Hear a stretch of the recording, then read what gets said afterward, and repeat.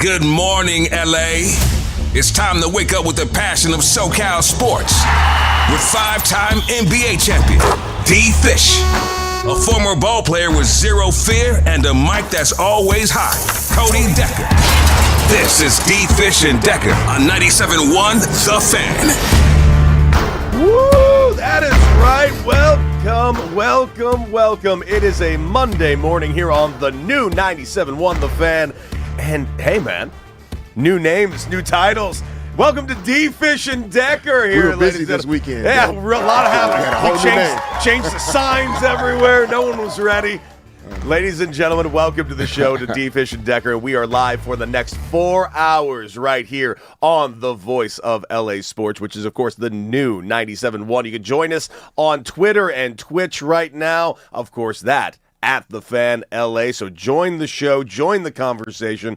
And of course, we want to hear from you all show long. Our phone number, DFish, 855-97-LA-FAN. That is 855-975-2326. DFish, how was the weekend, man? I had a weekend. I had a great weekend, in fact. Yeah, you were telling me about that. Dude, what I have Dude, accomplished this weekend, I don't know if I have figured it out as a human, but something went right. It clicked, huh? Something clicked this weekend. I went to sleep every single night from Friday all the way to last night, early. Didn't go out much, didn't do a ton at night, but my Saturday was very impressive, D-Fish. I started in the morning, 6 a.m., I was at the boxing gym, straight up doing boxing at 6 a.m. Okay. Felt very good about that. I'm like, yeah, well done. Start the weekend right. Went and got a beard trim at 8 a.m. I had a full day before anybody's even awake for the weekend. And then 4 o'clock rolls around. I go down to Hermosa Beach, going to see a concert just at a small club. I'm going to meet up with the great Michelle Beadle, good friend of the show. And she immediately announces, "We getting drunk," because the Spurs let her down again, and we all needed to get drunk. And boy, oh boy, did we get drunk. What a time it was.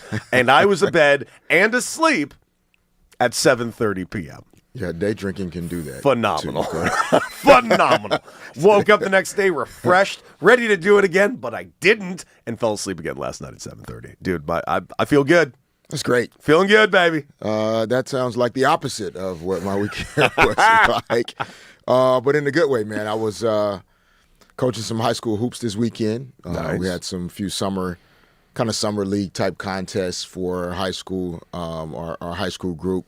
Went 3-0. Didn't play perfectly necessarily, but the boys got the job done, man. And so we got a couple more events this weekend and the last weekend of June. Live viewing events where college coaches come out and evaluate and assess the guys. And so we're excited about that. They're excited about that, man. So games Friday evening, Saturday evening, and then Sunday morning. And then, squeezed in 9 holes yesterday after. Nice. After Sunday morning's game. So went back, got some work done, and then, got the 9 holes in, got a nice little good night of sleep, and ready for the week, man. Ready for the week. Dude, a lot to talk about this week. We got plenty of more NBA coming. We got baseball to cover. It is right now still a Rams world. We're all living in it right now. But D-Fish, you're talking about coaching basketball. I got to ask you this because this is something that's actually crossed my mind. Because when I played at Santa Monica High School, I had one coach there who had some pretty good cachet. Like, he played professional baseball for a long time. His son was a star basketball player at UCLA, and it was Jordan Farmar's father, Damon Farmar. Oh, that's right. So Damon Farmar, who to me, I'm like, wow, this guy who has got a really good credentialed list, played for the A's, never made it to the big leagues, but he played for a long time. Like, coaching high school baseball over here, that's pretty badass. But you're D. Fish. What is it like for, you're a basketball, especially in LA, basketball legend, walking onto a high school court? Do other people get starstruck, or do some of the high school kids that come to play against your team, do they realize who they're coming to play against? Some families or kids, you can tell they know or they've talked about it beforehand. I mean, our guys, of course, they've gotten used to it. Of course. They're not, they don't think I'm walking on air or anything like that. But yeah, I feel like I wish the referees knew that maybe I knew basketball a little bit, so that when I'm arguing with him, they would feel like I know what I'm talking about just a little bit. It's okay that you may have missed that call. I may have seen a few more plays than you, buddy. It happens. Yeah, it happens. It happens. But yeah, no, it's all good, man. Nobody overreacts. A little picture requests every now and then, but I try to keep it pretty easy. Smart man. And also because you have one son in college right now, you talked about practicing with him the last few weeks and all this stuff because he was in town. When you play against him, how hard do you go? No, come on, you're not doing it? No way. Not a Why not? chance. You know how much he would relish Beating you? 19-year-old fresh body, like super strong, working out every day. He would try to crush me. But you don't try to like put him in his place every once in a while? No.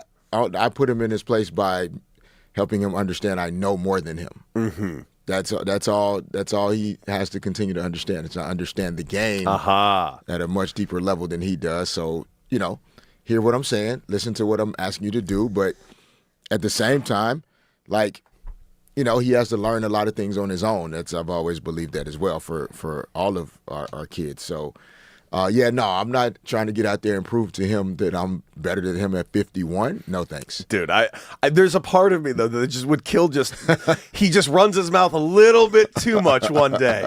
And you just show up like, all right, listen, I won't play you, but we'll play a game of horse. Yeah. And let's go ahead and just play a game Yeah, of we could do that. We could have a shooting competition. And is it an ass kicking or does he hold his own? He's a good shooter, not great shooter. I think I can still beat him at shooting. Okay. He's a far better athlete than I am, or probably was too. I mean, he is really dumb athletic. I don't know where he got that from, but I'm jealous of that one. I wish I was athletic, dude. I really wish I was athletic. Raj, how was your weekend, my guy? Hey, I'm here. I feel good. Better than last Monday. Oh, why? Why? What happened last Monday? Were you irresponsible the previous weekend? I was a little more responsible this weekend. When I went to Ventura yesterday, had some things to do, but I was in bed pretty early last night and kept it okay on Saturday night. Dude, it was wild. I went to bed and the sun was still out, and I feel phenomenal. Phenomenal to talk all things sports all day long right here on the new 97.1 The Fan. Get in the chat. By the way, the chat already active as we start the show today. And on Monday morning? On a Monday morning, okay, man. Everybody's already ready to go, talk all things sports. And why don't we just open up with this? Let's open up with something fun right now. The Dodgers had some fun this weekend. Now, not as much fun on Sunday. We will get into that. But as a weekend series goes, they win another series. We did jokingly on Friday say, can you accept anything less than a sweep from the Angels? Well, I think we can. I think the Dodger fans. We'll take it. Friday was an absolute pitching duel between Roki Sasaki and Reed Detmers. A phenomenal game pitched by both. Ended with a walk-off home run by Freddie Freeman. Then Saturday, Angel fans, I'm sorry that you guys must have been feeling a certain way on Saturday, because not only did Shohei Ohtani, have 2 hits in the first inning. And they scored 9 runs in the first inning. But his second hit just happens to be a home run. And just adding so much insult to injury on the sadness of that team that had the opportunity to replenish that entire roster, but didn't do it because they didn't want to trade Shohei Ohtani. And then you get, of course, the Sunday where the Angels get one back, which was amazing because it was actually their backup catcher with a career of 2 RBIs. Had a 6 RBI night. Went 5 for 5. Joe Adell 4 for 5. A monster offensive, game for them. And what can I say? And you said we got some highlights there from that game. There, let's go over to it. Here's Soriano when he gets Ward to hit into a double play. Is looking to punch right back. They've got the tying run aboard, and Ryan Ward coming to the plate. Ground ball to second base. Peraza has it. Over to net 0-1. Over to first 2. A double play. Yeah, 6 double play turn behind Soriano. He's liking that one right there. 6 double plays turn right there. And, of course, that was the hottest play of the game from Next Gen, the next generation of home comfort. That game right there from Angels Television. Dude, the Dodgers are just having the time of their lives, just beating up on teams at the moment. They have 42 wins. They are one of 3 teams right now with the win mark over the 40 mark. You have them. You have the Milwaukee Brewers, which, again, is a team we need to watch out for. And And you know what the funny thing is, D-Fish? Raj has got a guy. We did a segment last week called The Upper Deck, where we ranked basically what we see in the NL Cy Young race right now. And number 2 on my list is Raj's number 1. Raj is obsessed with The Miz over there in Milwaukee. And you know what? After the game The Miz had this weekend, this man might have a point. This man might have. He did something that like fired me up, and I got to ask you as a former head coach, D-Fish, because the Miz was rolling, right? The Miz, who was just carving dudes up like you wouldn't believe, sitting at like 103 miles per hour. He gets to a certain pitch count threshold. Pat Murphy, manager, starts to walk up. The Miz just bulldogs, stares him down, yells at Murph, "Don't you dare come out of that dugout! I got this." Murph kind of backs down, gets back in there, kind of lets Miz do his thing. Miz strikes out the next 2 guys. Just badass. So my question for you is, when is that the right moment for a head coach? When a player is just, no, you're listening to me, and when do you know that is the moment to listen to the player? Yeah, that is a custom experience. Like it depends on the guy or the girl. Like it's not based on necessarily the situation. I think it's more about the player themselves and what credibility, what trust they've earned from you as a coach, from their teammates and peers, that they deserve. Like whatever it is that they're kind of drawing that line in the sand for, like they deserve the opportunity to continue that experience. That's the only way that works. Like if nobody takes you seriously, if you don't show up every day with the type of attitude that the Miz does, like where he's literally like, "That's what I do. I throw the ball hard." Like everybody knows that about him, and he shows up every day consistently performing in the same way. And so then that allows a little bit more room as a coach to say, okay, this is not just, they're not trying to show me up. They're standing authentically in kind of who they are as a competitor and as a person that, is they're having a moment, the team is playing well, like this is the right situation to give them a little bit more room. Everybody can't get away with that, that's the challenge though, is you have to be able to have a sense of like allowing room for individual players to have moments where they can kind of tell you what they need, but then also make sure that it's clear, like this doesn't go for everybody. Yeah. Right? Like equitable doesn't necessarily mean equal. Like I can treat everyone fairly, but not the same. And that's where you try to walk that line. I'll never forget this. I had a teammate of mine who got traded to the Texas Rangers once, and he went to spring training, and he said Ron Washington, the manager Ron Washington, who phenomenal manager, has had a lot of success as a major league manager, apparently opened up spring training. And every spring training, you have a manager that's going to give a speech and, maybe talk to the guys. And apparently he called me after, he's like, Ron Washington's different. I'm like, really? To like explain. He's like, dude, you remember those spring trainings where it's just hours and hours of him talking? I said, yeah. He's like, not Ron. I'm like, tell me, what are you doing? Like, dude, he walks into the room. Everyone's here. It's like 70 guys because there's a lot of minor leaguers there, a lot like who's all there for big league camp, and guys will start getting cut and set down as time goes forward. He said Ron Washington walked in the room and just gave the quickest, simplest speech of all time. He said it was brilliant, poignant, and it even fired him up. And he just goes, "Look around the room, good gentlemen. You got bus drivers and bus passengers. Know your role." And he walked out of the room. That was his. Let's go, Ron. Listen. I heard my friend say that to me. And I'm like, I want to go play for Ron. Yeah. Let's go. I'll be a bus passenger. Yeah. I'm in. I'm telling you, man. That's the magic sauce right there. Is understanding that about yourself and understanding that about your teammates. That's for sure why I'm sitting here. Yeah, because I understood that I knew how to drive, but I also knew how to be a great passenger. Mm-hmm. And so, that's really the key, I think, to success for a lot of, whether it's young athletes, veteran athletes even that, who've kind of gone through their peak years. And then now, we talk about LeBron a lot on the show in terms of his decision and the things he's processing. And is he ready to be a passenger? Right, like it's like he'll always be a bus driver. Like we will always have that history, but then there's a point where it's like it's okay to allow someone else to drive and know that you know how to drive. You still could be a great driver, but it's okay for someone else to. Which, man, we saw last year. Yeah, like when he needed to drive, man, did he drive? Right, and so that in sports, man, that's really. If there's any lesson you're trying to teach younger players right now, it is that one. Most young athletes are struggling with being okay with being a passenger. Some of it is because some of the young bus drivers don't know how to drive. So then it's hard to trust, being a passenger to someone that doesn't know how to drive. Wow. But Ron Washington is a legend for that one, buddy. That took about 30 seconds, and he was out. Gold, in and out. Everyone knew, and somehow he's like, and everybody knew exactly what their role was right when he said that. It's like a quick self-reflection, and we're right in there. You talking about a bus driver that may be a little young. What do you think? Wemby? Yeah, he's the bus driver, unquestionably, but are we starting to see the youth? Yes.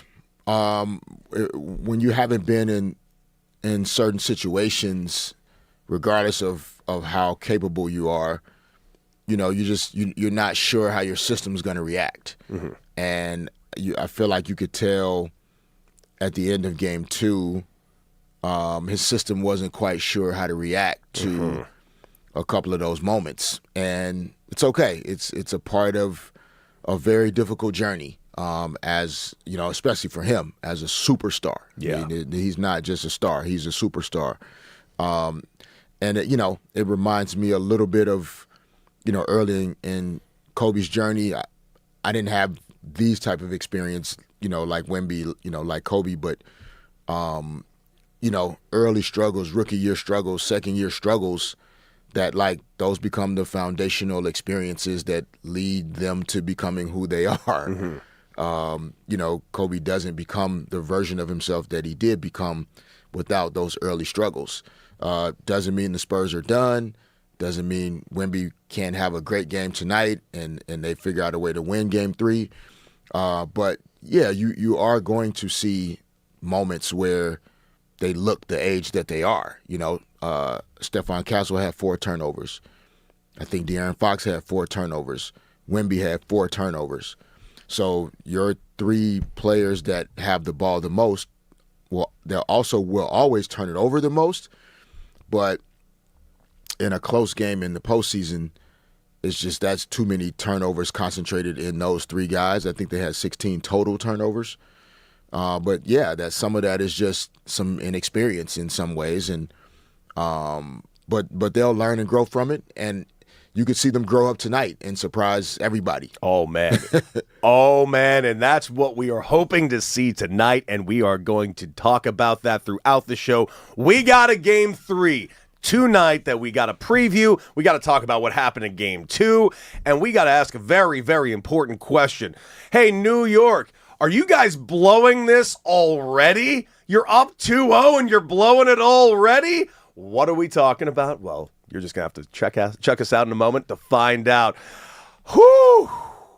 It's D-Fish and Deck right here for the next 4 hours on the new 97.1 The Fan right after this.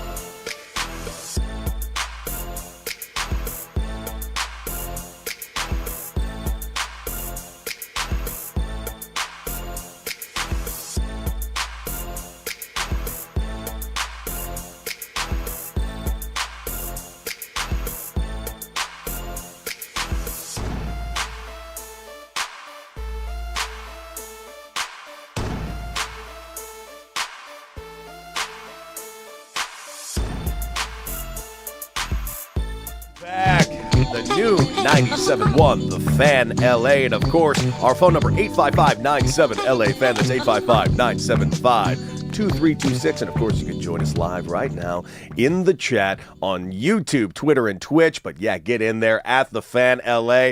Everybody already in the chat. Everybody saying good morning from a great weekend, a great sports weekend. Of course, we had Game 2 on Friday.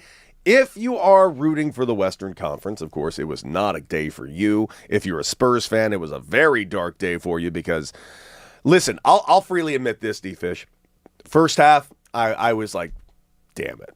I was really disappointed with what we were kind of seeing. You know, Wemby 7 points in the first half, and you see the game start to get away. And then I look on social media, man, and I don't know. Every Knicks fan was celebrating on the third quarter like as if they had just won the finals. Like, man, these Spurs ain't got it. They're young. They just they've completely neutralized Wemby.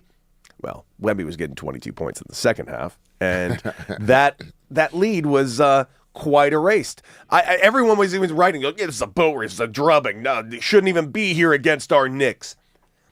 I had one fired up, ready to go. I started writing out a tweet going like, what, especially when they tied the game and then took the lead. There was a part of me in the back of my head. I wanted so badly to click send on this tweet, making fun of all the Knicks fans that got way ahead of themselves. But there was something in the back of my head that just felt like this game was not over yet. I thought the Knicks might actually pull it out at that point.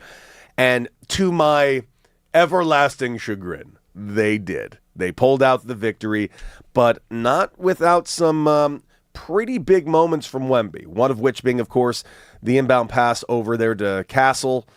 Ooh, what tell me, D-Fish, what did you see and what did you think when you saw that pass that just went off Castle's back? Yeah, more than anything, man, like we've talked about before, whether I'm a fan of a player or a team or not, I don't like to see players like fumble the opportunities. Yeah. Right? Like, I'd rather the Spurs have been able to go down and get a shot in that situation, and whether they make it or miss it is irrelevant to me. Because I know what it feels like to be the guy that made that decision that, you know, it feels like that's the play that cost them the game. Yeah. When in reality, you know, you look back at the stats, I mean, they turned it over 16 times. Mm-hmm. They still got 78 shots on the basket. You know, there are 100 possessions in a game. Mm. One turnover doesn't cost you the game. It's a timely turnover. And so I was just more disappointed, you know, in the moment, not necessarily like, you know, oh, my God, how could he do that? It's, you know, looking at it now, you know, if I were in the situation he was in at 22 years old with the ball in my hands in the NBA Finals with 9 seconds to go, I don't know if I would have done the perfect thing either. Yeah. I you know, it's difficult to explain how your brain and your nervous system and all the things that you need to go right in these moments, like, hit a glitch. And he hit a glitch. He just did. And so they didn't get the opportunity they wanted in that possession. But to me, it was the possession before that one where they came out of the timeout. I think it was a 2-for-1 situation. He got the ball on the left side, and he kind of settled for a pull-up jumper. He did. That wasn't really a great shot. He didn't put any pressure on the rim. He didn't force a double team. And he had a little more time, didn't he? Yeah, he had a little more time to kind of explore getting a better shot and still have the 2-for-1 situation in hand. So when you combine that with the turnover, I thought that made it really difficult to watch, because to me that was two decisions that weren't great in a 9-second span too. Yeah, and then the final shot he got, I wish they would have gotten to the basket at some point. I thought when De'Aaron Fox first caught the ball, I thought they were kind of going to give him the left side of the floor to go to and just let him drive the ball to the paint. But then they ran the pick and roll, and Wemby picked and popped. And, I mean, all he really had time to do was shoot the ball at that point. Mm-hmm. And in that scenario, I don't think being down one, that's necessarily the best shot you can get. It wasn't a terrible shot, but you at least want to try to get to the front of the rim if you can. And so, yeah, man, the Knicks held on, and Game 3 is going to be. You talk about electric, dude. You talk about loud. It's going to be interesting. It's going to be interesting. I was expecting this to be like the greatest event in New York City history. I really did. And New York, I think you know what I'm about to bring up because, man, they seemingly you would think a city like New York City, which has had the Yankees in countless World Series, had the Mets in some World Series with some success. This is a city that has seen success. The Giants have won some Super Bowls in the last 20 years. Yet somehow, the way the Knicks and the Knicks fans and the Knicks ownership are acting, you would think New York's never seen success ever whatsoever, because tonight, those of you who are wondering that want to maybe grab a ticket to go to a game at MSG tonight, the Game 3 of the finals, the first finals at Madison Square Garden since, 1999? Well, good luck to all of you, because it would appear that the get-in price for the cheapest available as of Monday, the absolute cheapest available tickets, will be between $4,700 and $6,000. United States, by the way. That's not Canadian. I want to make that abundantly clear. That was U.S. dollar in currency. I was hoping it was pesos. I could get in pesos, then. I was about to go. Not euros, not wampum. U.S. American dollars. Nearly $6,000. And we're talking about the nosebleeds all the way back at the end of the entire thing. Now, if you want to sit a little closer, well, don't worry. We got you, because if you want to sit borderline, I don't know, with a viewable seat, those will be anywhere between $10,000 to $50,000. And don't worry, if you want to sit courtside, anywhere between $75,000 to $200,000 a seat. $200,000 a seat. If I'm Timothée Chalamet, I'm putting these up today on eBay. Chalamet ain't going to the game. Chalamet's staying home and making $1 million. And maybe throwing a hell of a watch party that. I'm glad you mentioned the watch party. Remember when I said Knicks fans and Knicks, you're blowing it? Well, guess what? It has nothing to do with these ticket prices. Those of you that don't know, and this is, by the way, not political. I don't care who any of you voted for, what your personal thoughts are. But Donald J. Trump, President Trump, is going to the game tonight. Here's why this is really, really kind of a weird problem. Knicks, what are you doing? It's not that you're bringing the president there. I don't really care if you do that. What I'm saying is this. How do you do something that immediately cancels the watch parties at Madison Square Garden? So here are the restrictions at Game 3 tonight at Madison Square Garden. Now, those of you who have been watching the finals, you've been seeing the massive crowds surrounding Madison Square Garden, which they do in the finals. The fans are always watching at Madison Square Garden on a big screen, celebrating like you couldn't believe. Well, that's been canceled for the game at Madison Square Garden. So here are the inside the arena restrictions, because President Trump is going to the game today.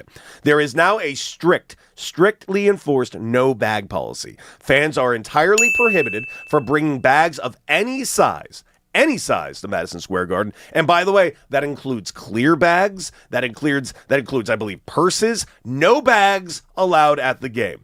Next, no storage available at Madison Square Garden. MSG will not provide bag check or storage locker services for any prohibited items whatsoever, so you cannot bring anything that does not fit in your pockets. TSA-style screenings. All ticket holders must pass through enhanced airport-style security screenings before entering, so better get to the game 3 hours before the game, because everyone's got to go through a strip search and cavity search and all that jazz. 2-hour arrival warning. That is right. They are suggesting everybody arrives at the stadium 2 hours ahead of tip-off, just so they can get in by the time tip-off happens. That's just in the building. Outside the building is where it gets a bigger problem. Outside the arena, we mentioned these watch parties, D-Fish, and you know about these watch parties, and those of you who have been watching these finals, the most electric thing we've been seeing has been these watch parties, fans climbing poles, just acting like pure hooligans, social media like crazy, people coming around with, asking all these type of questions, trying to get their next Hawk Tua moment, I'm assuming. You can't do that now. So, ladies and gentlemen, outside the arena, outdoor watch party has officially been canceled. The massive team-sanctioned fan watch party, normally held outside the arena at Plaza 33, has been canceled for Game 3. The NYPD and Secret Service determined that the outdoor crowd gatherings could not be safely accommodated alongside the presidential protection operation.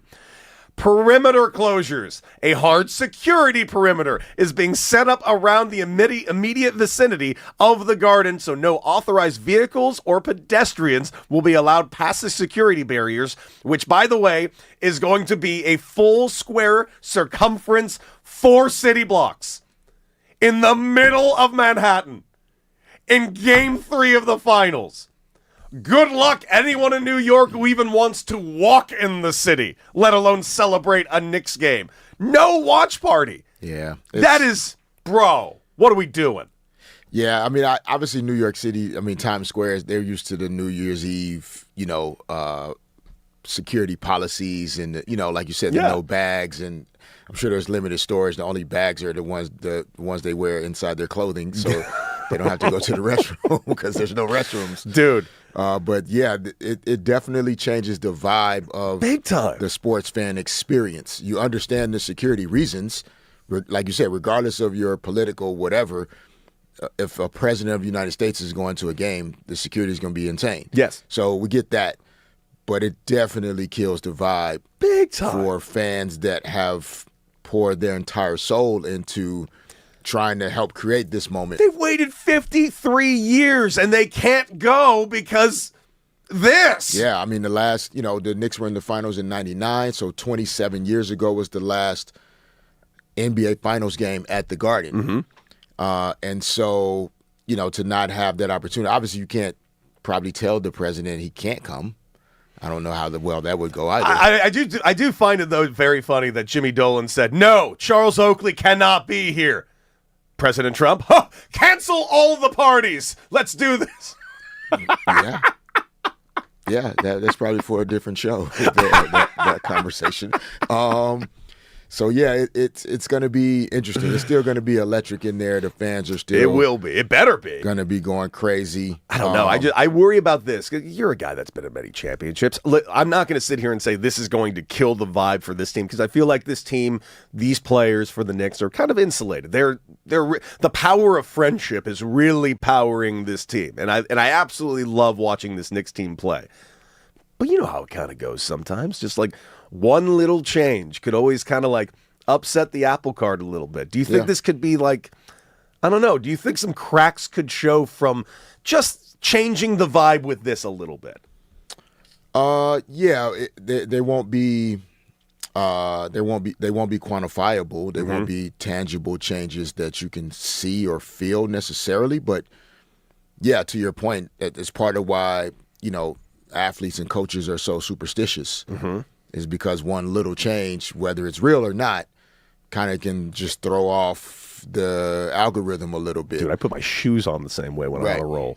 I'll do that. Right. And so, will this change the drive or the ride to Madison Square Garden for the players? Yes, it will. Because they're going to be heightened security measures. Oh, dude, I didn't even think about that. Like, there are going to be different street closures. It's going to take longer to get from this point to this point as you approach the arena. So they've had to have these conversations over the last couple of days, knowing that this was coming, and create an additional plan for the players getting there on time, safely, et cetera, et cetera.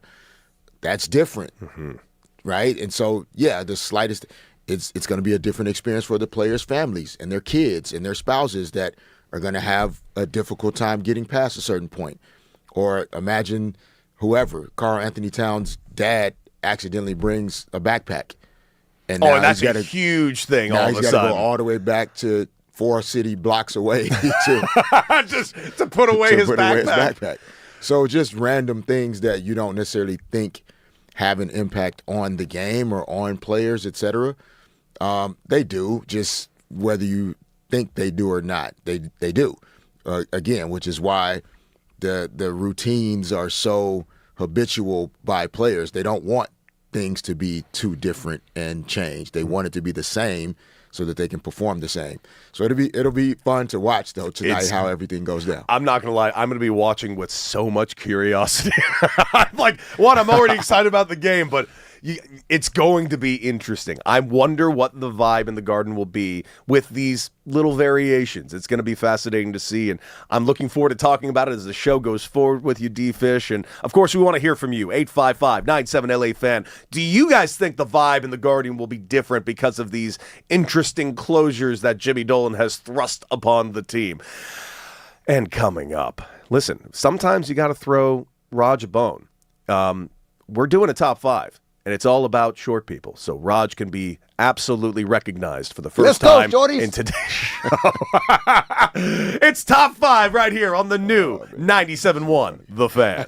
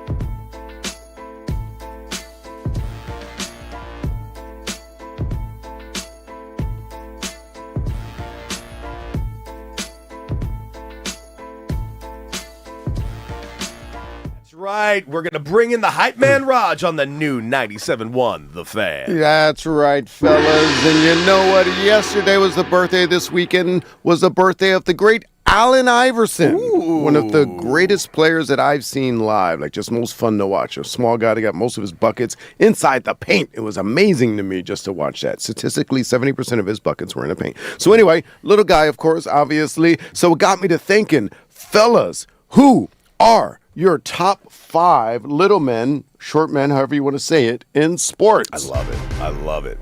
Absolutely love it. Yeah. I'll lead it. Go ahead, Fish. What you got? Give me number 5. Do it, baby. Happy birthday to AI, man. Yep. That's a happy blessing birthday. right there. Happy birthday. I'm gonna start with AI. Okay. I mean, he's on the list for sure. We got to celebrate him. It's his birthday is the reason why we're doing this list. Yep. So yeah, I'm putting Allen Iverson on the list, man. I Why is that so loud? loved competing against him. Mm-hmm. Yeah. Absolutely love it. He torched me a lot. Yeah, even though he stepped over your teammate disrespectfully. Yeah, but like there's certain guys that raised you to another level, and he was one of those guys that like you had to bring it when you played against him. You had to, and I love that. So happy birthday, AI. Happy birthday, AI. What you got? By the What's way, your number 5? I was going to put Brunson on this list. Yeah. And the reason why was just because of the narrative around him. But he's 6'2". I'm sorry. I'm not putting a 6'2" man on this list. That's not short. All right. So instead, I'm going because he's only 5 on this list today because he's having a rough start to this season. He is, flat out. But Mookie Betts is one of the best little guys in any sport. Okay. We've seen what he can do on the baseball field, MVP, multiple rings. Sure. Not to mention what he can do on a bowling alley, on a football field, Knock him on a down. basketball court. The guy is somehow the greatest, tiniest little athlete who's ever lived. There you go. Who's your number 4, D-Fish? Yeah, I got Mookie on the list as well, man. I really like what he's able to do. Like the power he shows for a smaller guy is just insane to me. I've seen him swing a golf club. I haven't seen him bowl. But yeah, this dude is impressive, man. 300. So Mookie is definitely on the list of small guys with big impact. All right, and your number 4 little man is? I'm going with the bowling ball straight out of UCLA, Maurice Jones-Drew, baby. Okay, MJD. Man, I love some Maurice Jones-Drew, not only at UCLA, but obviously his time in the NFL with the Jaguars specifically. That bowling ball just trampled people. Yeah. Loved him. Yeah, little thick thighs just knocking people over and stuff like that. That's Dude, he had the biggest abs of any athlete at UCLA. Like, he was, he's compressed. Sure. But, man, his abs were, like, protruding to the point where, like, it was freakish. Like, we looked at him in the gym going, like, that's not human. No way. It was nuts. All right. Hey, your number 3 guy, dear Fish. And, of course, it was Allen Iverson's birthday this weekend. Little guy, of course, one of the best ones. So we've got our top 5 little guys in sports. What you got, Fish? With number 3, I'm going with Muggsy Bogues. Oh, yeah, I'm going with Muggsy Bogues, man. There's some other little guys in the league. But he was 5'3". But he was like 5'3" is just little, man. Like, he needs his own list. Yeah. He's so small. But he still found a way to have impact out there, man. So I went with Muggsy at 3. And was starting a lot of the time in the league. Him and Grandma Ma playing together. Oh, man. What you got? Number 3. Number 3, Muggsy Bogues. Oh, okay. The only man to make Spud Webb look like a giant. Yeah. Love me some Muggsy Bogues. Yeah, that's incredible. I mean, just watch replays, kids. If you don't know, just look up Muggsy Bogues' highlights and whatnot, and just sustained an NBA career for a while. That's just wild. It was like watching an ant sprint around a court. It's just like successfully too. Yeah, it's crazy. Like, it doesn't make sense. Anyway, all right, so that means, you can do anything. You can do anything. You see that? All right, that means we're up to number 2 for you, Fish. What you got? Yeah, I'm gonna go with Lionel Messi at this point right now. I didn't realize 5'7". Yeah, like I thought he was. I mean, he is a giant, but I thought he was taller than what he actually is. So did I. You can get away with that in soccer. He is 5'7", bro. So it's like the impact that this dude has had on the game of soccer and football around the world, and even driving the growth of it in the U.S. is crazy to me. So I went with Messi at 2. Okay, good call. What you got? Dude, I love it when great minds think alike. Because I got Lionel Messi at 2. All right, let's go. 5'7". We got the World Cup starting tomorrow, by the way. And yes, later on, we will have Bill Reiter calling in to basically give us a little pep talk. It's called Soccer for Dummies. Yeah, I need that which course. we all need. You two need. We do not need. This is a soccer show. How dare you, Raj?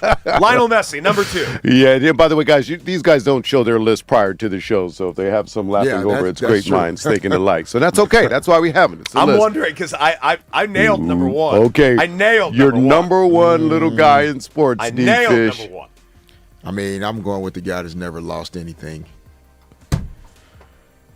Floyd Money Mayweather. What? You guys both had to say get out of Great here. minds think alike.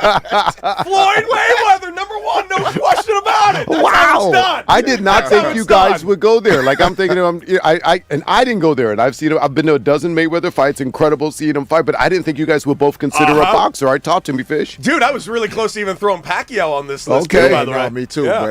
But Floyd, man, like he just, I didn't follow Floyd's early journey.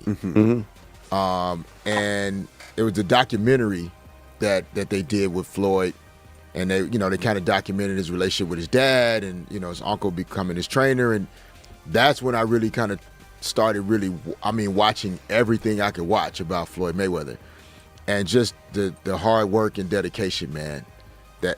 That's what it takes to be great at anything, whether you like him or not. In terms of his personality, his demeanor, that's different. The hard work and dedication to be one of the greatest to ever do anything, I always gravitate towards that, man. So that's my guy at number 1. Yeah, All right. and it's also just how many ways he's decided to beat people, whether it was knocking them out early in his career or just, playing a game of tag for 10 rounds where he decided you can't touch me. So part of that, he gets a lot of criticism because he didn't knock a lot of people out once people knew who he was, but he did suffer. He had a chronic hand issue.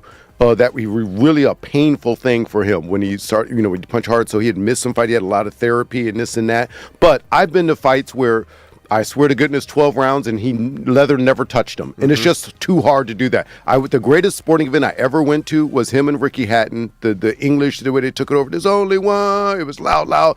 And just Ricky Hatton came in undefeated, and to see the check hook, boom, popped him, knocked him out. And that was a knockout. Just incredible. So an incredible career from Mayweather. And good job. Yeah, have him on your little guys. By the way, is that song as good as the U.S. fight song? Ooh. For soccer. I'm going to play that for Bill right now. Oh, it's really good. Oh, it's really you good. guys are cooked with Dude, that, we are really inventive Why here. Raj keeps saying you guys like he's not living in Well, I'm not. No, everybody knows how By I the way, roll. who's your team? I've always rooted, and the reason I like soccer is I've followed Brazil soccer since I was a young kid. The way they play, it's very beautiful, and the passion and the dancing. No, we're not stop that good it. this year. You're not we're fooling not anybody. You like Brazilian women. This is what That this too. is all about. No, that too. You Ain't no lies. He even gave it away in his third. The way they're dancing. He's not looking at soccer fans. I did when I came. It was when they were out here in '94, and I was young, and I saw the people in the streets. It was versus Italy, and I saw two different sides of people, and I just learned Raj is a bad American. U.S. against Paraguay tomorrow, and he's sitting here talking about Brazil. That's y'all. Yeah, That's terrible. what you guys LA do. sports. He's a bad LA sports fan too. He likes other teams. Oh yeah, he's coming in here with Brazil and Boston. Hey. Like how do you sleep at night, Yeah, bro? man. I'll keep it real. Did you guys catch the USA game this weekend? They played Germany. No, I was busy. You got- That's why Bill Reiter's coming on. Yeah.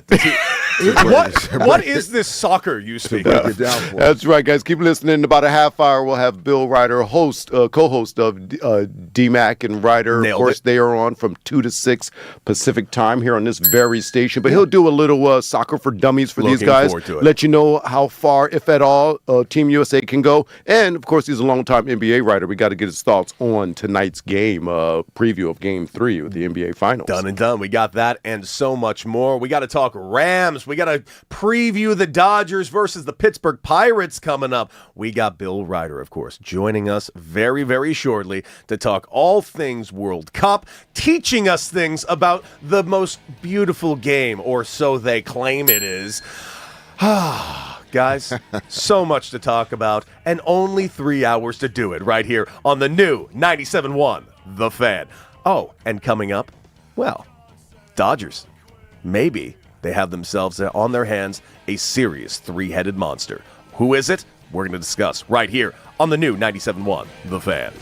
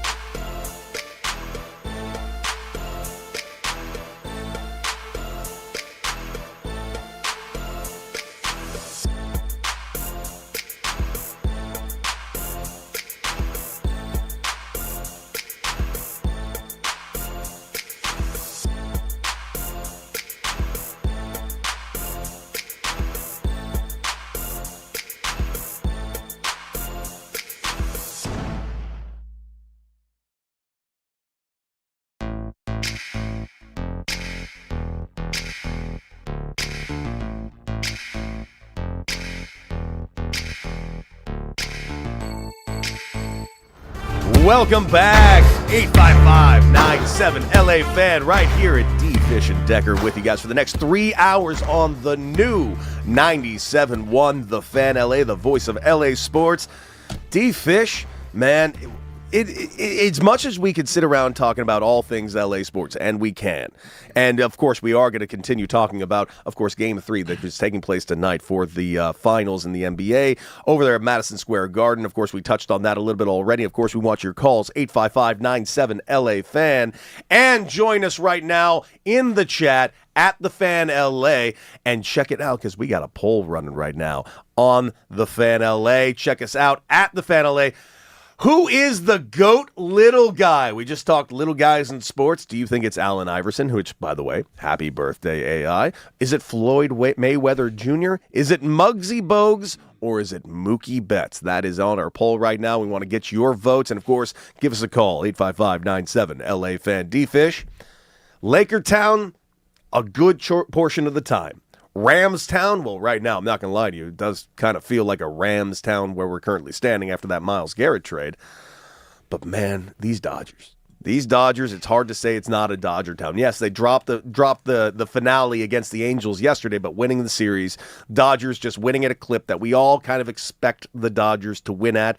They got their 42nd win of the season so far. There's only 3 teams in Major League Baseball with wins over the 40 win mark. That would be the Atlanta Braves at 45, the Dodgers at 42, and now the Milwaukee Brewers just hitting 40. But boy, oh boy, do the Dodgers find themselves in a phenomenal position that they didn't find themselves at the beginning of the season. Now, when I say that, obviously the Dodgers pitching rotation through the roof. An unbelievable cacophony of just brilliance as far as pitching goes. Of course, Blake Snell. Of course, Tyler Glasnow. Of course, Yamamoto. Ohtani, Roki Sasaki. The names go on. That's just their starting staff.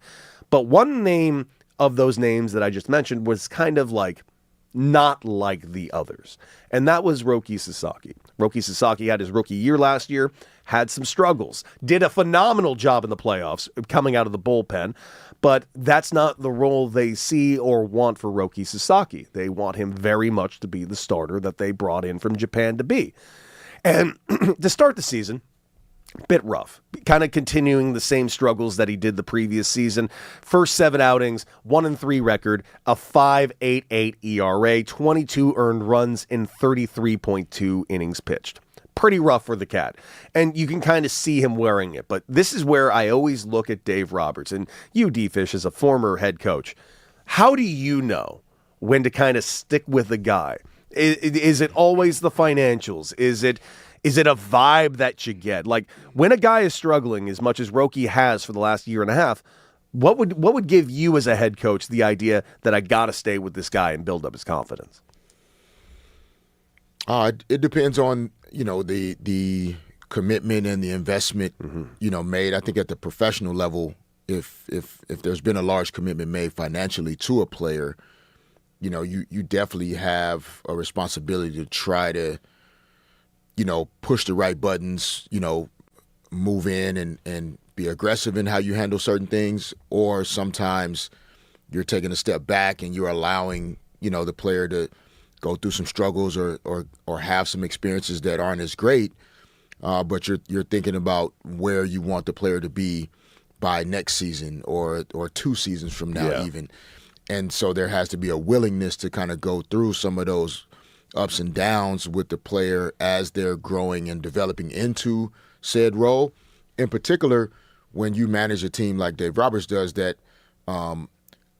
isn't fully reliant on the player having to be the best player in the league. Which is really huge for this team. They kind of find themselves in a position where they can give him the opportunity to kind of go out there and quote-unquote fail. Right, and because ultimately,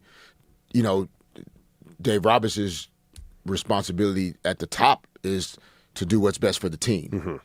And so if Roki Sasaki's development is best for the team long term, but in the short term, you can't cost the team too much success.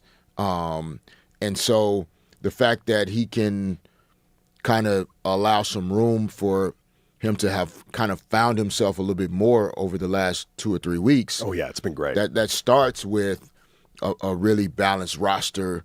Even with all the injuries, like they still have balance offensively and defensively as a team. And so you can kind of ride and give him some chance to work through some things. Everybody doesn't get that leeway, though. They just don't. We talked about that earlier. Like, it's just because we're all on the same team doesn't mean we all get treated the same. And there has to be a recognition of that. And, I think Sasaki is doing the work. And that's also like fans don't always see what's happening when the game isn't on television. Mm-hmm. So also as a coach, you're seeing practice. You're seeing behind the scenes.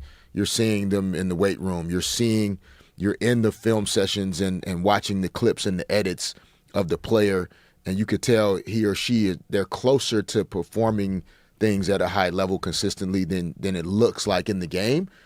And you can tell they're right around the corner from it. So sometimes you're just sticking with that until what shows up in the game is what you're seeing every day. And what we're seeing right now from the Cats, because I mentioned those stats of the first 7 games. Pretty rough go for them, not exactly what you're looking for.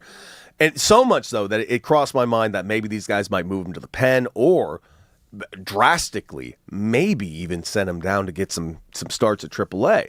It crossed my mind. But then cue in the injury bug that's hit the Dodgers. You got a Tyler Glass now that goes down. You got a Blake Snell that goes down. So those are 2 high-end starting arms, one of which making $36.4 million this year, the other making $30 million this year. They both end up on the IL. Well, now they need Roki Sasaki to pitch in this starting rotation. Emmett Sheehan's pitched some decent games, had a rough one yesterday. Robleski has pitched incredible in this stead, obviously. But Roki still hadn't gotten it together. Then cue in these last 4 outings. Roki Sasaki has been fantastic in these last 4 outings. Over that time, he's got a 2-0 record. 2 no decisions. He's got a 1.48 ERA. 2 of these games were against the Angels. He's got 29 strikeouts, and this is the big one. This is the absolute huge one for Roki Sasaki. It's the walks. The walks have gone down drastically. Before, in those first 7 games, the guy was absolutely walking everybody. 4.3 walks per 9 innings. Since these last 4 games where he's absolutely been dominating, 1.85 walks per 9 innings. His command has been there. His control has been there. And the other pitch that he's been throwing a little different has been his splitter. He's been throwing it harder. And in doing so, he's been actually able to control the command of it.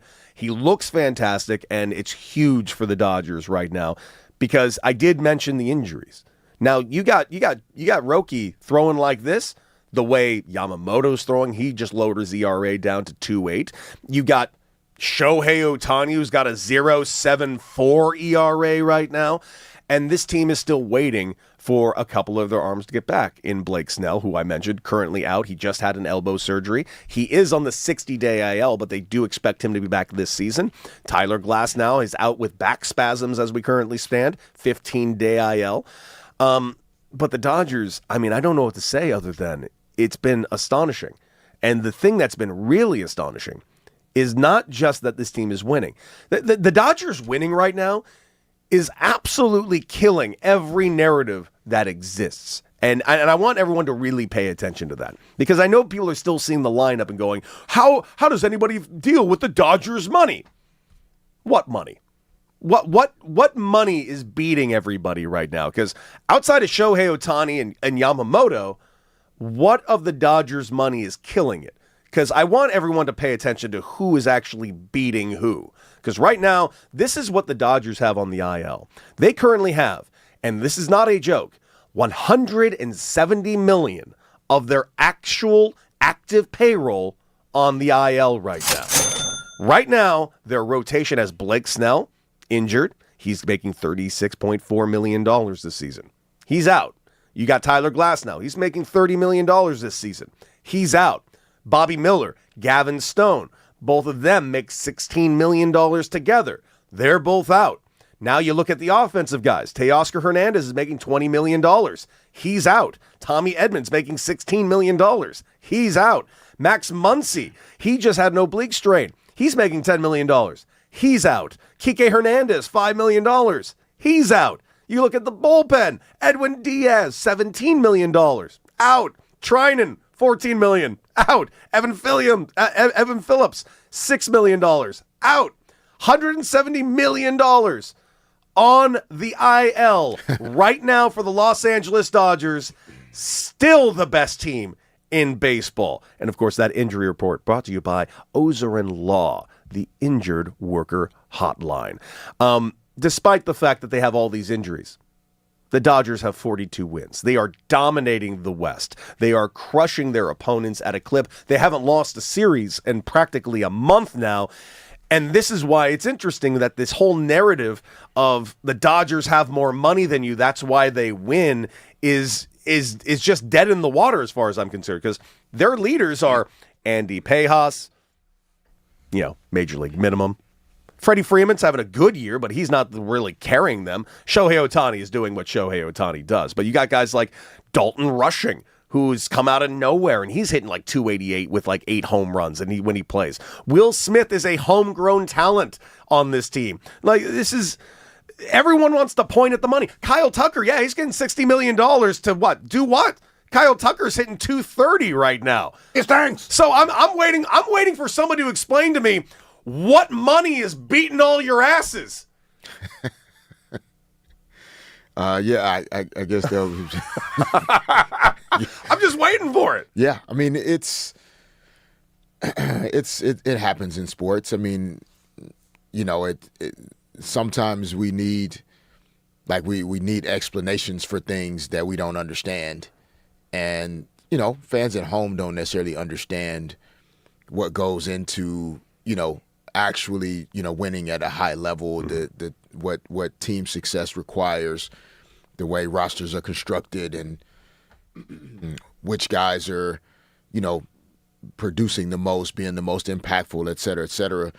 I mean, generally, whenever you have an MVP candidate on your team, I mean, not that you can have anybody else, but that's really what sets you apart. And so when a guy like Shohei Ohtani is on your roster, they have these other guys, but this year he's made it difficult to even need anybody else. It's crazy how great he's playing right now, man. He's doing amazing things. And by the way, I did see some. I can't believe I had to see this. This is where some fans really lose me. And I actually got into it with a fan this weekend. I don't know how often you get into it with fans in certain sports, but there are certain fans that just hate it that you have qualifications. It's the weirdest thing I've ever seen in my life. And that's with like anything. Like, it's so weird. If somebody that's an expert in their field tells you something, he's like, well, what do you know? Well, I am an expert in my field, so that's what everything is. To answer your question is everything. I know everything. But weirdly, certain fans just hate it when you know something a little bit more than them. And I feel like in this scenario, just because they're the Dodgers, nobody wants to listen to the actual facts. They just want to be angry at the Dodgers. It's an easier thing for the brain to accept. I know we talked about this in crosstalk and other things. Like, I feel like a lot of the narrative around OKC just kind of overnight flipped. It wasn't about contracts necessarily. No, but it was about this idea of they're winning because they're flopping. Yeah. And we're tired of that. They're playing like a Euro team, bro. and it was kind of guys, 10 months ago, we absolutely adored everything about OKC and what they had accomplished and what they were doing. And so it's confusing that, sometimes when narratives just kind of shift that way. And so I think baseball fans, it's an easier narrative to receive, to just say the Dodgers' salaries are the reason why they're one of the best teams in baseball, when there are other teams which we talked about, the Milwaukee Brewers, the Atlanta Braves, other teams that are really good baseball teams that don't have the exact same players, don't have the exact same payroll as the Dodgers, but they've won. I mean, 2 teams have won more games than the Dodgers thus far this season. Fact.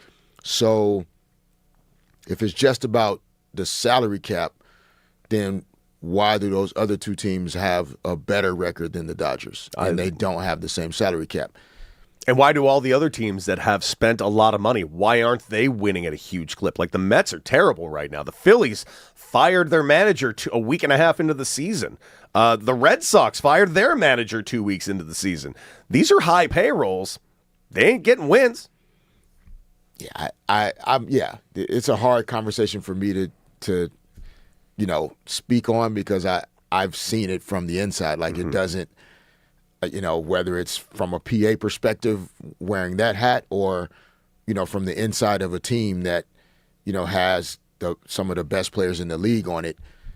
It wasn't just because we had, Kobe and Shaq that we won. Like there's still a lot of things that go into being the best team in the world in a sport than what the contract says on paper.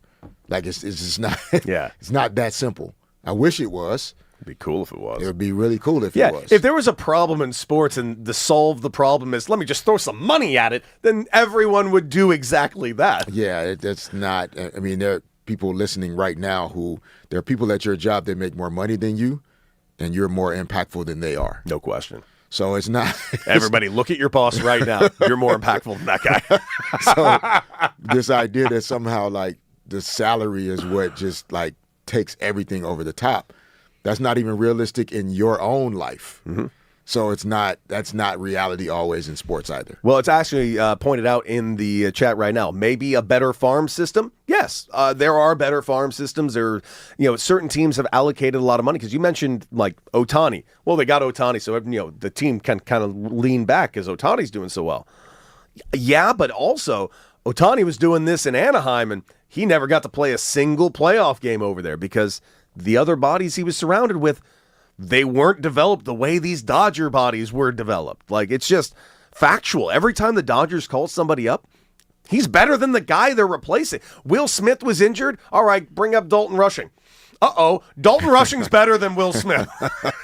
Will Smith's making like $170 million, but this cat's better. So I guess we're going to play this cat a little bit more. Uh-oh. Which, by the way, pretty good problem with the Dodgers. Yeah, no, it's a very good problem to have. And that's what allows you to sustain success, which, we, again, to go back to OKC, that's what the conversation and the narrative is around them is the organization's ability to draft well, to develop their players. And so then they had this kind of depth on their team that a lot of other teams, didn't necessarily on paper. Oh! Rod, we got some breaking news? Yes, today on D. Fish and Decker, the guys say trade Will Smith because we got Rushing. That's not breaking news. That's not breaking news, and that's not what the guys just said. I can't stress that enough. What is going on? That is staggering. Is this what happens when he gets some sleep? I guess so. He slept this weekend. Now he thinks he can work. No, I do not. Actually, let me think about that for a second. Listen, the Dodgers do need to make some trades. If the Dodgers are looking to get a Tarek Skubal, they do have to, empty out a little bit of that farm system. They could also maybe, hey, I'm not entirely against giving Will Smith an opportunity at another place. That being said, I really like Will Smith and don't really want him to go. He's only an all-star catcher every season. Yeah, I'm not a fan of that. Okay, fair enough. I misunderstood. I'm sorry, guys. I have seen Will Smith in action. I'm good. You're gonna love this question that's currently on the chat at the Fan LA, by the way, and it's not that it's a bad question. It just makes me laugh a little bit. How come Wemby talks better English than Ohtani? He's only been in the country for 3 years. It's because he already spoke English. That's it.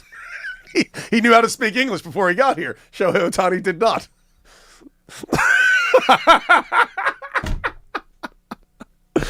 Guys, it's time for us all to learn something. That's right. We're going to bring on Bill Reiter, and he's going to teach us what soccer is. And you want to be right here for it on the new 97.1 The Fan.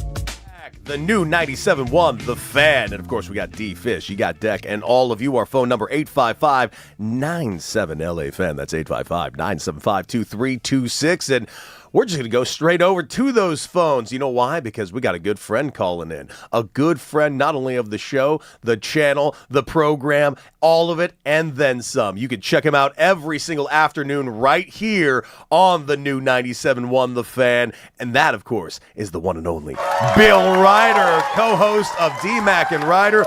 Bill, we need you to teach us what soccer is, my guy. How are you?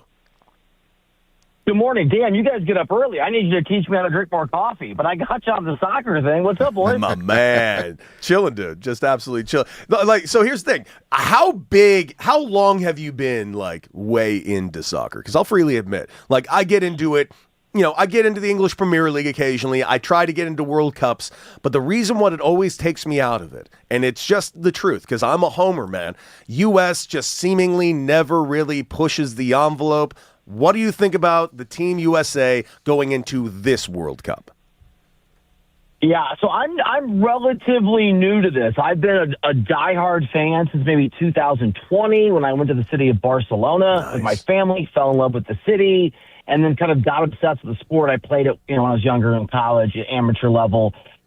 So that's kind of the history. Look, the United States, unfortunately, Cody, is exactly what you remember. Good enough to get your hopes up, maybe be competitive. They're fairly mid. I think the realistic standard in this expanded World Cup field, because it's expanded, it's watered down. They have placed us, the United States men's national team, in a very easy, at least beginning sort of trajectory, is to get to the knockout round of 32 and win one of those games. If you win a round of 32 knockout game, for me, for my money, that's a big success, which is to say if you're mediocre, it's a big win for the United States.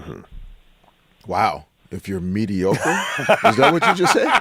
I mean, I'm just keeping it real. I mean, look, we're not going to win the World Cup. There's a world where, like, this happened. Like, Croatia, who had some world-class talent a few years ago, has made a run. South Korea in the past has made a run. There's a world where we get matched up properly, and we have a really, really nice run through the World Cup. But I'm trying to give an NBA comparison. We are maybe the Miami Heat the last few years, not the elite of the elite. There's a world where we can win some games. There's a world where we can perform at a high level, but we're not Spain or Argentina or France or England. Now, look, maybe I'll be proven wrong. There's an amazing advantage to being on home soil. But the fact is, the United States is still just not in the same class as some of the other international teams out there. Well, I'm glad you mentioned that, Bill. And, of course, we are speaking with Bill Reiter, co-host of D-Mac and Reiter, right here on the new 97.1 The Fan. You got to check him out afternoons, 2 to 6. Phenomenal show. Bill, how could we ever expect to compete in the world of soccer? Like, truly, as Americans. And I want to say this in this way, very specifically. How do we compete if this is the songs we're putting together for our victories? Support the U.S., U.S., U.S. That's the way we like it. We like it. We love it. I'm ashamed as an American. After hearing I that. hung up. After so hearing that. He almost hung up. What is wrong with us? That's the best we got? Yeah, other than the fact we can't sing. I mean, so I actually think here, I'll give you guys some positivity. Maybe it's just so early to me. I need to be more positive. I do think that we're on the right trajectory. We have a lot more players who are playing in Europe on this particular team than we have in the past. It's sort of the equivalent of if you finally had guys playing in Major League Baseball rather than Double-A. We are on the path. We are sending guys abroad. There's a very deep-cut conversation that happens among soccer people in this country about to what degree youth soccer is or is not properly set up to develop talent. Like, we have a great system for developing and scouting talent in basketball. We do a great job of that in baseball. We do a great job of that in football, but we don't do a great job of that in soccer. So to answer that sort of first question before the cringy song, there's a world where 8 years, 12 years, if we keep sending guys abroad, we have the right base of a team, which we probably do now. What we don't have is a world-class top 10 player, and some of that's just luck. I mean, we are the greatest sports country on the face of the earth, most of our athletes, for obvious reasons, play other sports. And so until we get a Shohei, a Wembanyama, a LeBron James, until we get a Messi, a Lamine Yamal, a Pedri, one of these guys, it's going to be hard to be elite in this particular sport. Talk to us about the U.S. in terms of scheduling. I've seen that they played like 4 consecutive games against teams that are ranked top 15, in the FIFA World Rankings. And was that by design? That they feel like that's preparing them for this World Cup? They've won 1, lost 3, but do they feel like it's helping them get ready? Yeah, dude, that's a great question. So I think that's right. And this is kind of like who you practice against is sort of at the level you play sometimes, right? Whether it's pickup basketball, I play a lot of tennis, right? This is playing up. And on the positive scale, I suppose, for the USA, the last friendly that we did in those cluster of games, D-Fish, that you're talking about is Germany. Germany is elite. They are good enough to win the World Cup. They're one of the, 5 to sort of 8 powerhouses in the sport. And while we lost, we played them extraordinarily well. One of our guys who does play internationally had a golazo of a goal. And so I think what that does, I think it does a couple things. I think the record and the performances, although the Germany performance was good, I think it showcases we're not quite where we need to be elite in the world. But we don't have to be elite in our group stage. The biggest threat in our group is Turkey. Turkey is a very good team. They've got a guy named Arda Güler, who I think is probably going to be the best player on the field, or at least one of them when he's out there. But playing teams like Germany, you're right, it sharpens us.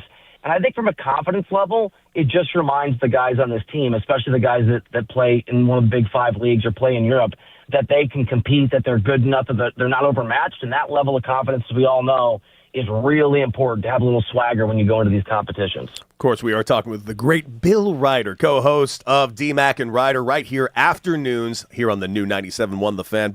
Bill, you mentioned like the fact that we don't have like our star, quote unquote, but haven't we been trying to sell us on Pulisic for like the last 8 years? Even the last World Cup, they were trying to sell us that he was America's star. Is that true, or are we just desperate to find a star?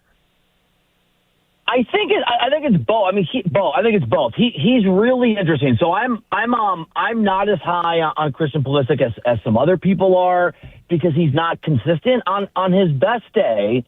And he plays for real teams. He plays in Serie A for a real club.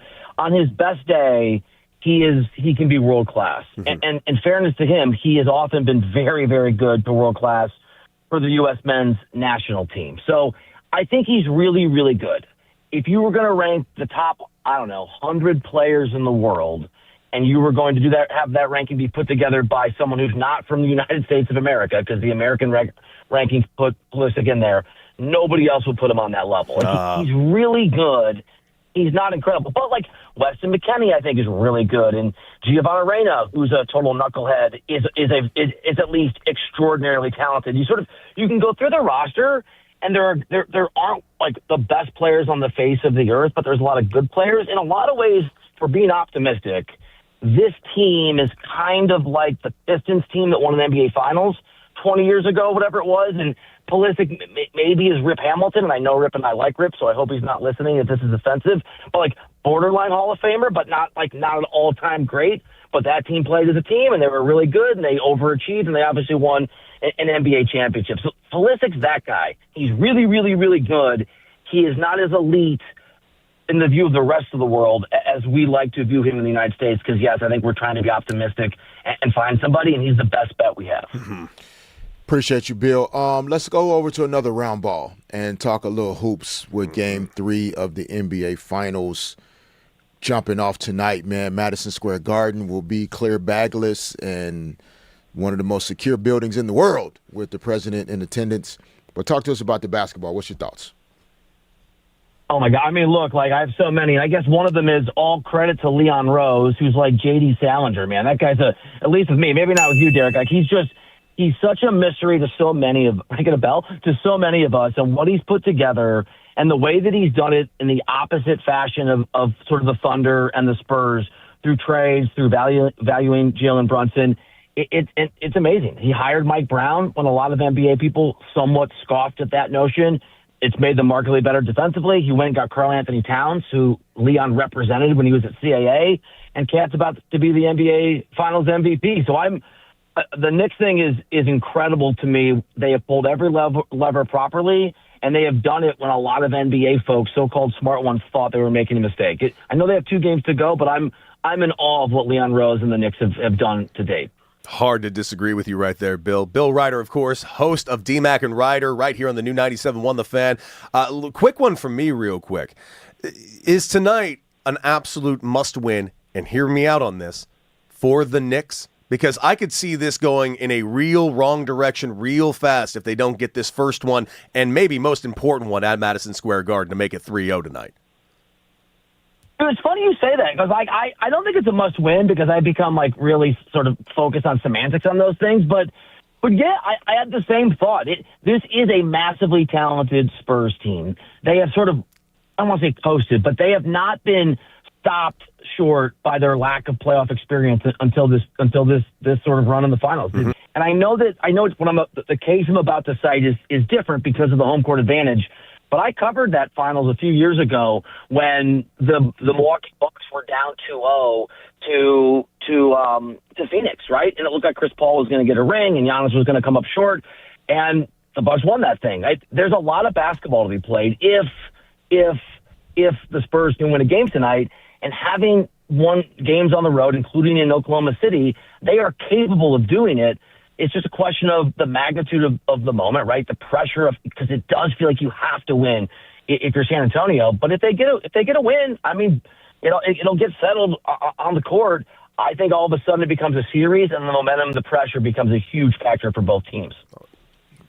Bill, we appreciate you taking the time to hang out with us, man. We know this is early for you. You normally got that afternoon drive for us here on The Fan, man. But we would be remiss if we did not run this back and just let you know how excited we are for the World Cup here in the U.S. Because we support the U.S., and that's the way we like it. We like it. We love it.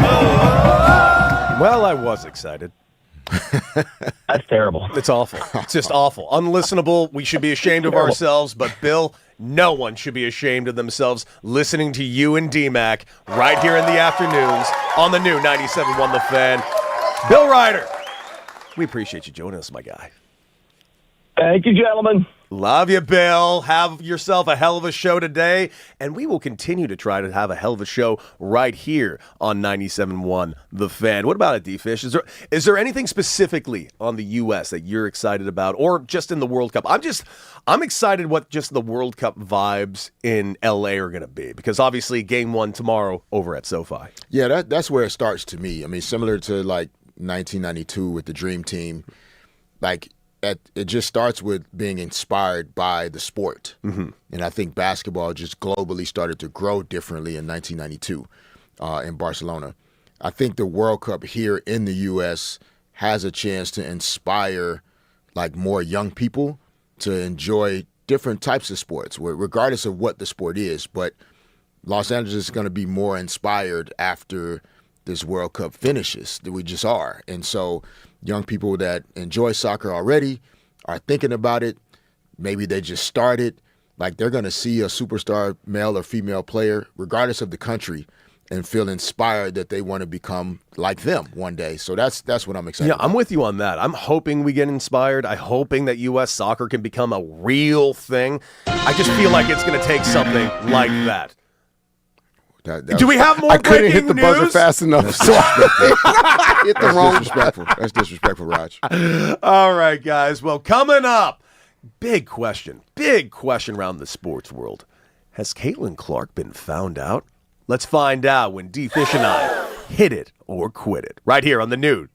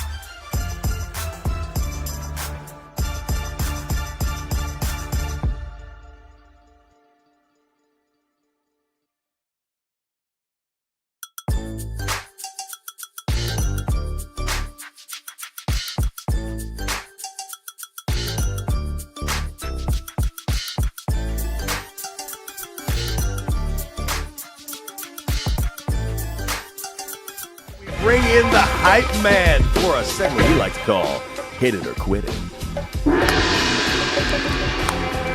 You almost ready there, Raj? Yeah, I'm almost ready, man. You know, I'm up here pushing a lot of things, man. I'm spinning on this here. You know, I'm doing some things back here. Talking to my man Duran over here. So you got to go and know, hey, the NBA and NHL missed an opportunity with no finals games on Sunday.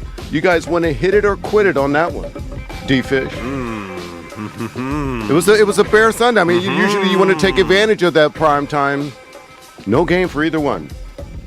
I agree with that. So that's a hit. We're going to hit that. U.S. Women's Open golf was on. It was. That's a big deal. But yeah, I would say the NHL probably missed the opportunity the most. They should have taken the night. Yeah.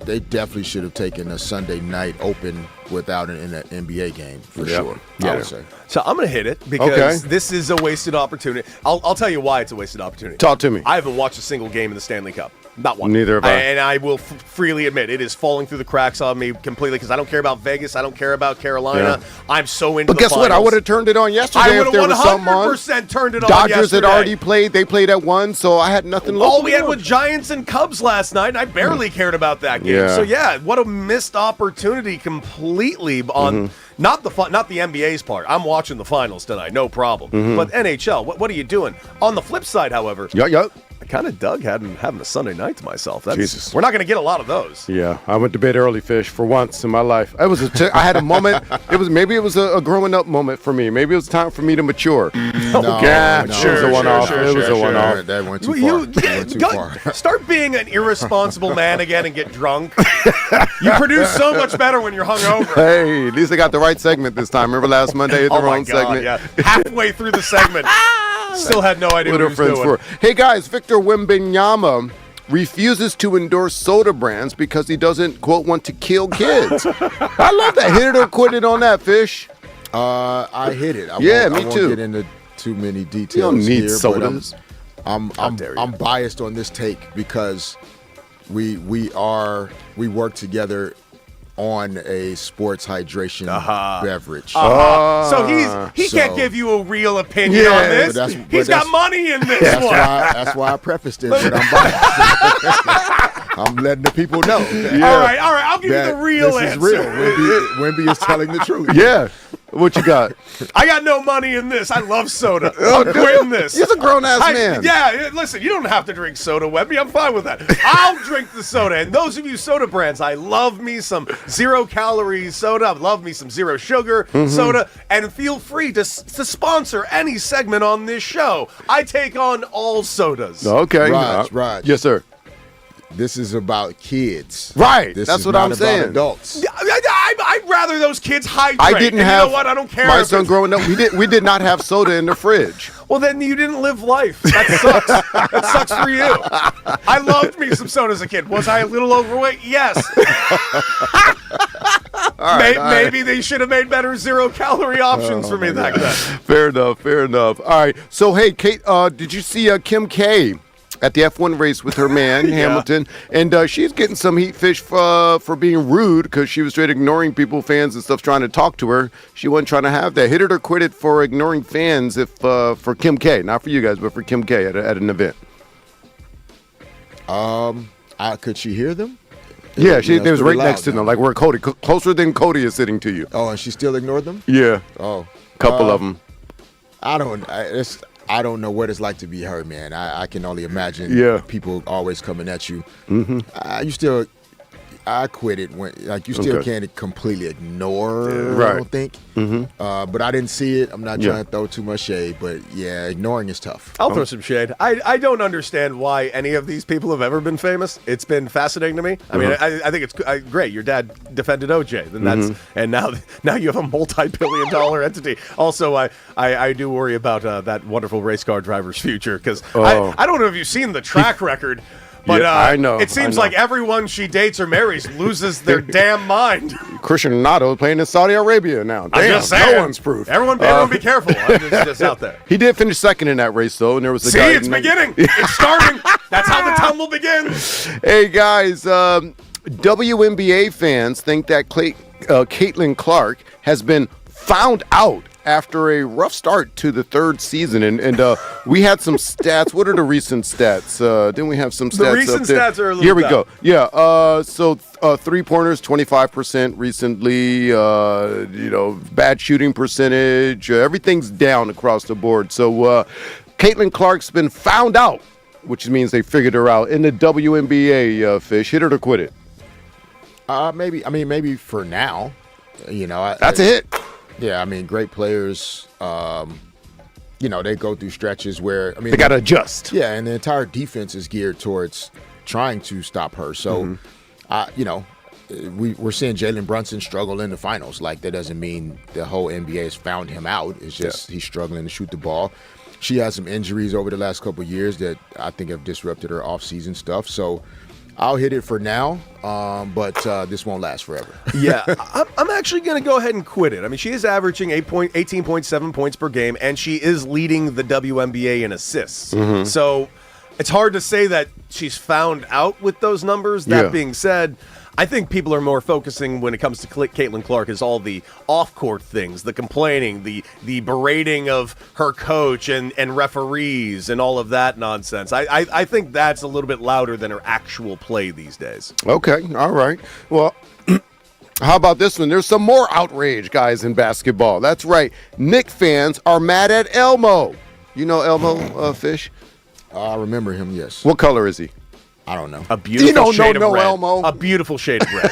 It's really, a stunning shade of red. Hey, Fish, he's that one. I forgot he was red. Okay. Well, he's the most popular Sesame Street guy now, I'd say.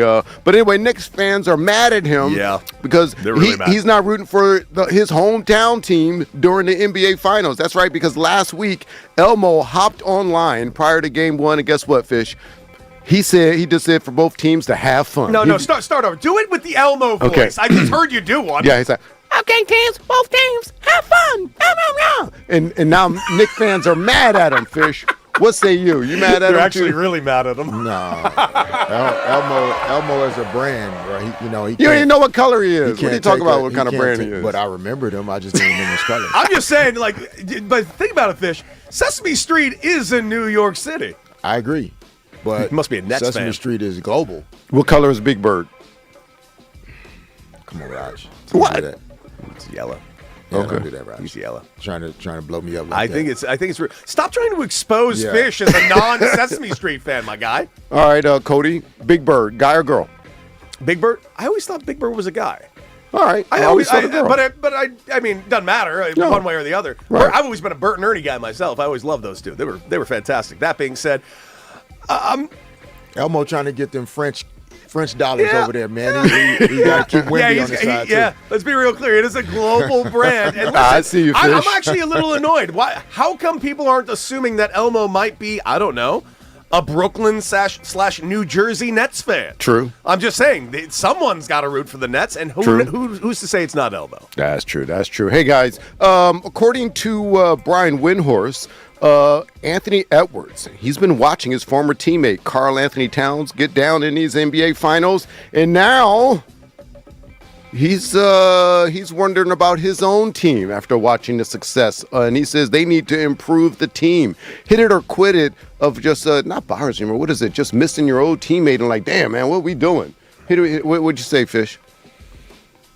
I mean, yeah, I'm in the mood today. I'll hit this. I think it's fair to say Anthony Edwards has I love when you're in the mood. growth to do himself Yeah. in terms of like leading a team to the finals, but then also, like as the face of the team, like he does have a responsibility, and the team has a responsibility to him to make sure he is bought in on the vision of how they're going to compete in the Western Conference and be able to get to the NBA Finals.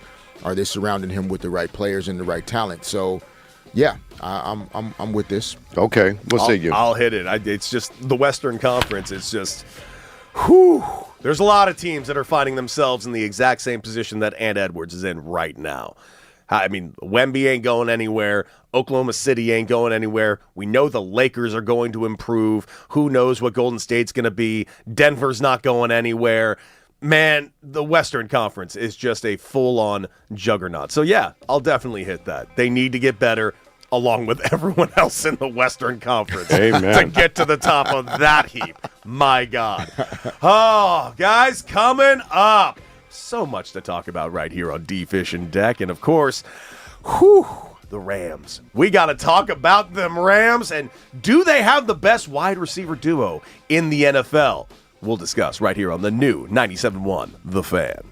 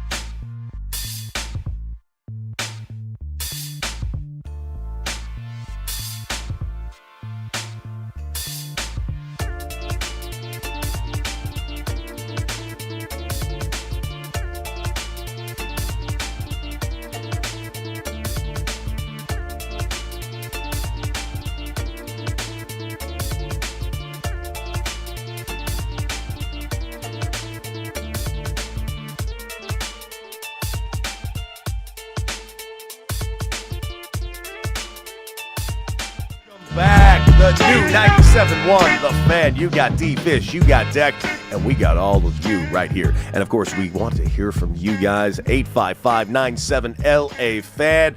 Of course, we're talking all things sports right now. Talked a little World Cup earlier when the great Bill Reiter, host of D-Mac and Reiter, right here on the new 97.1 The Fan afternoon show, joined us to talk some World Cup. Looking very forward to the start of the World Cup here in beautiful Los Angeles. We talked a little bit about the Dodgers and their injuries, yet their injuries seemingly not impacting this team in a negative way. How this team has been winning with their, basically, for lack of a better phrase, their bargain bin players. Yeah, all that money. Who's getting it done? The rookies, the young cats, the Andy Pajezes, the Dalton Rushings of the world, and gotta absolutely love what the Dodgers are doing, especially with the arms and the ascension lately of the last 4 games of Roki Sasaki. Not to mention, on top of that, Game 3 tonight, man. We talked a lot about the Game 2 that was, Wemby's mistakes at the end of the game, not to mention Game 3 tonight in Madison Square Garden. We even talked at length pretty much about all of the restrictions happening at the Garden tonight after the first 2 wins. First NBA Finals game in the Garden since 1999. They haven't won since 1953. And now... 73. Sorry. 53 years ago. Yep. 73. I can't stress this enough.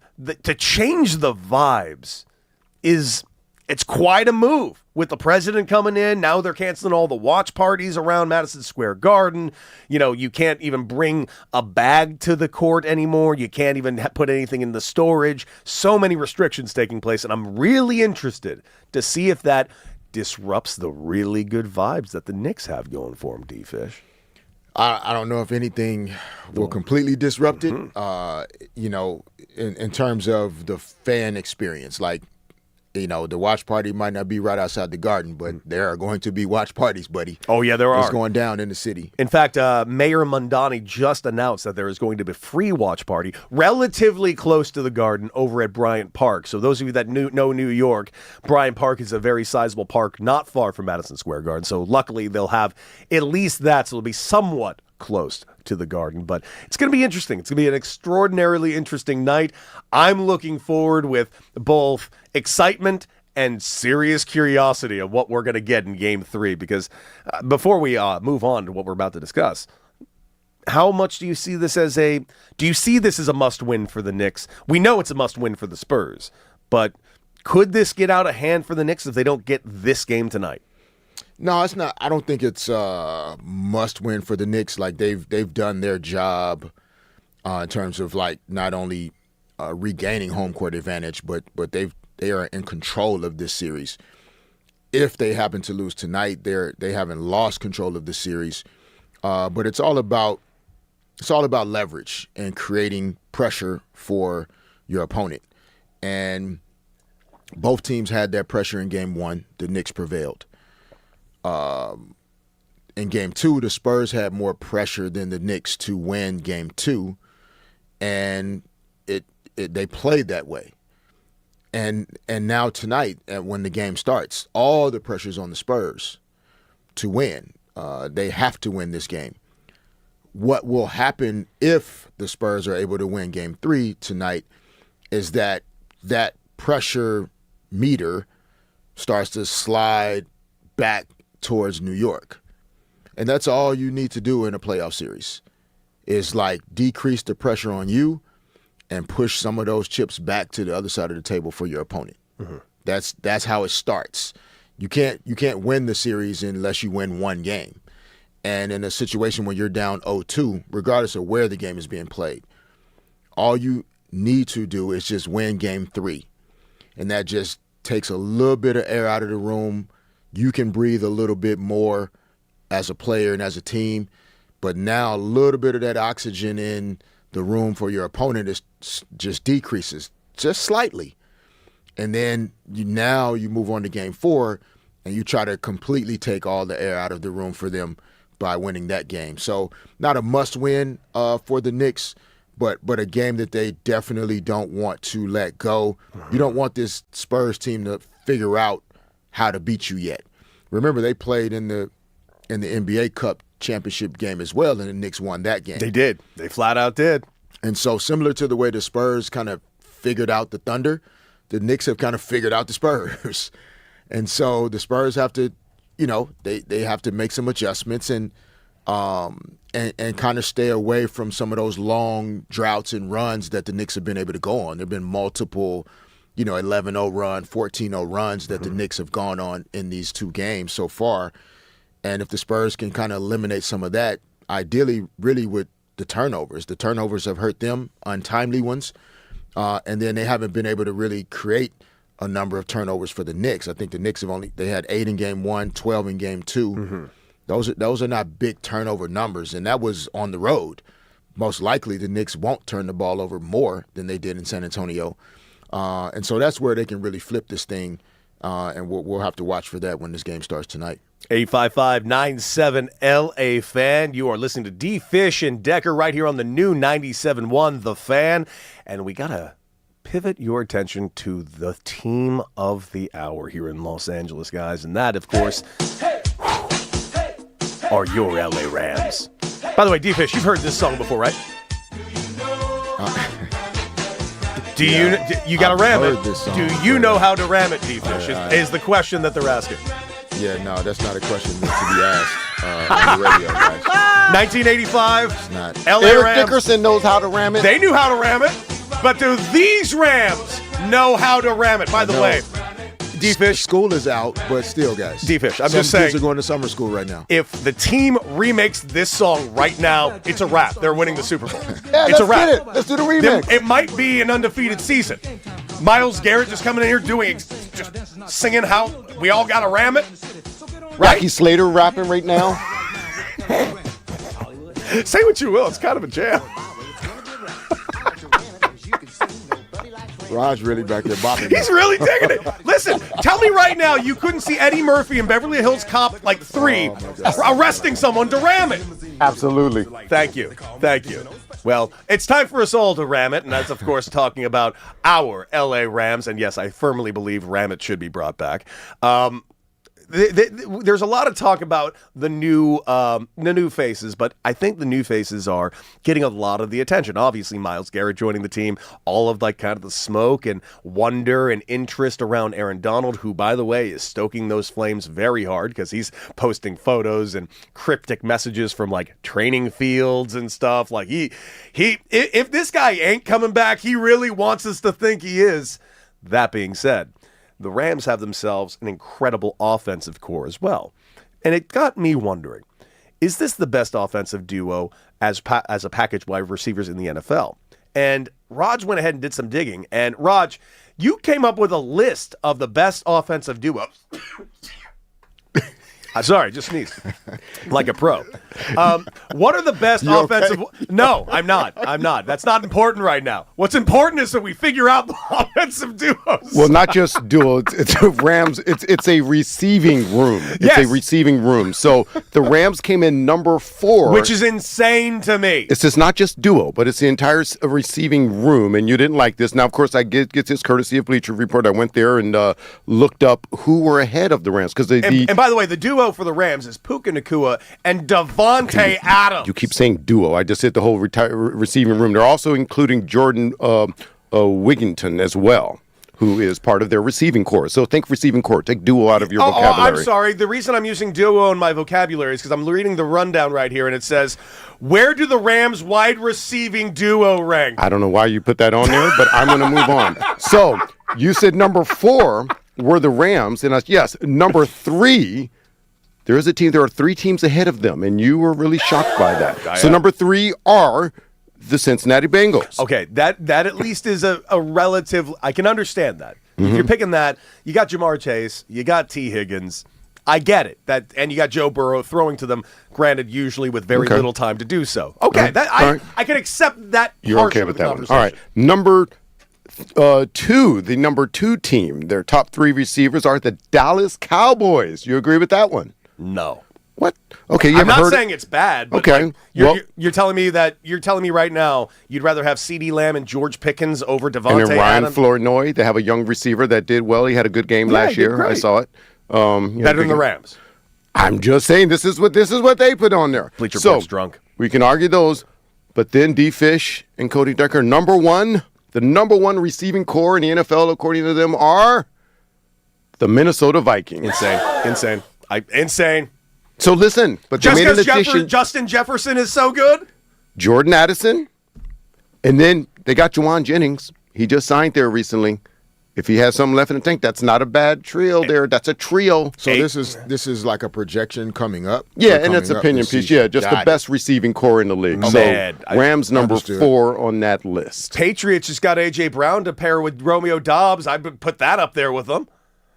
I don't know, man. This Rams team offensively is going to be firing on every single cylinder. There's a reason right now they are the shortest odds to win the Super Bowl. Plain and simple. They have arguably the best quarterback in the game right now, who's just firing on every possible cylinder. And if his health actually maintains, which I have no reason to believe it won't, Matthew Stafford's going to have himself another monster year. He's got targets galore to throw to, not to mention just the fact that he is going to have that on defense.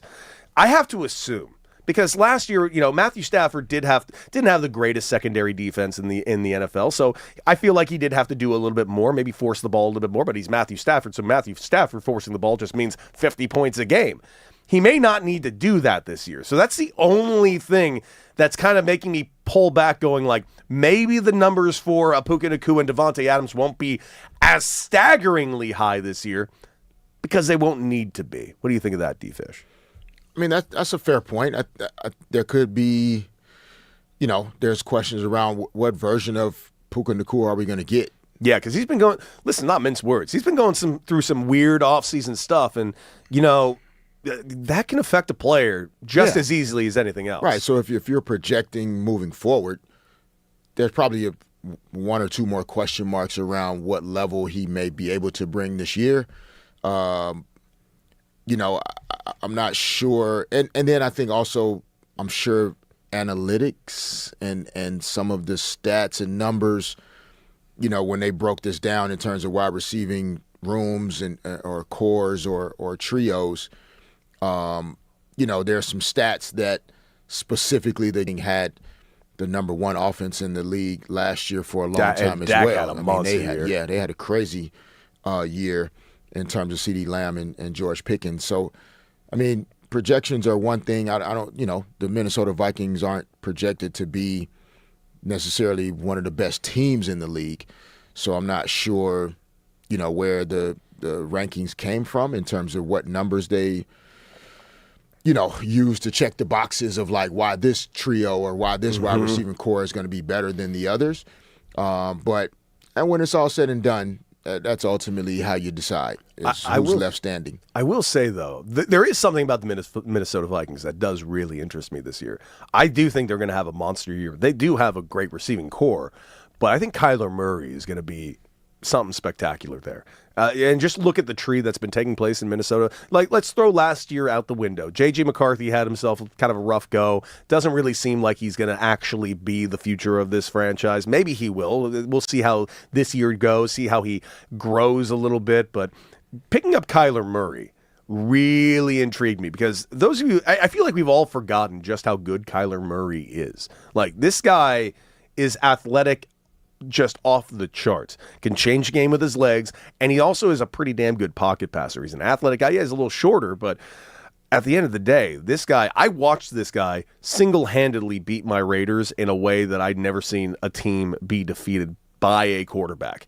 And yeah, I see Raj in the back over there laughing, going, "It's the Raiders." Isn't that a long list of quarterbacks that beat up the Raiders? I would like to point out that this was 2.5 years ago, and the Raiders were nearly 500 that season. So let's be real clear. It's not always a calamity. It's usually a calamity with the Raiders, but it's not always a calamity.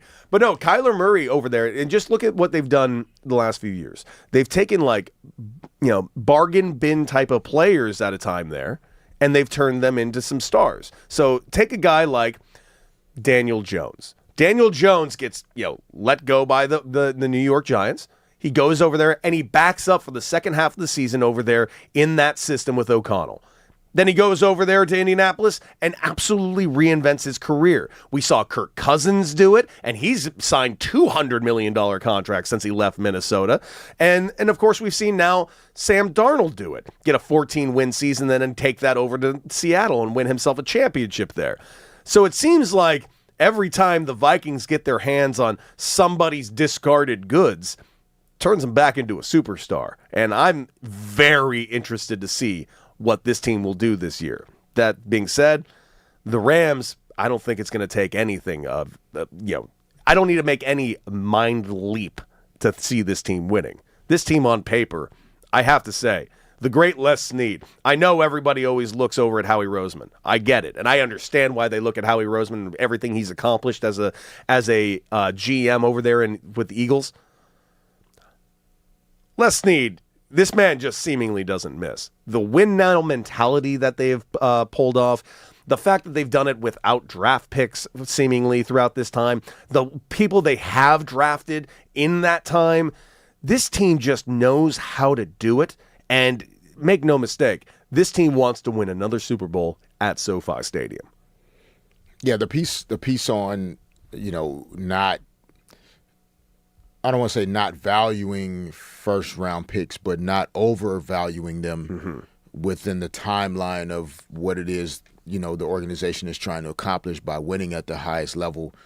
When you have veteran superstar talent like Matthew Stafford, the Cooper Kupp was here for a long time. Like guys that, Aaron Donald, those guys deserve the opportunity to compete for Super Bowl titles, and they did.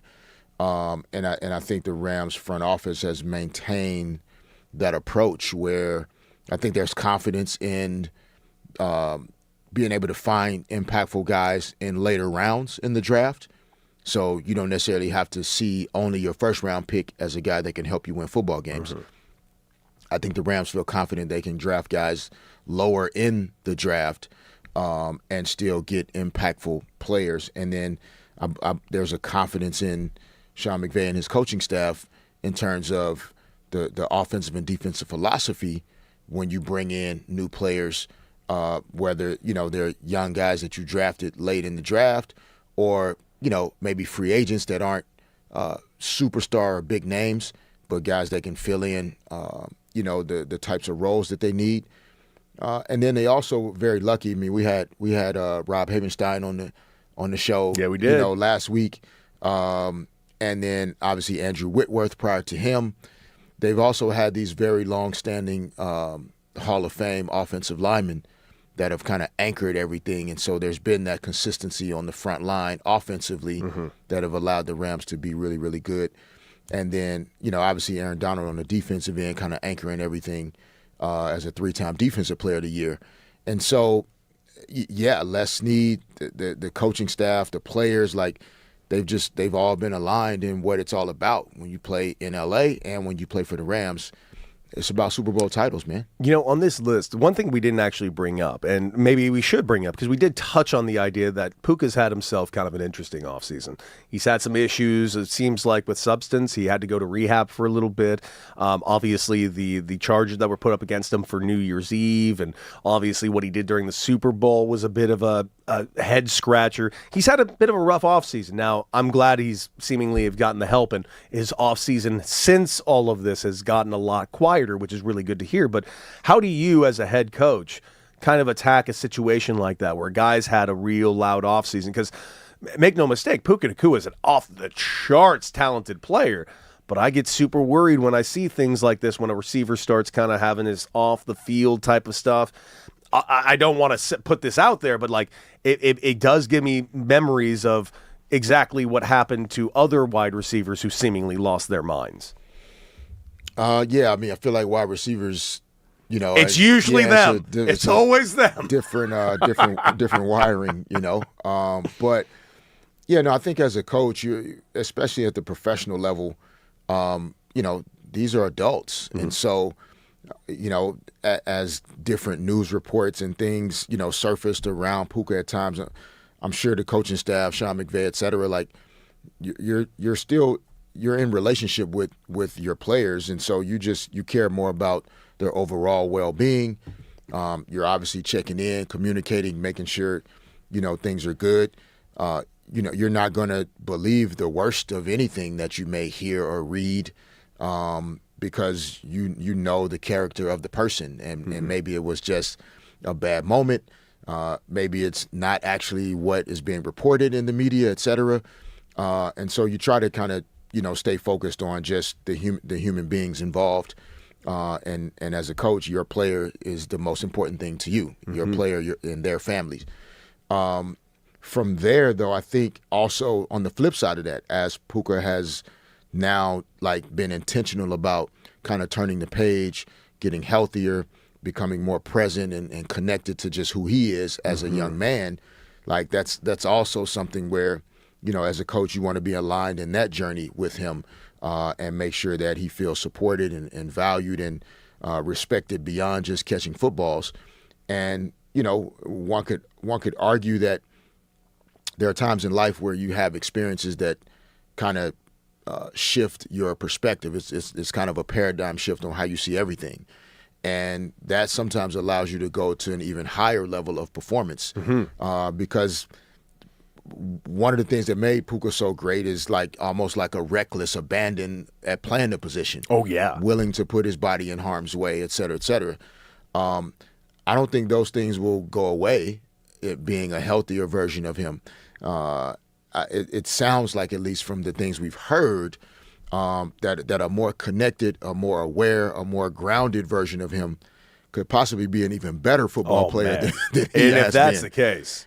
So that can get scary for opponents for sure. Yeah, so looking very forward to this season. I'm hoping the very best for Puka off the field, so I hope he can kind of keep his stuff together, because this is a real opportunity for the Rams to do something really special. I mean, the opportunity to not only win a Super Bowl in their home stadium the way they did in 2021, as cool as it was, I still felt like the Rams were still growing on Los Angeles. I feel like they weren't still like LA's team. But right now, dude, I really think that the Rams have made themselves and solidified themselves as Los Angeles' football team. And now the opportunity to come back at SoFi and do it again, I think this city would just go crazy and be all over it, man.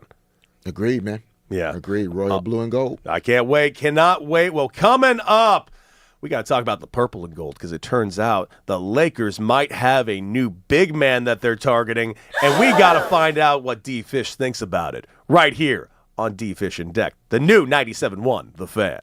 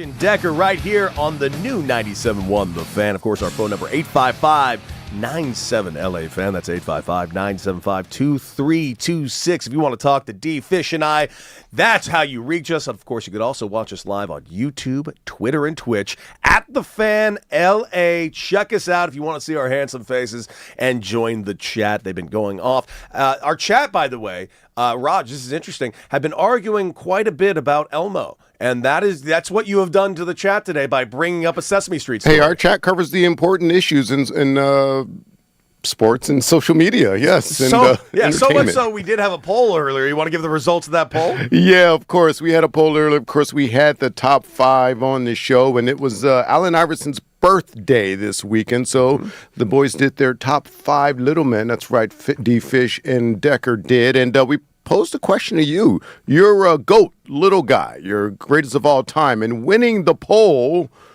by, I wouldn't say a large margin. It was pretty close, but you're number 1, Floyd Mayweather. You both had him as number 1. A guy, he's came in number 1.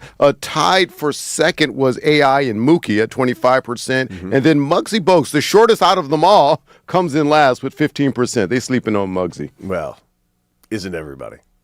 Yeah. Isn't everybody? Well, here's the deal, guys. We have a lot to cover this offseason when it comes to the Lakers. Of course, we got Game 3 of the NBA Finals tonight, but just so many questions because even though the Spurs are trying to get back to the Knicks and they're down 0-2, we still look at the Spurs knowing full well this team ain't going anywhere. In fact, I'll even make a step forward. If the Spurs lose this Finals, I'm even more scared for everybody in the West because not unlike seeing how the Knicks have kind of come back after their disappointing end last year, and now they're just boat racing everybody to the point where seemingly, it seems the Knicks have forgotten how to lose altogether. It's been very interesting to watch. Man, can you just imagine a really, really overly motivated Wemby after a tough finals? I feel like the Spurs will just be the most scary team ever next year because now they're no longer that young team. Now they've been there. Yeah, the experience they're gaining this season is, it's it is an investment in experience that could pay off for a very long time. There is a value in having a certain level of naivete and not knowing what you don't know kind of thing. And that's obviously taken them very far. They've worn that well. It could still work out very well for them this year. They're not done with, but the understanding that you gain from having experienced something, whether you succeed at it or fail at it, like it does add a layer that you can build on moving forward. And so the Spurs are definitely gaining a layer of experience that is going to pay off for them short term and long term. Yeah, and it's going to be very scary to see, which leaves the Lakers in a very unique position. A team that we already know needs to get better, which is a crazy thing to say about a team that won over 50 games last year. But because of the division they are in, yeah, I guess this team does need to figure out how to get better, obviously, with the early exit in the playoffs. And one of the things, D-Fish, that a lot of people have been talking about with the Lakers that they desperately need, and I would love just your opinion, is this a lazy take that people have been saying? The Lakers desperately need a very top-of-the-charts big. I don't know.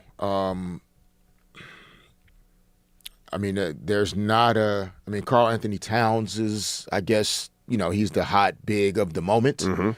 Wemby is, going to be the big of the moment for the rest of our lives. And so, yeah, I don't know if it's about I don't know if it's about trying to find a guy as, equal to that. In particular, when Luka is your best player at this point. And so on the team, Karl Anthony Towns is the supporting superstar to Jalen Brunson. Wemby kind of anchors everything for the Spurs, and then he's surrounded by certain pieces. Luka Doncic doesn't need a superstar elite big in terms of scoring and offensive prowess. It's more defensive rebounding, rim protection on the defensive end, being able to run the floor and put pressure on the rim in terms of lobs and in transition, those are the types of bigs that I think he and the Lakers need. And in particular, if the Lakers focus their efforts on re-signing Austin Reeves with Luka and Austin as basically your starting backcourt, those other like 2 or 3 guys, you'll still need some shooting next to those guys, but you also need like elite level defensive play next to Luka and Austin. So I don't think it's top level big from a scoring perspective, which is even a shorter list to even work with these days. Like most bigs in the NBA aren't primary scorers. Yeah. They're complementary supporting players to the dynamic play of guards and wings. Well, the reason I bring it up is because there is a big that is now being linked to the Lakers. And apparently, if you believe the reports, then you would believe that the Sacramento Kings are looking very much at moving Domantas Sabonis very soon, and there could be a very hefty potential link up there with the Lakers. What would you think about a name like Sabonis joining the Lakers right there? You mentioned rebounds. Well, Sabonis is definitely damn good at that. Facilitating, he's pretty damn good at that. Is he a fit for this Lakers team as far as a big goes, or do you think they should go in a different direction? Good question. Sabonis is a great young player, so it's not I'm not hesitating in terms of how good he is or isn't.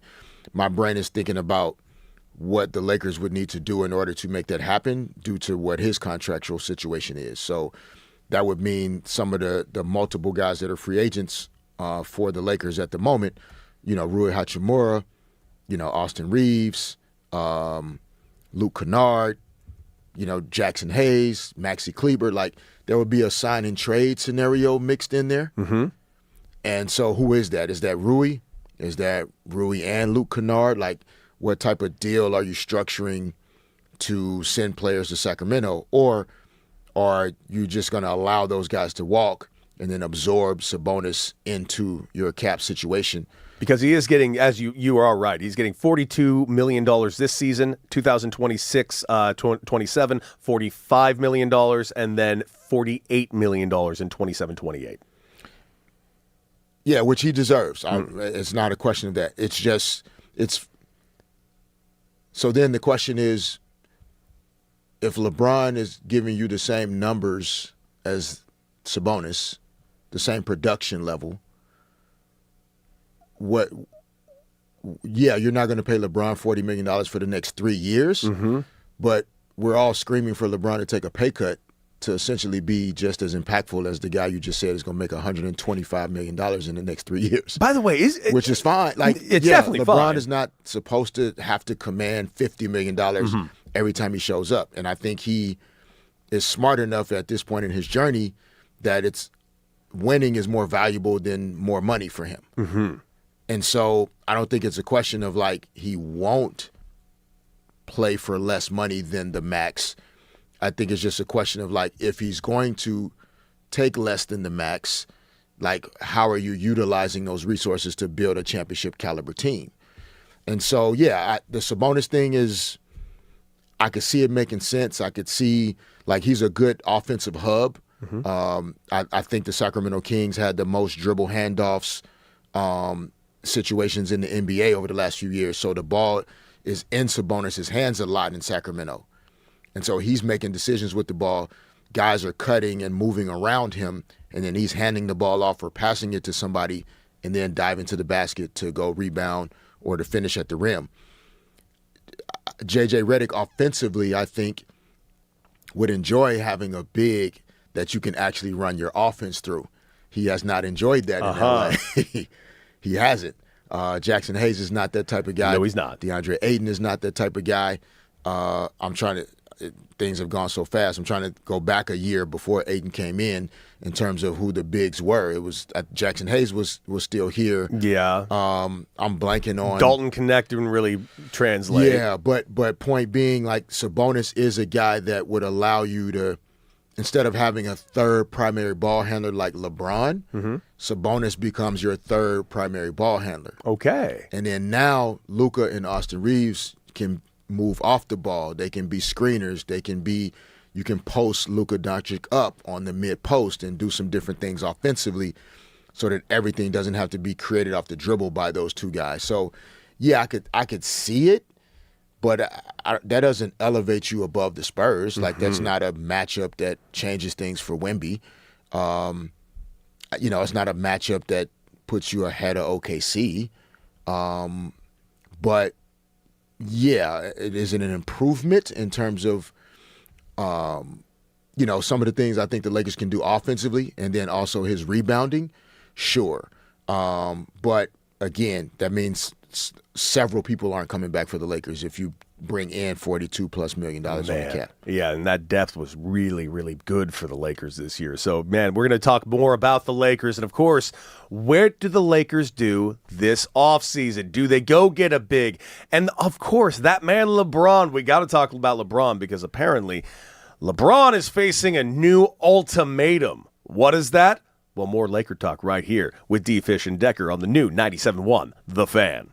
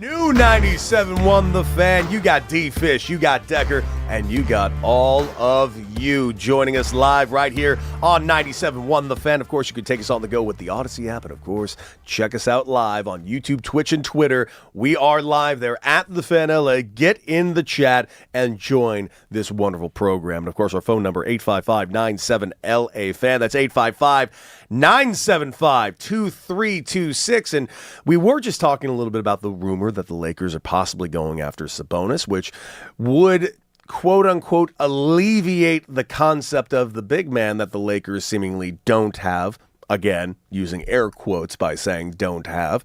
But you heard what we had to think, and D-Fish was doing a little bit extra digging to come up with some interesting numbers. But before we get to that, let's get over to the phones. 855-97-LA-FAN. Dennis in Ventura, talk to us. You're all with D-Fish and Deck. Gentlemen, as a Laker fan, I love the opportunity. So we're talking about potentially getting Sabonis, which is great. No offense to Sacramento. They kind of seem like a farm team right now. A lot of moving pieces, a lot of guys going there that are veteran, but they're not really winning. But I see a guy in the Rockets who is a veteran, and he should be moving, is Sengun. I might be saying his name wrong, and I apologize. But I think that guy in a Lakers jersey would be a championship. Or if we get KD and run small ball, and, I know it's hard on LeBron playing the 5, but we would be moving the ball so fast. I don't know if we could be stopped. Interesting. What do you think of that? Because D-Fish, I have been seeing a few rumors around linked to KD potentially coming here, but I've just dismissed those as internet rumors. But could that be a realistic possibility? I don't think so. I don't think KD. Not that he wouldn't. I think KD would play basketball anywhere. He loves to play basketball. So it's not a like, oh man, KD he loves to play basketball and trolling people on social media. KD loves those two things so much. So it's not a question of like. He fits anywhere. Like he can play basketball anywhere. But I don't know if you're re-signing Austin Reeves and you have Luka already.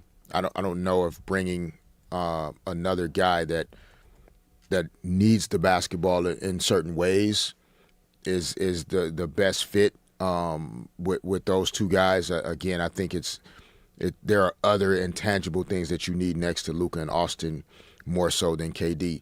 And I think Houston feels like they could be the best team in the West when they're healthy. Mm-hmm. I don't see them moving away from Durant or Şengün, at least until maybe towards the trade deadline this coming season if they are underperforming. I don't see it being an off-season decision. Maybe if the Rockets are underperforming with Van Vliet being back in the lineup, Steven Adams was also out injured. So at full strength, the Houston Rockets are a top 4 team in the Western Conference. I don't think they're going to be looking to trade anybody, to be honest. Şengün would make any team better at this point. Just due to his versatility. He also would be an offensive hub. It's how they use him in Houston.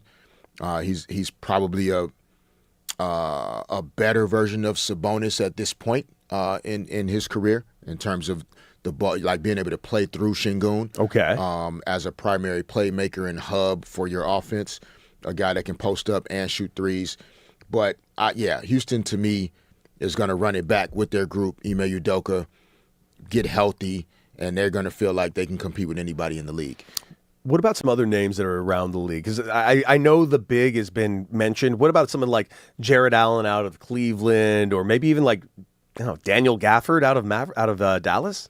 Yeah, those are guys that would fit great next to Luka and Austin Reeves. Those are guys that put a lot of pressure on the rim in terms of in pick and roll, in transition, lob threats. Both are good shot blockers and rebounders. Like, those are the types of bigs that are going to fit best in a Luka, Austin Reeves, even Luka, Austin, and LeBron type of bigs because of their ability to play without the ball. That you don't need to come down and post them up and make sure they're happy with their offensive touches. They're going to get their offensive opportunities from the offensive glass, from running the floor in transition, from putbacks, things that don't require a lot of play calls.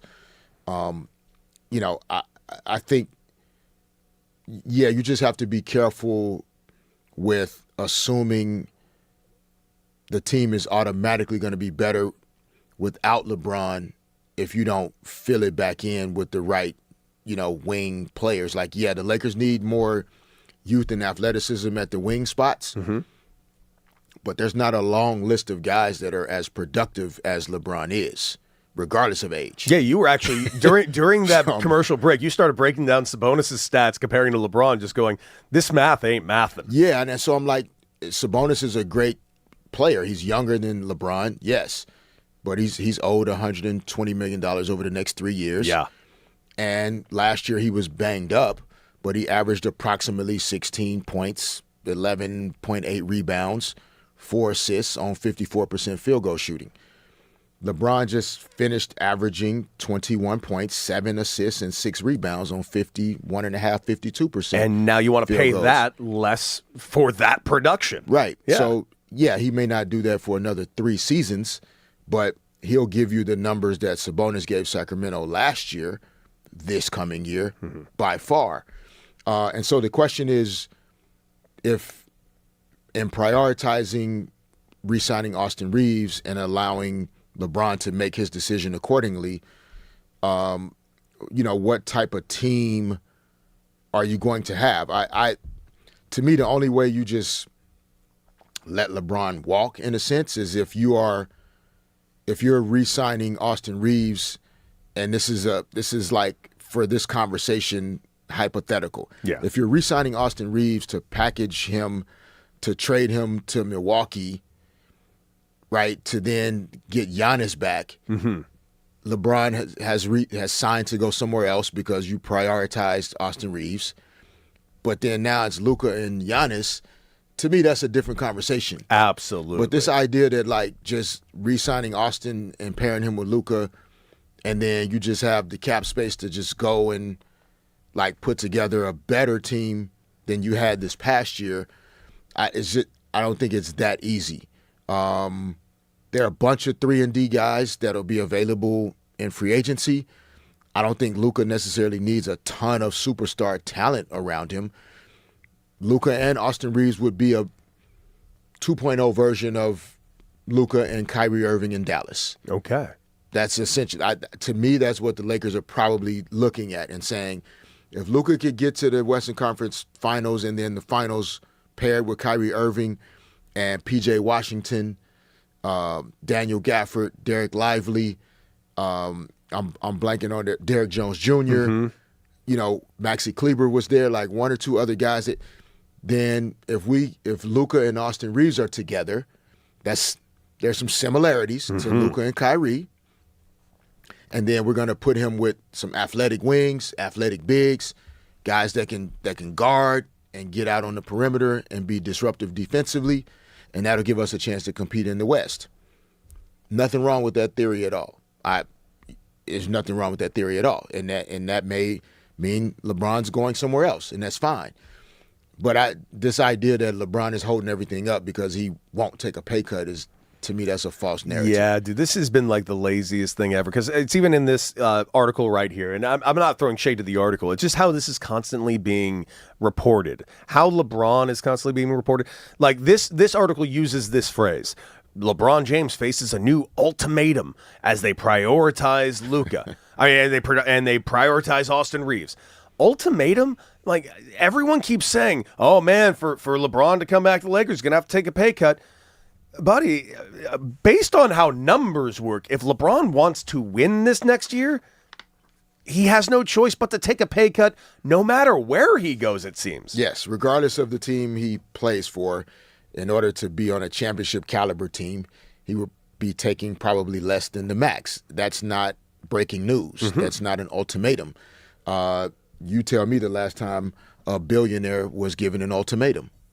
Don't worry. I'll wait. Checking my watch, we'll wait. I will wait until the day I die. Yeah, we'll continue to wait for somebody worth $1 billion to be given an ultimatum. I think they're fine. Oh, okay. I think it'll be his choice. Yes, and his choice, as we've said, will come. It always has come down to winning. That's been the motivation for as long as humanly possible. That I can think of. It's why it's been the freaking 10 NBA finals. I could be wrong on the number, but the money is not what drives him, especially at this point in his journey. So I don't see that being the issue. It's just more. It's fine to prioritize Austin Reeves and re-signing him. That's not a slight to LeBron. LeBron wants Austin Reeves to get paid, so that's not even a question mark. Good. Here. The question is, how do you still build a championship caliber team if you re-sign Austin Reeves to a max deal or close to max deal and re-sign LeBron? But how do you do that and get the other pieces that you're going to need to compete for an NBA championship? That's the harder part. It's going to be the question of the offseason for the Lakers, and we want to hear from you. 855-97-LA-FAN. What do you think the Lakers need to do, and what do they need to prioritize? But coming up, ladies and gentlemen, despite the injuries to that starting rotation, it might have been a blessing in disguise. Is it possible the Dodgers have found their new Big Three? We'll discuss right here on the new 97.1 The Fan.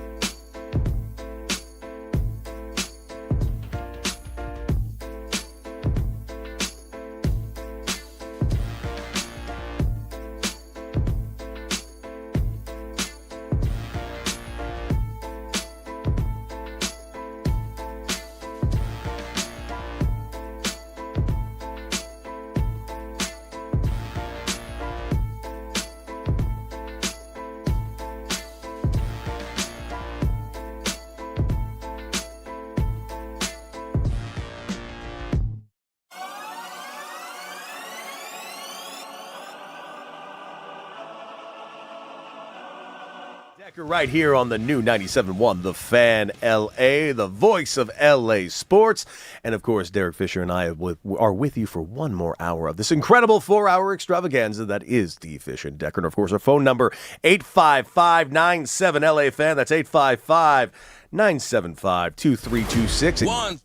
And of course, we want you to get into the chat on at The Fan LA on YouTube, Twitter, and Twitch. It's been live all show long. And of course, you could also take us to go on the Odyssey app and just join the conversation. We were talking a lot about the Lakers. We're having a deep conversation about their offseason they have ahead of them.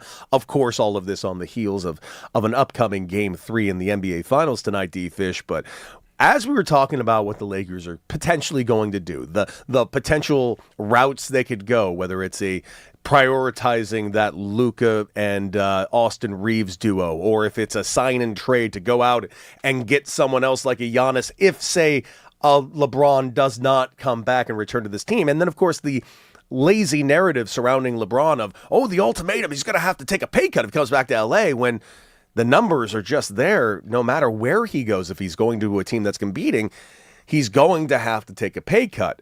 And the only thing that really was eye-opening, though, D-Fish, is what you said to me right when we hit the break, because you were actually comparing his stats to comparable players, and we're not talking about the history of LeBron. We're talking about this last season when he was 41 years old. Who his stats are actually comparable to is just insane. Yeah, no, that's why I'm laughing, because it's funny, man, how it just quickly, things shift, or not even quickly. I do think there's a bucket of folks that have they feel a certain way about LeBron, and that's not changing, right? It just won't. But just factually, no feelings, no emotions, no fandom involved. Yeah. Players most comparable statistically to LeBron James's production this past NBA season are Luka Doncic. Pretty good. Nikola Jokic. Really good. And Giannis Antetokounmpo. Really good. And then the list stops. That's it. There's a period after Giannis's name. There's no more. There's not 4 or 5 other guys this past season that were as productive in those multiple categories, as efficient with those multiple categories, and also capable of leading a team to an NBA championship like Nikola Jokic and Giannis have done. So again, this is not everything starts and ends with LeBron. Mm-hmm. I just think as fans, we have to just be mindful that it's not as easy to just plug and play certain levels of impact as it is with others. There are some other guys that'll be free agents. I'm sure the Lakers, there's some trade scenarios with different, personnel that they can look into maybe, but don't assume that just because somebody isn't there that things will be better. Mm-hmm. And that's what I think as fans we just have to be mindful of that, man. It's not easy to replace certain guys. It's hard. It's impossible to replace a man with the name LeBron James, even at this advanced age of 41 years old. But you heard what we think. What do you think? 855-97-LA-FAN. And let's switch it back over to the Los Angeles Dodgers, because, ladies and gentlemen, the Los Angeles Dodgers are just, for a team that is as injured as the Los Angeles Dodgers, the way they are just rolling, and we've seen this for years, and this is why I just think Dave Roberts is the very best at what he's doing, managing this team. Managing a team these days, and give some perspective on this, D-Fish. Managing a team these days, as much as it's about the numbers and, of course, the schemes and everything, those are all professional athletes. Those are all NBA players. Those are all Major League Baseball players. They do all know how to do their job. So the added extra to being a head coach or a manager these days is also the combination of really handling the egos, handling situations. What is your assessment of what Dave Roberts is as far as the pantheon of head coaches in all of sports right now?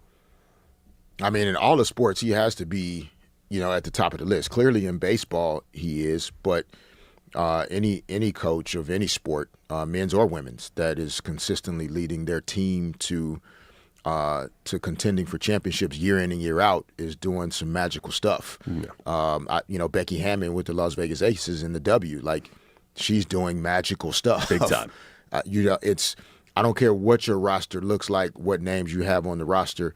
If your team's winning 3 out of 4 world championships or national championships, whatever you want to call them, you're doing magical stuff. Yeah. And a big part of it, especially at the pro level, and to some degree, you know, even those lines are becoming more blurred because there's money involved at the collegiate level now. Mm-hmm. You know, even for high school families, those lines are blurring. More families are, you know, transferring to different schools 1 or 2 times during their high school journey. So you're constantly managing egos and expectations and whether or not the goals and objectives of the team align with the individual goals and objectives of the player. At the pro level, specifically with Dave Roberts and the Dodgers, like, everybody on the team makes more money than him probably. Oh, yeah. Oh, yeah. On that team? Right. So, you know, so that was one of the things that was always kind of like, you know, that it was an easy kind of low-hanging fruit joke to make. Like, you know, imagine somebody that trying to tell somebody that makes more money than you what to do. Mm-hmm. And in pro sports, it's one of those rare things where it happens often. Like, you know, players making more money than the coach, but the coach having an ability to still build, you know, really solid, genuine relationships, you know, based in, you know, authenticity, respect, you know, being able to have truthful conversations, but it all starting with, like, players have to feel like you really care about their experience and the things that are important to them.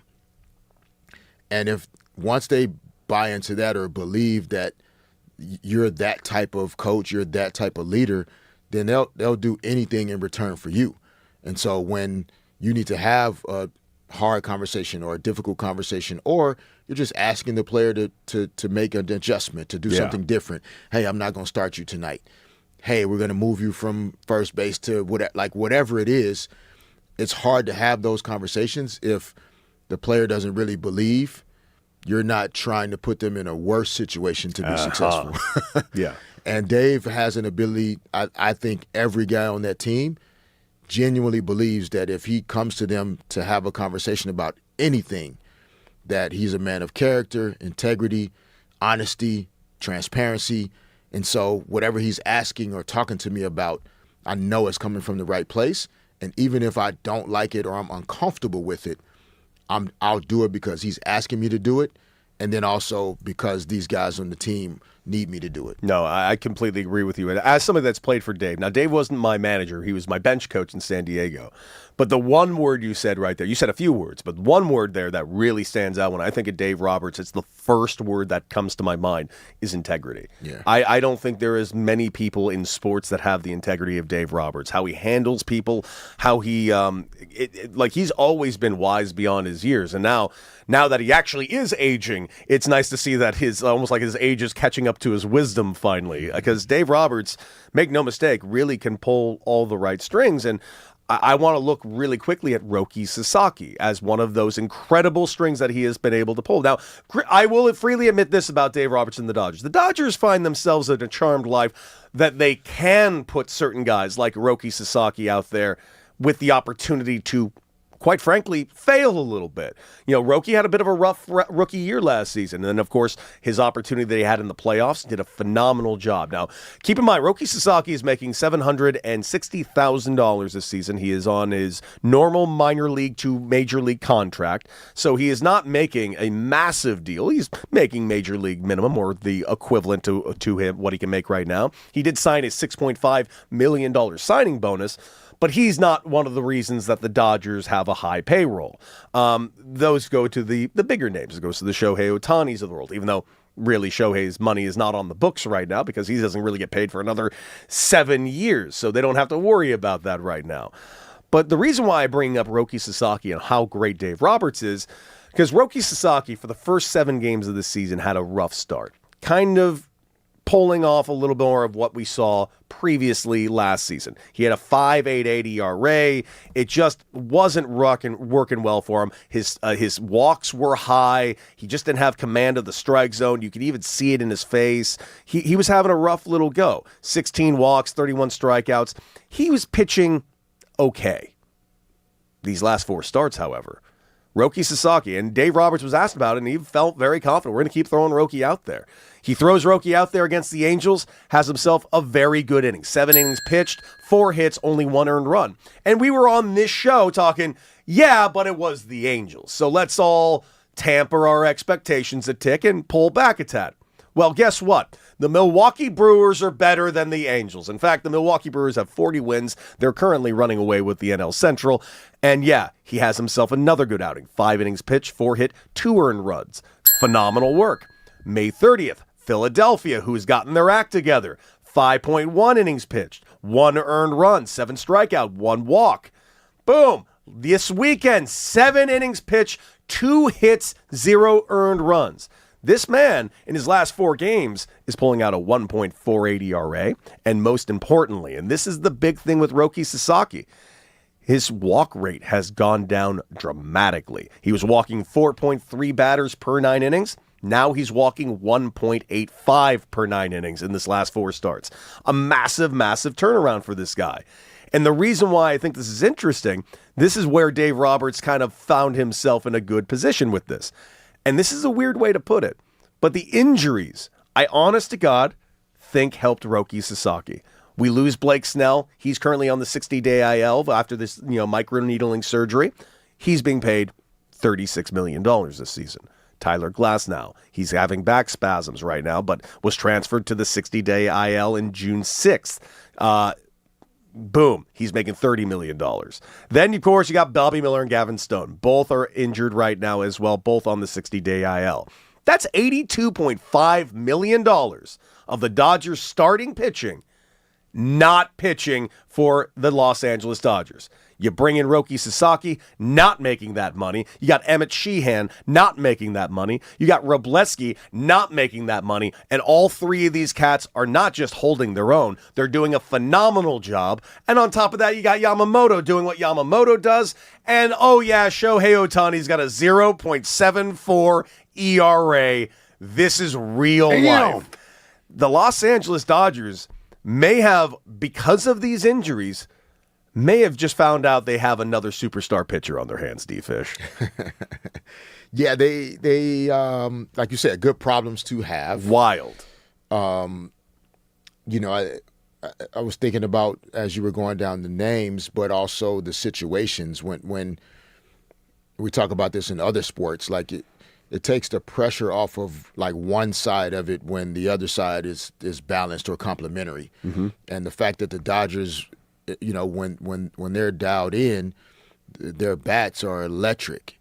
And so I would imagine, you could tell me if I'm wrong, as a pitcher, like when you go up on the mound and you don't feel like you basically have to pitch a no-hitter, because your guys are not going to be able to get the bat on the ball, it takes a little pressure off of your ability to manage the game. Because even if the opponent does score a couple runs or they get a few hits, like you're confident that these guys over here can score some runs. It's funny you say that because I was watching that Dodger game yesterday, right? Dodgers and Angels, and the Dodgers were down 6-1. Now, Dodgers won the series, but Sunday the Angels got back at them, had some monster outings from Joe Adell, their backup catcher. By the way, their backup catcher, don't even know the guy's name right now. Off the top of my head, can't think of it. Should I look it up? Probably. Not gonna. Here's the deal. That guy had 2 career RBIs. He had 6 yesterday. 5 for 5 game. Ooh. Dude, that's pretty badass for a cat who hasn't had a lot of opportunity to have a game like that at Chavez Ravine. Very cool. Yeah. That being said, when the Dodgers were down 6-1, they came back and made it 6-5. And all I thought was, oh, here it comes. Here comes the Dodgers about to boat race. Now, it ended up not happening that way. The Angels got the win and actually put up another 5 runs and beat the Dodgers. But me as just a fan watching baseball, I never think the Dodgers are out of it at any given moment because I know what they can do. And by the way, that's with this active team. Offensively, Teoscar Hernandez, $20 million. He's on the IL. Tommy Edman, $16 million. He's on the IL. Max Muncy, $10 million. He's on the IL. Kike Hernandez, $5 million. He's on the IL. So, yeah, they got Betts. He's hitting 150 right now. They got Freeman. He's hitting 270, and that's not what Freddie Freeman normally does, but Freddie's still doing Freddie things. Of course, you got Shohei Ohtani doing ridiculous things. But it's really that more of those bargain bin players, it's the Miguel Rojas's of the world, it's the Andy Pajes's of the world, who are offensively still carrying this team. Hell, if it weren't for those two exact guys, the Dodgers don't win the World Series last year. Yeah, I mean, rushing is also... Dalton Rushing! Yeah, he's also doing some good things as well. Dude, Will Smith gets hurt, we meet Dalton Rushing. Yeah. Uh-oh. Hype Man Raj, what breaking news do we got? No, I didn't know if you guys wanted to break the news again that you did in the first hour of the show with the catchers, Rushing and Will Smith. Oh my God. You guys not doing that? No. Raj wants to put it. Raj wants us to be a hot take show, so he wants to start saying, this is what you got to do to win a World Series. Here, I'm going to do the WFAN thing. The Dodgers are a complete disaster, and all they need to do is they need to trade Will Smith right now because Dalton Rushing is the future. Is that what you were looking for? That's what you guys said earlier. That we did not say that earlier. I got tapes. I got receipts.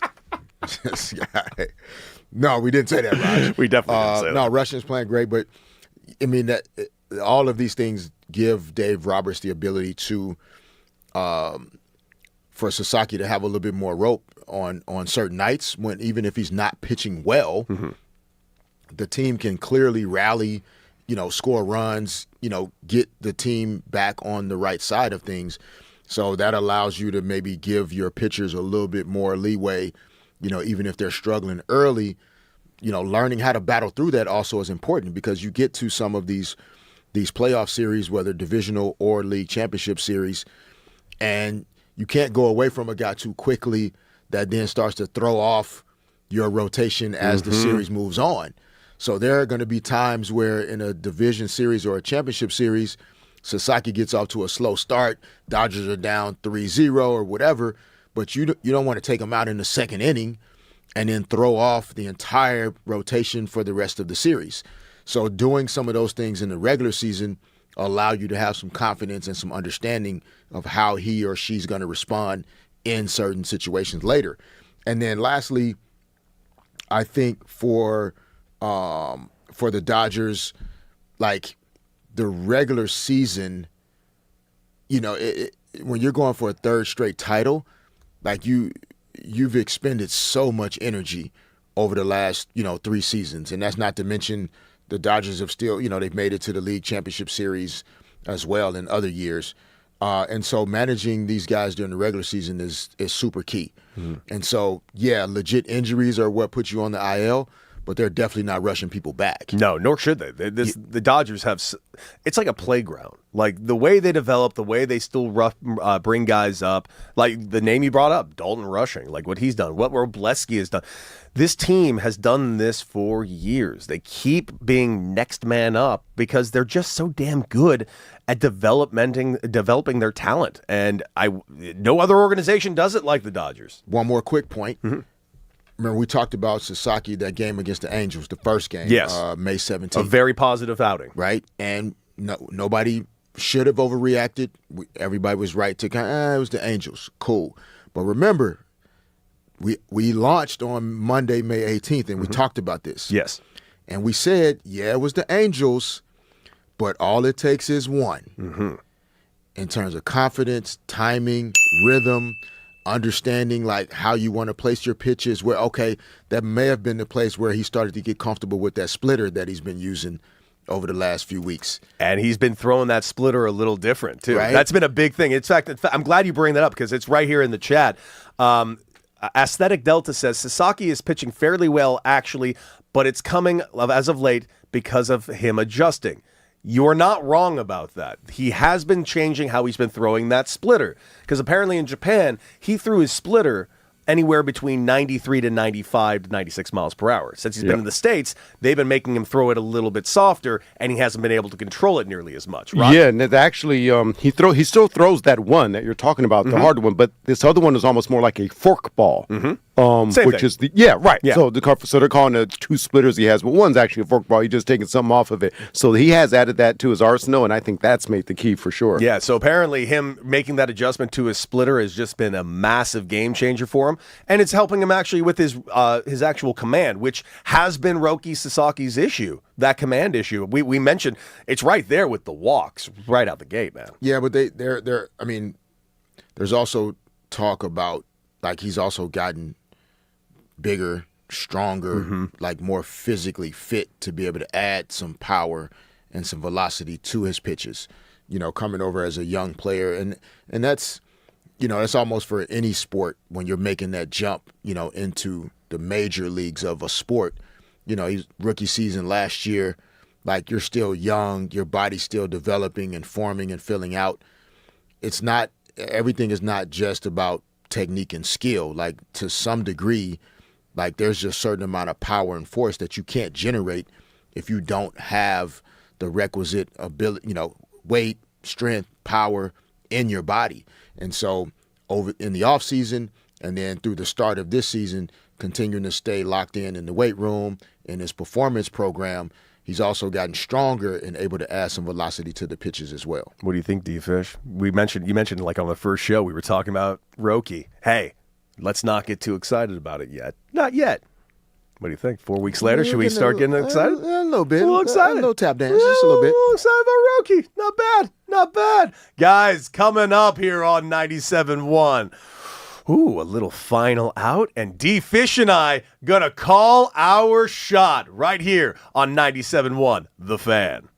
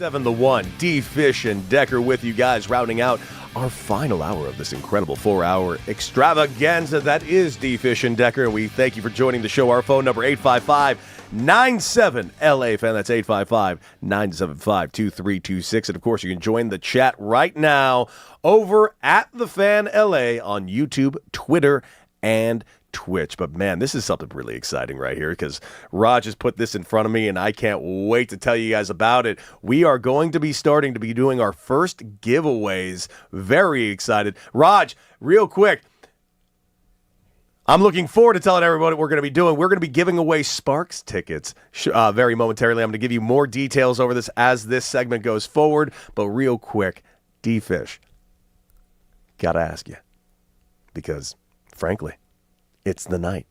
Game 3, Madison Square Garden. We've done a lot of talking about it. Yeah. The vibes, let's be real clear. The vibes are going to be high. The vibes have been high, especially if you're a Knicks fan. I've witnessed it firsthand just here in Los Angeles, how many Knicks fans are out and about, really, really showing their Knicks pride. You got a very interesting one there today. Things a little changed because obviously all the watch parties around Madison Square Garden have been changed. A lot of security getting into there. You mentioned earlier on in the show how that might be able to affect some of the players on the court and that they'll be changing their routine a tick.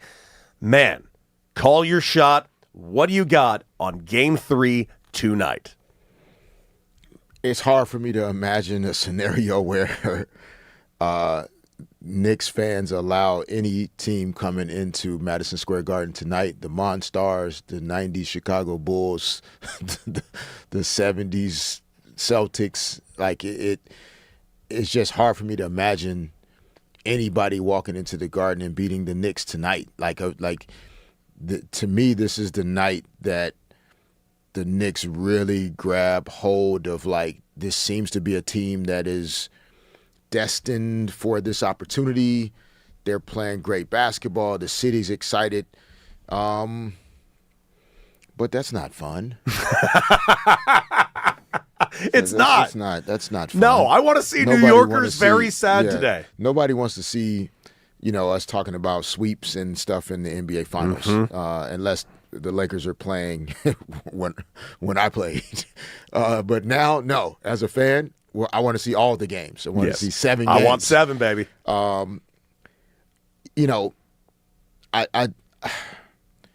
We picked the Spurs the first 2 nights. We were wrong. I have to pick the Spurs tonight because I just have to believe I need them, man. That they are capable of winning a game in this series. Yeah.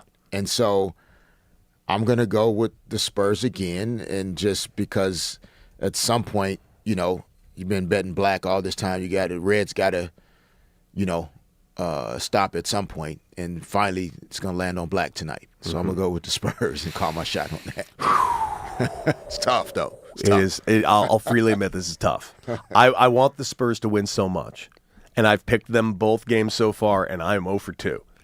I'm picking the Spurs because I need the Spurs to win. I don't want the Spurs to win. I need them to win. Because you know what the record is in the NBA Finals if a team goes down 0-3. I believe it's 146-0 for those teams that are up 3-0 in those series. I don't see the Spurs making that type of drastic history this week. So I need them to win now, right now, to make this series 2-1. Can it happen? Yes. Can they come back and win this whole thing? Yes. There are some precedents that this has happened. 1969 Boston Celtics, 77 Trailblazers, 06 Miami Heat, 16 Cleveland Cavaliers, 21 Bucks. Can this team do it? Boy, I want them to. Boy, do I want them to. I'm picking the Spurs tonight, my guy, and I'm freely aware I feel like this is a dangerous pick because you're going into the Garden, man. It's one thing going into a road spot where the vibes are high. The vibes have never been higher than they are going into the Garden. That's why this disruption with the president going there and how they're changing things to me is kind of slightly baffling of a decision, because why would you change what the vibes are right now in New York City, man? It seems like Dolan's playing with some fire. It's a Yeah, it's required, obviously. The commander-in-chief is in town. You have to do what you have to do from a security perspective and make sure that, that he's safe and everybody is safe. So all good with that part of it. But yeah, I don't love all the things that's surrounded. It's almost like, I was thinking when you were breaking things down, it's on ring night when they unveil the championship banner and the players are getting the rings and there's just vibes and everybody's feeling good and special ceremony, like it feels that way. And those are such hard games to win because it's like you're celebrating something from last year that has nothing to do with tonight. You're celebrating it in front of the opposing team. Who they ain't liking that. They're not liking that at all. And this feels very much like that for the Knicks, which isn't far from how, we all kind of crowned, Wemby and the Spurs before this series started. We did. I did it. And the Knicks didn't like that. And they sent a message right away from game one that it's not going down that way, America. That's right. So it'll be interesting tonight to see how the Spurs respond to being in that position where the whole narrative has shifted to now it's just a matter of time before the Knicks win the championship. 4 games, 5 games, 6 games, the Knicks are going to win the title. And it's going to feel like that when the game starts tonight, that the fans just expect that to happen. It's going to be absolutely insane in there, which also means that the inevitable highs and lows of these games, which we've seen in Game 1 and Game 2, are going to be magnified tremendously. So we'll see, man. I just want it to be great competition. Like I said, if the Knicks win, great. You can't Elmo this. You can't, I just want everyone to have fun. Yeah, that's always my thing when I don't have a specific dog in the fight. Like, fair. I want it to be good basketball. I want it to come down to a game-winning shot.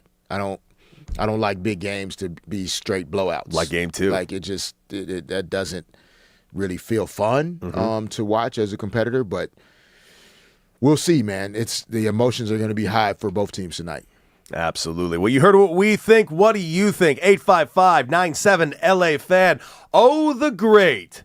Talk to us. You're on with D. Fish and Decker. D. Fish and Deck in the whole entire city and county of Los Angeles. Happy NBA Finals Day! Let's go, baby! For those who acknowledge it. Back at it. 27 years since MSG has hosted an NBA Finals game. This is going to be ridiculous. Deck, I hear what you're saying about what you want a Game 7, but people in hell want ice water. That don't mean they're going to get it, bro. I don't think it's going to happen. We are not I doing smell no a bet Game coming, 7. though. I smell a bet coming, my guy. Oh, word? 'Cause you don't want to bring up bets because I'm still waiting for you to pay me from our playoff bet from last year. I'm still waiting for that, so I know you don't want to. You want to go there with how about this? Call in tomorrow. If we got ourselves a series, we might be making a bet tomorrow, man. Bro, you'll still be down a game. You'll still be down a game. That means nothing to me. We're gold, baby. Okay, bet. We'll do that. And just to sprinkle my little thing on it, I think Spurs can pull this out tonight. I don't know how they're going to do it. I don't know when they're going to do it. I don't know, but I think they can win tonight. I still got Knicks in 6, even though it's definitely looking like it's not going to go 6 games. But I got Spurs tonight. I think with that orange pool there, that might bring some negative energy because that's all he ever has with him is negative energy. So good luck with that, Nick. He is, of course, talking about Spike Lee's orange jersey. Not at all. Not at all. I love Spike. What else? So, what is it? Y'all know who I'm talking about. What is it? He works in D.C. Well, he steals. No. On to the next. I really think that Spurs can pull it out tonight. I think that the Spurs can have some type of week. Nobody expects us to do anything. We're still professionals and we'll do it. I really see that coming out of them, but I don't know how they're going to do it. But D-Fish, I got a question for you, man, because you are so relevant to this series. It's ridiculous. I have so many Knicks questions for you, but my one is 2 questions. The first one, I'll listen to it off air. I appreciate y'all. First one is, when it's big time games in MSG, do you literally feel the energy? I think I know the answer to that, but I want to hear your answer. And then the second one is, when it's big time games and ones that you coached in for the Knicks and MSG, Is it somewhat overwhelming? Like, I would like an answer on that. I appreciate y'all. NBA Finals, let's get it. Yeah, no, those are great questions. Oh, appreciate you. Yes. I mean, the answer to both questions are yes. I clearly would not be sitting here if I coached NBA Finals games for the Knicks. So I don't have an answer to that specifically. But in general, yes, we played some, big time matchups, big games, highly anticipated games. And yeah, in the Garden, you physically feel the energy in the building. It moves and shakes. It's an older building. And so you literally feel, it's like the floor it doesn't move like a waterbed or like Jell-O. It's not that much of a tremor, but there is it's like a stage. Interesting. So there's like a rumbling. So there is a rumbling that you can feel when that place is going crazy. You literally do. And so the players will feel that.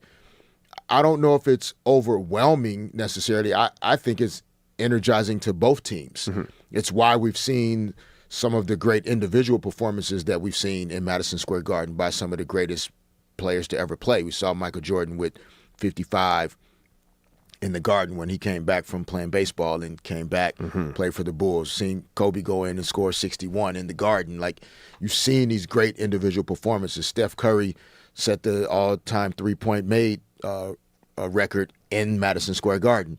So it's a place where these magical things can happen for both teams, and that's what is going to be really interesting about these two games in Madison Square Garden in Game 3 and Game 4 is that it sets itself up for like both teams to feel the energy and the magnetism of playing a game in Madison Square Garden, and all of a sudden, like, there's an individual performance from somebody on the other team that then transcends everything, and all of a sudden you have a series. And so we'll see. I want it to be all out battle royale tonight, man. Couldn't really agree more, dude. I just want to see this become a series, the series we expect it to be. And listen, as long as it's a game the way Game 2 was, because, dude, if nothing else, what a game. It was just that last 3 minutes, my heart was going in it. And you mentioned it, like, no real dog in the race, just want good basketball. We got some good basketball. Yeah. And I'm just looking for more good basketball as the series goes forward. Guys, coming up, you know them, you love them. They're our friends. They're your friends. Brock and Alex coming to join us right here live on the new 97.1 The Fan.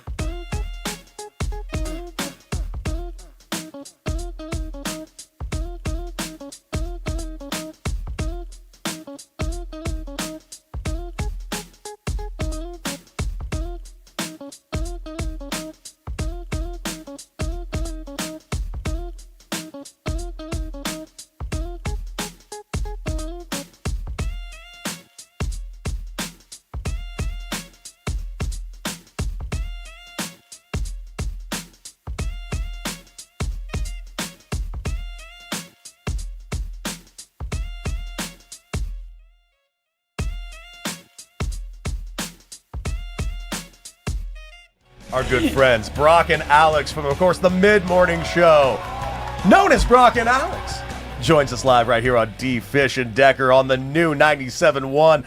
Guys, how was the weekend? How are you guys doing? Oh, we're doing great. What was it? What was the sports of the weekend? Was it Dodgers, Angels all weekend? Or did you guys kind of enjoy a very rare Sunday night off? Dude, it was so weird. It felt strange.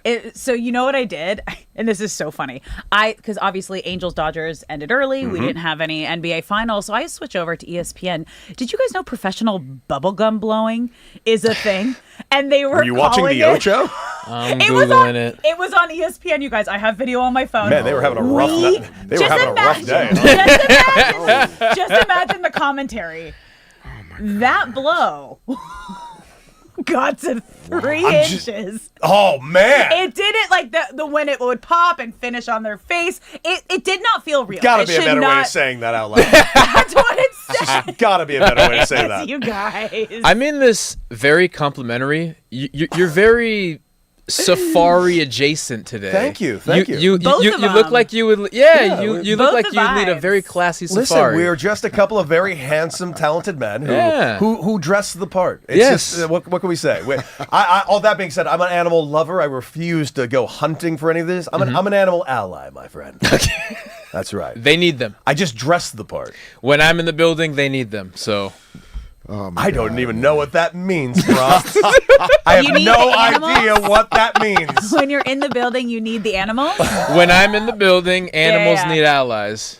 I will eat all of them. Oh, okay. Now I understand. Okay. Yes. This was going in a very dark direction. I'm so glad you specified. Hard reset on the morning crosstalk. We need a firm reset. Anyways, did anybody enjoy sports this week? Yeah, bubblegum and eating animals. That was a great stuff. I was at the game, the Dodger game on... The Friday one, right? On Friday one. And it was... good old-fashioned pitching duel. You picked a good day because that's a double day for you. That's a long day for you. It was an 18-hour day for me. That's a long day. And then that was the one night my daughter decided not to sleep through the night. Nice. Yeah. So we were up for like 24 hours. It was beautiful. It was my Sunday afternoon, I didn't have to watch anything really once the game was over because we had an afternoon game for the Dodgers. So I went to tournament baseball, which starts much younger than I thought. I didn't realize 9-year-olds are already on travel teams.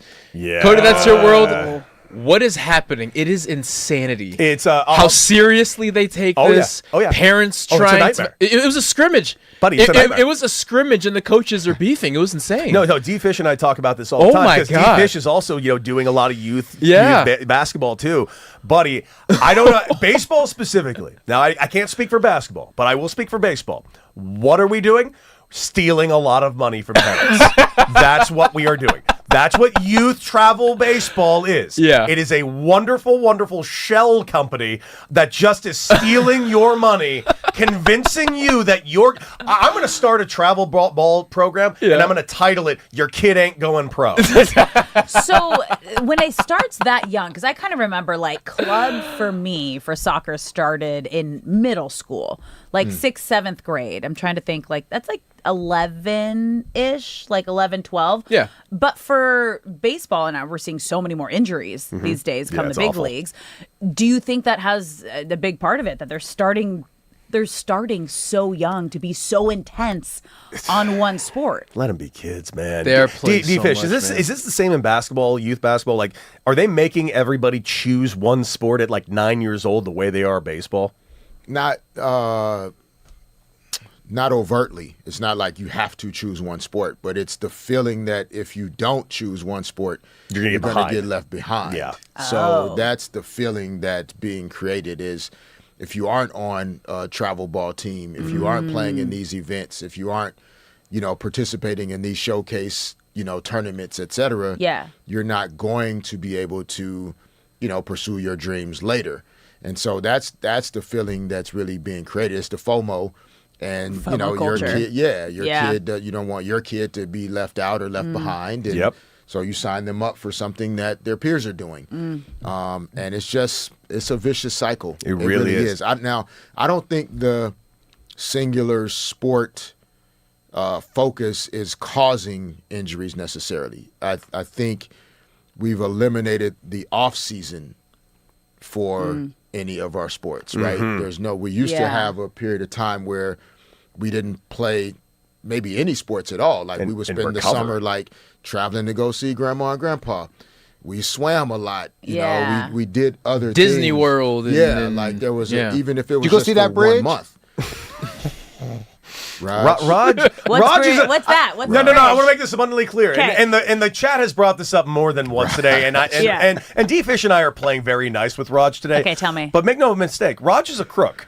And that is what we learned last week, and everyone's calling him Crooked Raj. What happened? I think the man's just out of pocket. He just all of a sudden throws in he's bringing up the fact that D Fish one time mentioned that there was a bridge between like Arkansas.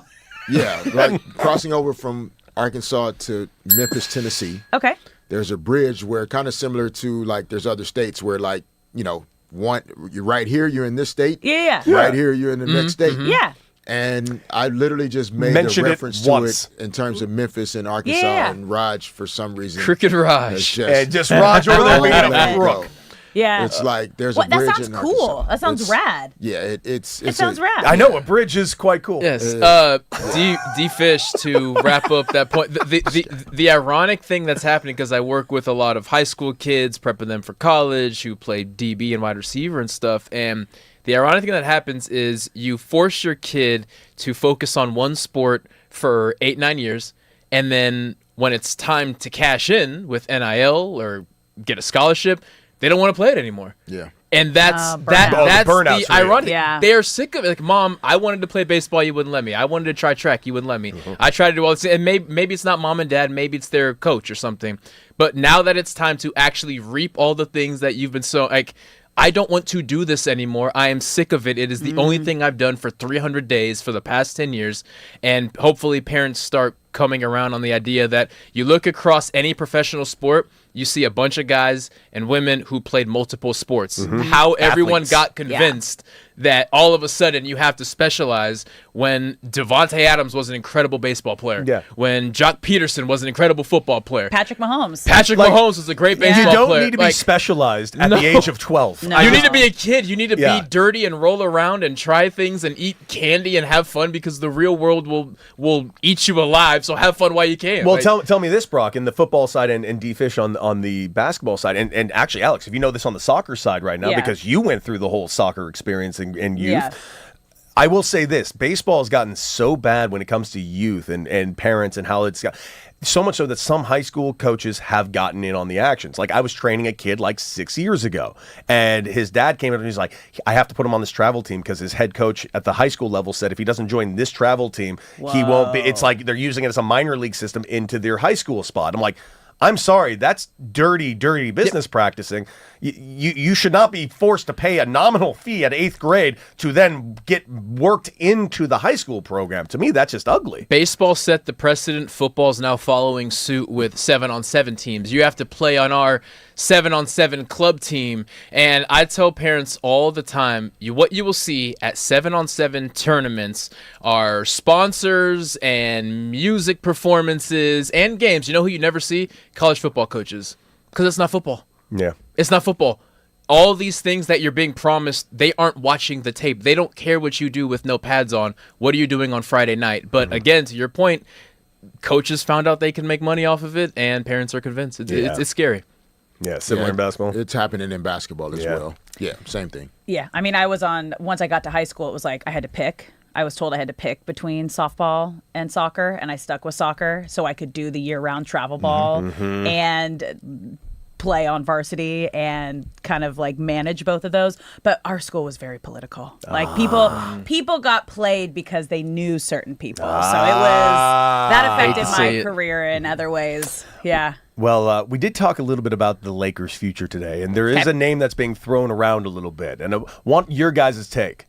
Do you think Sabonis would be a good addition to the Lakers? Brock? Yes, because it is expensive. Very, but it is clear that the path to the West is the front court. And anything that can benefit that. DeAndre Ayton tried as hard as he could. Some days he was there, some days he was checked out. And I see Sabonis, I see someone who shows up every single night. And that excites me. I don't think you can put a price on and getting the right fit. And if they think it's the right fit and it's what they need, it's their biggest weakness at this point, you got to go for it. I had not heard that, so this is gaining. It's reports, sources. Okay. We love D-Fish's favorite Exactly. things What? are sources and unverified reports. Oh, unverified. Okay, I was like, he's shaking his head here. So I'm like, Now, but the Myles Garrett thing, I don't know where that came from. Yeah, Right, Yeah. that was an unverified report until it wasn't. but that was fast unverified. That was like unverified in the morning, and then it happened. And then it was couple- verified 10 minutes later. like an hour Oh, later. it was amazing. I Which mean, is wild. it's clear that they need athletes in big bodies. He covers the big body side. Go find some athletes around him. I can get behind that. So what are we going to hear today on Brock and Alex? We got a lot of good stuff, but we're gonna start with that Freeway series, looking back, and no matter how good you are, sometimes you get humbled by the Angels. So- By the backup catcher who has a 5-for-5 game and 6 RBIs, which is 4 more than he's had in his entire career. Bottom of the lineup went at like 11 for 11. It was amazing. At like Joe one Adell point. had 4 hits. Yesterday the Angels You know looked like what? world But beaters. what did Mike Trout do? Nothing. All weekend he did nothing. Very Not surprising. a thing. That just it breaks my heart when you see them playing against each other like that. Like what could have been, and you see what Ohtani did. It kind of makes me giggle. Oh, stop. What? It does. Okay, fine. D-Fish, that's it for us. What a day it was. Yes, sir. My man. And of course, none of you want to go anywhere. You want to stay right here on the new 97.1 The Fan because Brock and Alex are next for the next 4 hours of your commute. D-Fish and I are going to go ahead and get out of here. You guys kick rocks and enjoy some sports. See you tomorrow.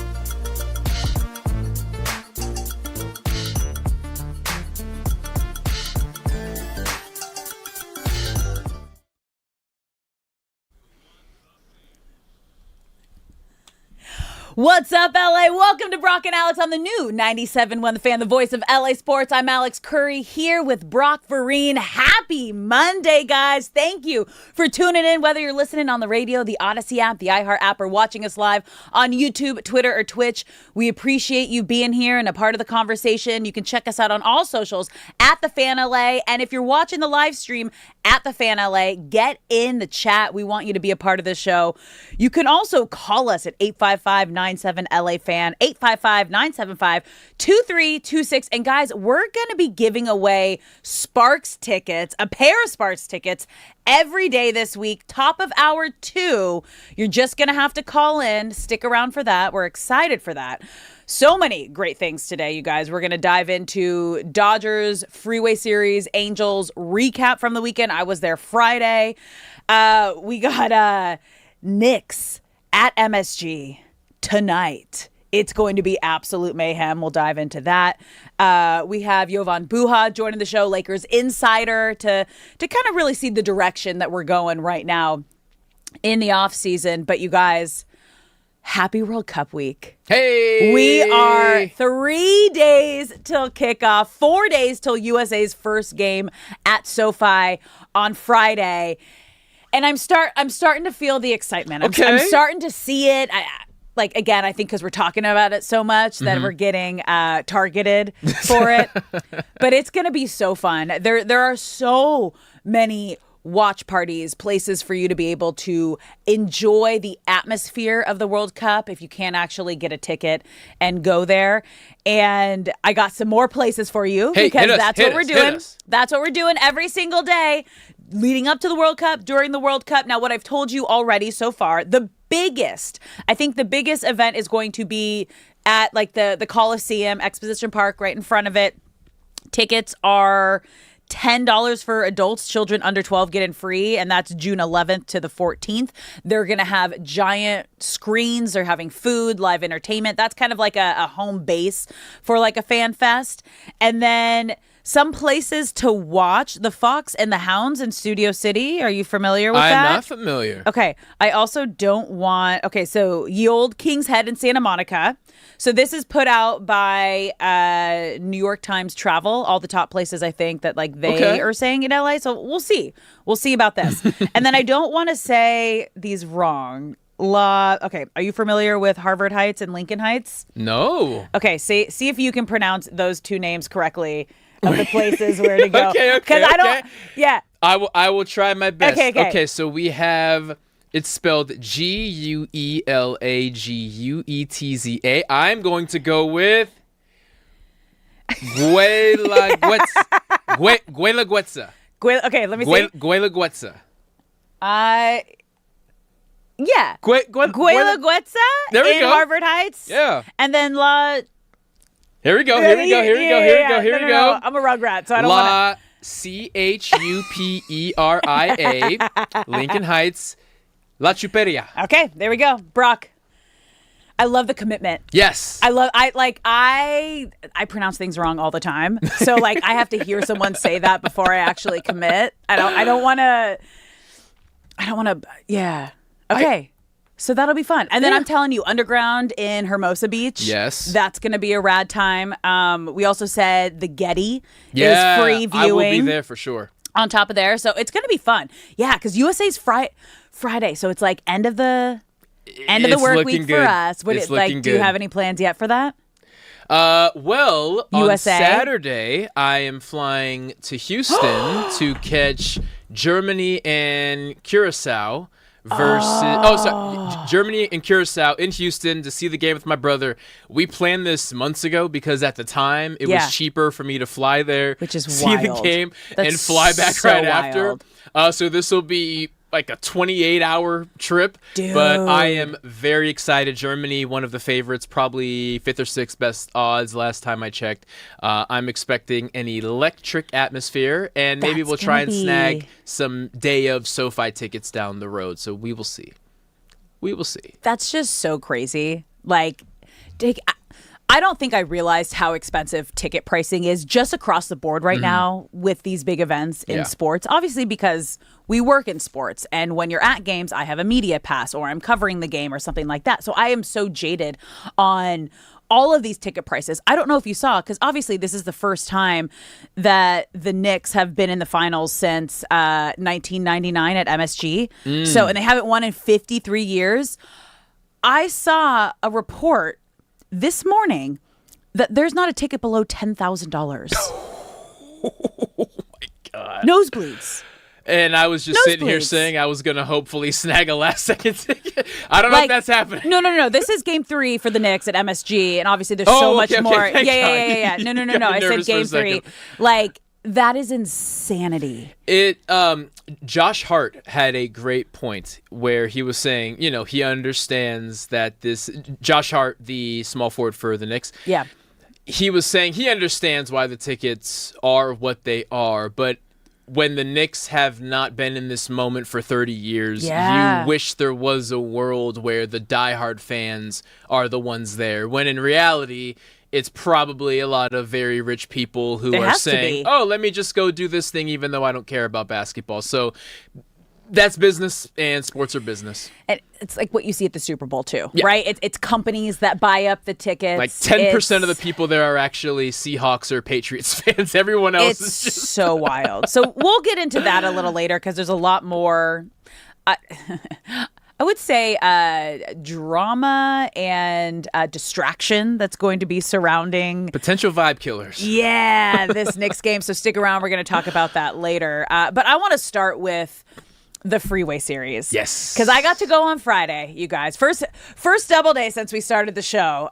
Thankfully, we got a good old-fashioned pitching duel, which is the fastest pace games you'll ever get in baseball, especially now that they have the pitch clock. But you got to tip your hat to Roki Sasaki because that was by far his best outing in Major League Baseball. Yes. 7 scoreless innings, striking out 10. But I think the most impressive thing was we saw, when I talked to Freddie Freeman and Dave Roberts after the game, they both said, I felt like they were maybe reading a script that was like so similar. Mm-hmm. Both of them said, this is the Roki we all heard about. Wow. This is the Roki Sasaki that we saw footage on pitching in Japan. And you really have to give these Japanese players a grace period to not only feel comfortable here, but get their confidence back as well, because everything is different. Like, obviously, the culture, the language, the mound, the ball, everything has like a little different feel to it. But the pressure of coming over and needing to perform in a foreign country that doesn't speak your language. And Roki talked after the game and he just said, I finally feel like I'm pitching like myself. Wow. I'm pitching with confidence. I'm trusting my stuff. And you could see that the moment that he was on the mound, and you could tell by his forkball because he was throwing it for strikes, and he just had such great stuff. And it was like a welcome to the big leagues moment for Roki. It was great. It was far and away the most control he's had. Yeah. Roki's thing has always been, we know how talented he can be, but until he can limit the walks, how hard you throw, how good your pitches are really doesn't matter. And that was the issue through spring training, crazy amount of walks.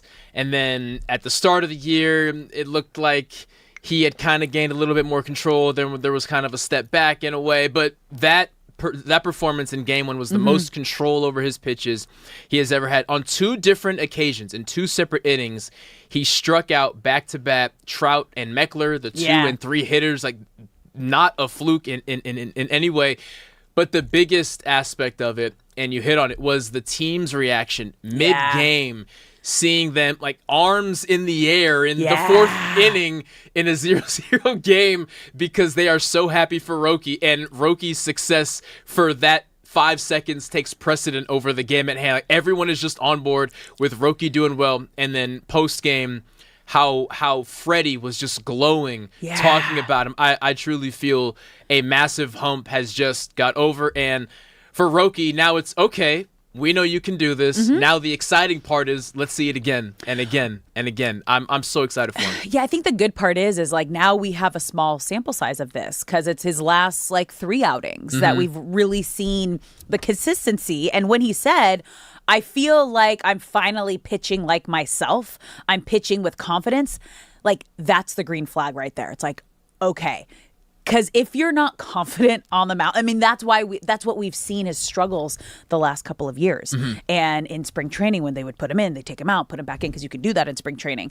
But it was really interesting because I got to sit with Bobby Valentine, MLB legend, who played for both the Dodgers and the Angels back in the day, just inducted into the Mets Hall of Fame. And then he went on to manage for a long time after his playing career. And he managed over in Japan for the team that Roki Sasaki played for. And he wasn't there during the time that Roki was there, but all of the guys that he coached and managed are now managing the team. So he had watched Roki and heard about Roki from the beginning of his career. And I was sitting with him in the booth watching the game.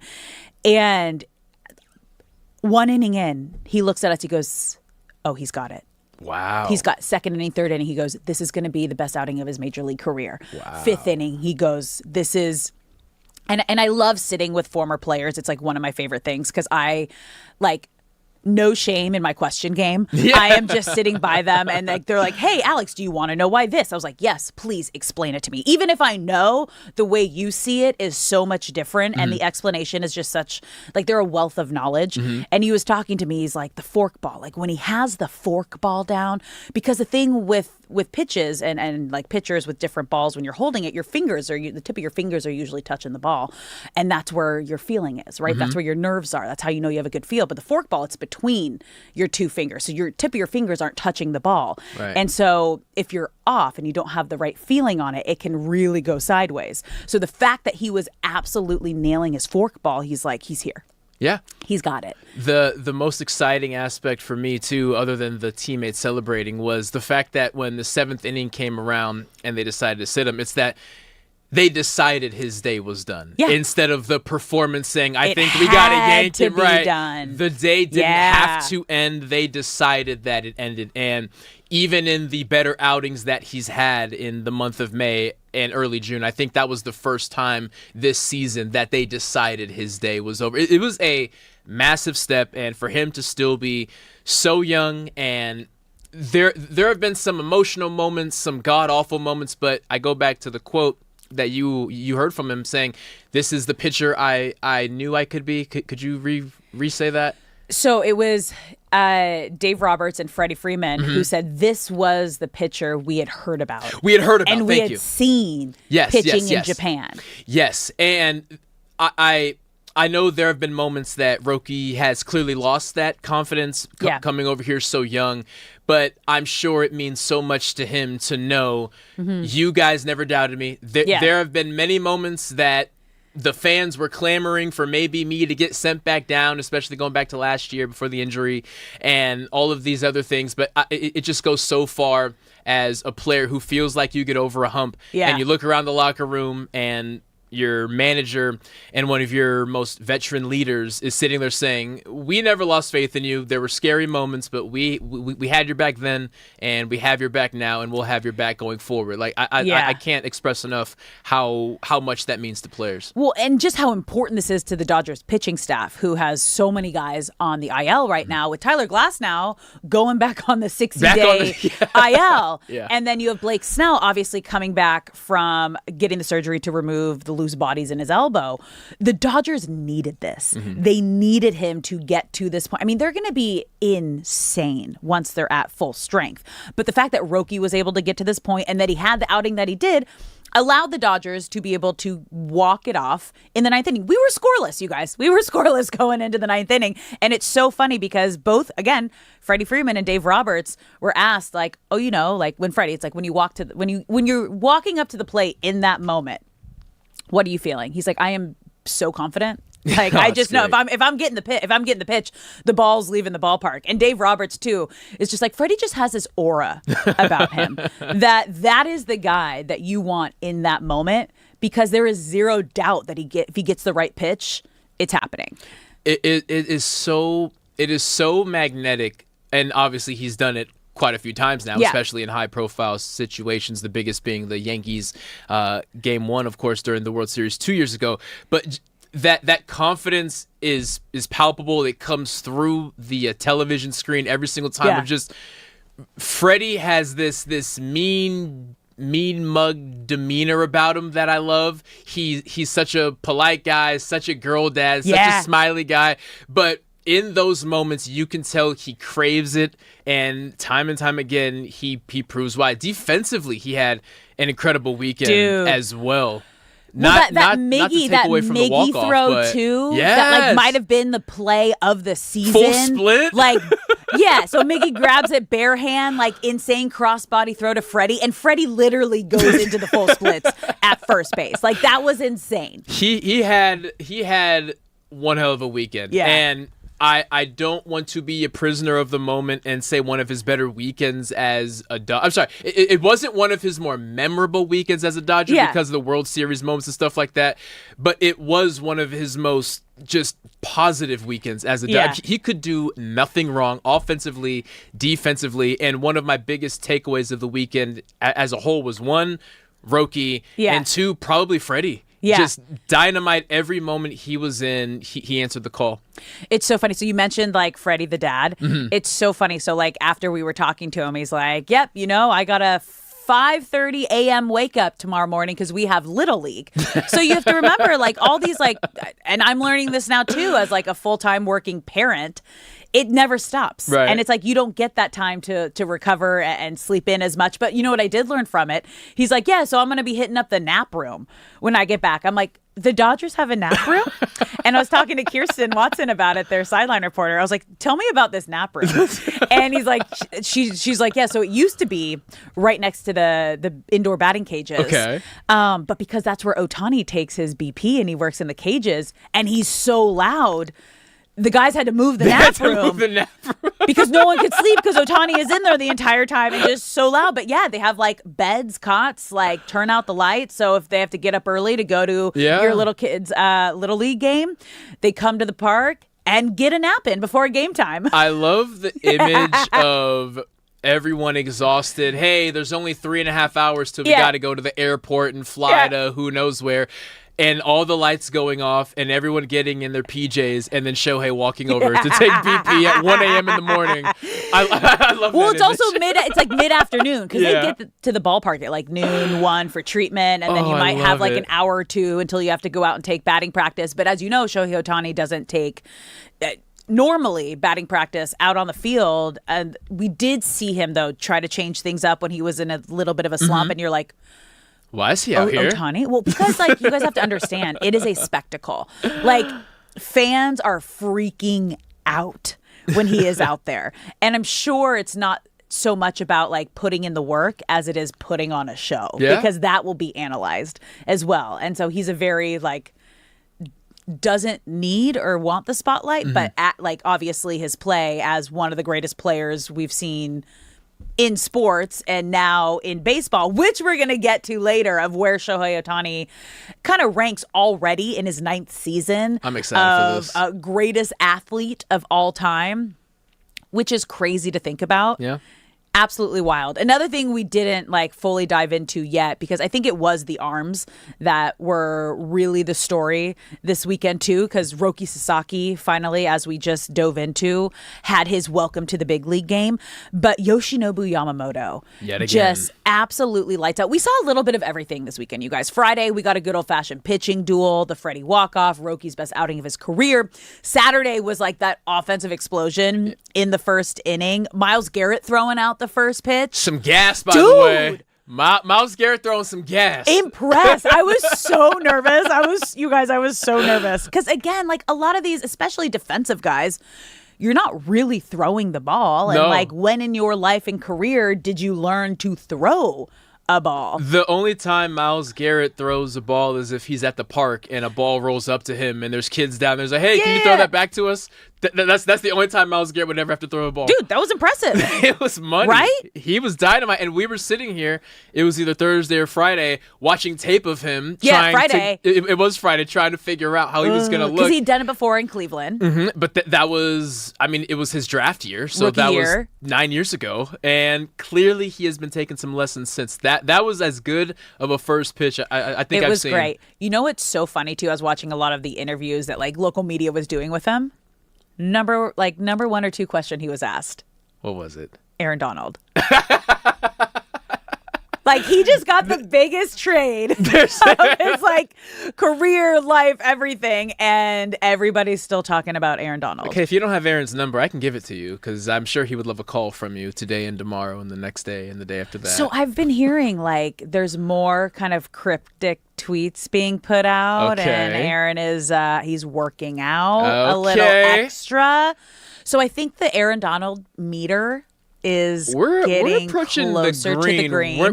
We're not in it yet. No, but we are flirting with green. I know. Oh, and it's so exciting. All right, we're gonna take a quick break here. You're listening to Brock and Alex on the new 97.1 The Fan. When we come back, we're gonna dive into that Yamamoto outing and continue that conversation of who do you consider the Dodgers ace? Is it Yamamoto? Is it Shohei Ohtani? Don't go anywhere. That's coming up next.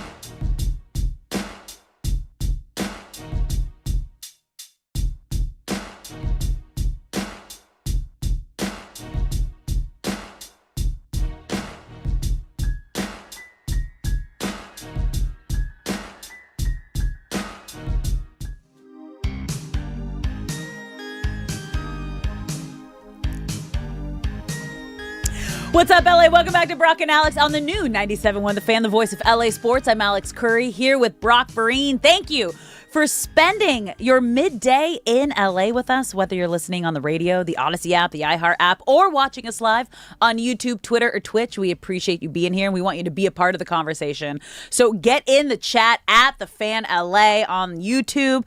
Also following us on all socials. Slide in those DMs. You can also call us at 855-97-LA-FAN, 855-975-2326. We want you to be a part of this conversation. And this will be a great topic to get involved in. Okay. We kind of teased it, and we've talked about it probably the last week too a bit, but who is the Dodgers ace? Is it Yoshinobu Yamamoto? Is it Shohei Ohtani? Do they have a dual ace situation here? I mean, we didn't see Ohtani pitch this weekend, obviously, but I think he's lined up to be pitching in, would it be? Not confirmed, but I think it would be game 2.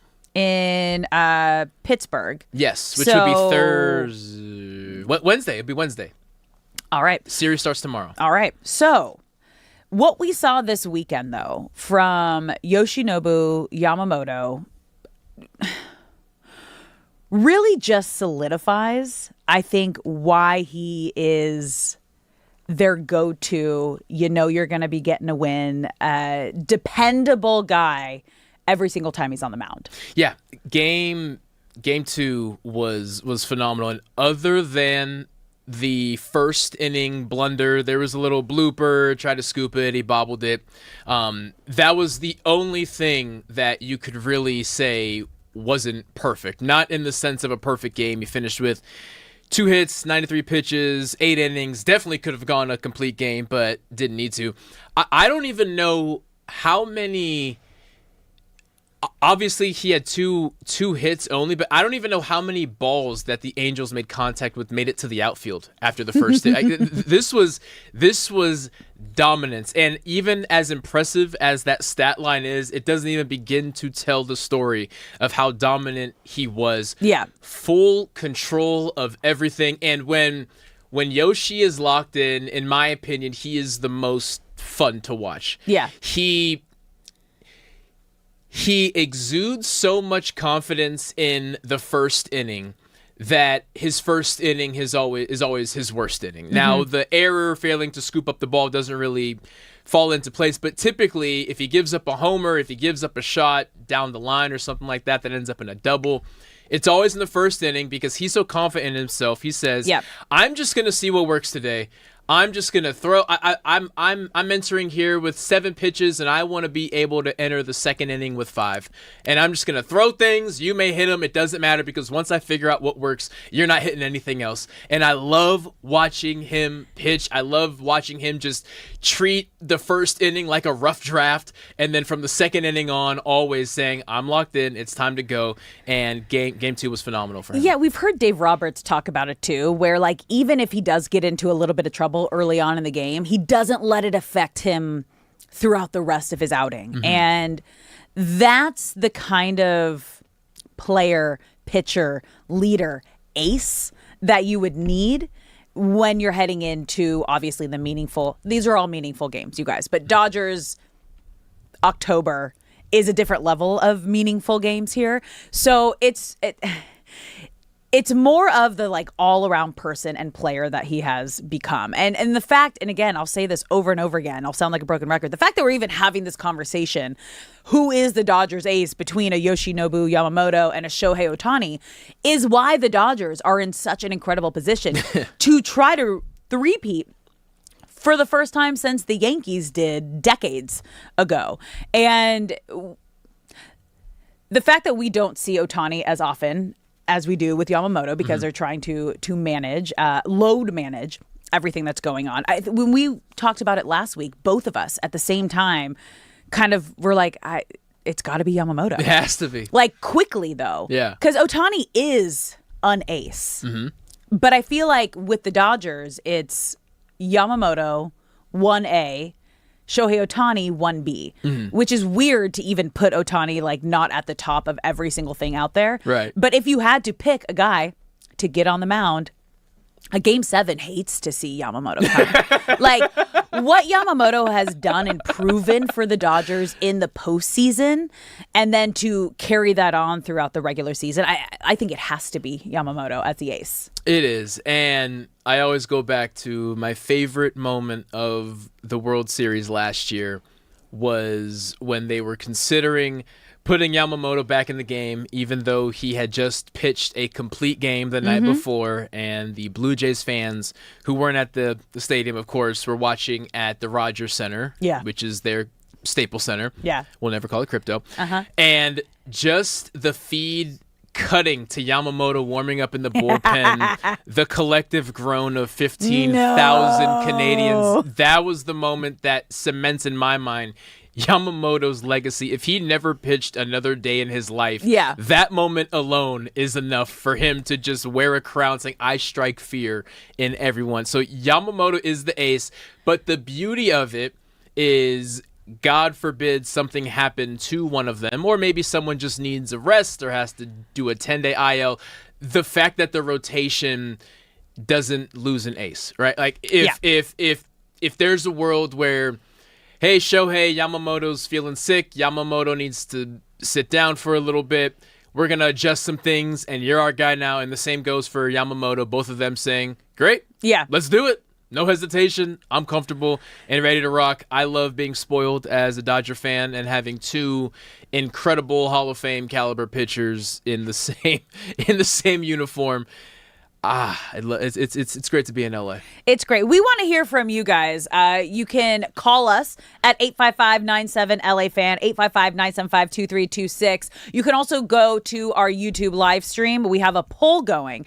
Do you think it's Yamamoto or Ohtani as the Dodgers ace? Because you know what? You can make an argument for either, and we want to hear from you. We want to know what you think. Let me ask you something. Okay. So if the postseason started today, and I found myself thinking this during Game 3 when things got a little out of hand and I had to start thinking about other things because the game itself was incredibly lopsided. Yep. If the postseason started today, we'll say we want a 5-man rotation. Yeah. Yamamoto, Shohei. I would argue that Robleski has earned his right in there. And has Roki earned himself in there? In which case, between Glasnow and Snell, someone has to be you're not necessarily in the rotation, but if we need you, you're there. Or if Glasnow and Snell are healthy, is it them and Roki is still that you're kind of floating around in case we need something? No, I think if Roki continues to build off of what we saw on his last 3 outings, there's no way you can keep him out of the lineup. I think we have Yamamoto, Ohtani, Roki, and then it comes down those last 2 spots. And in the postseason, you're really only having a 3-man rotation. Right. So that's the crazy part too. Who are your top 3 guys? And then you're using the other arms as like long relief. So say they can only really, like, if something happens, they need to come out early or they're getting lit up. It's like, okay, next starter up, which is crazy to think when you have a Glasnow and a Blake Snell. But Glasnow just got put on the 60-day IL again. Which is Blake why I Snell bring it is up. coming off of surgery. So I think they are the latter 2 options. Robleski will probably be that number 4 spot now. And then pending how much time they get in, kind of like their spring training, you got to get back into pitching shape and your timing and your velocity up, and where are they going to be come September? Because start of September, I think, is going to be really telling in terms of, is this someone that we can trust going into October? But pitching was crazy this weekend. We saw everything, obviously, from Friday, Roki's best outing, Saturday, Yamamoto, and then Sunday. Like, the Angels just absolutely dominated Emmett Sheehan.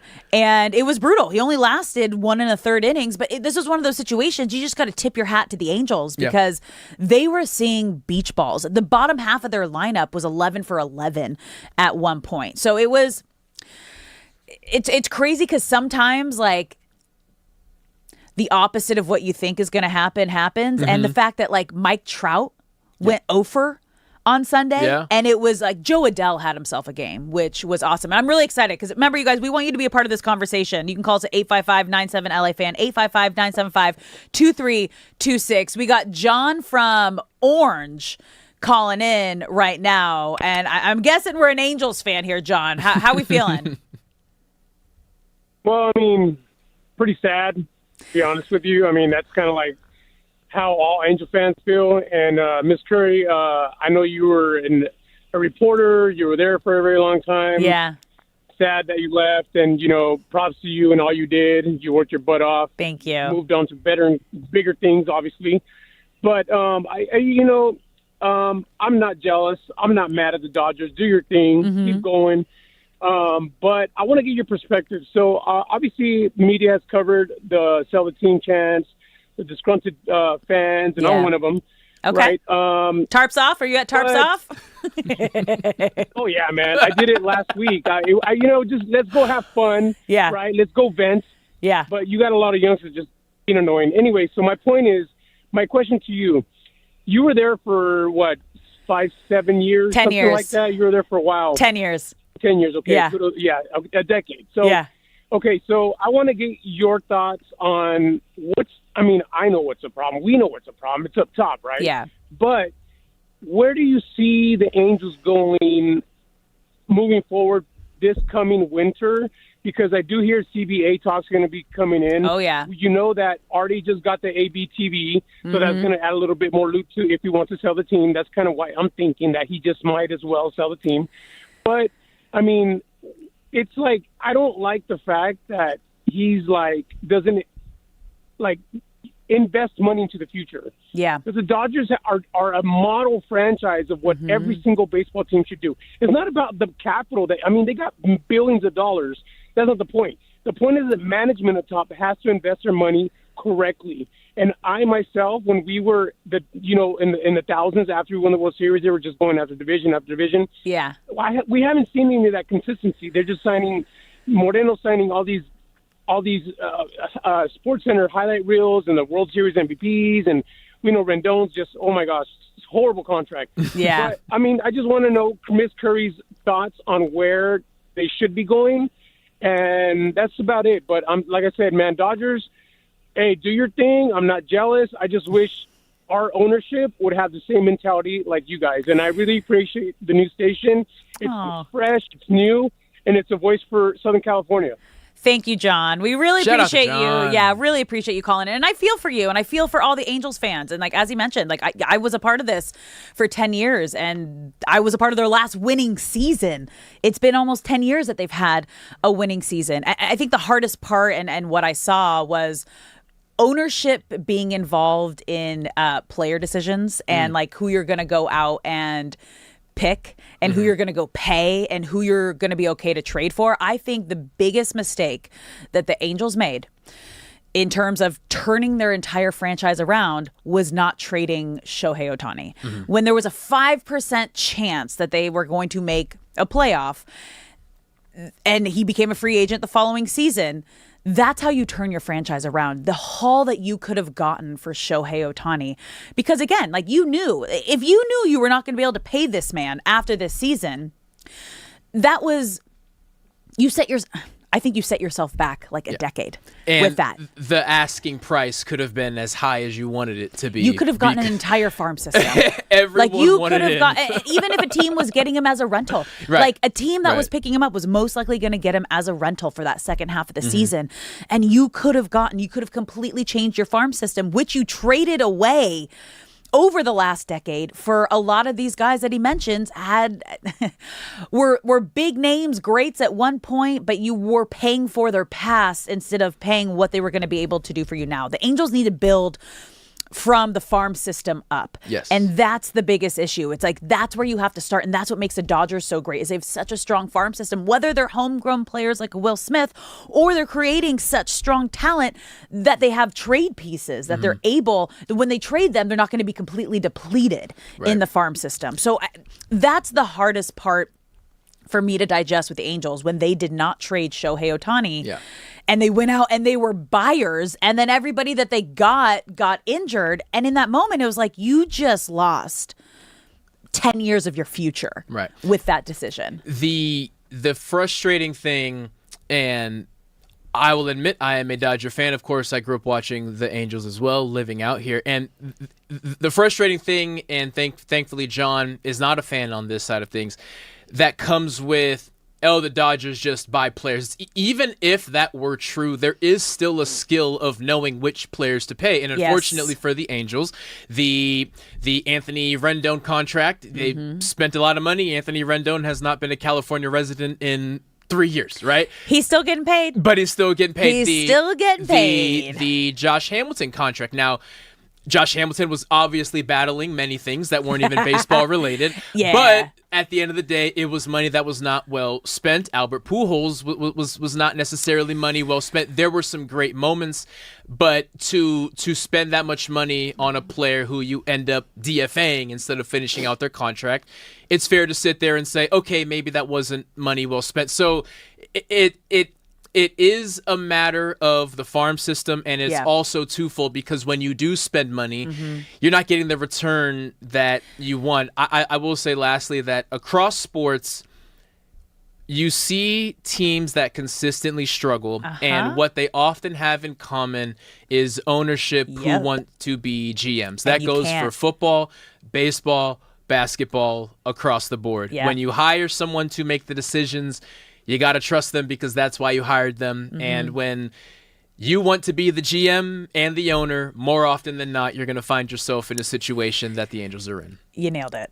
Yeah. Right there. And that is the biggest issue that the Angels have, is that Perry, their GM, isn't able to 100% fully make the decisions and calls that he should be and knows how to make, and basically do the job that you hired him That you for. hired me to do. Yeah.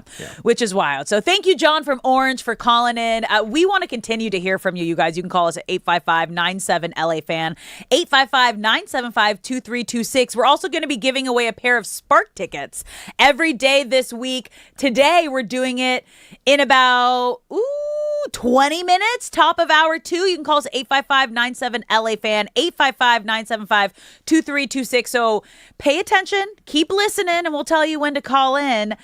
Coming up next, do you care, LA? We're going to hit some of the hot topics around the world of sports. Don't go anywhere. You're listening to Brock and Alex on the new 97.1 The Fan.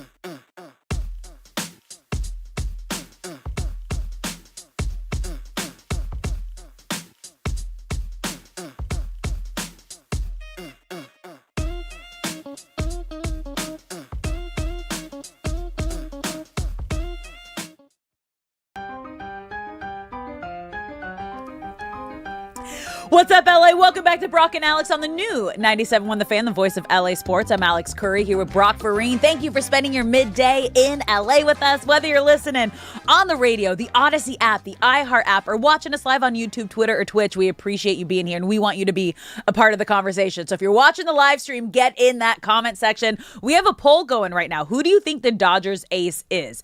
Is it Yoshinobu Yamamoto? Is it Shohei Ohtani? If you were listening, we gave ours earlier, but I want to hear from you, LA. I don't know what you think. You can also call to 855-97-LA-FAN, 855-975-2326. We're giving away some Sparks tickets in about 15 minutes at the top of the next hour. But right now, it is time for Do You Care, LA? What is up, guys? You! A new week. I think this is week 4. Week There you 4 go, of baby. Do You Care LA? Let's do it. We got a lot of news to talk about, and we want to get right into it. Knicks finals tickets prices are crashing all the way down to $4,749. So if you want to buy a flight, they're a little bit cheaper.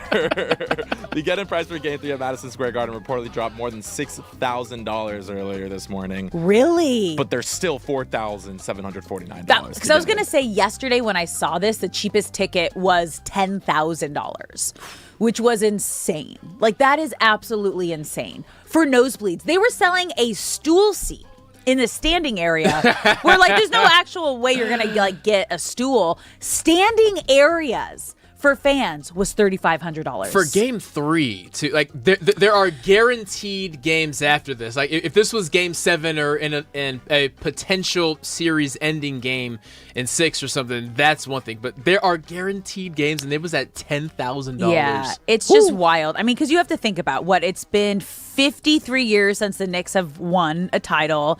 First finals game at MSG since 1999. So, I mean, these are fans that have been waiting like almost 3 decades to be a part of this moment. But that's insanity to be spending that much money on a single game. A stool for sale is blowing my mind right now. A girl I follow that hosts a show, is an influencer and like big Knicks fan over in New York, like posted, like she was in the queue for 4 hours and the only ticket that was available was that stool. That was, and the funny thing about that is I'm sure they had all the seats set out, and then someone went to the bathroom and opened the wrong door, went in a closet and said, I found a stool here. We got stools. Why don't we start selling some Let's stools? make some more money. Now, these are all resale, right? So, like, all the bots, like, basically bought all the tickets, and now this is the crazy resale market. That's my understanding, which means there's potential that this will continue to crash, and I hope it does. That's wild. I hope it does. On to the next one, guys. We're staying with the Knicks for this one. Okay. Knicks fans are losing their Game 3 watch parties outside MSG. Why is that happening? They reportedly canceled all Game 3 watch parties because President Donald Trump is expected to attend and had security planned around the arena. That means no watch parties, no vehicle access, no pedestrian traffic in the secured area. Dude, it's going to be crazy getting in the game, too. There is a no bag policy. So normally you're allowed to bring little clear bags. You can't even bring in the clear bags. Like the Secret Service, everything else on top of it. This just feels like a vibe killer for me right now. And if he's a Knicks fan, I don't know if he is. You would think you would not want to disrupt this insane streak and run that they're on right now and be that distraction. As great as the on-court basketball has been, the coolest thing about this is the mayhem in Manhattan. Of the fans running around, screaming, filming themselves, the watch. Like this was the best part of it, and the only good thing of not playing championship level basketball for almost 30 years. Yeah. The only good thing of that is when you come back, you feel the cathartic release of it. And now that's not going to be there tonight. Dude, it's going to be a completely different vibe. My question is, will he be sitting courtside or will he be sitting in a box? Because I think that's going to have a big factor. And that can change a dynamic too. And it doesn't even matter whether you're a president, rich, broke, whatever, to take something from tens of thousands of people for you, it will just never sit right with fans. That might be the only person that would be a distraction. Right. Yeah. Because of how strongly people feel on both sides. It's a vibe killer, and since I'm rooting for the Spurs, I will say the single so you're happy. You're happy about the single this. funniest thing that could happen is the Spurs win 4 in a row starting tonight. That is the only that is. So is this? So if it happens, like in a weird way, they're gonna blame them. They're definitely gonna. You blame have them. to. Fans will. You gotta blame them, dude. And like Knicks fans are gnarly. Okay, we're gonna dive Spurs deeper into Game 1 when we come back. We're also giving away Sparks tickets in 5 minutes. Don't go anywhere. You're listening to Brock and Alex on the new 97.1 The Fan.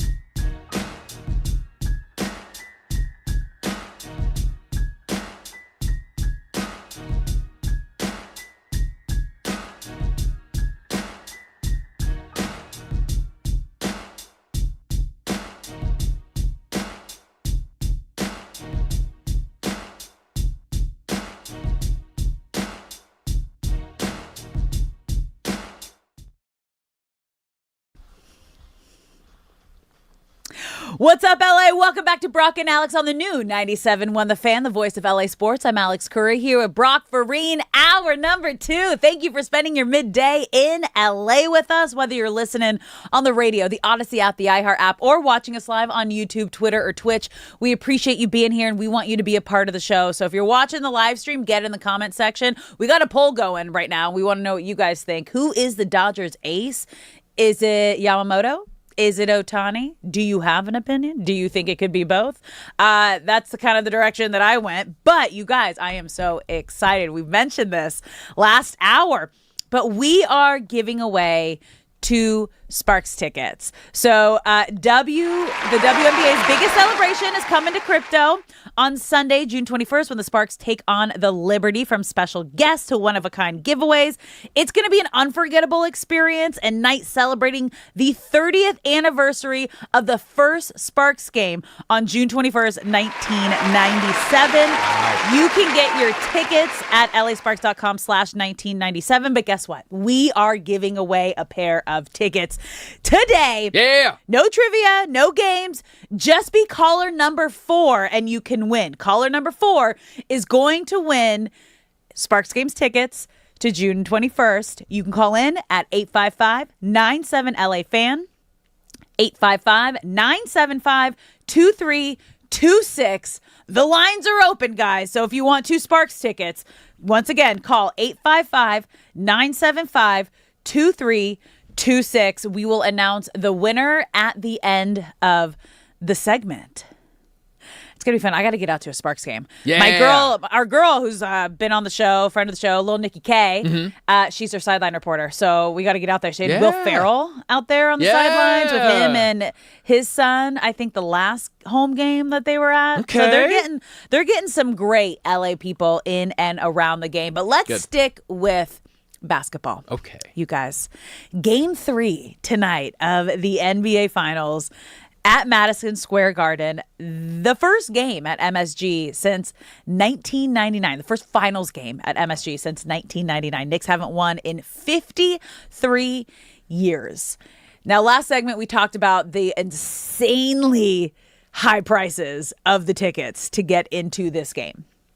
When I looked yesterday, the cheapest ticket was $10,000. Shay told me today they've dropped like $6,000. So now the nosebleeds are at a more reasonable $4,000. Still absolutely insane. I saw someone post on social that a bar stool in the nosebleeds was like $3,500. Like, it is absolute insanity. But game 3 going into tonight, and it was crazy because we were watching game 2. I was at covering Angels Dodgers, and we had it on in the press box. Okay. And after, like, Spurs needed to win game 2. Yeah. Like, if there was any chance of them making this a good long series, they had to take game 2 at home. You can't lose both games at home.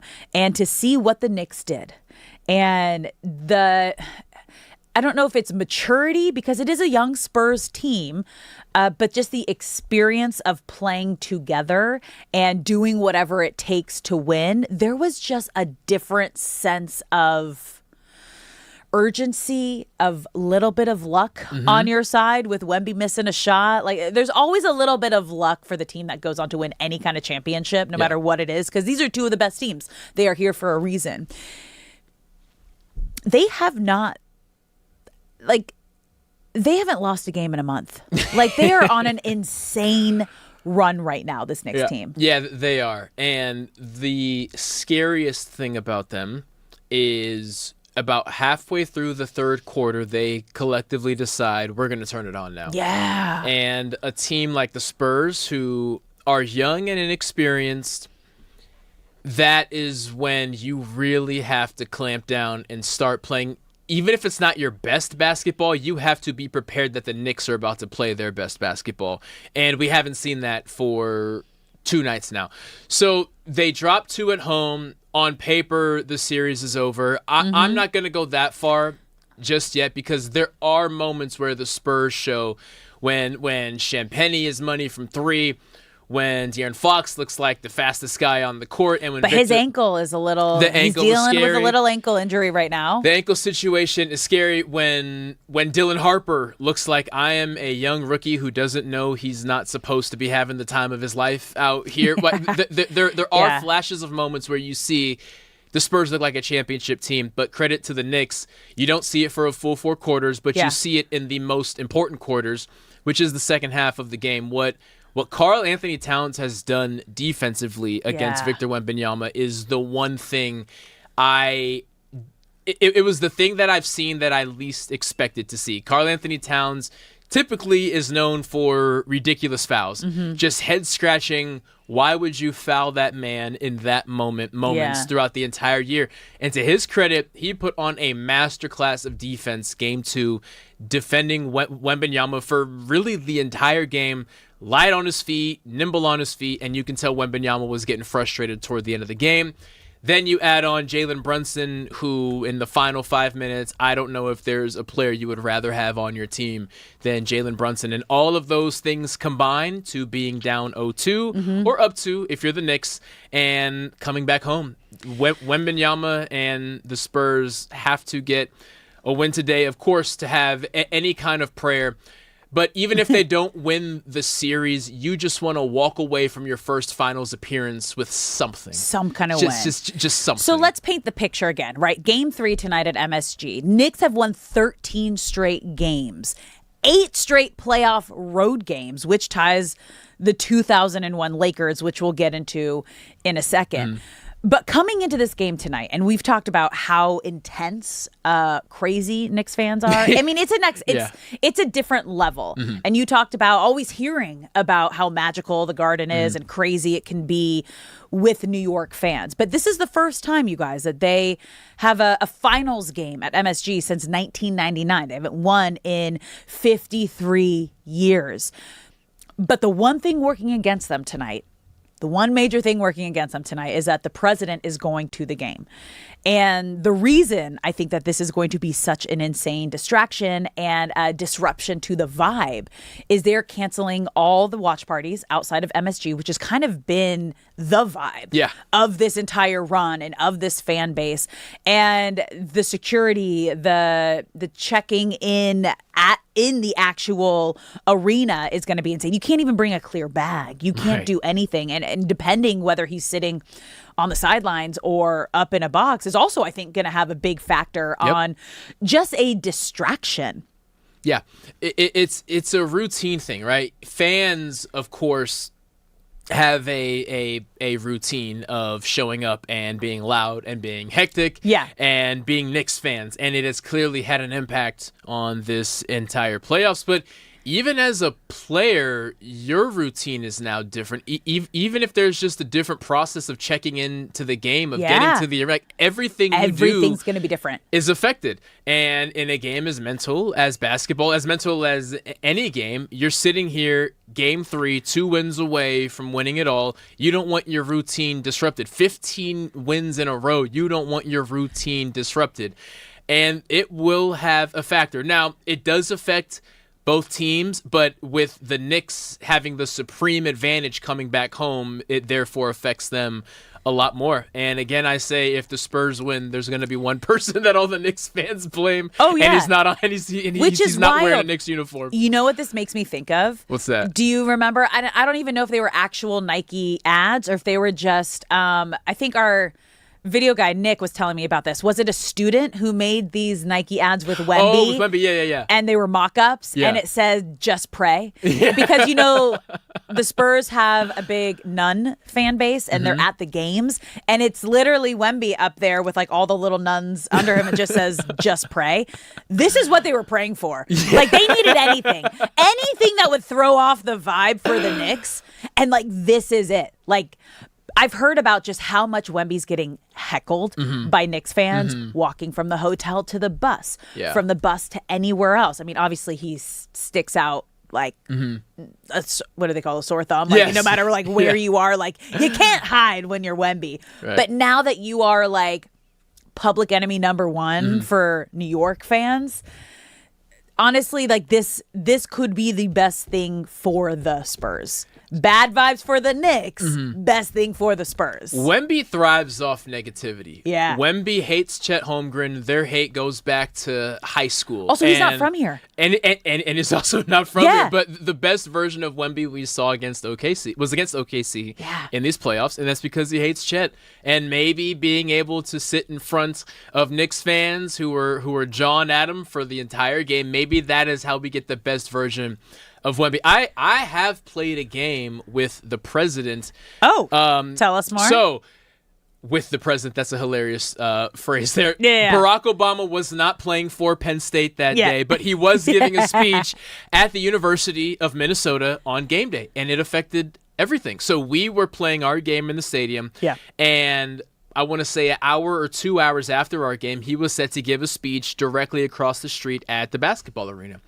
Everything changes as a player. The route that our bus took to the stadium changed. The time we had to be at the stadium changed, which means we had to wake up earlier because it was going to take longer to go through clearance because they had to go through all of our stuff. You have Secret Service. Everything. Even post-game, how the way that I had to go back from the stadium to my dorm was different. So it affects fans and their enjoyment, which kills me because Knicks fans, it's going to kill me to say this, deserve this more than the players in a sense, because a lot of these Knicks players weren't even alive the last time that the Knicks were in this situation. None of them were alive the last time that they won.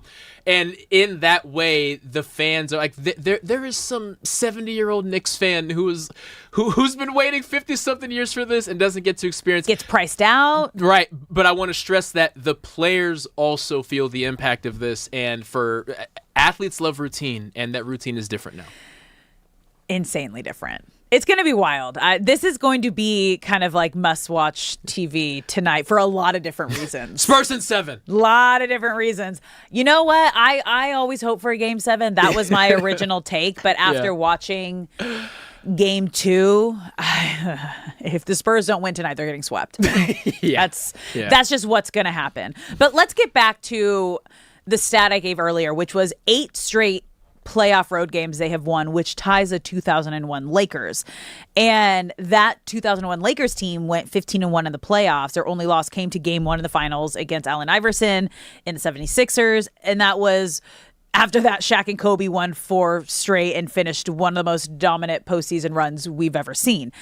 However, obviously, we're seeing a different situation because the Knicks have not lost a game. Right. Like, this might be one of the most dominant postseason runs we ever see. And it's with a team that hasn't been in this situation for decades. Yes. And God, you're making me compliment the Knicks so much today, and I don't like it, but it's true. Damn you, Scuba Steve. What makes this special? So let's start with how Lakers fans and really just a lot of Knicks haters, myself included, want to attack if the Knicks do sweep the Spurs. You sit there and the first thing you say is, well, it's the East, and the road that the Knicks took was so much easier than the Spurs. That doesn't make sense, because if you sweep the Spurs, you swept the best that the West has to offer. Another reason why I think people are hesitating people outside of New York are hesitating to put the Knicks, even if they win in a sweep, in the same conversation as the 0-1 Lakers, is because of the star power. That Lakers team had stars, but I feel the Knicks' lack of star power in a scary way actually makes it more impressive, because on paper, you had Derek Fisher, you had Kobe Bryant, you had Shaquille O'Neal, you had a loaded roster, whereas you look at the Knicks, you have Karl Anthony Towns, who Minnesota didn't want anymore. You had Jalen Brunson, all 6'2" of him. You have Josh Hart, whose main thing is he just gets a lot of rebounds. Like I almost have to give them the edge here if they were to pull off the sweep, just because that Lakers team was so far more talented. I mean, tenfold more talented. And for this Knicks team to do the same thing with half the amount of talent, it is impressive. Again, I don't like complimenting New York teams. I don't like complimenting the Knicks, but if they pull off this sweep, it would be undeniable. I mean, it's incredible because, as you mentioned, all like the massive superstars that the Lakers had at that moment. The Knicks are showing kind of like what a modern winning franchise looks like in this day and age, because we don't have like the big three that we had decade, like was that not 5 years ago? I mean, I would say since the Celtics put their team together, and then Miami really took it and ramped it. So we'll say since 2010 to make it a clean number. We're seeing a transition into kind of like what the new era of the NBA is going to look like. And they're not just relying on one superstar to get it done. They are a complete team, which is what we saw in OKC, which is what we saw with the Spurs building around a player like Wemby. But this is becoming the blueprint, I think, that every franchise, especially the Lakers, who are in a big, not rebuild, but reconstruction of building around Luka Doncic over the next 3 years. And how do we get back to this point? And it's because they have everything. They're winning with the defense, the size, the depth, and the team chemistry. If you've heard these guys and you've seen them on the mic after games, they're selfless and they play for each other and they play for the betterment of the team, opposed to needing to do and worry about yourself and your accolades and your numbers. And you can see that translate on the court for a lot of these guys. You absolutely can. And the strategy is shifting. You look at the Knicks, who, of course, they have their starters, but Mitchell Robinson getting 14 minutes off the bench. Landry Shamet getting 30 minutes off the bench, shooting 60% from three or something crazy. Jose Alvarado, Miles McBride. And then you look at the San Antonio Spurs. You get the veteran in Harrison Barnes coming off, getting some minutes. Keldon Johnson being a key factor, 6th man of the year type of numbers. Dylan Harper playing 32 minutes. So there, on one hand, the how you construct an NBA roster is shifting, but that should actually be motivating for the Lakers, who are bringing in a bunch of numbers gurus, analytic guys who aren't out there trying to find stars. They're saying, well, if the Knicks and Spurs can develop deep teams with little star power, but they can go 9 or 10 deep in a final series, we can find some guys too. Like, we can find a Josh Hart, funny enough, because he used to be a Laker, but we can go out and find someone who knows their role and can solidify their role and just, hey, do that one thing better than everyone else. And we're going to be great. And I find motivation for the Lakers out of the fact that these two teams that have stars but are not star-driven, it gives me hope that the Lakers can go out there and find some gems that can give you 15 minutes a game doing one thing very great. That's a great way to put it. They have stars, but it's not star-driven. It's a complete team effort, and we're seeing that when you put the right pieces together, you can beat what you think is an unbeatable team. Yeah. So that's fun. All right, you're listening to Brock and Alex on the new 97.1 The Fan, the voice of LA Sports. Now, at the top of this hour, we said we were giving away Sparks tickets. All you had to do was call in at 855-97-LA-FAN. And guess what? We have a winner. Hey! Griffin Geller, you are caller number 4. You are going to the Sparks Liberty game on June 21st, celebrating the 30th anniversary of the first Sparks game ever. How are we feeling? Woo! I am so excited. I've been a Sparks fan for a while.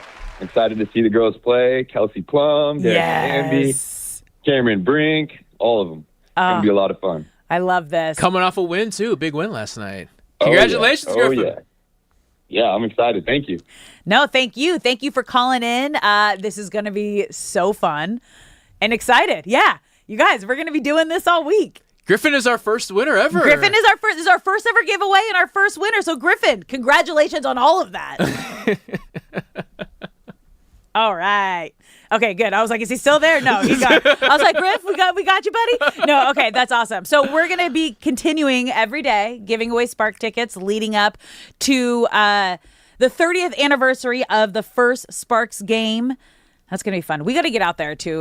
We got to do like We're gonna have show. a family we haven't outing. done a trip. We haven't done a family outing yet. We're going to have a family outing. But both at of us are Sparks out of game. town this weekend. This weekend, You're it going will to not World work. Cup. Yes. I'm going to San Diego for my Got a husband's concert. show at Petco Park. Yeah. Pepper and Sublime, which is going to be awesome. So We're going to have a family outing to a Sparks game sometime soon. That is a fact. All right. Let's go. You're listening to Brock and Alex on the new 97.1 The Fan, the voice of LA Sports. When we come back, where would you rank Shohei Ohtani on the all-time athlete list. Is he top 5, top 10? Don't go anywhere. That's coming up next.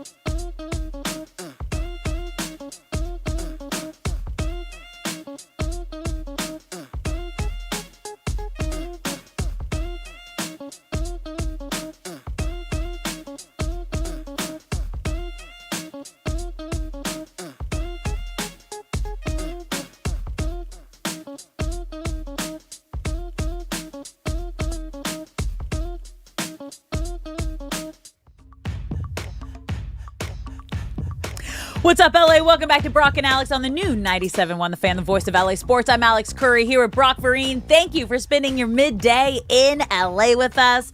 Whether you're listening on the radio, the Odyssey app, the iHeart app, or watching us live on YouTube, Twitter, or Twitch, we appreciate you being here and we want you to be a part of the conversation. So if you're watching the live stream, get in the comment section. We have a fun poll going on today. Who do you think is the Dodgers ace?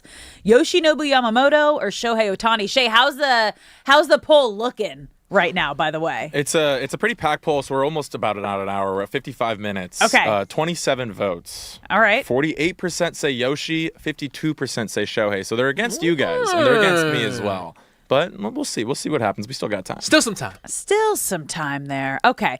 So with that, wait, you said 50% is Shohei. 48% are Yoshi, and then 52 are Shohei. Okay. Well, it's hard to argue when you are the greatest player in the history of the sport, which gets us to our next conversation. Where would you rank Shohei Ohtani all time as an athlete right now? And it's hard for me to you got to remember, Shohei Ohtani's in his 9th season in Major League Baseball. He is still in his prime, but in that career, entering his ninth season right now, you guys, he already is a 4-time unanimous MVP. He's won 2 World Series. He won Rookie of the Year. 5-time DH hitter award, 4-time Silver Slugger, 5-time All-Star, Commissioner's Historic Achievement Award, obviously 1 gold with the WBC for Team Japan. But he's still just in the prime of his season, of his career, which is crazy to think. Like, I would put him at the top of greatest baseball player of all time already, even just in his 9th season in Major League Baseball because of what we've seen. But when you look at all-time great athletes, and a majority of these people that you see in like top 10 lists are retired. Yeah. Right? Yeah. So minus like a LeBron James. I would think LeBron James and Shohei Ohtani are the 2 names that you float around that are, and we're so lucky that they're both playing in LA right now, that are playing right now and would be considered the greatest of all time, at least a top 10. Agreed. Actually, wait, Serena just announced her unretirement. I forgot that she did that. that she's coming out of because retirement. we don't want her to. You guys, this is really hard for me, especially like you went out in such a beautiful way. Oh, that speech with Venus, about Venus, and it was insane. Perfect. And the other part that we talked about, like her biggest thing right now that we've seen is she is the face of that Roe. I don't know the exact shot, but I'm guessing it's like an Ozempic. It's like a weight. Ozempic adjacent. It's something. GLP. It's technically called. So, again, is that considered a performance-enhancing drug? Does it help you? Does it hurt you? What are the side effects of a professional athlete using that in the middle of, again, you've been retired for X amount of years, and no judgment to anybody who needs that or is going to use that. But when you're talking about a professional athlete, that's kind of where I have a hard time with all of that. And it's not even a Serena-specific thing. No. It's just for an athlete who at that level, you are counting every single calorie. You are tracking your heart rate. You're tracking... You're pushing your body to the extreme. You're tracking every single thing that your body is doing. And to my knowledge... I would guess that the GLP would affect a lot of things heavily going on in your body. Yeah. And I could see that. That complicates something. So should we run through our list? Well, actually, let me ask you this. Okay. Where does Shohei fall within the top 10 or out of the top 10 for you? And if he is in the top 10, is he in the top 5? It's hard. So, like, I have Shohei Ohtani in the top 10. Okay. Top 10. I need to see, again, with a lot of these guys and women and what they've done throughout their career, not only changing the game, which is what we've seen Shohei Ohtani do already. When you look at here, we'll pull up Serena Williams, right? 39 Grand Slam titles. 73 WTA singles titles, 4 Olympic gold medals. Good God. Like, it is just absolutely 23 Grand Slam single titles. Like, it's hard once you have, like, the length that a lot of these players have had. But for what Shohei Ohtani is doing for the game of baseball, something we have never seen before.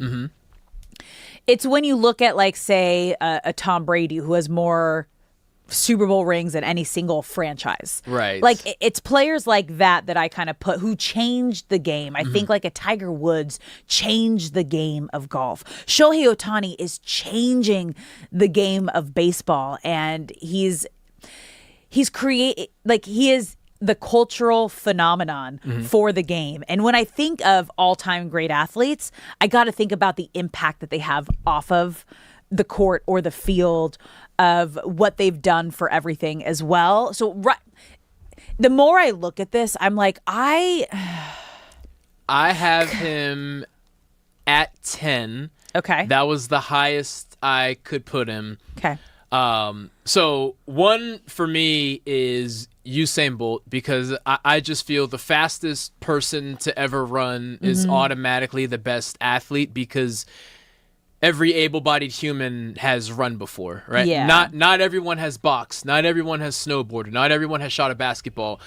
Everyone has tried to sprint. So the fact that you can do the thing that everyone has tried to do better than everyone else, personally, that will always put you at number 1. Muhammad Ali I had at number 2, just because when you think of Muhammad Ali, you think of his speed and his finesse. And as a heavyweight boxer, like you look at his rivals, Sonny Liston, Frazier, George Foreman, you think of their power. So the guy who is among those names as a heavyweight, being known for his speed as a counterbalance, to me puts him at number 2. 3, I had Floyd Mayweather, just because when you are 50-0, maybe he's 51-0 right now, I do not sign off or abide by the fights that he is doing now. But go get your money, my man. But Floyd Mayweather's there. I say the top 3 because now we get to number 4. And while Shohei is the highest ranked player on my list that only plays baseball, we have someone who spent 9 years playing baseball, and that is Deion Sanders at number 4. 14 years in the NFL, 9 years in the MLB. And I will end with this. September 1989. I was not alive for this, but I did watch the documentary on it, where you could argue the greatest week an athlete has ever had. Deion Sanders hit a home run for the New York Yankees on September 5th, and on September 10th of that very same week, scored on a 68-yard punt return for the Atlanta Falcons. That alone honestly puts him in the top 5 for me. But why I count off my top 4 is because Shohei is the second baseball player on my list. I had to shout out Deion Sanders there. Okay. Love that. Yeah. It's hard because, like, a lot of these too, like, athletes that are Olympic athletes opposed to athletes that are playing in a league. Right. It's just your timing's different. It's Olympic athletes, like our most decorated athlete of all time might be Michael Phelps. It has to be. Like, he also is a top 10 all-time athlete, but that is something that you only see every 4 years, which is hard because a lot of these athletes you see on a year-to-year basis, or you did growing up. So I have a really hard time going between, like, my top 5. Let's hear it. Are all just like,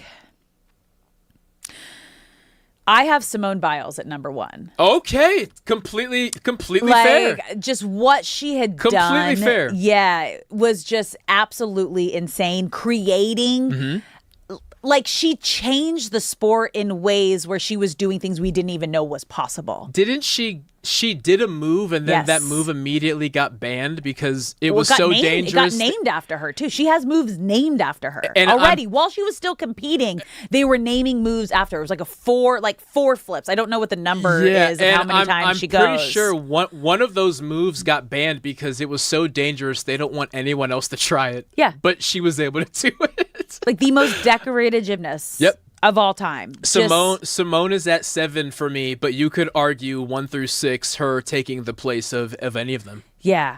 Which is, like, again, too, like, I have then I have Serena Williams at number 2. Okay. I got my girls at the top here. Yeah. Michael Phelps at number 3, Michael Jordan at number 4, Tom Brady at number 5. And then, like, the 6 through 10 are kind of, like, also cultural. Okay. Like Ali, who absolutely changed the game. LeBron James I have in top 10 of all time. Tiger Woods. I can't be mad at that. Wayne Gretzky and Shohei Ohtani. Yeah. Like, it's... To your point, the fact that only 2 names on this list are still active, and LeBron maybe 2 years remaining. The fact that Shohei could be doing this for another decade. Oh, he's going to climb. There really is no limit on how high on this list that he could climb. And if he continues to play at the level that he is, like, there's no way that he's not. He will be top 5, if not top greatest athlete of all time at the end of his career. But he's only in his 9th season. This is 31 years old. This is the first time that we're getting a fully healthy Shohei 2-way player on a winning franchise. I remember when he signed with the Dodgers, and I was having this debate on my show at that time, and everyone's like, well, like, you know, how many do you think they're going to win? I was like, at least 3 with Shohei Ohtani. And they're like, well, like, over what, 10 years? I was like, they're going to win one this season. Like, I'm just letting you know they're winning. And they're like, no, you're just a Dodger homer. I was like, I don't think you understand what is going to be unlocked in Shohei Ohtani, because I saw what he was able to do on a team that never had a winning record when he was on the team, that never saw the playoffs when he was there. So the fact that he is now going to be surrounded with all the tools and the talent and the resources that he needs to be the best that he can be, back-to-back World Series champs, in MVP, line for a three-peat. Like, there is no way you're going to tell me that he is not a main reason that they are in this position. And also because of his recruiting power and being able to get Yamamoto and being able to get Roki Sasaki and all these other players, like even a Tyler Glasnow, Blake Snell, who jump on board and go, I want to be a part of this winning culture and I want to be a part of this franchise. And people are going to hate on it and say, oh, you're just jumping on the bandwagon. It's like, yeah, so what? I want to be part of history. We got a ring. We got a ring to show for it. Like, be mad at me now, but like, when I'm done with my playing career, what are you going to see? World Series champion. And imagine if you could poll every NBA player from the 90s and ask them, hey, if you could have played with Michael Jordan, would you have enjoyed that? Yeah. Yeah. I think I would have. And not just for the winning, for the history, for the legacy, for knowing that this guy is going to be across the lore and encyclopedias of this sport forever, and my name gets to be associated with that. Yeah. Like, I'm a fan of the game. I love this game. I want to be a part of the great moments. But you bring up such a great thing about Shohei is not only is he firmly on this list amongst greats as a 31-year-old in a sport that you could play to your 40 at his skill level, no problem. This is his first year being healthy. Yeah. Entirely healthy on both sides. And we're already mentioning his name amongst people that have won 20 gold medals. Like it's like top 10 athlete of all time. Like he's already in the top 10. At 10 for me. I think he was at 10 for you. Yes, he's exactly at 10, yeah. And he's only in his 9th season. And honestly, he is in his prime. And we we've are seen seeing him in his prime. 60% of his health. Yeah, like throughout his first 9 seasons in Major League Baseball. So it's going to be exciting, you guys. Like I tell people you can't talk about it enough. Like, we are seeing one of the greatest performances by an athlete of all time. And I think everybody got a little taste in that playoff game where he struck out 10 and hit 3 home runs. Yeah, the Brewers. The best, again, I always go back to Usain Bolt. Other than Usain Bolt running the 100-meter dash and setting the record, that was Shohei's performance was the single best athletic thing I have seen on a baseball field, no question, across all sports, second place. Yeah. No, Nuts. that's why. Like, that is why he is already a top 10 athlete of all time. But we're going to take a quick break here. When we come back, we're talking about another player, though, that is on this top 10 greatest athletes of all time, and that is LeBron James. When we come back, are the Lakers making LeBron choose? Don't go anywhere. You're listening to Brock and Alex on the new 97.1 The Fan.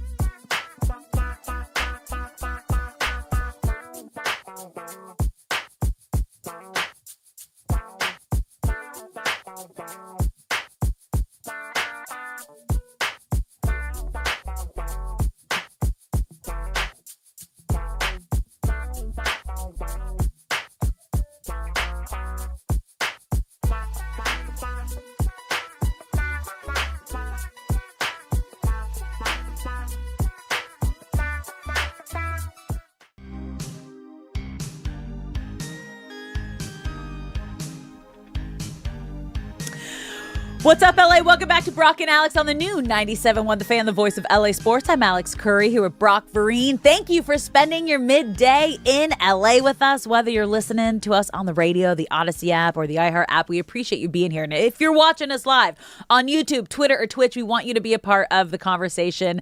Get in the comment section. We had a fun little poll going today. I think we're probably close to being done, but we were asking, who is the Dodgers ace? Shohei Ohtani, Yoshinobu Yamamoto. So top of next hour, we'll share what LA thinks. But we've been diving into that today of just also where Shohei Ohtani already ranks on the all-time greatest athletes. And it's crazy that he's in his 9th season and just in his prime right now. And he's already considered to be one of the greatest athletes that we have ever seen. Top 10 for both of us. Top 10 for both of us. And the only other player that is still in the midst of his playing career that was on that top 10 list was LeBron James. And we all know LeBron James is already in the Hall of Fame, you guys. I think people forget that too. From was it the Redeem team? The Redeem team. The Redeem team. Yeah. So he was he is the only current player that is already in the Hall of Fame. We already know LeBron James is one of the greatest basketball players of all time and one of the greatest athletes of all time. Also, the impact that he has had in the community. So a lot of my list is, did they change the game? Did they define the sport? Yeah. And what did they do for the culture? Yeah. And LeBron James is one of those people. But for the first time in his career, LeBron James is not the one controlling the narrative this offseason. So as we've talked about, the Lakers have some big moves, some big decisions to make this offseason. Now, obviously, the one person that they know is going to be back next year is Luka Doncic. And they have Luka for another 3 seasons. And what they are going to do and try to do is build a championship team around Luka Doncic. I think their number one priority is probably going to be Austin Reeves, who is seeking a max contract. Now, is he worth max money? That's a debate. The golden question. That's the debate that we have been having every week, but that is the going rate for a player of his caliber. Even a number 2, 3, maybe on another team, that's what you're going to have to pay to be able to put a team together that you want to compete. And if you're number one, and Luka Doncic has been extremely vocal and very clear, I want Reeves here next season. I don't want him to be a part of any trades. The Lakers' hands are kind of tied in that sense, where if you want to make your star happy, you got to bring Austin back. And then the big question mark is, what are they going to do with LeBron James? The big question is, are they going to, because we heard LeBron is also not wanting to take a pay cut either. And this is where it gets a little interesting, is we've talked about this a lot. Do you want the ring or do you want the bag? Right. And there's no wrong answer for athletes. But for LeBron's sake, this is more about legacy. And I think a little bit of ego in there when you get the money number, because he's making his money, most of his money off of the court these days. He's a billionaire. Okay. He's got a media company. He's got brand deals that are worth hundreds of millions of dollars. He has the rings. So this is him coming back to kind of do like a farewell tour, a last dance maybe with a team that he already has history with. Yep. But it's going to be interesting because this is the first time in his career he's not the one driving the ship. Yes. He being the name in the marquee face of the league since he was, quite honestly, since he was 16 years old. The moment he got drafted. Right. But officially, from the moment he was drafted and immediately living up to the hype from that was built over the years since he was on the cover of that magazine as a high schooler. And for the first time in that lengthy career, the league is prepared to move on without him. Meaning, if LeBron decided to retire, which I don't think he will, but if he did, the league would move on and people would be excited about They're in the a good following place. year. And the league is in a great place. There are young stars, there are new teams, there are new faces. And there's no way for a player of LeBron's caliber to fall off gracefully. Now, with LeBron, the decrease in play is still better than 99% of basketball players that He's have still ever lived. like top 20 player in the league. Right. And to that credit, at least it isn't, the Jordan on the Wizards is what we always cling to You're like, in what? regards to. Excuse me? Right. It's not, no. Right. That's not Jordan. Braun doesn't want a Jordan on the Wizards moment. that was That's not what Michael. he's looking for. Braun doesn't want a Jerry Rice on the Seahawks moment, right? No. No one wants to watch an icon of not just basketball, of sports. No one wants to watch them struggle. So LeBron has to decide, as he said on his Mind the Game pod a couple weeks back. Yeah. He said a couple things. The first thing he said was he hadn't thought much about it. I'm going to take my family vacation. And he has to decide how long he's willing to wait, because while the league window technically opens on July 1st, deals are being made right now and things are being set in place. So he has to decide, is this vacation, does that mean I'm willing to kick my feet up and let the league and the world go by me, because for the first time in my career, everything is set up to pass me by if I choose to take too long to make a decision. So let's listen to that LeBron audio just so you can, at home, if you didn't hear it before, understand what we mean when LeBron kind of gave us a timeline of what he's going to be doing this offseason. Just taking my time and saying I haven't even really thought about it too much. Obviously, I understand that I'm a free agent and I can control my own destiny. If being here with this franchise, for the foreseeable future, or if it's going somewhere else. But I haven't even really got to that point. I haven't even taken my family vacation yet, which is going to happen after Memorial Day. That's kind of the thing at the forefront of my mind. But, I think at some point, up until, up in June, late June, as July roll around, free agency starts to, gets going, and, as, July rolling and maybe into August, we start to kind of get a feel of, what my future may look like. Yeah, no. He's definitely taking his time. And so where he's on vacation now, I haven't been following his social media. I always Can just you confirm, assume Nick or Shay? it's an island that we've never heard of. I saw him golfing yesterday. Okay, do you know where? Yeah, I don't know. It looked like it was L.A. because of the weather. Okay. It looked very similar to L.A., but I'm pretty sure he's golfing. I saw him hit a cool putt or something like that. He's got the golf bug, you guys, he does. which is awesome to see, because we saw him just at a public course. Yes. Right after they Encino Golf lost. Course. Allegedly, it was Encino Golf Course. So if you want to beg LeBron, peer pressure works, because Aaron Donald's thinking about it. If you want to beg LeBron to stay, pop up at Encino Golf Course and just wait for him to come back. It's just crazy, though, because, again, LeBron has earned this right to take his time, right? And the Lakers also, though, they don't have a guarantee on either of these guys that we're talking about, whether it's Austin Reeves or LeBron James. The only one that they know is coming back for sure is Luka Doncic. Right. And it's a new ownership group. So LeBron was brought in by the Buss family, and it was a completely different outlook on how they I don't want to say treated players, but how they looked at players joining the family. The leverage that they would give players. Yes. It was a family deal, which is why LeBron James was able to bring over any player he wanted to. It's why he got his son drafted by the Lakers. It's how he helped JJ Redick kind of be in the conversation for Lakers coach. But I think he is definitely, that was a great fit. And you listen to LeBron James, would you say they call him Le GM? Le GM. Le GM. If anyone knows the game inside and out and what's going to make it work, it's LeBron James. But he's also a media mogul. He knows how to work the media. So when he is having that conversation on his podcast, it is on purpose. He is letting the Lakers know. He is letting the league know. He is letting fans know. I'm not rushing into making a decision. I'm going to take a step back. And I think the two biggest things that he's looking for, what are you going to do? Okay, what are you going to do in free agency? What are you going to do in terms of trading and putting a team together that is a championship level team? Now, the Lakers are going to be his best fit in terms of they're going to be able to also give him the most money, which is the number two thing he's looking for.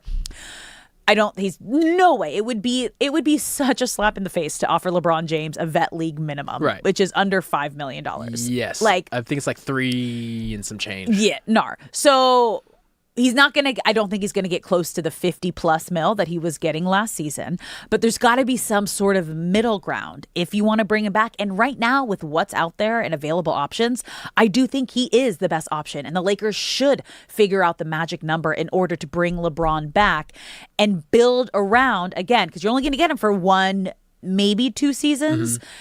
They got to get a big center. They got to get a big guy. That is their biggest thing. I think obviously, they have Luka. Yep. Austin Reeves, figuring Austin Reeves. Yep. Find a big man center and then get to a number that's digestible for both the Lakers and LeBron James. The best version of the Lakers we have seen since the ring that they won was what we saw in March with LeBron at the third option, Reeves at the second option, and Luka as the number 1 option. LeBron does not want to limp his way into retirement. He wants to play for championships. And if you look across the landscape at championship teams that could make room for LeBron financially, the Lakers are the best fit. He knows that. The Lakers know that. It's a matter of finding that golden number that you speak of.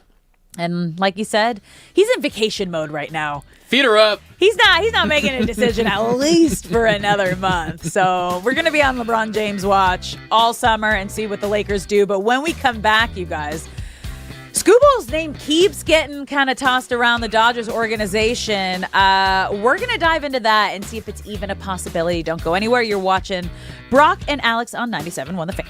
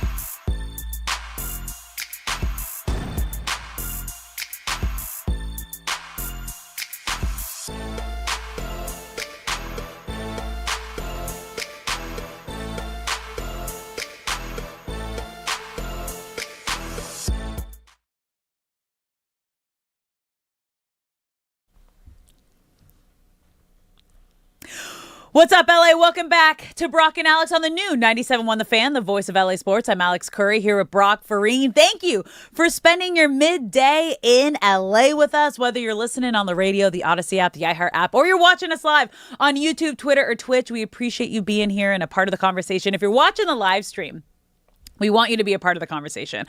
So get in the chat. We had a poll going today. Do we have the final count of the poll? Shay, producer Shay? No, he is deep in something else right now. We had the poll going. Is it closed or is it still open? It's still open. Okay, then and we we'll just closed it right now. You just closed it right now. It's 50-50. Oh! No way! Yeah, with 34 votes. No way! I love that. Okay, so our question was, who That's did you hilarious. think the ace? The Dodgers aces. Is it Shohei Ohtani or Yoshinobu Yamamoto? And I said it's a dual ace situation. So I think LA agrees as well. They're both. It's ace, like 1A and 1B with Yamamoto and Ohtani. It is proof that we are the luckiest franchise in the world to where the fan base can't even agree over who the ace is, because I'm certain we are the only baseball team that has this problem. And I'm putting problem in quotes here. Which is just like... That is this incredible. is awesome, you guys. Can I make a quick shout out here? This is not baseball related. This is World Cup related. This is a message to anyone watching or listening. As the World Cup is around the corner, fans from across the world are trickling into North America. Yeah. Please find a couple diehards of different European teams and follow them on Twitter as they experience some American foods for the first time. Ooh, okay. One I'm following is this guy named Freddie. He is a German gentleman. Okay, a German gentleman. Is that his name? Is that like how he goes? Okay, I was like, No, I just is made there that something up. like sports fans I don't know? A German gentleman, sir. I just wanted to throw in some alliteration for fun. Love this. At Freddie LA7. At Freddie FERDDY. The letter L, the letter A, the number 7. And what he's doing is he's going around trying different American staples. He's charting his Taco Bell experience. He was at Waffle House last night. Dude, Waffle House? Yes, That's an experience. So he was bummed because he didn't see a fight, but he loved the food. Yeah. So I'm trying to That's find a awesome. Twitter follow from each team, and I would suggest that for anyone. We go to these places often, and we take them for granted maybe, or maybe that's a good thing that we don't go to them too often. But the fact is, seeing Taco Bell and Waffle House and various other experiences through the eyes of some foreign guests is incredible. Okay, so again, my phone is open and we keep talking about the World Cup. I started off each show for the last week telling people like where you should go and where you can go to watch the World Cup if you don't have tickets and you want to be a part of the experience, because so many fans are coming from around the world to just be a part of it. You guys, when I tell you there is nothing better than a world event, the energy is unmatched. Absolutely unmatched. When I got to cover the World Cup in 2019 in France, just being in a stadium that you hear everybody chanting USA is just such an insanely beautiful, chilling feeling. Like I get covered in goosebumps every time I think about it. I have a video. I'll probably post this week again of like just reminiscing of this is what we're going to get on Friday, you guys, because we are 3 days till kickoff on Thursday, 4 days till USA's first game on Friday at SoFi. And I was telling you all the places you can go and have these big watch parties. The biggest one being at the Coliseum, the park right in front of the Coliseum, Exposition Park. And then Venice Beach House. There's a World Cup Venice Beach House that is going to be a big spot. Okay. They're calling it Summer House at Venice Beach. Okay. And then there's also this new thing that just popped up, you guys. The World Grub at, I want to say, Brock? I'm on it. Here we go. I don't want to butcher it. Okay. Smorgasburg, LA. Do you know what that is? A global food takeover featuring international bites inspired by World Cup nations. That's going to be at Row in downtown LA every Sunday throughout the World Cup. Oh, that is so up my alley. It looks like, it's almost like a fair festival vibe with all of these different tents with all these different foods from around the world. That is half of the reason for me that international events are great is I just get to try food that I can't find anywhere around here. That is incredible. I will be there. That is not far from me at all. Is it? Thanks for the heads up. Sundays. Got it. At Smorgasburg? Yeah, you got it. You got it. I'm like, you're doing it, Curry. You got it. You're doing it. My last update before we move on. Let's go. My man, Freddie LA7, the German gentleman. Oh, yep. He has since posted a Taco Bell update. He says, quote, I know it's nasty food, but somehow I really like it. For what? That's his Taco Bell review. It's not real food. I know it's nasty you guys, food. as someone who didn't grow up like on fast food, well, the only fast food we were allowed to have was In-N-Out. And that's like, I mean, that is the healthiest that it gets. Yeah, I grew up in like an all organic, very health conscious family. I tried Taco Bell for the first time in college. Okay, and thoughts? What is this? This isn't meat. I think I might be the only person like ever that is just like, I can't. Like, there is nothing on that menu that I could ever enjoy. We are firmly on opposite sides. I am a fast food connoisseur. I cannot get enough of it. Really? I don't eat it often, but I spent a chunk of my life eating it so often. I could give you a blind taste test of any fast food item on any menu. I am a connoisseur, and Taco Bell, to their credit, there's a famous comedian who did a stand-up bit about this. I'm blanking on who it was. To their credit, and Carl's Jr. does this as well, they don't pretend like it's good for you, and I respect that. Like, I mean, they're literally like the late-night munchie menu. Yeah, a lot of times fast food places are disingenuous, saying, oh, we're adding a Caesar salad to the menu. We're adding, like... Taco Bell is, we know why you're here, and we're going to give you what you're looking for. Is that your go-to? It's one of them. Fast food? McDonald's will always be my number one. In-N-Out is always going to... Let me switch that. In-N-Out is always my number one. Good. But I was about to say, not like, nationwide, excuse me, what? Though. Yeah, In-N-Out is growing. It's in Colorado and Utah and stuff now. But it's technically not national, so... I would say McDonald's and then Taco Bell, and then if Panda Express is considered fast food, Panda's up there. Okay. Yeah. Now that you said those, like if I had to, top three, In-N-Out, Habit Burger. Okay, yeah. And then Panda Express was, so good. yeah. It's so good. It's so good. I know. You know they Fried invented rice. orange chicken? Brock, you throw these facts out sometimes where Panda I'm like, Express I don't have invented time orange to chicken. fact check you, but like if you're saying this, sure. Because it's still family owned. Have you seen their new, like, they're so funny, the Have You Eaten Yet? The aunties? It's so good. They're also, like, they have a deal with Dodgers. Like, I did a whole promo for them a couple years ago with the giveaway they do at Dodger Stadium. They're working it. Panda Express invented orange chicken it's like, in Pasadena, California. What do they put in it? I don't know, because it's like, it's addicting. That was my favorite thing in high school. Yeah. That's wild. Very hooked. Okay, well, speaking of Dodgers, you guys, you're listening to Brock and Alex on the new 97.1 The Fan, the voice of LA Sports. We got off on like a food rant because I was sharing that the World Cup, during the World Cup, there's going to be like a food fair of all the different countries. Where was it again? Smorgasburg, LA. It'll be at the Row in downtown. Yeah, every Sunday. Every Sunday they're doing this. All the different food spots. So that's why we went on that tangent, okay? But let's bring it back in. Okay. And let's bring it back to the Dodgers. Because when we were talking about this weekend, how we saw a little bit of everything during the Freeway Series, right? A big story was pitching. The good and the bad. But there was a lot more good. And I think the biggest thing was Roki Sasaki having the best outing of his career on Friday.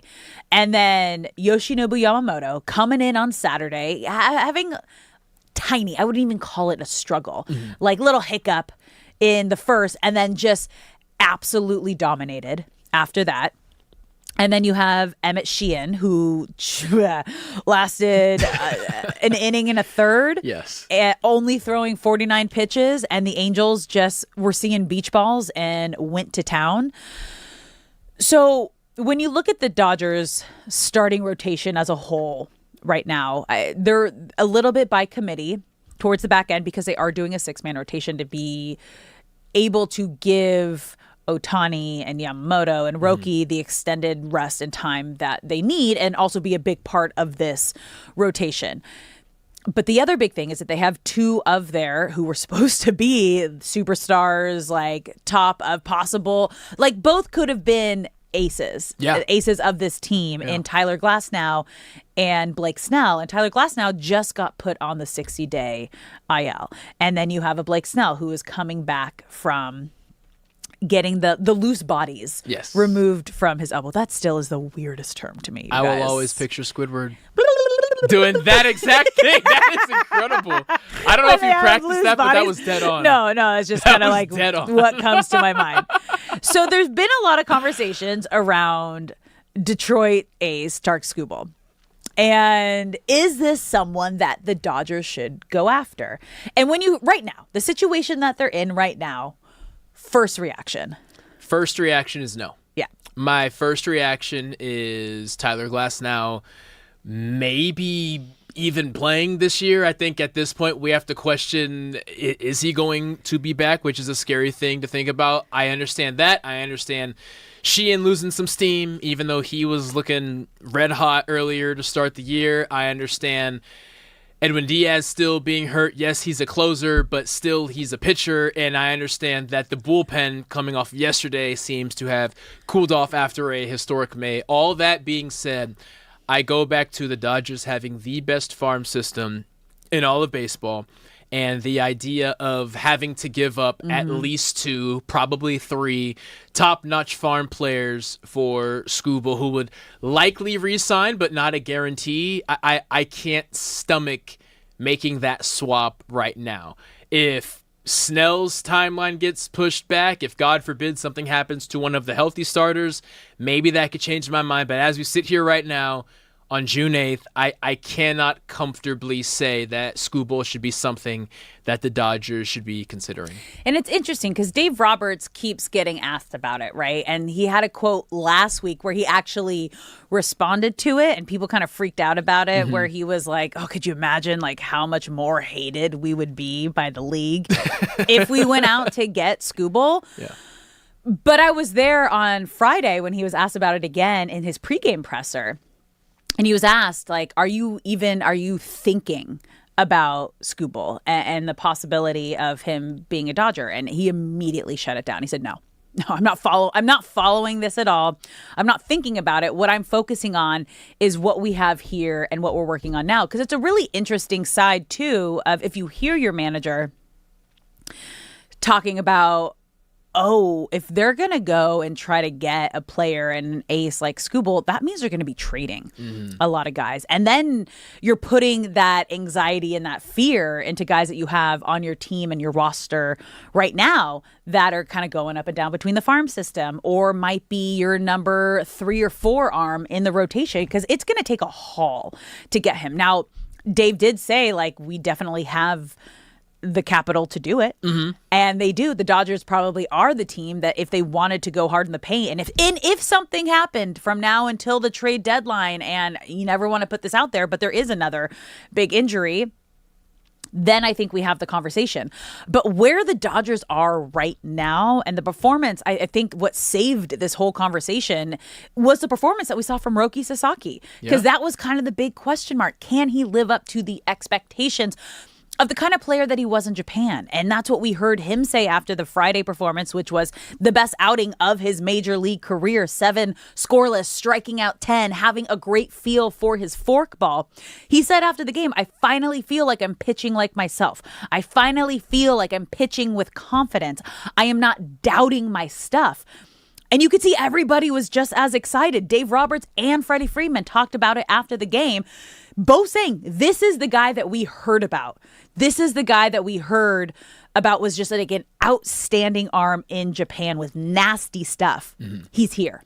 Yes, and I love that Dave Roberts walked back what he said. Not that he outwardly said, yes, we're interested in Skubal. It was more so just a tongue-in-cheek, wouldn't the league hate us? But he did acknowledge it. I love him walking back and providing confidence to his bullpen and his starting rotation. I love the thought of, hey, we're throwing Eric Lauer out there against Cy Young hopeful Paul Skeens in a couple days. He needs to hear that I'm confident in him, right? Tyler Glasnow is on the 60-day IL. He's having one of the worst days of his life because he was supposed to be back healthy pitching. He needs to hear that I'm confident in him healing up. Blake Snell, I think he's rehabbing right now. He needs to hear that I'm confident in him. So Dave Roberts saying the right thing at the right time. This is a ragtag, scrappy pitching puzzle that we're putting together, and it's not pretty, but it doesn't have to be. And we're still sitting here with the second best record in the entire NL. That's a great place to be in. The same way that we're giving the Knicks a little extra credit for closing in on the Lakers' record on a historic playoff run. Yeah. Underhanded, short-manned.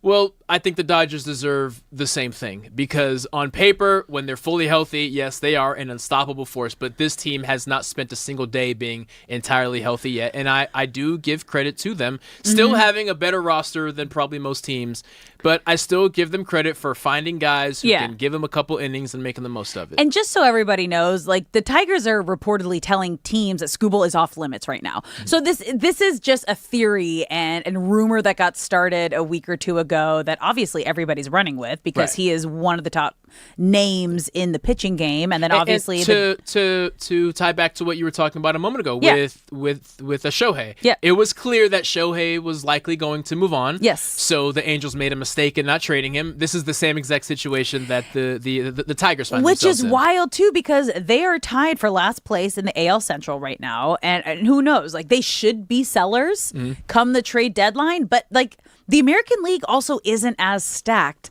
as the National League, and what you have like Tampa Bay and the Yankees that are like strong. And Judge is about to be out for a month. Yeah, strong like Seattle, like above 500 teams. But other than that, you guys, Slim pickings. There's not like there is a possibility, you know, again, I don't know what the exact percentage is right now, but similar to what the Angels did with Ohtani. It was like, oh, there's a 5% chance that we can make the playoffs. We only get one more shot with Ohtani. Might as well try to do it now and miss the opportunity of a lifetime to completely revamp your entire farm system and organization. So the thing is like Detroit has been good in the last few years. They've had winning records. They're a young team that's turning things around. So that's the hard part of where like they're, I think, in a very different place than the Angels because the Angels traded away their entire farm system where Detroit has built from within. And this is one of the faces of, if not the face of your franchise. So I could see them like, why would we do this just for a season? But again, like you don't know, like once he's able to move on, I cannot imagine that he is going to stay with Detroit and not try to go with a win now team and an organization. One of the biggest ripple effects of trading away your superstar when you're struggling is the rest of that clubhouse or locker room. We're done. Because this season's over, right? It's what you're admitting defeat. It's what the Browns are feeling right now, right? Like you enter every single offseason thinking we are winning a championship next year because you have to, because you are asking so much of yourself physically and mentally. That's the mindset you have to have. Then you trade away Myles Garrett. It's hard to convince people in there that we are trying to win. And this trade here, even though they just made the playoffs a year ago, this trade would clearly signal, oh, this season's over. But you're building for the future. There you go. So that's the thing, too. It's like, it's not a win right now, but it's also like, hey, we see the value in the next 5 years of what 2029 is our year, guys. This is what, well, no, I mean, they were, was it last season that they did like surprisingly great? They had a historic start and then they collapsed, but they still snuck into the playoffs. Okay, that's what I was going to say. I was like, I remember Detroit, like obviously I'm not following them as closely. Yeah. But yeah, I remember them. Yeah. So they're ahead of schedule already and they've been in rebuild for years, but that's going to be, you guys, I don't see it happening unless like something goes really wrong for the Dodgers, and I don't want to put that out there. my guy Freddie, who's the German gentleman, we're back to is the German now gentleman. learning how to kayak. He's never kayaked before. Dude, how did you find this guy? I don't know. How did my you algorithm, find this guy? Man, my algorithm knows what I want. So are you going to give him is that his name, the German gentleman? Or we're just giving him that name right now? I just wanted something to be alliterative, and German gentleman popped up. You guys, you're listening to Brock and Alex on the new 97.1 The Fan. Brock is encouraging you to follow World Cup fans that are coming to the United States for the first time and experiencing the American culture. And when I say American culture, this is a German gentleman that Brock has found on Twitter. And he is experiencing, the Waffle House. He went to Taco Bell. After he learns how to kayak, he's going to Wendy's. Oh, my God. Why is it just, it makes me so sad that it's just fast food. The American culture is not just fast food, okay? Come on. We can do better. You should DM him. Slide into his DMs and give him some pointers. What city is he in? He's in Tennessee now. Okay. So Georgia. He's in Georgia. Okay. Brock, I'm going to need you to do some work here since you're following along his journey. I'm on it. Okay. All right. I'm excited, you guys. We've got Jovan Buha, Lakers Insider, coming up next. You're listening to Brock and Alex on the new 97.1 The Fan.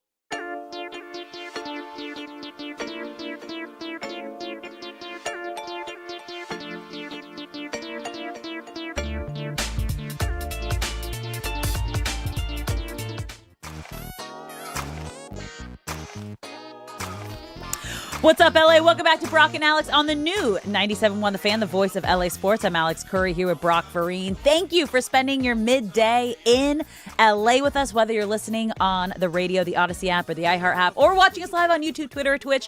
We appreciate you being here and a part of the conversation.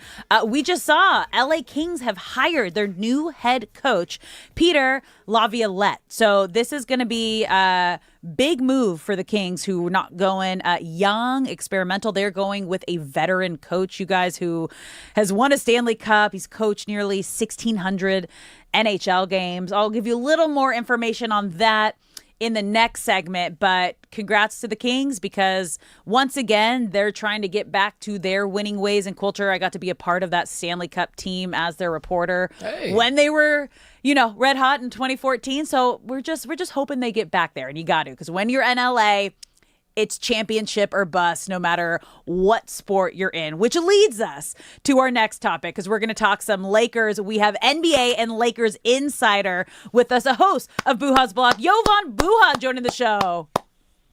Thank you guys for having me. Oh, we appreciate you being here. Now, even though we are in the midst of the offseason, the Lakers are in the midst of the NBA Finals, we're still having big conversations around the Lakers offseason. And what it's really coming down to is LeBron James or Austin Reeves, and can they do both? Where do you stand on this right now?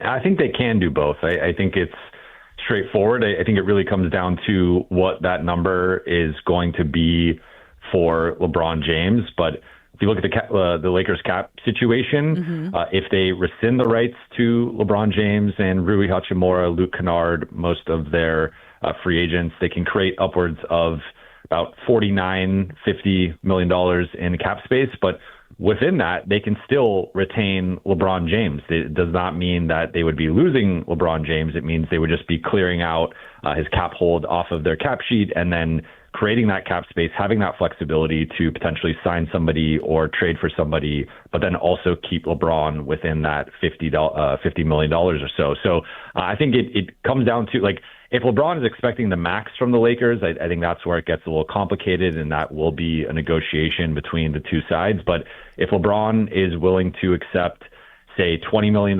25, maybe upwards of 30, there is a pathway for LA to retain Austin Reeves, give him his next big contract, also sign LeBron somewhere in that like $20 to $30 million range, and then still have some money left over to add a significant piece.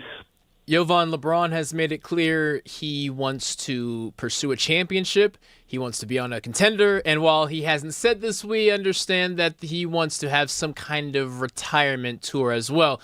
That significantly limits the amount of teams that can check all of those boxes for him. So I ask, how realistic is it that LeBron actually walks away? I would say there's a chance, but I would say there's a slim chance. Like, looking at, this guy just was the best player in a first-round playoff series and just has no signs of really slowing down. He was an all-star this season and still, in my opinion, remains a top 25 guy in the NBA right now. So I think it's hard to walk away when you're still that great. So, of course, there's always a chance that he just looks at the market, looks at his options, and decides, I don't want to play next season. And we know he's been enjoying his golf and having a great off season. But I think he's going to play at least one more season. I think that competitive fire is still there. He still is playing at such a high level that, to me, he has not slipped enough where it would be him considering retirement. I think he plays one more year. Okay, so LeBron let us know kind of his timeline this offseason, right? He was going to do the vacation after Memorial Day. We've seen he's playing golf right now. And then he wanted to see what the Lakers and other teams would do to put together a championship team during free agency. So right now, what do you think he is waiting for, and how long until we get a decision from LeBron? Is it going to be seeing if the Lakers can go out and get a big man, seeing what they actually pay Austin Reeves? And is it going to be like a last-minute situation for LeBron James? This is a great question that I don't have a great answer for, unfortunately. I think this is a question that the Lakers are trying to navigate themselves, because if you go back a couple weeks ago, LeBron on his podcast, Mind the Game with Steve Nash, said he is going to take his time. He talked through his timeline, and he's like, could be June, could be July, could be August. I don't think he's going to take until August, because at that point, no one is going to, like, there's only a handful of teams with cap space anyway, but it just logistically would be difficult for a team to keep their cap space until August for LeBron, or to not use some of these exceptions that some of these other suitors would potentially use on him. So realistically, LeBron is going to have to decide by late June or early July. And if you're the Lakers, you hope that decision comes sooner than later, because that is going to determine what you do in terms of rescinding the rights to him, or you could quickly agree to a contract with him and then go from there in terms of operating with your cap space. But for the Lakers, like, getting some sort of decision from LeBron as soon as possible would be the best case scenario, regardless of what that is. Of course, I think they want him back, and I think they want him back at a relatively team-friendly number. But if he's going to take, he's well within his right. If there's any player in NBA history that's well within their right at this age, at this stage of their career, to take their time and really canvass the league, survey the situation, and make the best decision for them, it's LeBron James. But the Lakers obviously have decisions to make on their end, and whether they're pursuing some of these restricted free agents or pursuing players on the trade market with their cap space, like, they have a lot of moving parts as well. And I think it's going to be imperative for both sides to come to some sort of agreement or understanding as soon as possible within the opening couple of days of free agency. So there's no official deadline for LeBron to decide, but if he does choose to wait until late July or August, that would almost certainly put him in a situation where he's having to sign a vet minimum contract with one of these teams. So I don't foresee that happening. And, he can obviously retire at that point too. But I think if he is going to make a decision, we'll probably have a better sense at the end of the month going into free agency of just where his head's at. Jovan, the Lakers faithful are in peak off-season form, where they take any potential player and Photoshop a Lakers jersey on them. So I ask now, how realistic is it that Domantas Sabonis, the Kings' big man, ends up a Laker next season? I think it's unrealistic. I think it would be a giant mistake if the Lakers traded for Domantas Sabonis. Sabonis is a great player. He's an all-star. He's been an all-NBA level guy, but he is defensively limited. And the Lakers this past season were the second worst team in the NBA in terms of field goal percentage allowed at the rim. So they're the second worst rim protecting team in the NBA last season. And if you look at the blueprint to having success around Luka Doncic, you look at the 2022 Mavs or the 2024 Mavs that made the conference finals and finals respectively. Those teams had strong rim protection, particularly that 2024 team with Derek Lively and Daniel Gafford. So I believe, if you look at the three best teams in the NBA right now, Victor Wembanyama, Karl Anthony Towns has been having an incredible postseason defensively, and they have a bunch of two-way wings. And then you have Chet Holmgren and Isaiah Hartenstein. So you need strong interior defense, and that is just where there's a major limitation with Domantas Sabonis. So if you're thinking about building a core of Luka Doncic, Austin Reeves, and Domantas Sabonis, that is a very limited defensive group where you would need like two all defensive level wings around them just to have a competitive defense. So to me, like, offensively, I think Sabonis would be a great fit. He's not the traditional lob threat that you want with Luka, but he's skilled. He could be a passing hub, a scoring hub, and he's one of the most skilled and talented offensive bigs in the league. He's also a strong rebounder, but the issue is he's a very limited defender, and I think you need a particular type of front court around him that would be difficult for the Lakers to build. So for that reason, I don't think it makes any sense. I know there's the report earlier this week. Maybe the Lakers will kick the tires on it, but to me, that would be a massive mistake if they went down that rabbit hole. All right, Jovan, put yourself in Rob Pelinka's shoes then. You are the GM. Like, think like a GM right now. Who do you think the Lakers should go after? So I think it starts with the restricted free agents. I think those are the best options out there for LA. Now, they're difficult to acquire with the way that restricted free agency works, but looking at Walker Kessler, Peyton Watson, Jalen Duren, and Tari Eason, I think those four guys all fit major needs for the Lakers. Like if you take a step back here, the Lakers have two glaring needs. They need a new starting center, ideally a center for the future, and then a new two-way wing. I think ideally a guy who could slot Marcus Smart in a bench role. I view Marcus Smart as the best version of Marcus Smart, in my opinion, is him being like what Alex Caruso is to the Thunder, where he is that game changer off the bench. He comes in, plays 20, 25 minutes, hard, and you can even close games and is this like game changer off the bench, but you don't want to rely on him as a starter, playing him too many minutes. You need to keep him healthy and fresh throughout the season. So I think the Lakers need to address those two starting spots, and any of those four guys would help. So Kessler and Duren, two young bigs that I think could be centers of the future for LA, and then Watson really emerged last season in Denver. Tari Eason, I think is clearly the number 4 option of these four, but like still starting level 3-and-D type guy.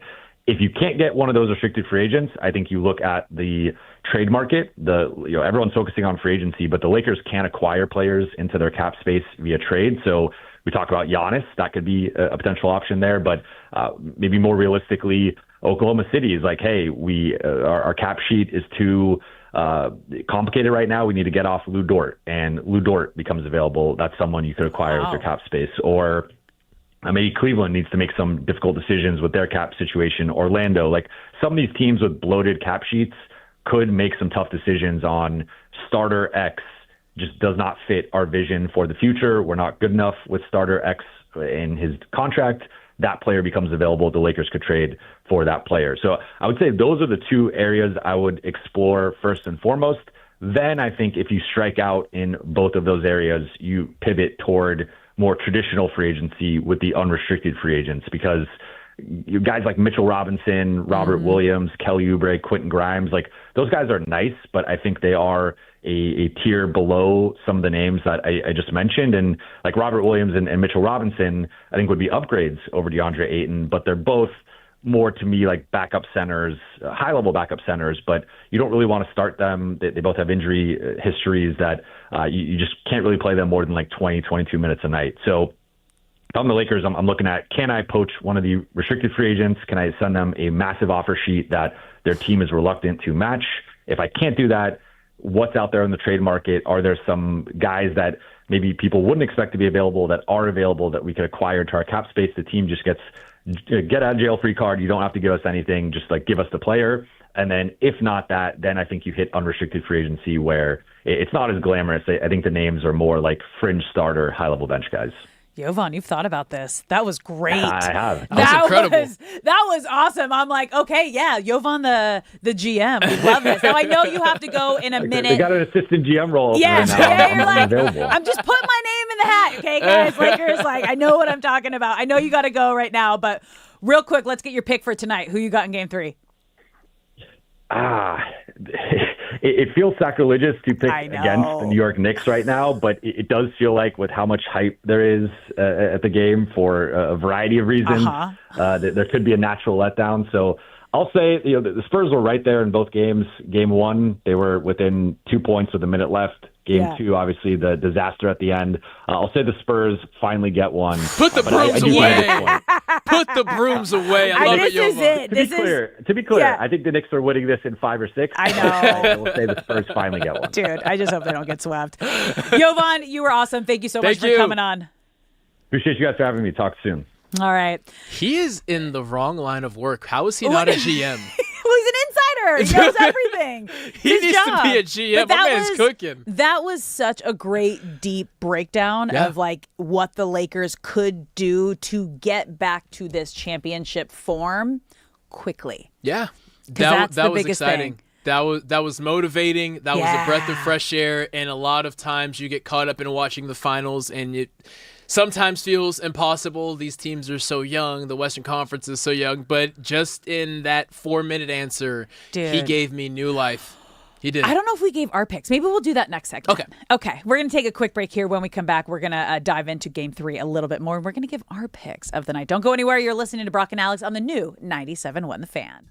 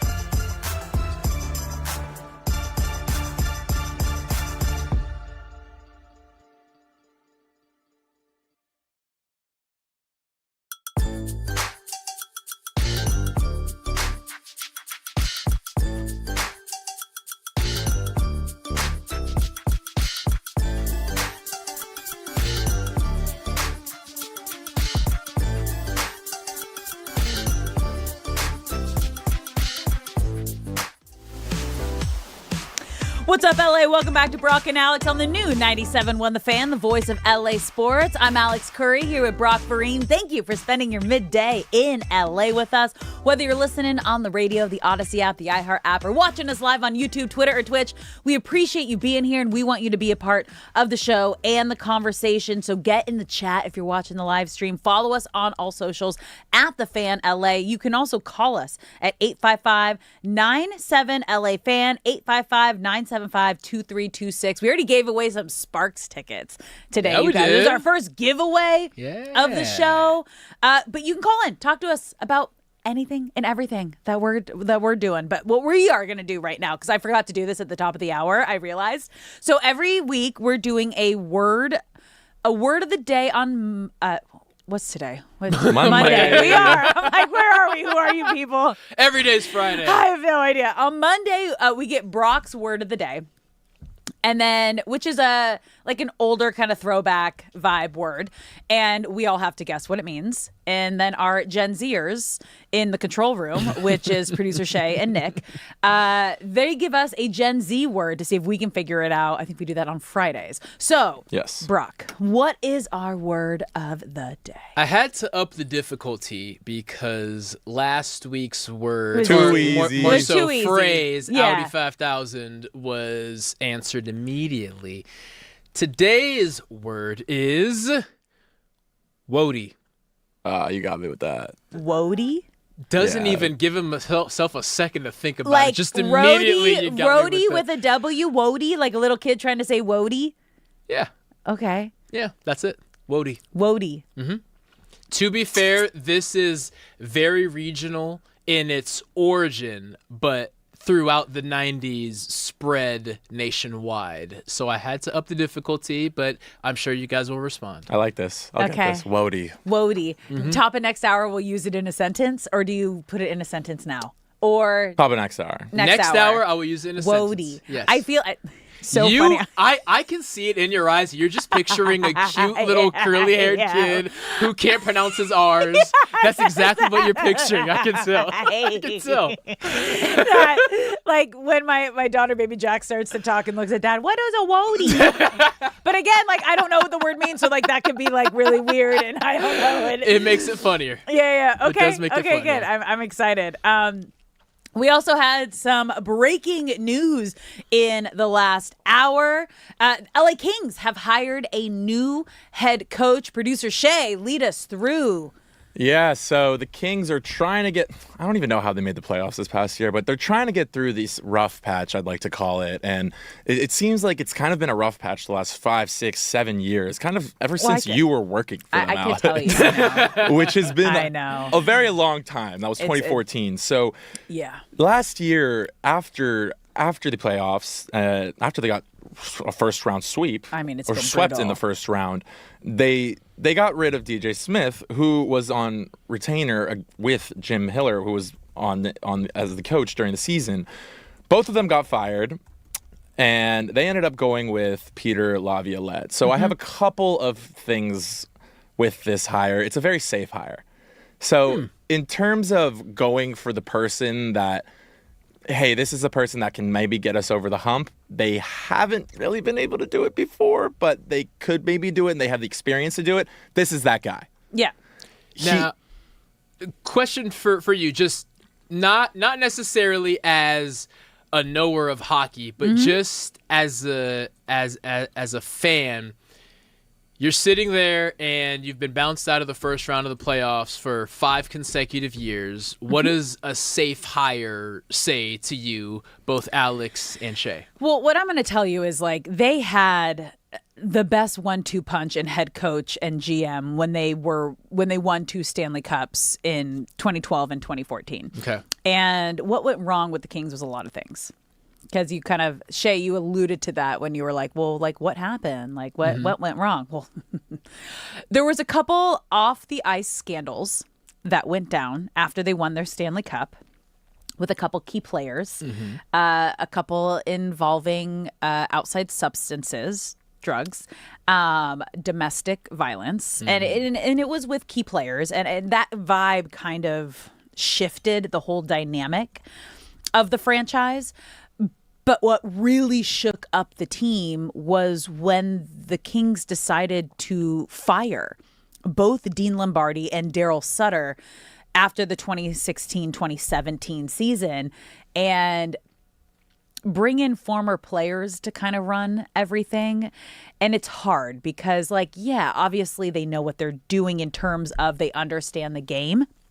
But Dean Lombardi is the reason that your organization was able to win 2 Stanley Cups for the first time in franchise history in that short of a time, because he was a brilliant management mind. Mm-hmm. And Daryl Sutter, like, let me tell you, I have never interviewed a more difficult coach in my life in like the media situation, but off the ice and away from it, he was like the kindest person who lives on a farm and has his son who has Down syndrome and absolutely loves him. And he was such a big part of the community and a part of the team. He was like the team mascot.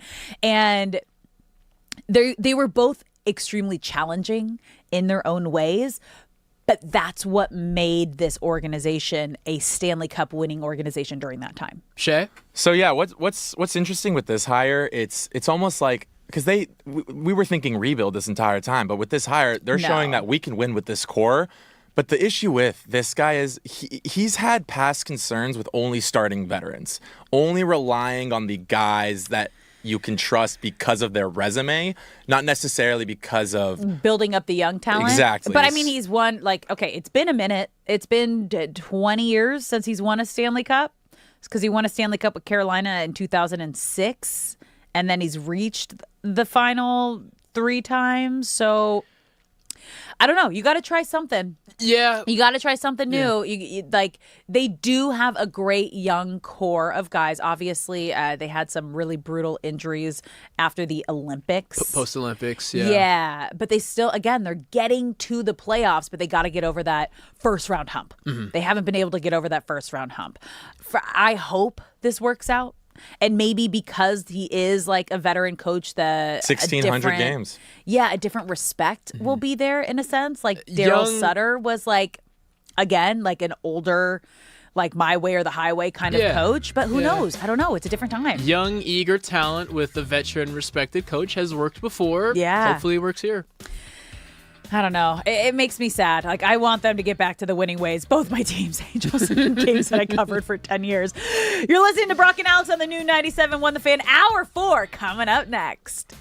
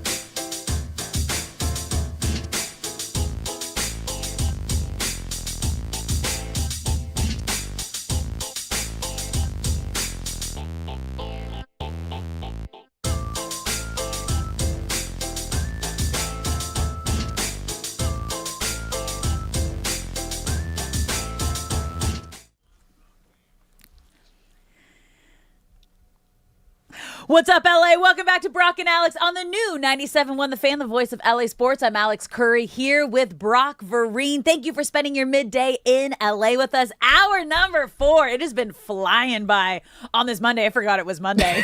In the last hour, I'm like, yes, you who did. are That's you okay. people? Where are we? But thank you for hanging out with us, whether you're listening on the radio, the Odyssey app, the iHeart app, or watching us live on YouTube, Twitter, or Twitch. We appreciate you being here, and we want you to be a part of the conversation. So get in the comment section. If you're watching the live stream, you can also call us at 855-97-LA-FAN, 855-975-2326. We want to hear from you and how you're feeling.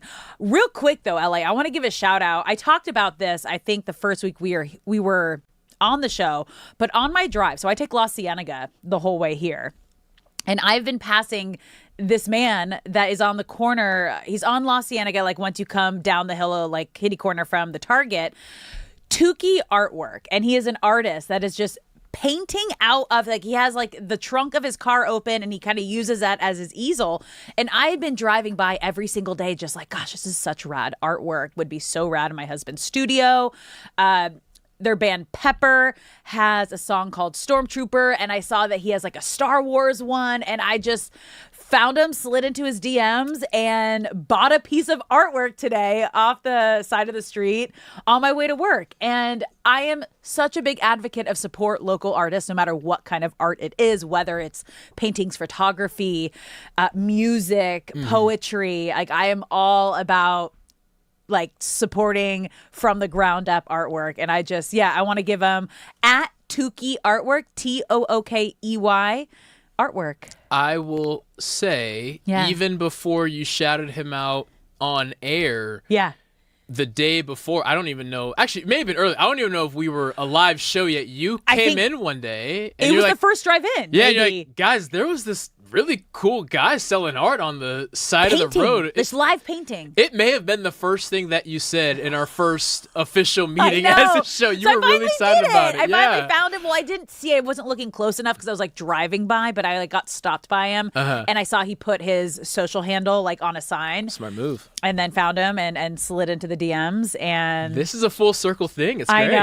I know. It was really fun. And his art is sweet. Everyone, go look him up. And if you need something to bring the room together, tie the room together, Tukey's got your back. Well, we also want to hear from you. If you have like really rad, like just LA artists, spots, things that we need to check out, like DM us at The Fan LA, call us 855-97-LA-FAN. We want to know about this, and we want to put the word out there for local artists. Great new food spots, food trucks, things like that can pop up. Like we were just talking about the World Cup Food Fest. Yes. That's going to be insane. Like that is something I need to check out. It's going to be every Sunday during the World Cup.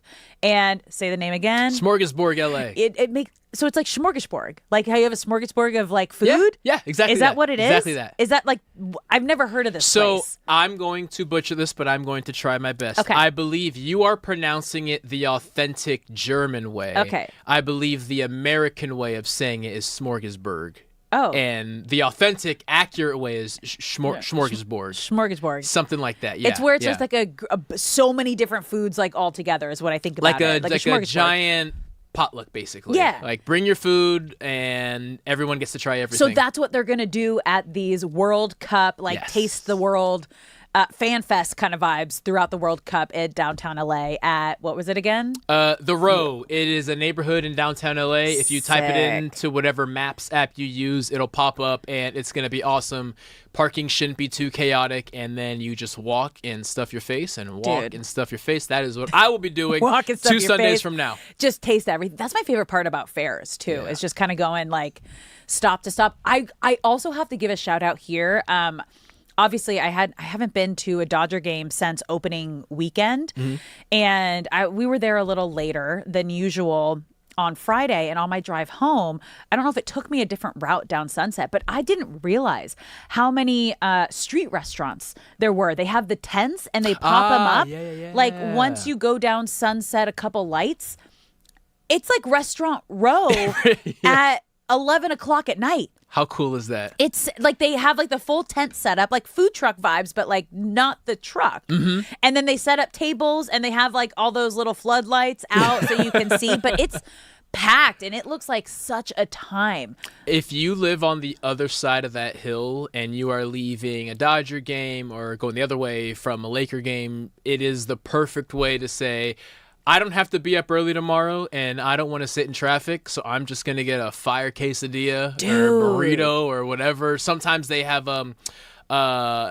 heavily Mexican food, but I've seen some like Korean barbecue. I've also the type things, some shawarma stands. Yeah, the kebabs. Yeah, and the food is always incredible. I am a sucker for street meat. Yes. Like the street dogs, like after games. I have to literally force myself to walk past those because I'm like, Curry, you do not want a stomachache before we go to bed right now. But those looked insane. Post-concert is when they get me because I'm always standing during a concert, whereas if I'm at a sporting event, I'm typically sitting. So you're eating. And when I'm on my feet, I don't know if I just get more tired or maybe because you're singing along, you just work up an appetite. Ooh, you're a singer-alonger at concerts? Oh, yeah. Never loud enough to take away from the experience of the people next to me, but I cannot help it. Yeah. Dude, can I tell you? So we saw Paul McCartney at SoFi when he was here. Whoa. And we were on floor seats and we were having a time and we were singing along. I have one of my dear friends, his sister is Paul McCartney's tour manager. So we got hooked up with great seats. Awesome. But on the floor, you're standing and there's no it's everyone's level. So it's not necessarily the best view, but you're in the vibe. Sure. And there were seats. And we got yelled at for standing up and dancing and singing. See, I hate that. I was like, excuse me, what? I'm here to have fun. Yeah. I'm here to have fun. Like, I'm singing along to Beatles songs. This is iconic. This is one of the most legendary musicians that has ever lived. I'm going to dance. I'm sorry. The person behind me had binoculars too. I'm like, buddy, if you wanted a quiet experience, you should have you should not be on the floor. That is on you, not on me. Okay? Not one bit. You are vindicated there. Yeah, don't bring down the vibe. Okay? Oh, speaking of vibes, you guys, Game 3 tonight is going to be a vibe.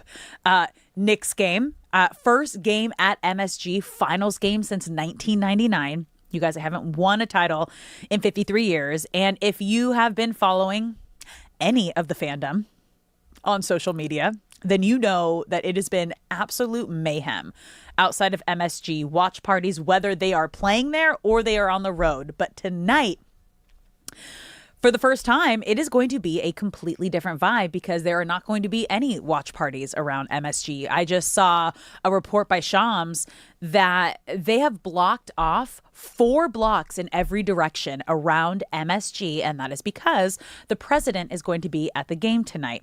And he also reported, because this was another question, we're like, is he going to be sitting courtside? Is he going to be in a booth? He's reported that the White House has told him he is going to be sitting in a booth. And I think he said this is the first time that a sitting president has come to an NBA Finals game. Yeah, that's correct. But the reason I think this is a big factor for the vibe of everything is now fans, you can't even bring a clear bag. Nope. There is going to be added Secret Service security, getting in and out, 4 blocks blocked off on each way. The main vibe of the watch party that's been around MSG is not going to be there. It is just going to be a completely different shift in the energy, and might be like when we saw those Wemby mock-up, Just Pray, Nike, not from Nike ads.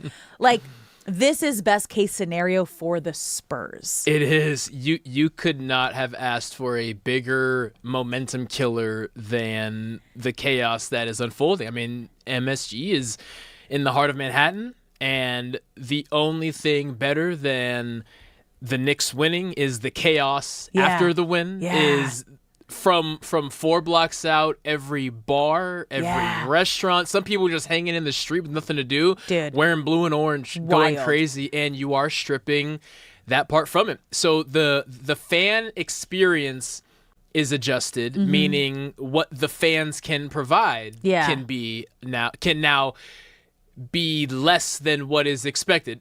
MSG, when it is rocking, I've said it all year, these playoffs are when I have when it finally clicked, when I finally saw why MSG is considered the mecca for a lot of basketball purists. Now, the fan experience is different, but the player experience has been adjusted as well. Yeah. I played a football game in college when Barack Obama was giving a speech across the street from our football stadium at the basketball arena.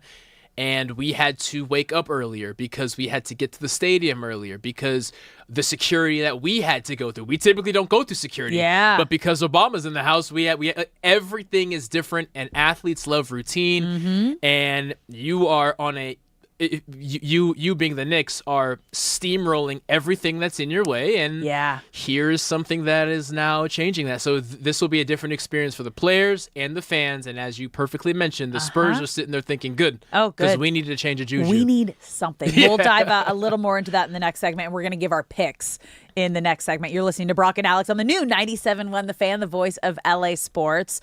But let's talk some Dodgers baseball. Okay. Because we saw a little bit of everything from the Dodgers this last series. And it's weird because the first two games, you're like, oh, okay, so this is just what the Dodgers are going to do when they see the Angels. Like, for some reason, they just take it to a different level. And we saw that Friday night. I mean, at the very end, though, because it was a good old-fashioned pitching duel, which are the fastest games, and I think the most boring games, because I would prefer an offensive explosion like we saw Saturday right out of the gates. But then after that, Saturday was kind of boring, too. It was just that first inning that just absolutely went off. And we got a walk-off from Freddie, obviously, Friday. And then Myles Garrett throwing out the first pitch on Saturday, but Sunday, it reminds you that, like, okay, yeah, they're the back-to-back champs. Yeah, they're one of the most feared teams in baseball, but anything can happen. And they still won the series. I think they're going to be just fine. It was one of those scenarios where they were, like, starting to come back, and you're like, oh, okay, we might get like a comeback win from the Dodgers here. And the Angels were like, nah, we're seeing beach balls today. Just don't worry about it. We're going to take this one. So they had an off day today, and now they're heading to Pittsburgh, and they are going to be facing one of the most feared arms in sports in Paul Skeens. Yes. Game 1 in Pittsburgh. Positive side for the Dodgers is that Pittsburgh has only won 6 of Skeens' 13 starts this season. And we're not going to get like an Ohtani versus Skeens on the mound situation because Ohtani, I think, is scheduled for game I believe it was game 2, but if we've learned anything with Ohtani, that could be moved and adjusted. But I believe on paper, if they don't change anything up, Ohtani it should is be for, game 2. Yeah, Ohtani is on game 2. Which will be Wednesday. Yes. Yeah. So Lauer and Skeens tomorrow. What needs to be the Dodgers' mindset heading into this series? So my biggest disappointment yesterday was not that the second inning was so ugly. It was that they weren't able to stop the bleeding. Now, I'm not going to call yesterday's Dodgers lineup the B squad, but it was. Yeah, you did. But it was. But I might. It was the squad that you roll out there when you've already won the series and you're on short rest and you're about to travel. Like Mookie wasn't out there, Pages wasn't out there, as well as the various injuries that they are facing. Rojas was at short. Yeah, Ward was at left field. So Rushing was catching. Ohtani, Freeman, Tucker, Muncy, Call, Rushing, Ward, Rojas, Freeland. So the B squad that is better than most teams' A squad. You still have Freddie and Ohtani in there, and Muncy, who's like getting back in there, and like Kyle Tucker, who they're just waiting. Yesterday did not help his case. Get hot. No. It did not help his case. He has been dynamite fielding this entire time, even with the offensive stretches. But yesterday was the first time. It was the first inning. Matter of fact, it may have been the first batter. A diving attempt in right field, and while they were able to get out of that inning without any outs, the vibes, since that's been the word of the segment, the vibes were never there yesterday. So I was just disappointed that the bleeding was unable to be stopped, and the bullpen was put in a tough spot. This was supposed to be an Emmett Sheehan give us 5, maybe 6 innings, and then we'll take over, but the bullpen had to get involved in the second inning, and they just looked uncomfortable, and no matter who they put out there was never a sense of calm. Even when they had that fake comeback mid-game, there was never just a sense of calm. So against a Paul Skeens, you're going to take your licks. And so if there's anything to not be worried about, but to keep an eye on, even with Pages in there and Mookie in there, you just hope in a situation where you start bleeding that you can stop the bleeding a lot quicker than we saw yesterday. I think the biggest thing too that we're going to come back to is Kyle Tucker needs to get hot. Yeah. Like, it's getting to a point now where he is a $60 million man, okay? And he is not playing like that.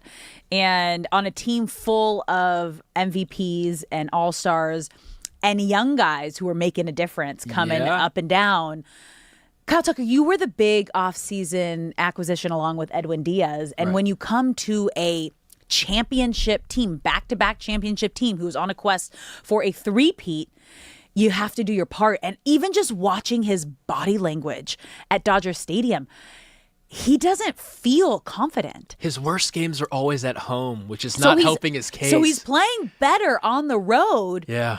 It has to be a mental thing at this point. And baseball is such a mental game, you guys. It's a game of failures. Like, you're considered hitting well at like a 35% rate. Like, that is insane when you think about batting averages. If you succeed 30% of the time for long enough, you're going to the Hall of Fame. Like, it's just it's wild. So it is a game of failures. Yeah. And that's why it's such, like, they have mental mind coaches in different organizations where they just come and they make sure, not like a therapist, but like make sure your mind's right and like talk about different things. Because once you get stuck in your head, it's really hard to crawl out of it. And just watching the way that Kyle Tucker is playing right now, and just the Kyle Tucker that we know and we've seen in years past, it just feels like he is in just this mental cloud. We're not there yet. I mean, but I we're will June. say, oh no. I completely agree with what you are saying. I will say we're not at a point where we have to question whether he should still be out there. But if nothing changes come September, and Alex Call is still making the most of his opportunities, which he's been doing, if Ryan Ward, in a situation where he's still up, is making the most of his opportunities. Matter of fact, we can phrase it like this. We said earlier, if the postseason started today, who are the 3 or 4 names that are surely in the rotation if there wasn't Stellar Glass now?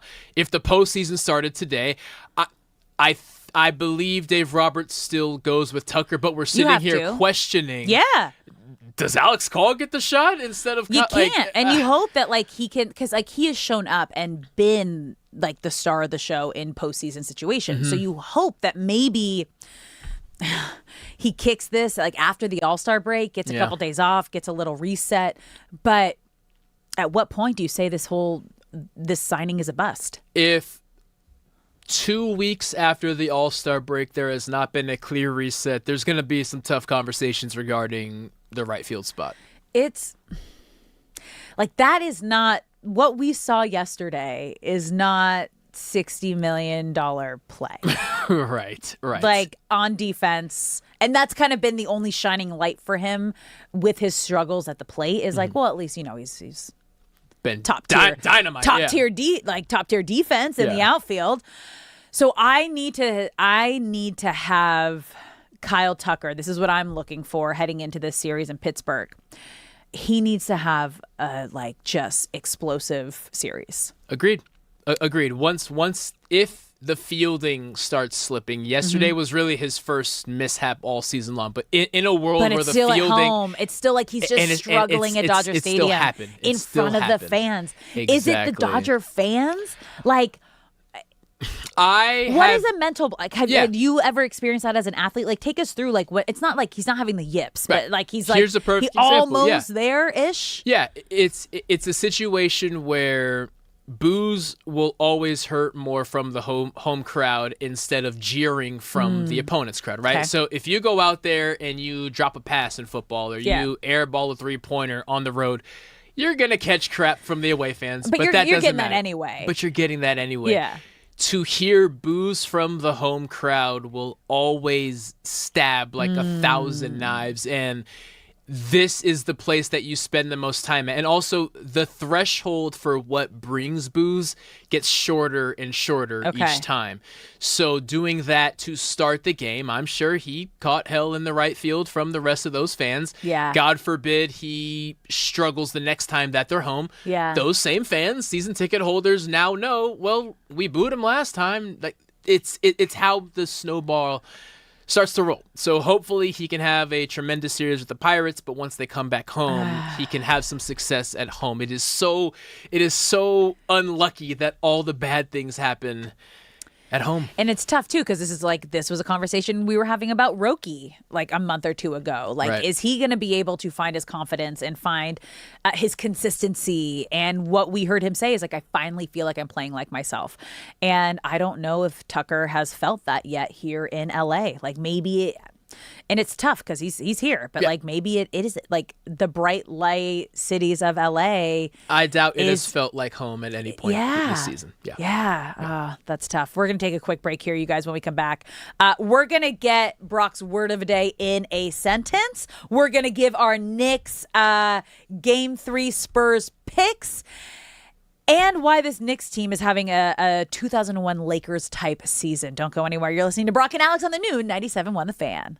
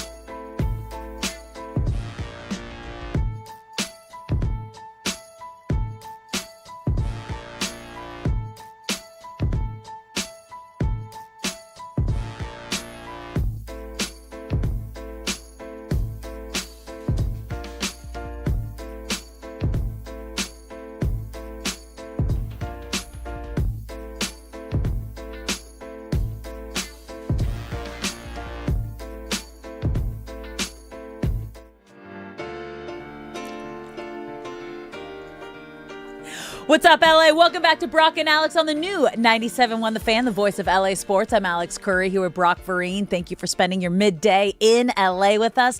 Whether you're listening on the radio, the Odyssey app, the iHeart app, or watching us live on YouTube, Twitter, or Twitch, we appreciate you being here, and we want you to be a part of the conversation and the show. I don't know if you've been listening, but we have on Mondays Brock's Word of the Day. Was anyone guessing in the chat, Shay? He better not know, because that'd be cheating. I don't look at the chat. Okay. That'd be cheating. Okay. I was during that segment, I don't look at the chat during that segment. So now it's time to use it in a sentence. Wookie. Wody. Wody. Wookie is from Star Wars. There we go. I can't do it. In my head, I was like, oh, yeah, confidently. You got this, Curry. That was the word. Okay. Wody. I feel like I'm a little kid saying it. Using it in a sentence. Okay. Yeehaw, we outside. Wody about to kill him off. Wait, what? Hey, say that one more time. And we got the performance. Wait, I needed that. I didn't know that. I need that one more time. I wasn't recording. I need to hold that. The real sentence will be... Do it again. Same thing. That was... yeah. I could do it. I just did it again. Yeehaw, we outside. Wody about to kill him off. Wody about to kill... All right. A line made famous from Kendrick Lamar's Squabble Up. If we want a proper sentence, nice and simplistic, it would just be... Was that your Kendrick Lamar impression? Yeah, when he does his like super animated cartoon anime voice. I thought you were doing a Western. Kendrick Lamar is somewhere cringing hard right now. I know. Ken, we love you. Ken, we love you. A regular sentence would be, "What's up, Wody?" What's Plain up? and simple. What's up, G? Is it like a G? Like what's up, gangster? Like something like that? Like I got it. Shay confident. He says he has it. Alex, that's your official guess. That's my guess. What's Shay? yours? Homie.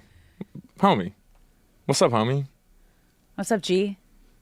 Close enough. Okay. Congratulations. Did we both get it? Did we both get it, or did I get it, or did it? Did we?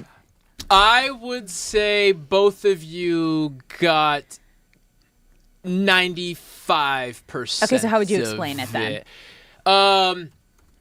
I would say it is always in the context of we are about to go do something. So if I said, "What's up, Wody? Let's go to the store. Let's go here. Let's go there." Because the history of it, in the South, they have wards. Like the ward is your district. So a wardie is someone who is also from your district. A wardie. So if we're both from the 5th ward and we're going to go do something in a different ward, you're my wardie because we're going somewhere else. But in just in general, so that's like if you're in the actual South. But as rap music spread it everywhere, it kind of evolved just to... That feels way more than me saying ward. You said Wookie, first off. I said Wookie. But Roadie Wardy is what I saw. I was the little kid in my head was... Which is why I was kind of smiling when you said a kid who can't say Roadie, because you kind of were in the ballpark. No, not at all. But that's funny. Okay, that's cool. Yeah. That's a little history lesson, that's the too. word of the day. Yeah. I love a little history lesson with a word. Oh, that's fun. Okay. Shay, you're up on Wednesday? Is that when we do it? Wednesday? Or Friday? Some point later this week, like we'll that. have our Gen Z Yeah, when do we test. get the Gen Z? Friday. Mondays and Fridays. We sandwich the week. Duh, that makes sense. With the OG and then the Gen Z. Love it. All right, that's fun. Okay. Wardy. That was our word of the day. You're listening to Brock and Alex on the new 97.1 The Fan, the voice of LA sports. Let's get to tonight's game, you guys. Game 3 of the NBA Finals at MSG. First finals game at MSG since 1999. Okay, haven't won a game in 53 years. I'm going to keep putting those facts out there because it is absolutely wild. And the Knicks are on a historic run right now. They have won 13 straight games, 8 playoff road games, which ties the 2001 Lakers. And that 2001 Lakers team went 15-1 in the playoffs. Their only loss came in game 1 of the finals against Allen Iverson and the 76ers. And then after that, Shaq and Kobe won 4 straight and finished one of the most iconic postseason runs ever. So when we're looking at this Knicks team right now, after taking the first 2, so they haven't lost a game. Lakers lost a game there, okay? Right. After taking the first 2 on the road in San Antonio, I think I texted the group chat right after that game. I was like, oh, they're going to sweep. If the Spurs don't win tonight, it is going to be a sweep.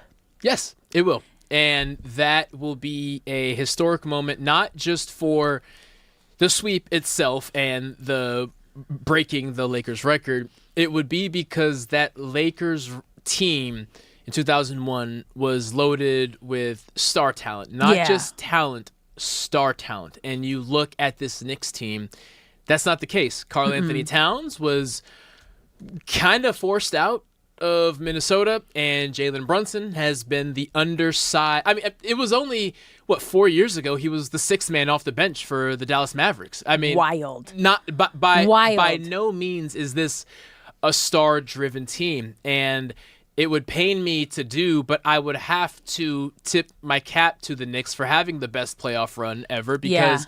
It would be. Not only in a literal on paper sense, but in the sense of they did it with half of the star power, maybe even less, than the Lakers had. And they have been so much fun to watch.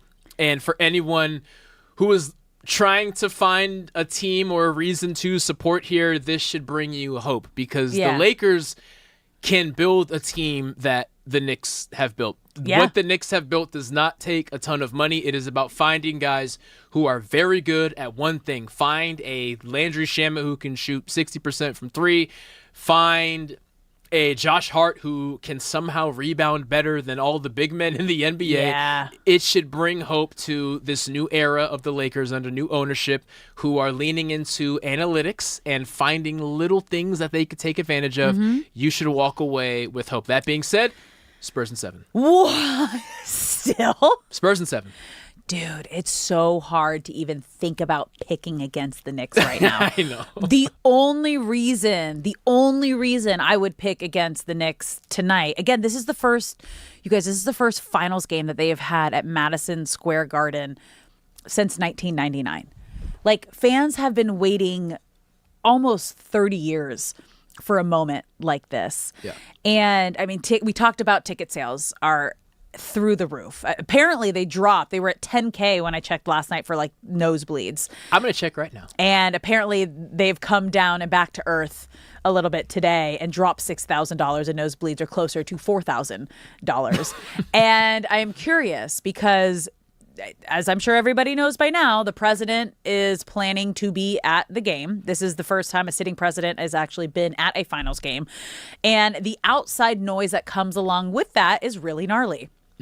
They're not having the watch party that they've had every single game throughout this playoff run outside of MSG.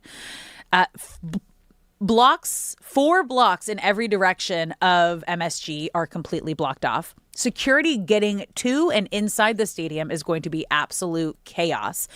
Normally, you're allowed to bring a little clear bag. Can't do that. Like, literally, they said limit all personal items that you are bringing. Wallet and phone and key, maybe, is like the only thing they're going to allow on you. If it doesn't fit in your pockets, you ain't bringing it in No, here. you can't. You can't. You're not allowed to bring any sort of bag, which is insane. And so the vibe and the distraction, and no matter what side you're on with the whole political situation of everything, it's just bringing a distraction. It is. And it's unfair to the fans who have been dying to see this. I would say at least 50% of the people watching have been waiting their entire life for this. Yeah. Which is an insane thing to say for a team as big as the Knicks, but that's a fact. And to have that moment uprooted is disappointing. For example, imagine being a Knicks fan and throughout this entire playoffs, the watch parties and the chaos in the streets, after a Knicks win, thinking, how cool would it be to go to a Knicks game and then experience that afterward? Like, the let out after the game and just joining in on the chaos, and that's not going to be there. And if I spent the cheapest ticket right now is now up to $5,295. So if I spent that average $10,000 ticket price, I want the full experience. Yeah. And I'm not going to get the full experience. And that's what it's been. If you've been following along the fandom on socials anywhere, it's been absolute pandemonium outside of MSG. That's where the scene has been. So fun to watch. It's wild. It's wild. So, yeah. Even though, like, I think this is the Spurs' best chance to take a game, I don't think the Knicks are going to lose their first game back at MSG in the finals for the first time since 1999. So the Spurs. So are you saying I'm sweep, taking the Knicks. or are you saying? Yeah, I think they're gonna sweep. Okay. But again, like, I would be happy if it was proved wrong, and the Spurs were able to steal this one. If they this is a must win for the Spurs and Wemby tonight, and it's tough because Wemby had the opportunity to take the game in game 2 and he missed the shot. And it was at home. Right. And moments before that, if you had to put blame on somebody, it would be on Stephon Castle for how the Knicks even got the ball back in the first place. Whereas they got the rebound and he passed it to him as he turned his head. But Wemby was still part of that play. Yeah. And Wemby has not been anywhere near his best self in these finals. Mm-mm. The Western Conference final was the final. Was the final. I mean, I was sitting here saying the winner of this game takes care of the Knicks in 6 games max. And I am eating my words right now. And Wemby maybe emotionally was heavily invested in that and has really yet to find that same amount of juice in this final series. Do you know what it kind of reminds me of is when the Padres knocked out the Dodgers in the playoffs. And you were like, I think that was. And they went on to play the Phillies. Yeah. And it was like, where was the team that just played the Dodgers? Like, Right. This is not what we saw in the last round. And it almost feels like that's what happened with the Spurs. Like, Great comparison. their biggest hurdle was OKC, and they got over that. It was like, yeah, but like, no. This is the biggest one. Like, you made it to the NBA Finals. This is your biggest test. And there's not like, it's hard to explain it unless you're there and you're a part of it, but there is almost that emotional hangover when you get over that this is our goal to beat this person, opposed to like, it is our goal to be NBA champions. Yes. Which I'm sure that's all, like, that is, but like, when you're so focused on the defending champs and getting past them, that's running out of time to wake up. That's a little bit of the hangover. All right, we're going to take one more break here, but when we come back, D-Mac and Reiter are going to be joining us for a little crosstalk. Don't go anywhere. You're listening to Brock and Alex on the new 97.1 The Fan.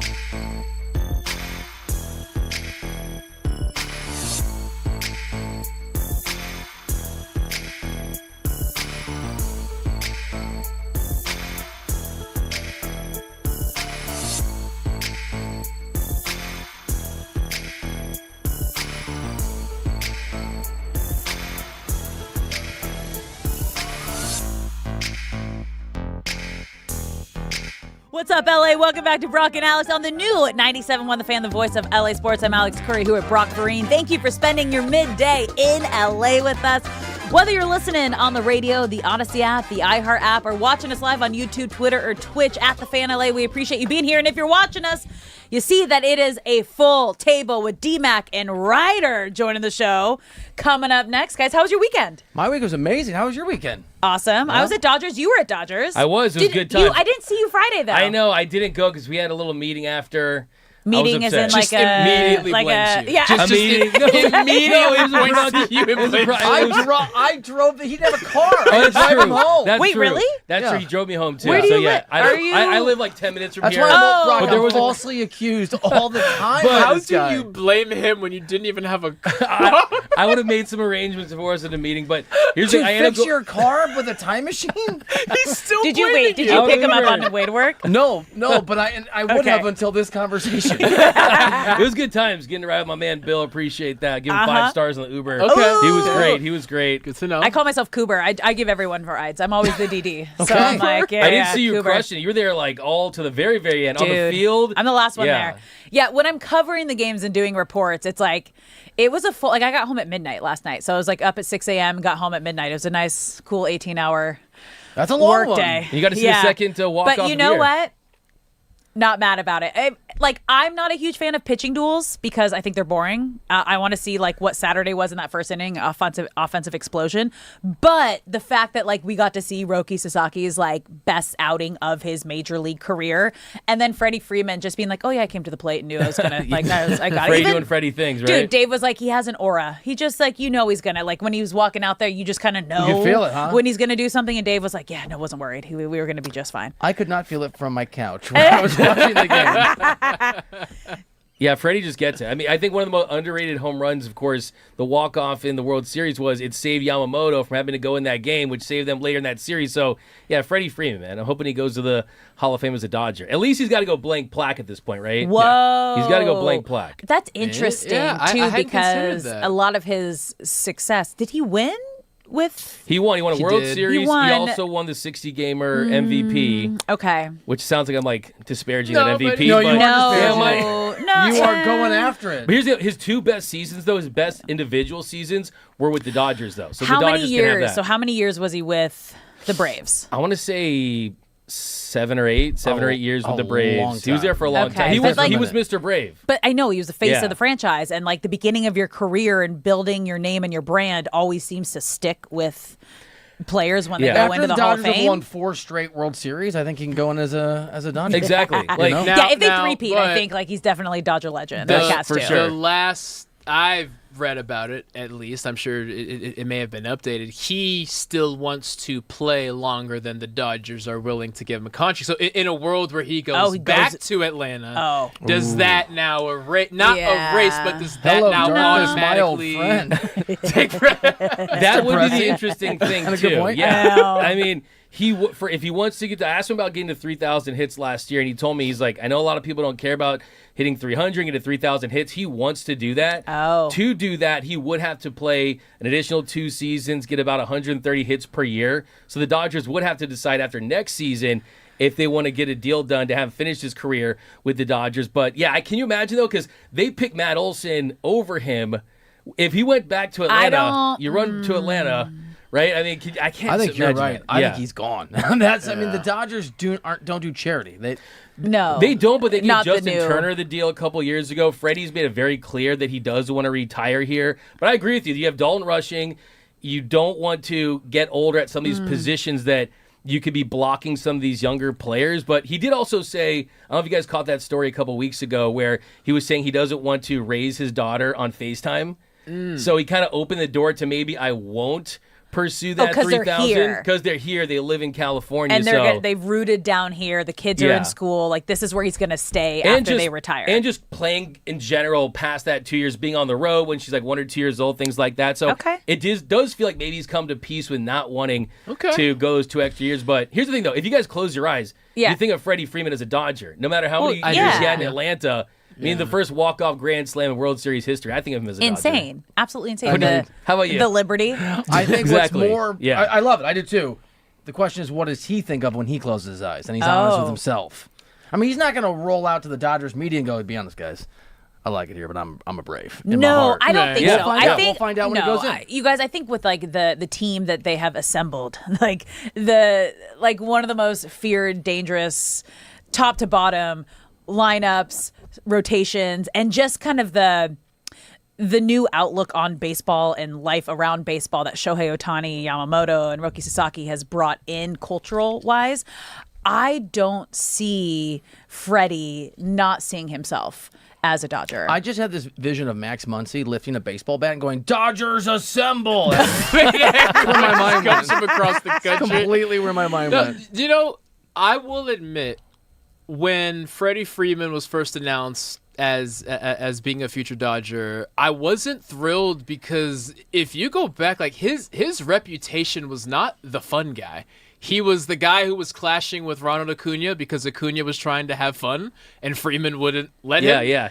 Telling him, you're not allowed to dye your hair. Why are you wearing chains? Like in I don't know how many years since, I would say that Acuna story came out pretty early in his career. So we'll say 7 years later, Freddie's kind of fun. Like Freddie is fun. He's got a big smile on his Credit face to always. him. And I bring that up because maybe it was Shohei, maybe it was Yamamoto, but I do feel being in LA, being around different personalities, I think he's realized baseball, again, it sounds so simple that baseball can be fun and I can show my personality. I don't have to be this RoboCop, this is the way we do things all the time. But like when he first came over, I was like, I don't think I like this guy. Can I give you a theory? What? As the one person who's not from here? Okay. When you live somewhere else, you think that's okay. When you move to LA, you realize you're allowed to be happy year-round. Oh, interesting. It's a game life changer for transplants like Freddie and I. So he's probably just happy here. So I can. So my grandparents, my dad's side, the Curry family came from Akron, Ohio, and my wife's from Ohio. So so LeBron's hometown is where Grandma and Grandpa Curry were from. And when they moved out here, both of their parents didn't live past 70. And I remember Grandma and Grandpa always constantly saying he was the happiest human ever being out here. And he's like, being in LA and being in California not only extended our life but made our life better because of the energy, because of the sun, because of just the happy vibes year round, and it just completely changes every aspect of your life. D-Mac is here, right? I definitely add to that, Brock. The sun, the ocean, D-Mac. He has mentioned that, though, because he did go to El Modena High School. He grew up here, but he's been all over the place as far as Florida. That's where his minor league was, and to be back, he's just changed, too. He's slimmed up. Remember, he used to look like Buzz McAllister back in the day. Gosh, he looked like Kevin's brother. Wow. And then now he's That's looking the like... meanest thing No, it's a great thing. No, and now he looks like I'm gonna pull Stanley this Ipkiss up. from The Mask with the teeth, right? How are you getting these references, man? These are dead on. He's kind of like that, but he's mentioned that his dad, Freddie Sr., who back when Freddie was in Little League, he said that he just wanted to have his son play baseball so he could have friends. It is. Right? So all of a sudden, he becomes a big leaguer, future Hall of Famer, and he gets to watch him play every day. So he's from California. So I think that's a big reason, too, why he wanted to stay here. But you're right, though. He was not the fun guy. I remember that. That's the Braves, they were not allowed to dress because of Freddie. Freddie was the one guy saying, no, this is the way we do things. Because he was so miserable, dude. And it's so funny. So hot the here. second that he left, Acuna dyes his hair. It's the moment that he left. I know. I'm telling you, dude. Fredericks of Hollywood, man. Pull. You guys, I just pulled up that's cruel. Buzz McAllister and Freddie Freeman in his beginning years. And I think that's why he dropped all the weight. You know what I mean? dude, this is insane. Now he's looking slim and trim, right? And he's got the grill. He's got the new grill. Chiseled. Yeah. Teeth looking good. Dude. I wonder if him and Matthew Stafford went to the same teeth, dude. You know what I mean? The veneers. The You know, veneers. I have veneers. Yeah. But you can't tell. Yeah, that's man, my sister does Yours too. fit Hers are- you. Yeah. That's I not know. the case Can you for tell everyone. which ones they are? Two front. I knocked out my two front teeth in 8th grade. Okay, I couldn't tell. Yeah. That's No, nice. it's great. That's how it Isn't should that a be. song? They used to call me Bugs Bunny teeth. All I want for Christmas is my two front teeth. It is. Yeah, I knocked out the half day we got off for Christmas break, so that's what everyone's saying to me. Oh, Yeah. What a happy memory. core memory. Curry doing good. Don't go anywhere, you guys. D-Mac and Reiter is coming up next. Thank you for spending your Monday midday in LA with us. We'll see you tomorrow, LA.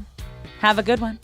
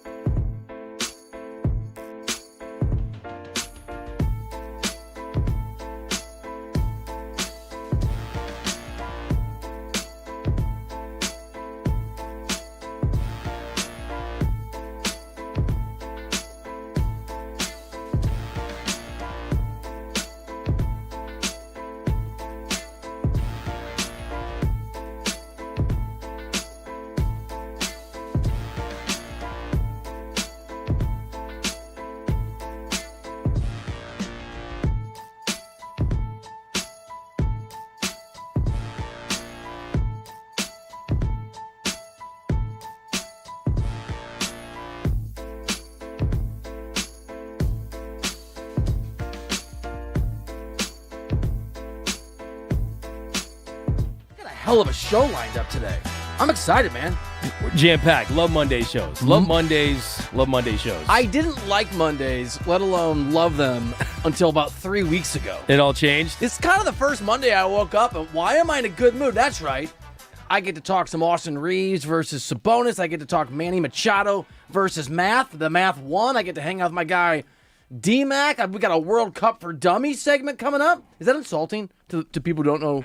People are ready. I think people are ready and fired up, and you're going to bring it, and you're going to give those comps, right? I'm going to give. So I've got a bunch of names I from the cannot world wait. of soccer, and he's going to judge me. D-Mac, Yeah. you're going to. I'm going to say this soccer player is this American athlete or comparison, and you're going to say that's really smart or that's really stupid. Get out of D-Mac and Reiter. You're in timeout. I have high hopes. Do you? Yeah, I really do. I think you're going to amaze with that one. I love the positivity you just threw my way. Hey, I'm excited. It's almost like I'm a I little drove afraid you about around what you're going this to say to Mbappe. I'm a little more afraid about the comp for Mbappe. I am coming But aggressively for Mbappe. I kind of feel that. There's going to be some real negative energy there. And I can't wait to see the Lamine Yamal comp too. That one's pretty aggressive too. Are you? Yeah. Are you? I almost wore Barcelona stuff today. Then I thought it might give away my biases. Yeah, I was about My to say this had to biases. be very Barca coded.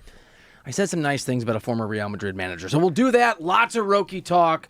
Hardwood headlines. We'll preview Game 3 tonight.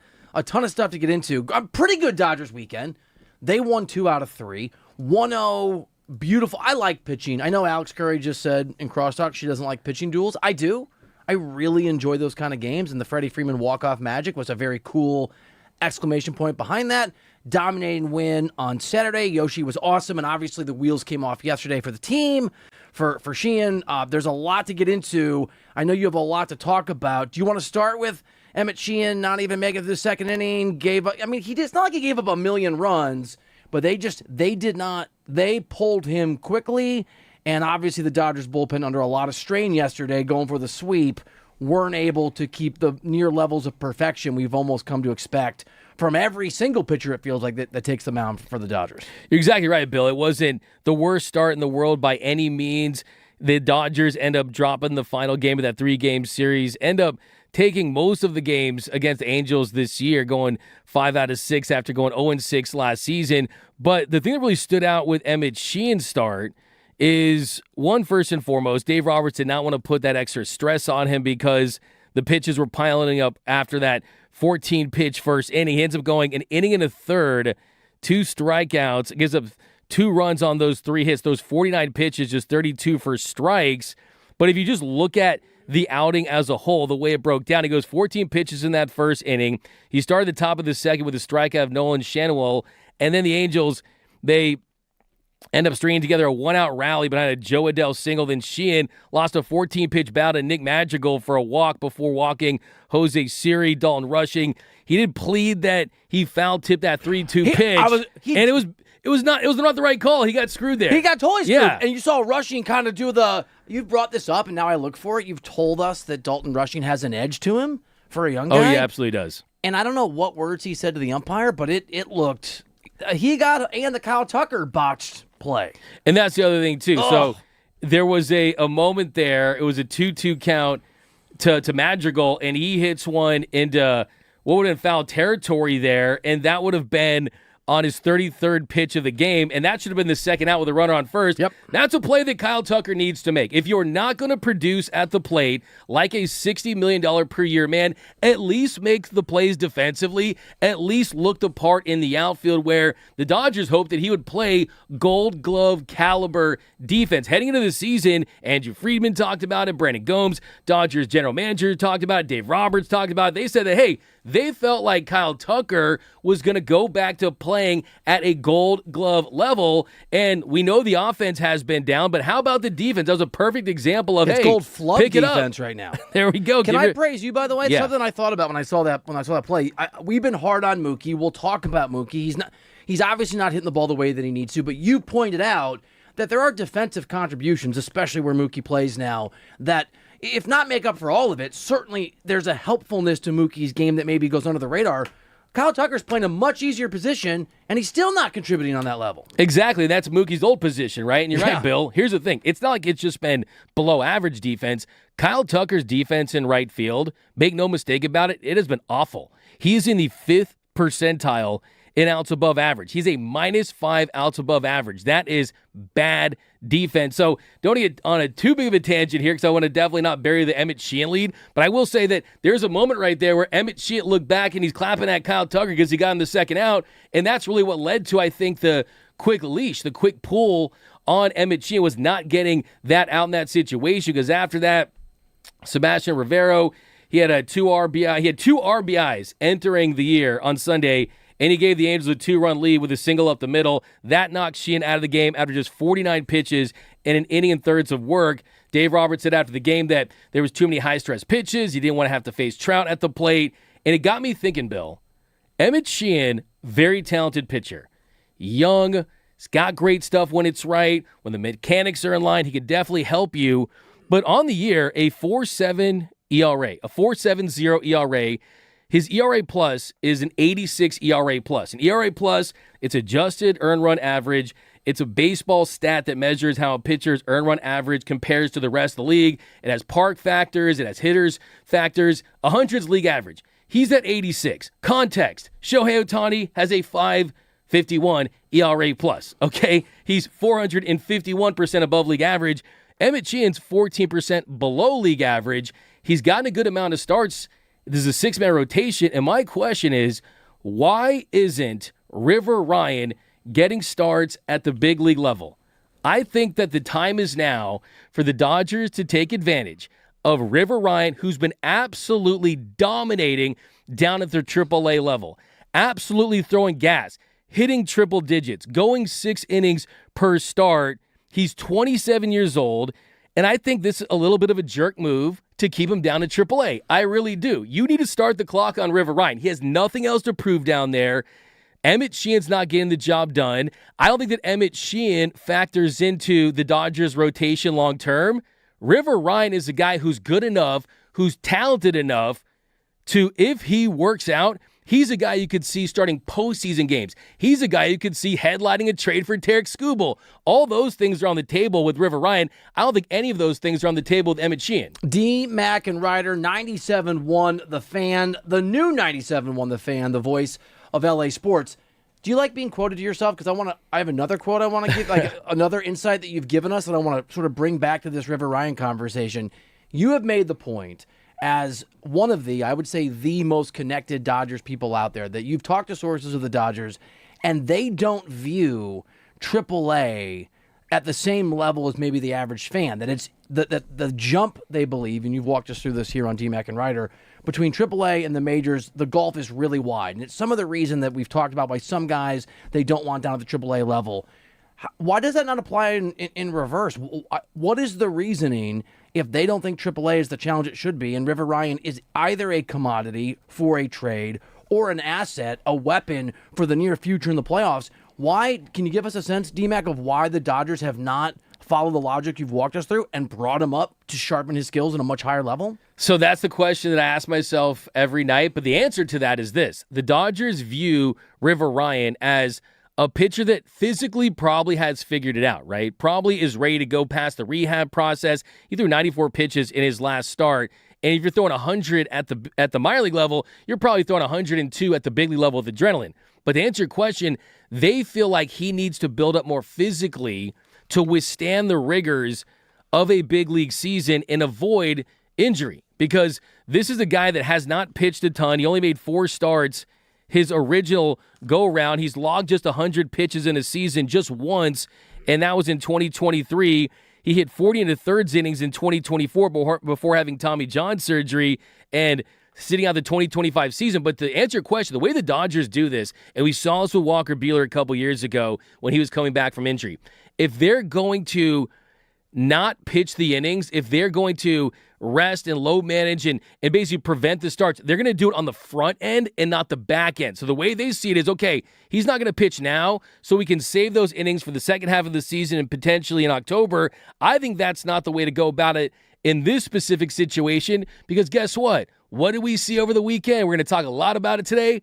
Roki Sasaki. Oh, my God. Right? So good, dude. Last time I checked, River Ryan's down in AAA. They didn't make Roki Sasaki do that, so why are you making it happen with River Ryan? 855-97 LA fan if you want to give your perspective on what should happen with River Ryan, what should happen with Emmett Sheehan, what you think Roki's weekend was like. And we have a lot of Roki conversations that are going to be needed into the show over the next 3 hours plus, 3.5 hours. We'll get into whether or not the way that he's pitching, you can move Roki back into the bullpen in the postseason if that becomes necessary. And we'll get into whether or not Roki Sasaki is an ace, a full-blown ace after his last 4 outings, including that gem all the way back on Friday that seems like a million years ago, where he went 7 innings pitched, no earned runs, 10 Ks. And DMAC here on DMAC and Reiter are going to require, suggest, demand some apologies from some of the doubters and some of the haters who are out there. We'll do that particular Roki conversation at 5, but you're right. It's probably worth giving Roki a little bit, some flowers right now. Friday seems like a million years ago. Does, yeah. But man, it is so, because when Yoshi does it, and he had a great outing on Saturday. He went, what was it, eight innings and gave up, I think, a single earned run. Again, that feels like 3 weeks ago. Roki has gone from a guy who 5 or 6 weeks ago, many people, some Dodgers experts, a lot of fans were talking about why isn't he in the minors? Why are they giving him so much leash? He's not ready. He hasn't figured it out. They're going to break his confidence, to an absolute wizard. I mean, that's 4 consecutive remarkable performances for Roki Sasaki. Yeah, absolutely, Bill. And I know you're happy about this because you've been a Roki Sasaki day when I get to give you a lot of credit and love for that. But a couple things that stood out to me. You're absolutely right. Now we got a nice sample. 4 starts, a 1.48 ERA in those last 4 starts. You're seeing him have a 4-pitch mix. So he's gone from a 2-pitch pitcher to not just a 3-pitch pitcher, a 4-pitch pitcher with a fastball, with a forkball, with a tighter splitter, and the use of that slider. And the big picture takeaway, and we're going to get into the apologies because I'm going to call out some people a little later by name on the show. Maybe some groups, because a lot of people. DMAC, you said that Roki was our Paul Skeens. He's a bust. DMAC, you said it was Roki of the year. I've heard it for over a year now, but a big picture take I wanted to throw at you is if we are getting this version of Roki Sasaki, which looks like a new and improved version of the 2022-2023 Roki Sasaki that set the international game on fire, that set himself up to be the number 1 prospect in all of baseball, where people were calling him the LeBron James, by people, I mean me, of baseball. Wait, you just quoted yourself? I did. I liked it. And because of the hype, because of the can't miss, because of the fact he was throwing 102 with a nasty forkball, if the Dodgers get this version of Roki Sasaki, outside of Tarek Skubal, that's the best pitcher that they could possibly get at the trade deadline, and I think that's saying something. DMAC and Reiter, 97.1 The Fan, the voice of LA Sports. Thanks for hanging. Thanks for chilling with us. And thanks to so many people who have walked up to us on the street when we've been wearing, if you're watching on the stream, these 97.1 The Fan. I'm trying to do more of it because DMAC's really good at getting out there with the hat and the shirt. But people are excited, man. People like I will the show. say, so I was at Dodger Stadium yesterday, did my lap around the stadium. I had fans coming up to me before the game. I had fans coming up to me, and they said they love Bill Reiter. Oh, they love the energy. We don't lie on the they radio. love the takes. I kid you not. I kid you not. I had someone come up to me, Harry, and he was like, Harry? He was like, yeah, Harry, I love you. Big time Dodgers fan. He showed up from Las Vegas before the game, and he watches the show. Okay. He loves the arguments. He loves the passion. But I kid you not. They literally said, "Where's Bill Reiter? Where's Bill?" So I wanted guess, to go. You told me I wasn't invited. Oh no, that's real talk. Oh come on now. So yeah, I had a kid. Awesome to meet you guys, and it was so cool how many people talked to me about 97 The Fan and DMAC and Reiter, how much they love the show. So shout out to everyone. People, they see the bold takes though. They see the bold takes from you. It's funny. Similar energy in my neck of the woods in the South Bay. And I get a lot of, do you really like this guy as much as you pretend to on the air? And I go, I'm not pretending. Wow. I'm like, you know me. I can't pretend things. I just kind of am what I am. You know? You do a good job at it, I will say. I think you're my guy. If you're watching the show, if you like the takes, if you hate the takes, if you love us, if you hate us, whatever, thanks for chilling. Thanks for being here. The stream on YouTube and elsewhere is The Fan LA. The Fan LA. Those of you right now on YouTube, get your comments in there. We're going to make them a part of the show. We're going to make them a part of what we do. And also, please push that like button and that bell button. If you want to call us, 855-97-LA-FAN. Can I give you some shocking breaking news? Yes. Can I break the Dodgers world in half? Can I tell you something that maybe you didn't know as the ultimate Dodgers expert? Shohei Ohtani is really good at the ball sport, baseball, at the throw catch. I know you know these stats, but thank you, Bursch, Ryan Bursch Jr. Boom, highest OPS in the National League, lowest earned run average if he qualified in the National League at .74, highest WAR in Major League Baseball at +6. We don't have to belabor this because we talk him every day unless you want to. I don't personally want to lose track of what we're witnessing and what we're watching, because every single time he does things, I try to remind myself it is not normal, and it feels like Tiger Woods in the height of his powers. It feels like I'm old enough for this, like Jordan at the height of his powers. It feels like Messi, who we'll talk about later, at the height of his powers. There aren't many athletes in my lifetime who I have watched and it's been this level of greatness, and I have taken some of those previous athletes for granted. Certainly. And I think with Shohei over the weekend, you got to saw him at the plate put together some really good games where that first inning, I thought we were on cycle watch, and we always joke. You texted me. Yeah. I was like, hey, man, they're already up big. Just sit them for the rest of the day. And I was like, oh, my God, Bill's going to text me back, I hate you or something like that, because, of course, you guys know how I feel about trying to preserve Shohei. But I will say this. I think that over the weekend, you saw a hitter that continues to lock in, and a guy that has seen the ball so well, he's staying square at the plate. And over the week, once again, another breaking news, right? He was the Dodgers' best hitter. He had 12 hits in 25 at-bats, had 2 doubles, a triple, a home run, had a 13-12 OPS for the week, had 5 multi-hit games in his 6 games played. And like I was saying on the Friday show, everyone's talking about the Cy Young. And yes, believe it or not, Bill, contrary to what you think, I do want him to win the Cy Young, but I think it'd be awesome if he could make a run at a batting title, and I think that over the weekend, you saw the ability to do that, right? It's not just triples, doubles, and home runs. It's not just extra base hits. It's not just slug. It's the ability to put his bat on the ball and make good things happen. I don't know if you saw, too, there was a play where he was doing a push-up on third base, like he's having fun with it, and you mentioned, too, the tennis aspect of it. It almost feels like this is Nadal in his peak French Open years where he won like 8 straight French Opens. That's the National League MVP, right?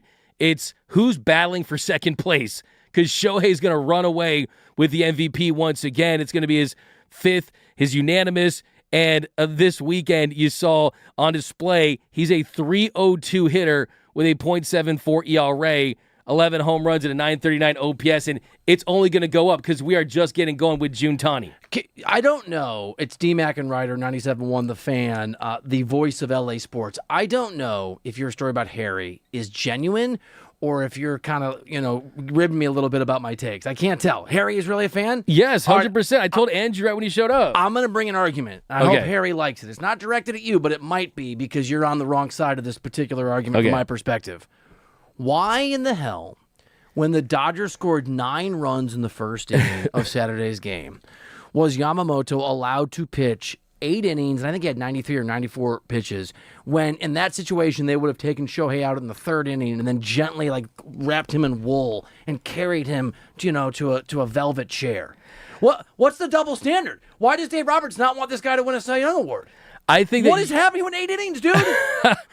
I think that you would have been pleasantly surprised if Shohei Ohtani was pitching, that they would have let him go out there and comfortably get that 6 or 7 innings. We'll never know, right? But to answer your question on Yamamoto, he went 8 innings.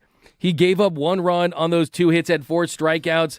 And the thing is, when you are pitching in a 6-man rotation and you're a creature of habit and a creature of routine, Yoshinobu Yamamoto is going to go out there and he's going to get his work in. So they felt comfortable about it. There's no need to pull him. But I understand that he's more efficient. He's not walking as many guys as Shohei, so he's not throwing as many pitches.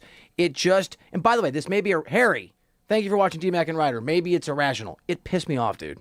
That's fair. It made me mad. Here's the thing, though. So Shohei's going to get no days rest, right? No matter what, pitching or hitting, because he hits on days where he pitches. Yeah.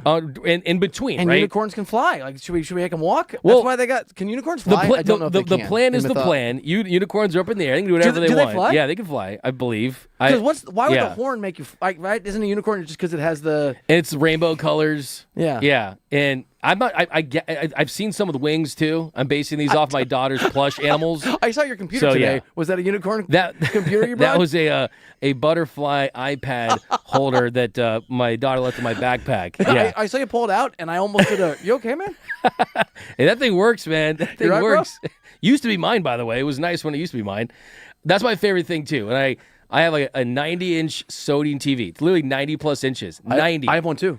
Just OLED. Mine's custom made. Custom made? Well, Wow. because I had it for a work thing. Are we having a TV off here? Yeah, we I love are. it. We Shout just out to become Kendrick. best TV friends. We just become best TV friends. But I just Wait, you laughed. just did my joke back to me? No, I just Give him repeated it. It was an echo. Do you want credit? Do you want cheers for that? I said it because I love the way it sounded. And I love What's going Step Brothers. on? Okay, I'm sorry. Wow. Jeez. Harry, this is what I'm dealing with, Harry. But I was telling you, I find it hilarious where we were watching her show on that and I'm watching the Dodger game on my iPhone. Like just kind of the compromises that you have to make. But look, here's the thing.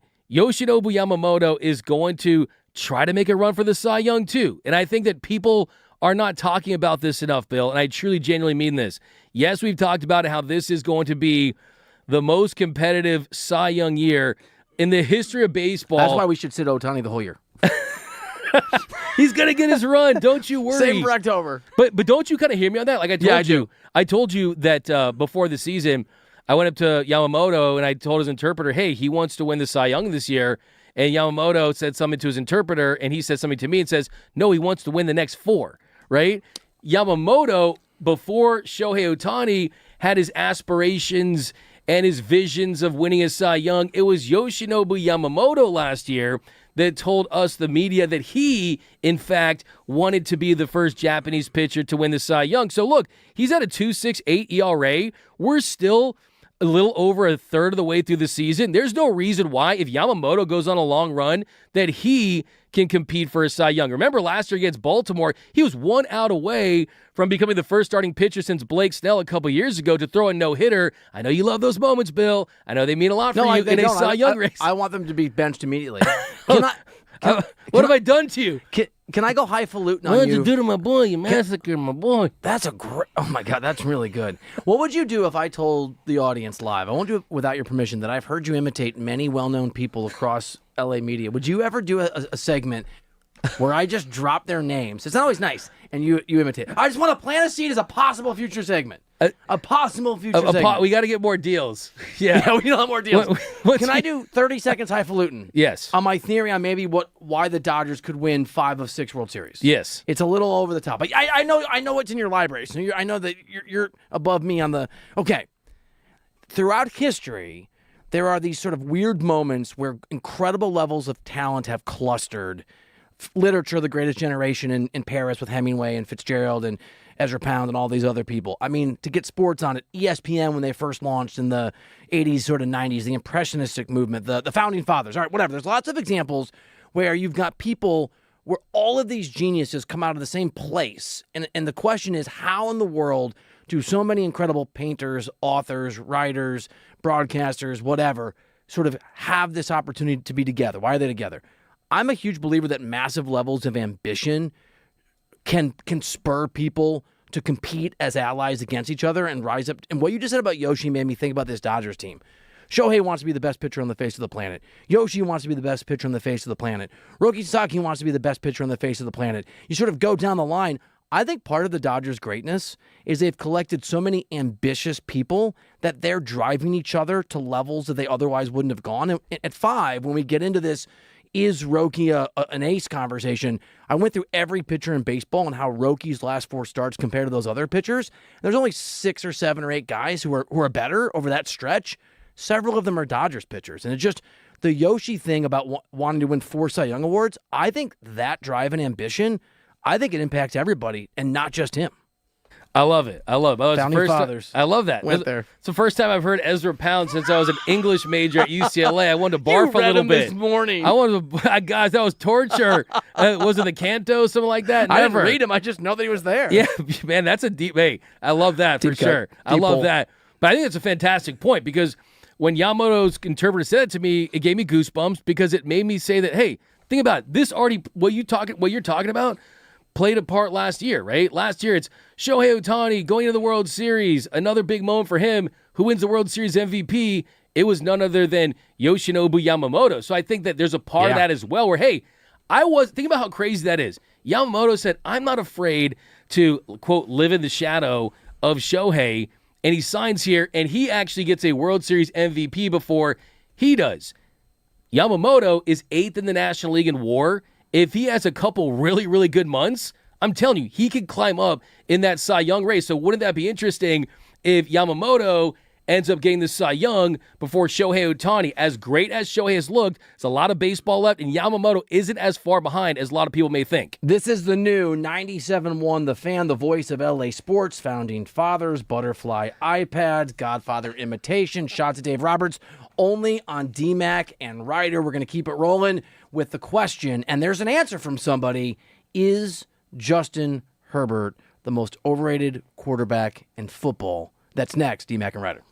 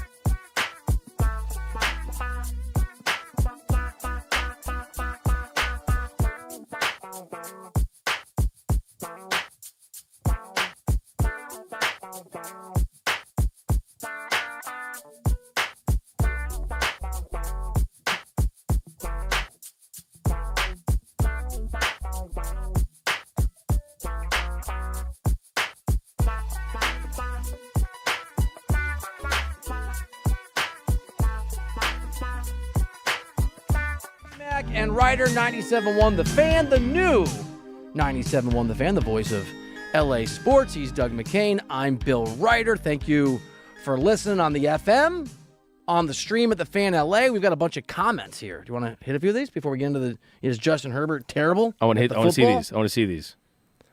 FG5332, River Ryan trade bait, nothing more. Why bring him up and mess up the chance he gets bombed and Tigers back out of the deal? No way they're going to take that chance. There's something to that, but there's also something to the fact that, hey, you leave Emmett Sheehan up here, he doesn't have success, and he has little trade value. Don't push me. Did that guy get pushed once or something? Don't push. All right, I won't. Because he's close to the edge. I haven't seen enough of River Ryan, RR, to judge, but as long as we're going good, why rush him up? Can I answer for you? And then because we aren't going good after Sheehan's performance, right? That was part of the point. High standards. We're the Dodgers. We're not the that is the point. I Royals. mean, they kind of showed their cards, right? When they went out there and traded for Eric Lauer, right? You could have had River Ryan up for Lauer, but they did get a couple starts out of him. So I just know that River Ryan wants to pitch at the big league level, right? I mean, and I think that he's a better pitcher than Emmett Sheehan potentially as a starter. His ceiling's higher. This is a great comment. I don't want to say this is like the best comment we've ever had, but it's a good one. All right. King Colonel, Ohtani needs a Pope mobile. That's definitely the best. That's up there. That's an early contender. And Senor Jefe 4343 here on the chat at the Fan LA, D-Mac and Reiter just writes, greatness promotes greatness. By the way, my point was spot on, but my information is not because I'm not very bright when it comes to the old Ezra Pound. Lost generation, not greatest generation. Greatest generation, won World War II. Lost generation, got drunk and wrote a bunch of stuff in Paris. Different. Point remains, though. I mean, iron sharpens iron, right? The rising tide lifts all boats.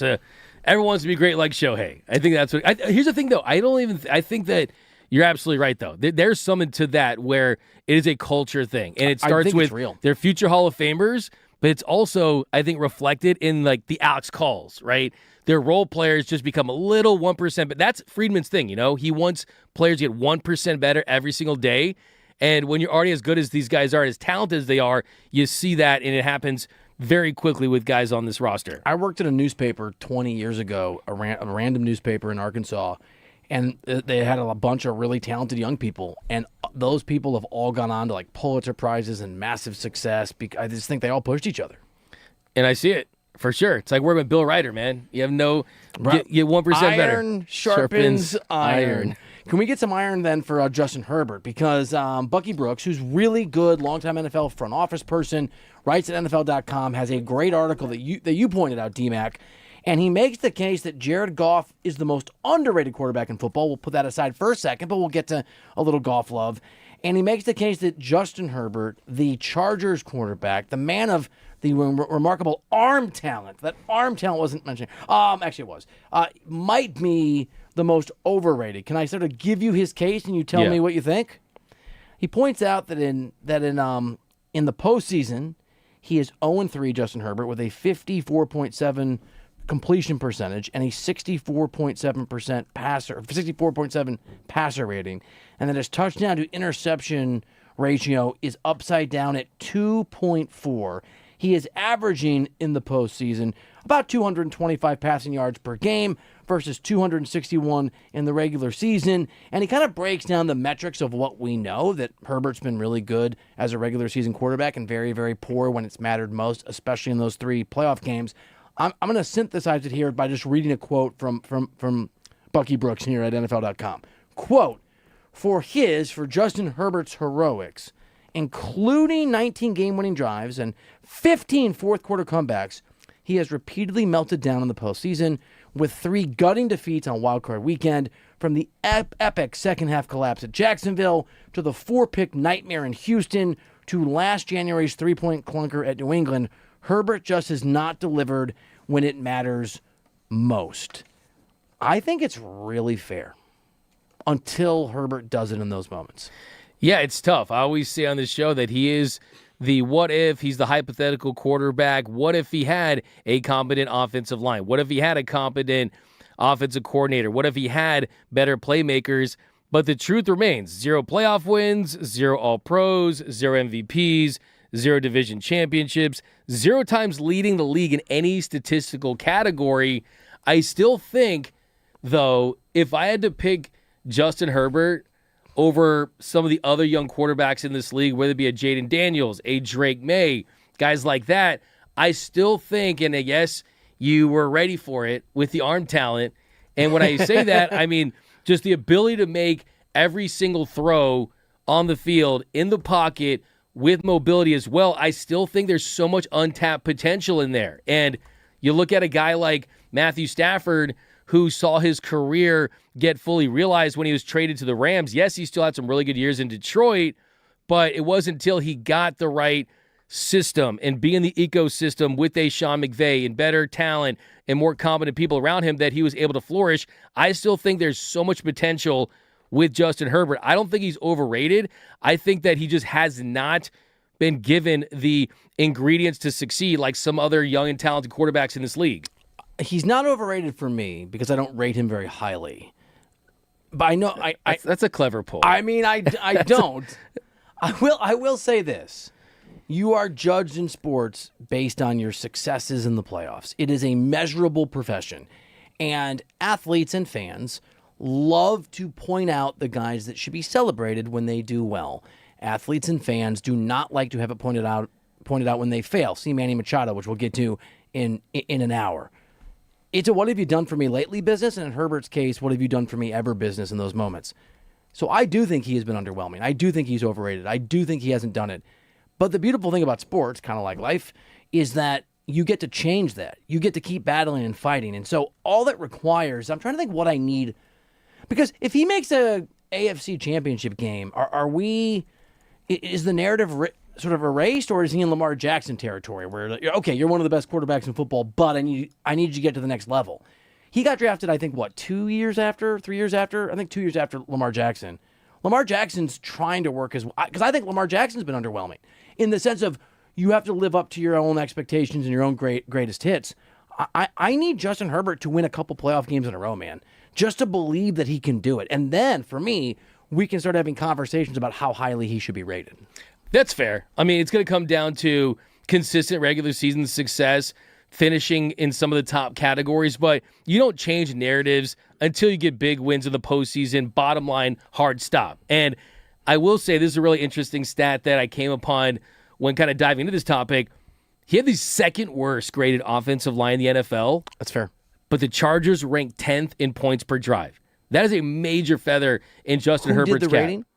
One of the rating servers, like one of PFF. Oh yeah, somebody? Next Gen Stats. Yeah. Oh, Next Gen. I'm sorry, I missed it.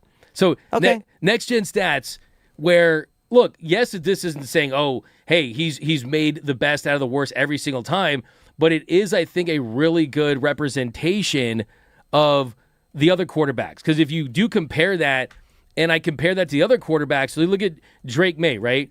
He had the 7th best offensive line. He had the 4th best receiver group. You look at Patrick Mahomes, the 6th. Josh Allen, 4. Sam Darnold, 21.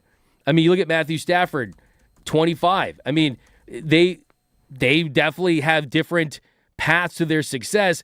I look at there's a lot of similarities with Matthew Stafford and Justin Herbert. Justin Herbert, when he's at the current part of his career where you hope that McDaniel can make a big difference, you hope that the fact that he doesn't really seem like he's peaked. The dude is 28 years old. He just turned 20 in March. You look at where Matthew Stafford... 30? Yeah, so 20 in March. I mean, if he's under 30 at a pace where you can have a lot of success in this league in your 30s, I still think it's a bright future ahead of him. Matthew Stafford in the same situation had the same thing. 0 All-Pros, 0 MVPs, 0 playoff wins. Look, I'm cautiously optimistic because, and again, I'm not gonna offer praise for anybody, athletes included, who haven't earned it, but I can see in Herbert the potential and the greatness that's there. You also do get to a point, whether it's the offensive line and the lack of weapons or not, where some human beings, where some quarterbacks, where some competitors, where some guys, right, some of us start to doubt ourselves, and you can lose swagger, you can lose confidence. I did consult with my personal assistant, AI. Nice. I don't know how to feel about AI, but in terms of projected offensive line rankings for this upcoming season, 15 is where the Chargers are sort of. So new offensive coordinator we think will be great. Offensive line that'll be okay. Head coach who's renowned for many things, including infusing quarterbacks with confidence. It's probably about time, if you are right, that he can get there at age 30, right, with still age on his side. It's about time that, not a Super Bowl, but, man, he's got to play well and probably win a playoff game this year. Certainly. That has to be the bare minimum. That's the bare minimum. If we go through this season and they make the playoffs and he has a bad game where he's throwing interceptions or it's looking like he's not making the plays in the clutch, then, yeah, he's not going to beat the allegations, right? That's what people will say about him. But the move, and I think one of the most underrated moves that was made this offseason, was the Chargers going out there and getting Tyler Biadasz, a center that the Ravens were really upset about losing, and they realized their problem. I think that's the good thing about where the Chargers are at in their roster build is they understand where the problems lie. And last year, it was, hey, we had Joe Alt. We used top draft capital for him. He goes down injured. You had Omarion Hampton, running back, no running game, no elite receivers. But until he has those moments in the standard, like here's the thing. If Justin Herbert, let's say, was on the Packers, right? Or he was on a bigger market team, and you saw this lack of postseason success, there would be a lot more noise around this. But he kind of hides in the Chargers ecosphere. Dude, 100%. Yeah. D-Mac and Reiter, 97.1. The Fan, if you're streaming us over on YouTube at The Fan LA, drop your comments. We'll read them like we did a few minutes ago. Hit the like button, hit the bell button. If you want to call us, 855-97-LA-FAN. You can defend or you can criticize Justin Herbert, 855-97-LA-FAN. We are going to keep this conversation going and give you our Rooter Hero of the Day nominees. I got a couple surprises here next. D-Mac and Reiter.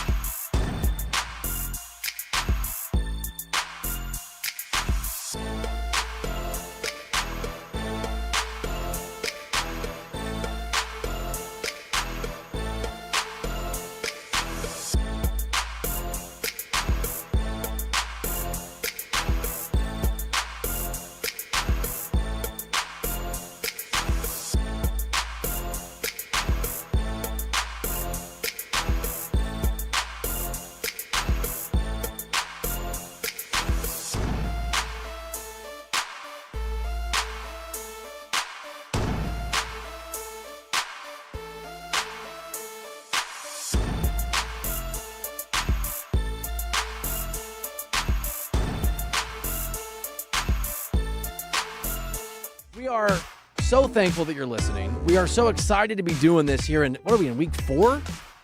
Week 4 of the new 97.1 The Fan, the voice of LA sports, that we want to find ways to say thank you, to give back, to give you something, other than hopefully an interesting show that we put a lot of energy and effort into and we love doing. And good news, we got something like that for you. WNBA's biggest celebration is coming to Crypto.com Arena on Sunday, June 21st, and we're going to do a giveaway here in a little bit. So next hour at 3 o'clock, be caller number, what do you want to do? Birch, what number do you want? What number do you want, Doug? D-Mac? Was it 7? Want to do number 7? Should we do 7? 7 works. All right. What's your favorite number? My favorite number is 3 and 15. 3 and 15. So if you were a Dodger, what would your number be? I'm bad at all that stuff. Yeah. I have no idea. What would you like, though? What would you rock? You'd want to rock... I have 66 from back in the day. Okay. Puig. Okay. I would go It's 15. not retired. Go six. Or They didn't 3. retire Puig's number, so you can go Can 66. I do 333? Would that be weird? That would work for me. What would your number be? Number 1? I would want number 1, but that's Pee Wee Reese's. But yeah, I'd probably something in the 20s. I'll probably kick Kyle Conforto, off the team and have 23. All right, we're gonna get this away. WNBA's biggest celebration coming to Crypto.com Arena, as I mentioned, on Sunday, June 21st, from special guests to one-of-a-kind giveaways. It's going to be an unforgettable night celebrating the 30th anniversary of the first Sparks game on June 21st, 1997. Get your tickets now at www.lasparks.com/1997. And again, we'll do caller something. We're going to figure it out. We promise we'll figure it out next hour. Caller 7. Burst says 7. 7? Okay. For 97. Caller 7 for there 97. All right, it's time to nominate our Rooter Hero of the Day, or at least get a bunch of nominees. Hero of the Day from Rooter Hero. Everybody needs a hero. RooterHero.com. Do you want to go first?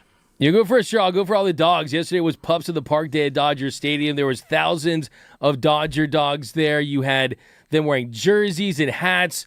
I was really impressed. The dogs were just completely taking over Dodger Stadium. I love me some dogs. It was great. I want you to get ready for hard eye contact. Okay. Me to you. The people who actually believed in Roki the entire year. Me? Sure. Yeah. Okay. If you're on that list. This is an ongoing one. We've heard this one. What? Why are we not? Don't you want to nominate the people? I agree. I agree. Love that. We'll give them a shout to. Yeah, give them a shout. The people who believed in Roki, dog. Come on, D-Mac. I love it. Yeah, I love it too. I love it. That's a great one. Thank you. That's a great one. Okay. Next. Next, I'm going the Washington Nationals. Why am I going to Washington Nationals? Because if you watched the Dodgers get walked off on that Marte home run, it felt like the Diamondbacks had won the World Series. The way they were acting, like they were flipping bats, looking like they were going to have a parade and give out T-shirts. Well, guess what? There's this thing I call the Dodgers come down. When you get a team that it's their World Series to play the Dodgers, they beat the Dodgers, and then what happens? They don't show up the next night. And the next night, Bill, the Nationals beat the Diamondbacks 14-1. Then they beat them 6-1. So after the Diamondbacks walked off the Dodgers and act like they won the World Series, It's a good one. They lost 2 of 3 to the Nationals. D-Mac and Reiter, 97.1 The Fan, the voice of LA sports. Did I already nominate the people who believed in Roki the whole time? Right? You did. Did I get on that? I did. Why not do it again? I'm just trying. I'm just making sure that we are aligned on the nomination. Okay. I'm going to nominate Myles Garrett for first pitch, for the Kobe shirt. Can I be a little obnoxious here? For maybe somewhat, ever so slightly, making the point that I made last week that everyone got so mad about, that he has the potential to connect with LA in a way LeBron never did. That was a very LA kind of vibe, right? It was just like, oh, this guy fits. This guy belongs. This guy is a natural for this city, for this place. And I know he's here anyway in the offseason, but as now a Ram. The Myles Garrett experience on Friday was awesome. Yeah, and I spend the vast majority of my time outside of here thinking about you, but especially when I saw Kobe's face on that shirt, I was thinking of you because I was like, he understood the assignment, right? He was wearing the Kobe Dodgers shirt, and that said LA. And the entire fan base, everyone there knew it. They realized it. I thought exactly what you were saying last week, that Myles Garrett, he understands what it means to be a star in this city. Okay, next. I'm going with someone I don't think that gets enough credit for being an LA icon. And today is the anniversary of Game 2 of the 2001 NBA Finals, where Shaquille O'Neal almost had a quadruple double. He had 28 points, 20 rebounds, 9 assists, and 8 blocks. The Diesel in Game 2 after AI stepped over Tyronn Lue in Game 1. Came back in a big way. The Dodgers, the Dodgers are having a Shaq bobblehead night this year. So I think it's time to embrace Shaq more as an LA icon. The Big Diesel, Big Shaq. I love it. This will not endear me to the people of LA, but I love both. It's not like Twilight where I guess you have to choose between a werewolf and a vampire. Yeah. But I'm a Shaq over Kobe guy. So Hey. I'm here for it. Nothing wrong with that, man. Oh, wait, security's arrived. I'm being removed from the offices Thanks, bro. here. Big Shaq, Big at, Diesel. the new 97 on The Fan. All right, those are the Can you nominees. dig it? Give us your vote over at The Fan LA. The Fan LA, we want your perspective. We want your vote for the Rooter Hero of the Day. Who should be the hero of the Lakers, Austin Reeves or Mr. Sabonis? We'll debate next here on DMAC and Reiter.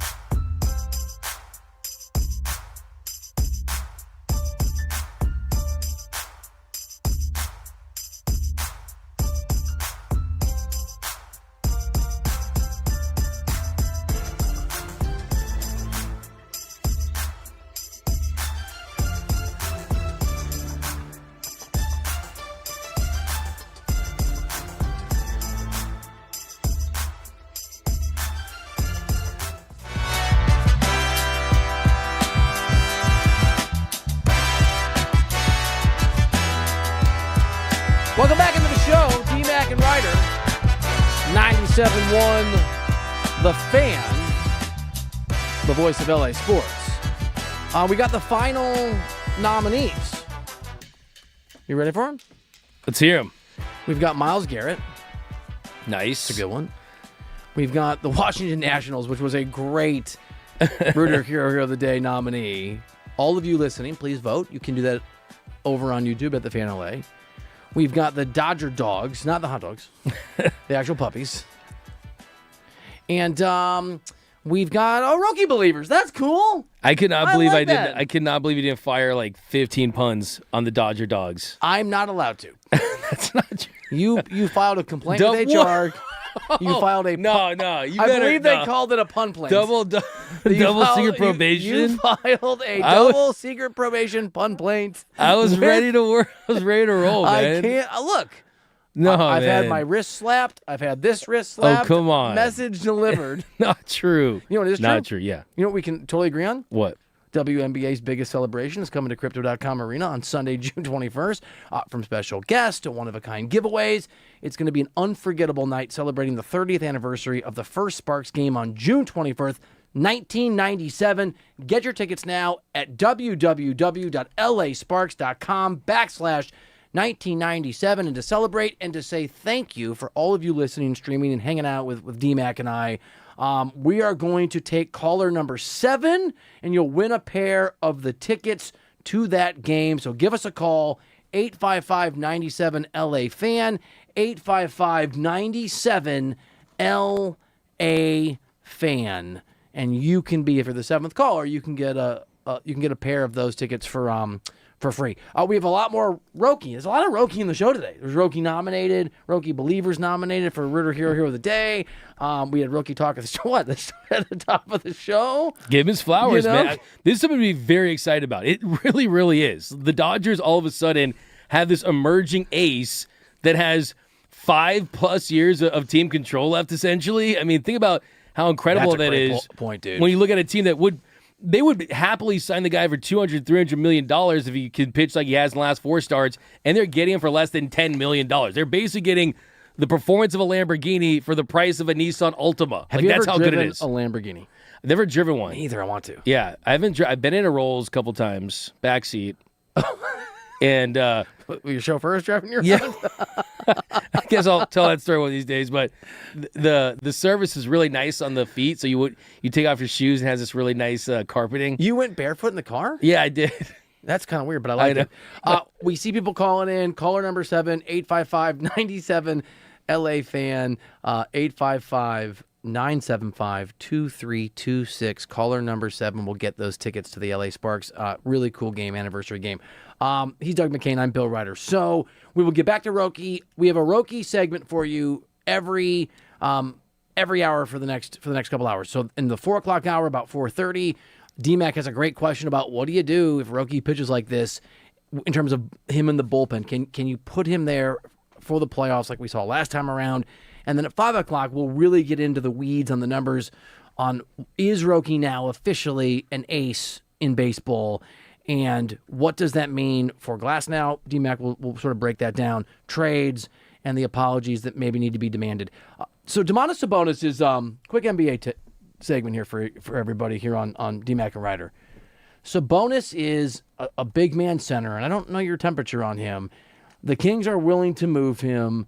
It won't be cheap. He's a very, like Austin Reeves, he's a very divisive player. Some people think he's amazing. Some people think he's absolutely awful and overrated. He's obviously a big man. It's something that the Lakers need. And to get Sabonis, the Lakers would absolutely have to trade Austin Reeves. Like it just, that's the way that it would work. Can I make the case to you that he could be the perfect actual move? And then you can tell me if you agree or if you hate him. Because you don't like Austin Reeves, right? That's not fair. You don't think that he has enough of a ceiling at the money that he will command to help the Lakers get where they want to go. Very firm on that. Very firm. This is not a big telling. Austin Reeves household over here. Right. It isn't. And I was kind of on the fence here, and I think you are right. And to whatever degree on Austin Reeves, I defended him, I was wrong. And I'll give you some of the data here. So I'm not going to give you Sabonis' numbers from last year because he only played 19 games. But the year before, he was 19 and 14 with 6 assists, and he shot 42% from 3. So just to do a player comp here. So Sabonis 2 years ago, Austin Reeves last year, each of their last full years. Sabonis averaged 19 points a game, and Austin Reeves averaged 23. Sabonis led the NBA in rebounds at 14 per game. Austin Reeves is not exactly a renowned rebounder. He had about 5. 6 assists per game for Sabonis, 5.5 for Austin Reeves. Sabonis shot 42% from the three-point line, and Austin Reeves only 36% last year, and we've talked about some regressions there. And I was thinking about tonight's DMAC NBA Finals Game 3, and the Knicks on the verge of winning a championship, and New York hopefully not burning itself to the ground, but partying and celebrating if they can win a couple more games. Karl Anthony Towns, barring a big change, if the Knicks win the whole thing, is going to be the Finals MVP. And the Cat is a guy who was very celebrated, very talented, really good at what he did, didn't win a lot, was kind of a talented loser, but that was the sort of the view. Jalen Brunson's the best player on that team, but Cat is the guy that has unlocked the Knicks. And I think that if you give Luka Doncic maybe what he needs instead of what he wants, because he wants a backcourt partner, and you give him a guy like Domantas Sabonis, I think there's a world where he could be the Cat for the Lakers. Cat was never confused for a defensive star. The guy is an amazing offensive weapon. He's a modern center. He can shoot the 3, but he is a big dude. And we've seen Cat in the right environment with a sort of co-star who's a bigger star, I think, and Jalen Brunson next to him, not just be amazing offensively. He has handled Wembanyama. He's been really good defensively against Wemby. And I also sort of wonder, and I'm not big on LeBron coming back, but all the LeBron conversations are about he won't take a discount for the Lakers. He will take a discount for somebody else.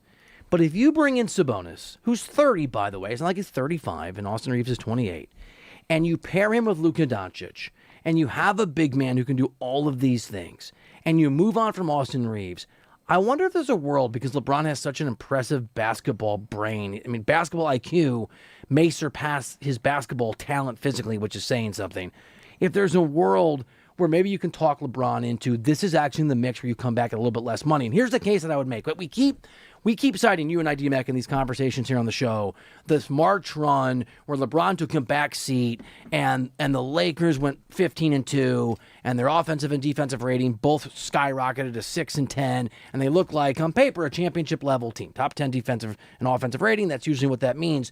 And we've talked about how good Luka was over that stretch at 38-8. We've talked about how amazing LeBron was at kind of taking a back seat and not having to be the guy. I actually didn't really dive into the Austin Reeves data until this Sabonis rumor came out. Not rumor. His availability. In that March run, when Austin Reeves was supposed to be the number 2, when he was like the guy that LeBron was taking a back seat for, he scored 21.5 points per game, 2 fewer than he did over the regular season. His rebounding was down. His assists were down. His shooting percentage was down. His three-point shooting percentage dropped from 36%, which isn't very good, to 32% in that March. When the Lakers were at their best and LeBron was the number 3, Austin Reeves was bad. What actually worked in that run, defensively, offensively, the wins, everything. And I don't like this because you know that Austin Reeves was randomly kind to my son, and he's a really nice, he's a nice man. He's a nice dude, and I'm rooting for Austin Reeves. Turns out Luka was amazing because LeBron was the number 3 and the number 2 wasn't very good. I think you go to LeBron and you just lay this out and you say, look, man, we love you. We want you to be here. We can't pay what you want. But if we trade Austin Reeves in a sign and trade and we package a pick, we can go get Sabonis, either in a deal directly with the Kings or maybe it's a 3-way trade, depending on how the Kings, value Sabonis. Sabonis will be that number 2 that Austin Reeves wasn't. He can shoot the 3. He is a big body. With you and Luka doing your thing, it fills our center need, and we were really great defensively in that March. With Austin Reeves out there, we can sort of like reconfigure it. We'll find another guy that's a guard with Luka. Maybe we give somebody to Marcus Smart.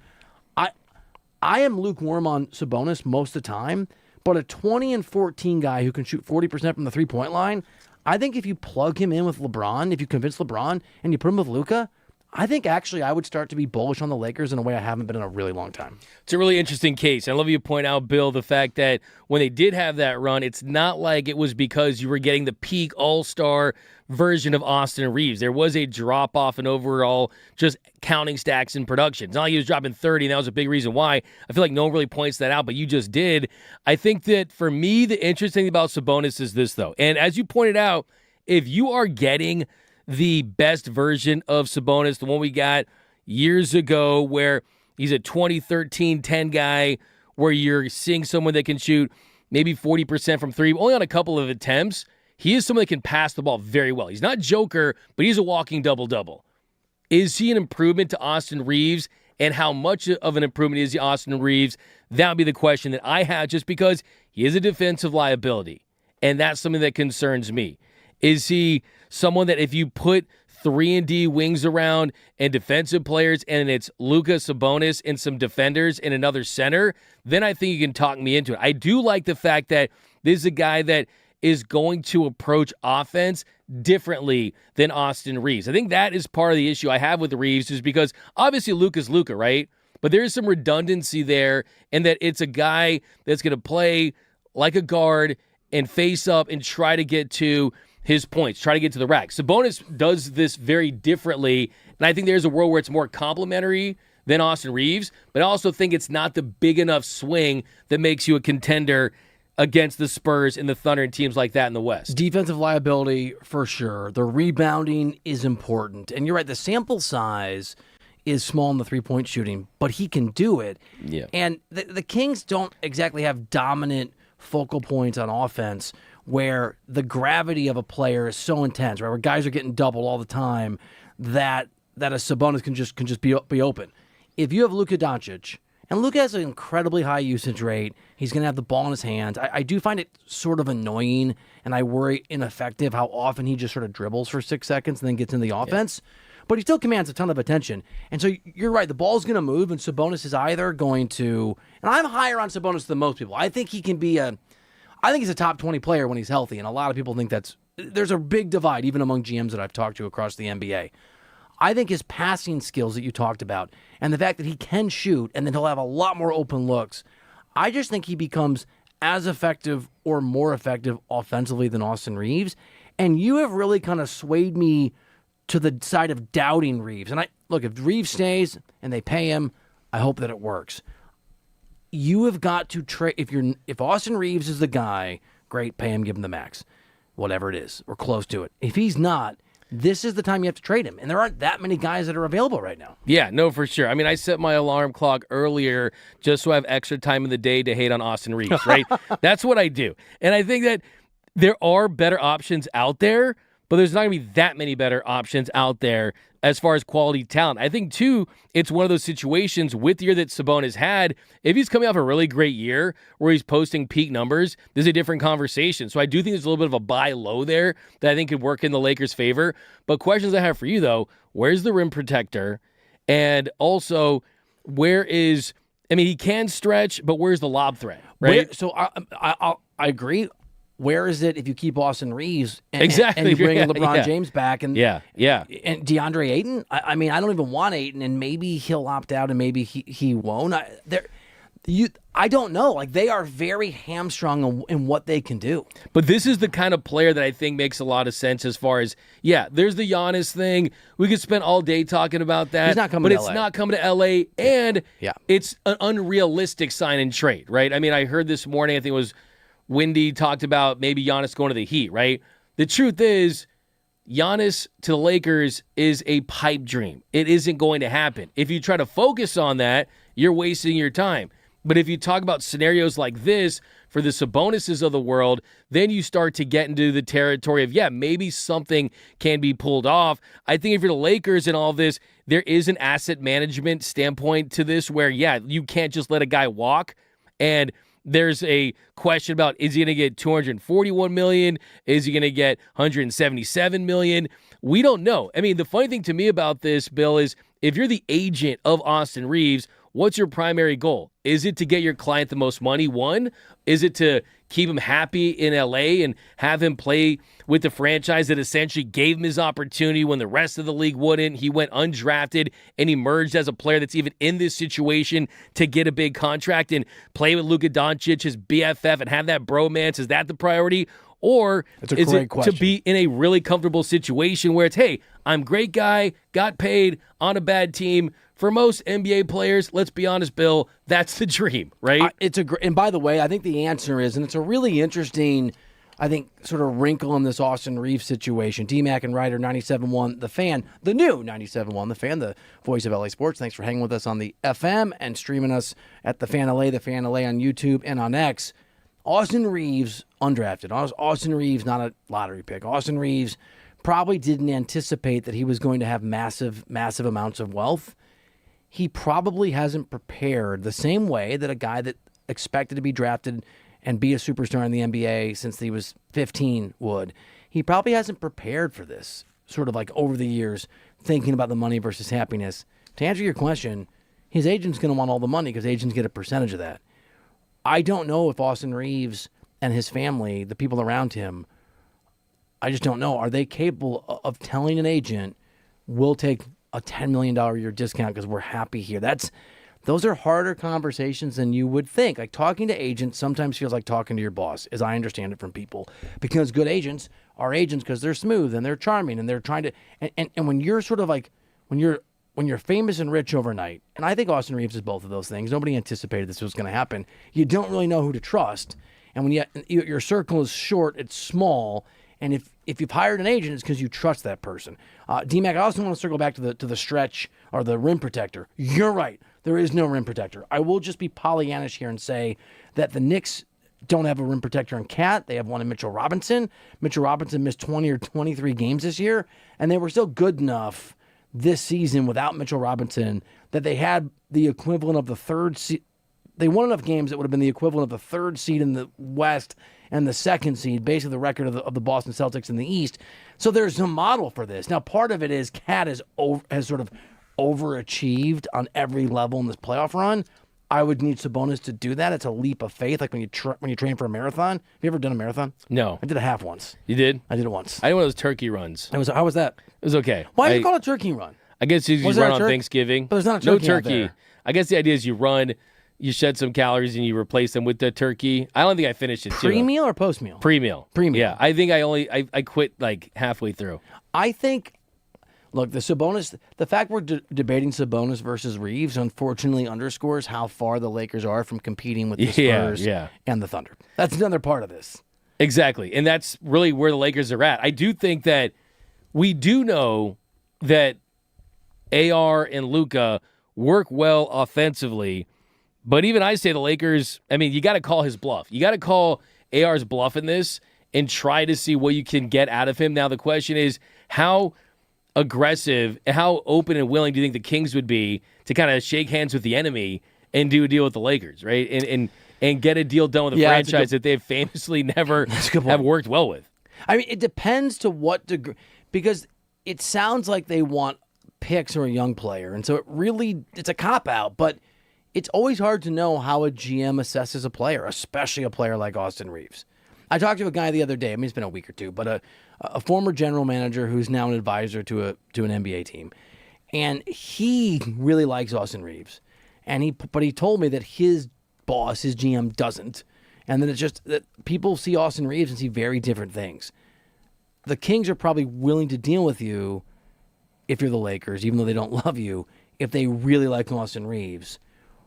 They're not if they don't, or if there's a third team, there has to be a really impressive return that comes back. You're right, for the Kings to deal with the Lakers. D-Mac and Reiter, 97.1 The Fan, 855-97 LA Fan. Let me ask you this. We haven't really had this conversation. Is there a world where you just trade Austin Reeves for something that has value and you bring back LeBron for a year and you basically burn another Luka Doncic year? Because I wouldn't. Under no circumstances would I want to go that route, right? So you got to do it now. You would have to do it right now. Yeah, I think that's why it's tough. I mean, for me, the dream scenario with Austin Reeves is, can you flip him for someone like a Walker Kessler, right? A Lauri Markkanen, guys that I think are just I think Markkanen's going to be tough to grab. It's going to be next to impossible, right? But I'm talking about that tier, right? I think that you want to see what fits with Luka. And the thing about Reeves is this. I mean, in his 5 years with the Lakers, every single year he's improved. He's been more assertive.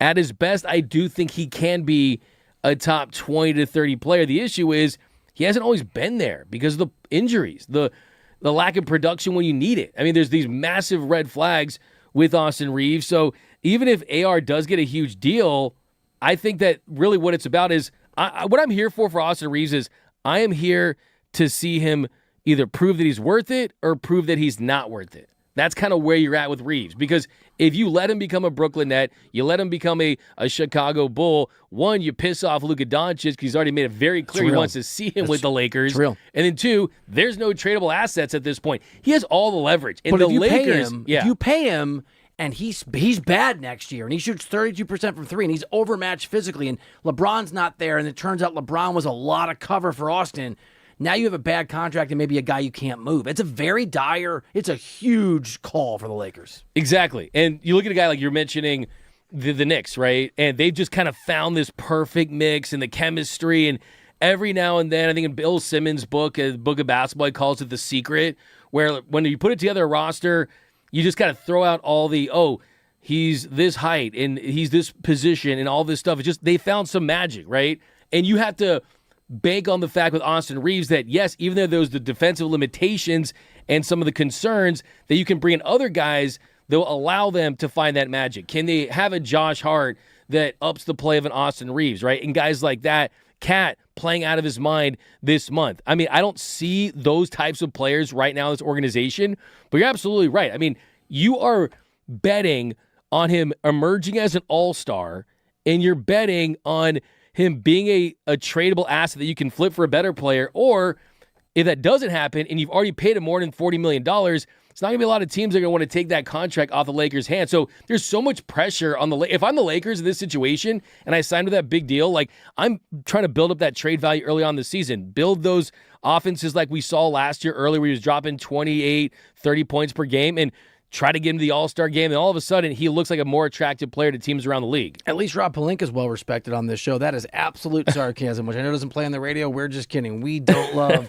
Rob Pelinka. He is Doug McCain. I'm Bill Reiter. On behalf of DMAC and Reiter, congratulations to Miranda from Garden Grove. You won a pair of tickets to the Sparks Liberty game at Crypto.com Arena on June 21st. Celebrate the 30th anniversary of the Sparks. I'll share with you. First game, grab tickets at LASparks.com/1997. If you missed out today, don't worry. We are giving out tickets all week. And next time, because it's hard to be the seventh caller, a bunch of people calling in, maybe put the number in your phone if you're thinking about it, 855-97-LA-FAN. Get it down so when you hear us say this later in the week, you can jump on the opportunity, 855-97-LA-FAN.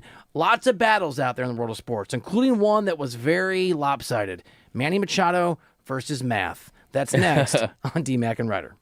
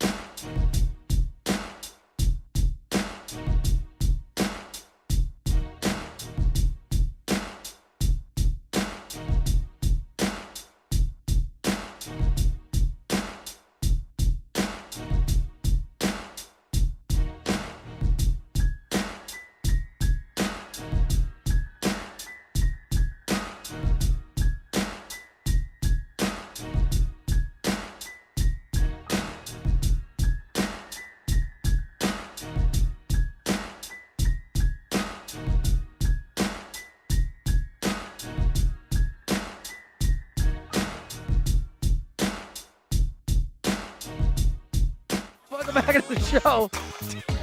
New 97.1, The Fan, the voice of LA Sports. You can be in here. It's your show. It's your show, man. I know. Sorry. I want you in here. Let's go. Let's go.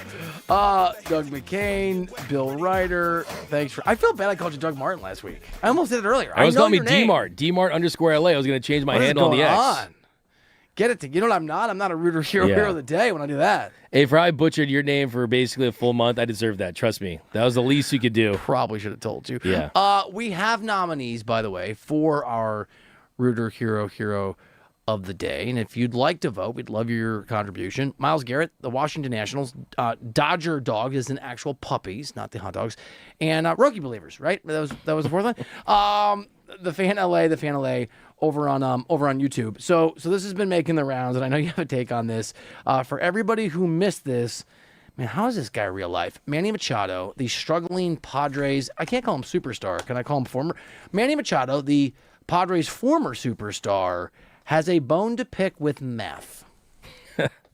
I just wish we can get the analytics out the way. I think there's too many stats out there, too many stats, way too many numbers. I don't even know half of the stuff that goes up there. I look at the board sometimes and I'm like, man, I even ask some of the guys, like, what is WCCVBB, whatever it is? Like what are these names that are being created? You know, I mean, it's just crazy to even keep up with.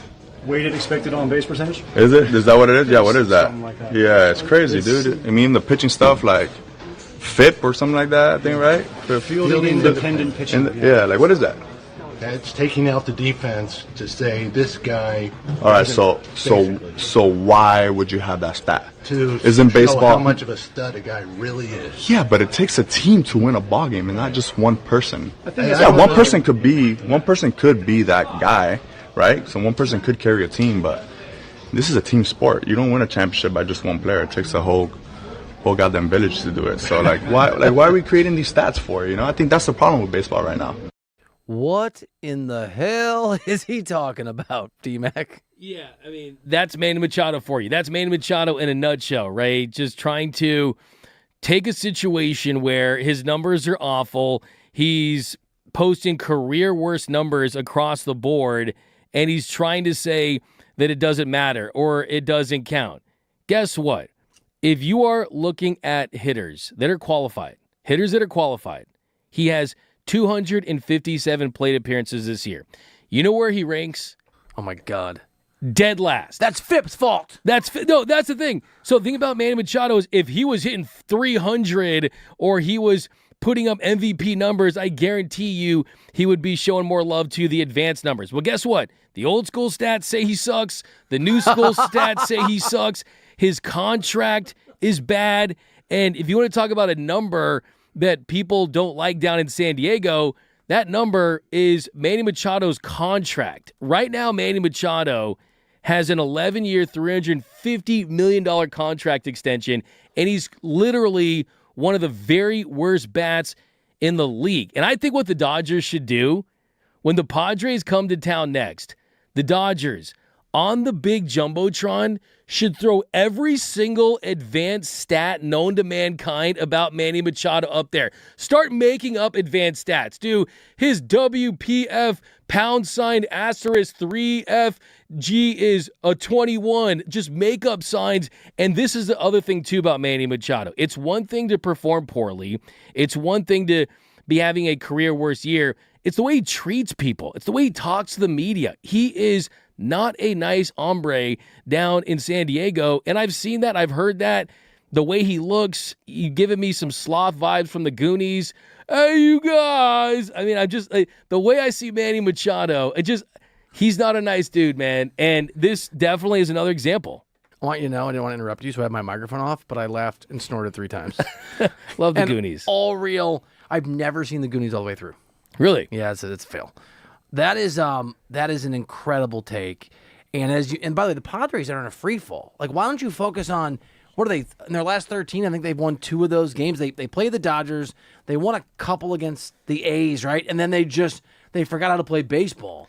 And the lack of that he's making headlines and noise about sabermetrics and numbers instead of being a leader just reflects everything you just said. And I you know this better than I do, but to me, Machado, I mean, the clubhouse the Dodgers have, you can't win the way the Dodgers have without having a good clubhouse in baseball. And that guy, Machado, is such a cancer, as it's been described to me by people like you who are in the know.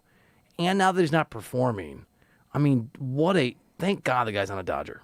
Exactly. And Thank God. I love that you bring that up because the Dodgers traded for him during that 2018 run when Corey Seager was out of the injury, and he had some ups, mostly some down moments where you had that play in the World Series where he hits it off the wall. He hits it off the wall. That should be a double, right? But he said the whole Johnny Hustle line, which he messed up the line. It's supposed to be Charlie Hustle, right? But he called it Johnny Hustle.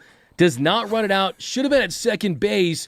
Ends up as a 360-foot single. So the guy's never hustled. The guy has never really won over fan bases, I think, in the postseason. And then we saw in 2024. What happened in 2024? And this is why Dodgers fans should all thank Manny Machado. And that is because there was a game early in that series where the Dodgers, they lost. They went down 2-1 in that series. But in the second game at Dodger Stadium, there was a moment where Manny Machado, he threw the ball inside the Dodgers dugout, right? And it went right past Dave Roberts. And Dave Roberts did not like it. Jack Flaherty was cussing him out from the dugout. The Dodgers didn't love it.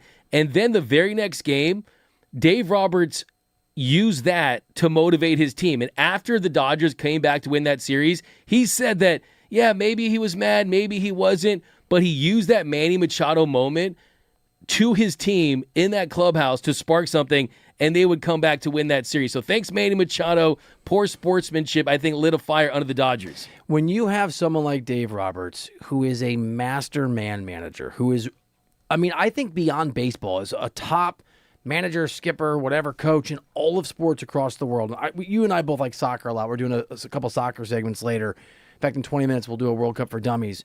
That's a big skill in soccer. When you have someone that good at managing their guys, especially over 162 games and spring training, and for the Dodgers, obviously you're playing much later in the year than most teams. That's hard to do.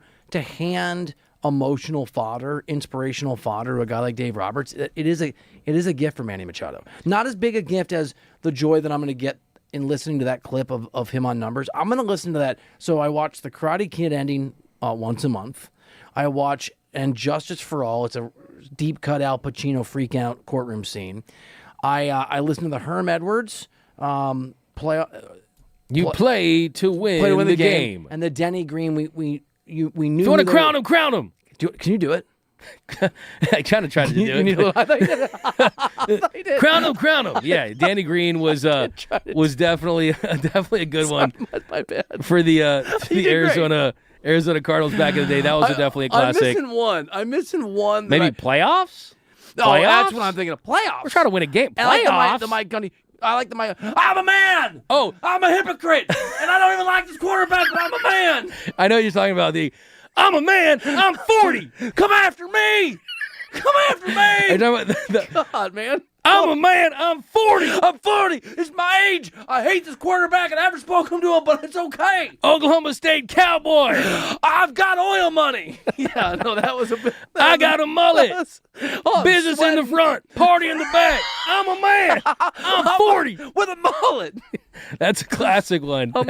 Those are some of the great ones. But so I see what you're doing. You're lining them up, and this is one thing I want to run by you too. Okay.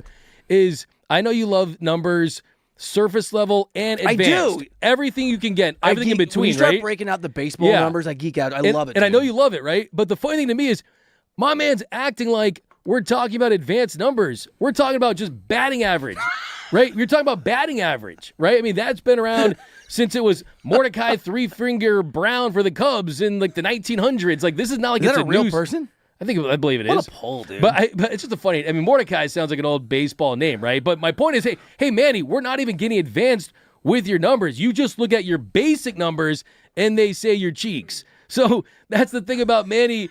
We're not trying to get this advanced stuff to point out that he's bad. I just told you the most basic stat, that batting average, he's the worst in the entire sport, 160 out of 160 for qualified hitters. I mean, the guy, he's at 169. He makes Mookie Betts look like Ted Williams from 1941. You'll never hesitate for a Ted Williams pull. I love that about you, man. Yeah. That's a great call, though. It is. Manny You're absolutely Machado, right. Why are we measuring how often I get a hit every time I come up. Why are you giving me stats about my batting average? It's a team sport. Yeah, man, it is. You're on the team. Yeah. And you suck.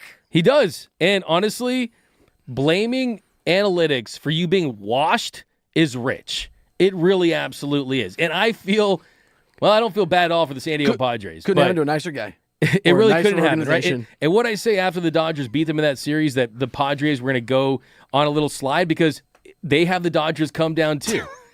SD, I said SD stands for season done. Did you just self-congratulate yourself again? No, I didn't. Just tell me. I'll do it for you. I got like papers over here and stuff written down. Hold on, let me try it. No. Welcome to D-Mac and Reiter. Remember when you called that the Padres were going to lose 11-13? But the point I'm trying to make, though, is because you're only as good as your best player. And as far as him being their leader. You did say that, actually. I mean, think about that, Bill. I mean, think about that. Might be. Ohtani is Ohtani, and they have the James Harden of Major League Baseball. They have Manny Machado. That it all starts at the top. It really does. It really does, and that's why you have to give a lot of credit to this Dodgers organization, because people act like they just break out the checkbook and they get all the biggest and best players. You know what's wild about this is Manny Machado kind of made it clear a couple years ago. Had the Dodgers offered him the contract that the Padres did, he would have gladly signed here. He would have loved to be a Dodger. The Dodgers never had one serious meeting with Manny Machado about the long-term possibilities with this organization, and that's after having him in-house as a player in 2018. They got the test drive, and I'm getting out of this thing. I ain't buying this. I'm out. So, yeah, this is a big point, too, is the Dodgers have it good with their stars, and it's not all about the money, because you have to make decisions on who you want to pay. The Padres decide they want to be in the Manny Machado business, and it is going to end very badly for them. I got to tell you, I love it. And I'll just add, we talked earlier about the incredible effect of having ambitious, smart, driven baseball players, founding fathers, authors, painters together, and what that creates. You're right. Manny Machado is the opposite of that, and the Padres have looked like the opposite of that over the last 2 or 3 weeks. It is D-Mac and Reiter, 97.1 The Fan. Can I do my mic? I need to toss the next segment. Yeah. We're men! We're in our 40s! And we're doing NFL Report! Next, D-Mac and Reiter!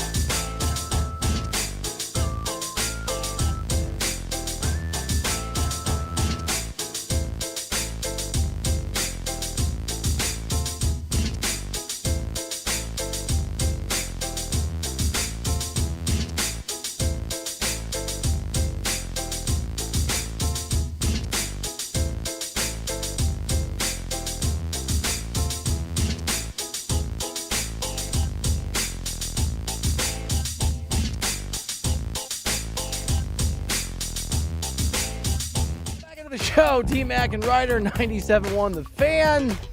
Phone number 855-97-LA-FAN. Stream us, please, if you want to. I'm trying to be polite. At The Fan LA, The Fan LA. You can also push the like button, the bell button. It'll let you know when we're doing our thing. Doug McCain, Bill Reiter, D-Mac, and Reiter. What's your favorite of those? Is it the Gundy?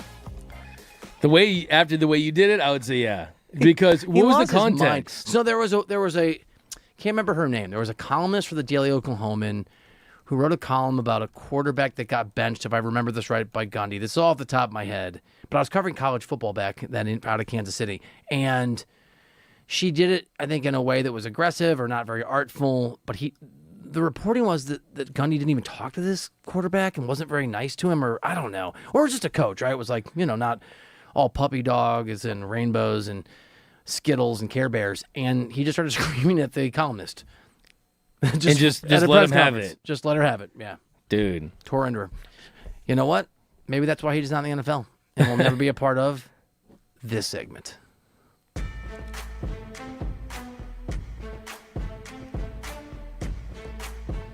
Something new's coming.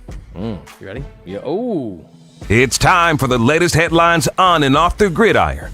It's T-Mac and Reiter's NFL Report. Oh! That's right, guys. This is the NFL Report. Let's go! We're diving into all the latest on teams around the league, focusing in, of course, on Chargers, Raiders, and a whole lot of Rams. There's a whole lot of Rams in today's NFL Report. Of course, as you mentioned, Bill, earlier, Myles Garrett threw out the first pitch at the Dodger game on Friday, wearing a shirt with Kobe and a Dodgers hat on it. I think this is proving your point about him, Bill. Yeah, and I got to say, and I know you've offered this, I will take the phone numbers of your friends who were put out with my take, and I will reach out to them on my drive back to the South Bay tonight. Will you? Well, I feel like maybe, Burrs just said it. This isn't the NFL Report. There's like a fancy thing on the screen and a cool guy's voice. This is official. No reason not to do it. Yeah. Yeah. I mean, I think the imprint has been certainly made by Myles Garrett. So, and I think it was very cool, right? It was absolutely as good as you could play it. He was doing tons of interviews. He was out in front. He was with his girlfriend, Chloe Kim.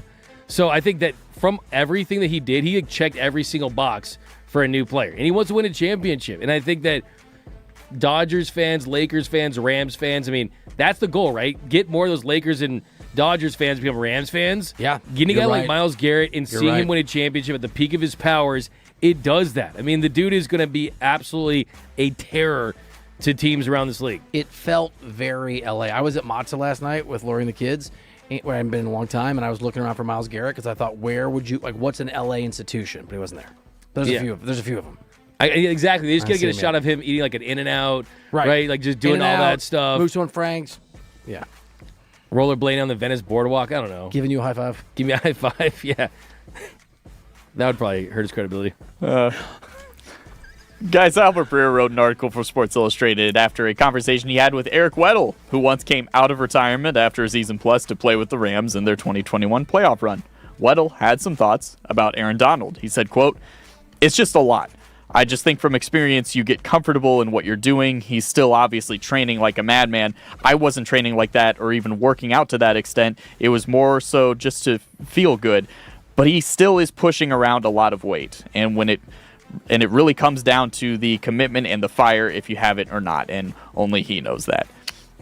That gives me more encouragement, actually. Weddle wasn't even training.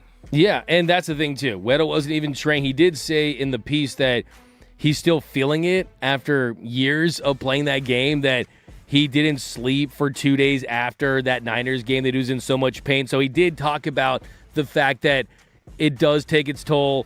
You have to pay the price. But look, it's to make your last run at a Super Bowl. And if Eric Weddle found that fire, if Aaron Donald can find that fire, this team would be absolutely another level.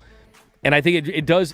You wonder if Aaron Donald will reach out to Weddle and talk to him about it, right? And just kind of have those experiences. Now, Weddle did add when talking about what this could mean for Donald's legacy. For him, his legacy, he's going to be one of the best ever. Now, do you go back and you're getting blocked by some random guy? Are you going to be okay with that? Weddle said. There's just a lot to think about. And for me, I thought about that stuff. Like, I don't want to fall flat on my face. So here's my sort of take on this, and I'm not trying to be disrespectful at all to Weddle, who I've met and is a really nice guy. Eric Weddle's not Aaron Donald. My concern level of Donald falling flat on his face and being blocked by one random guy is very, very low. Exactly. It's a totally different situation. You're talking about a player that's going to get more attention than Eric Weddle ever did. Also, much more physical position on the interior defensive line.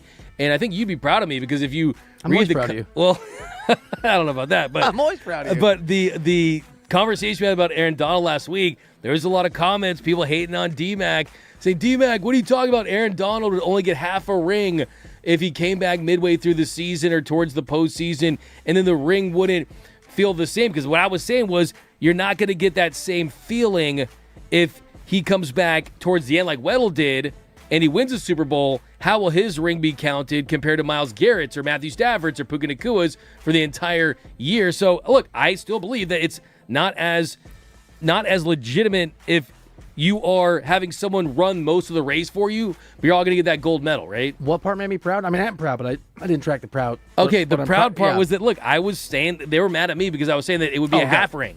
It was a half ring. I'm always proud of you. Yeah, no, but like I got some clown emojis thrown my way. I woke up. I got a clown at emoji 2 in the morning on Saturday night. Couldn't sleep. Proud of you.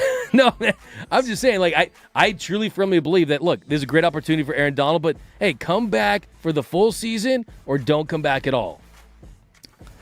One more here. Matt Verderam, also with Sports Illustrated, released an article over the weekend ranking all 32 teams by best offensive triplets, which is the combo of their quarterback, lead running back, and wide receiver one. Verderam ranked the Rams as the best in the league. He had the Lions second, the Ravens third. The Chargers were 10th on that list, right above the Bears and below the Eagles. I mean, this is just more of what we know, dude. The Rams are so talented. Are you at all worried about the expectations, given how the NFL is a game of margins? Interesting you say that because I keep hearing Sean McVay say what he said at the Myles Garrett introductory press conference, and that who was the favorite last year? Who were we talking about this time last year? And that was the Eagles. That was the Chiefs. That was the Ravens. And, of course, they didn't go on to win the Super Bowl. So, yeah, only once has that team, only 3 times I believe that has that team since 1995 is the favorite going to win the Super Bowl. So, yeah, a lot of expectations. Great call. But you got Sean McVay, you got Stafford. I think you've got the right character guys that aren't just great players. They also have great character, they have a great culture. That if there's a team that can go wire to wire with these expectations, it's the 2026-2027 Los Angeles Rams. But a lot of expectations, and that's a lot of pressure. D-Mac and Reiter 97.1. The fan Burst pointed out earlier, there was that dream team for the Eagles back in the day. Andy Reid second to last year. But you said it. Different organization, very stable, guys at the top of their powers, some of the best players at every position in football. I'm really excited about this next segment because you and I love soccer. We're into it. And the World Cup starts this week, and it's a big deal. But you can't keep up with everything. We have a Soccer for Dummies segment. We're going to explain to you the key participants and their American counterparts, the comps next here on D-Mac and Reiter.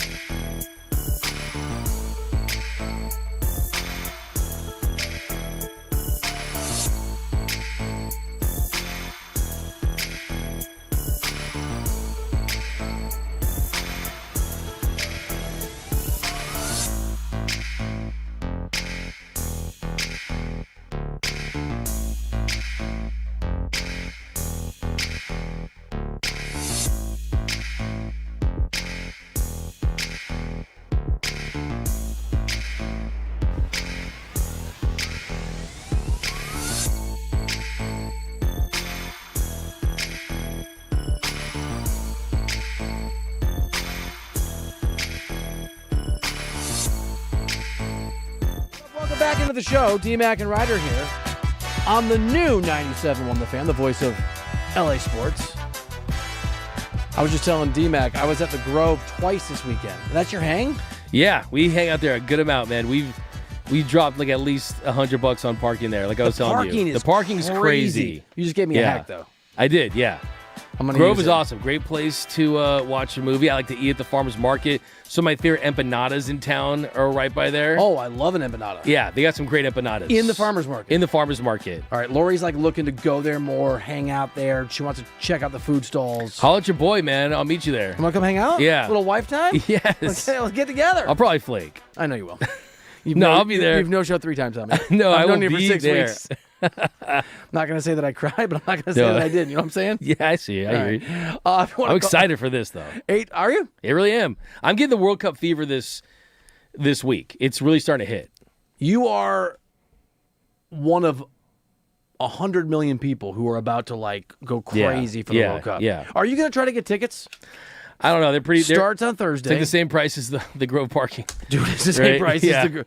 By the way, when we drive home on Friday is when the show gets done is when USA plays. I know. We were talking to Andrew Williams, the program director, about maybe hanging out in your neck of the woods, right? I'm worried about the traffic.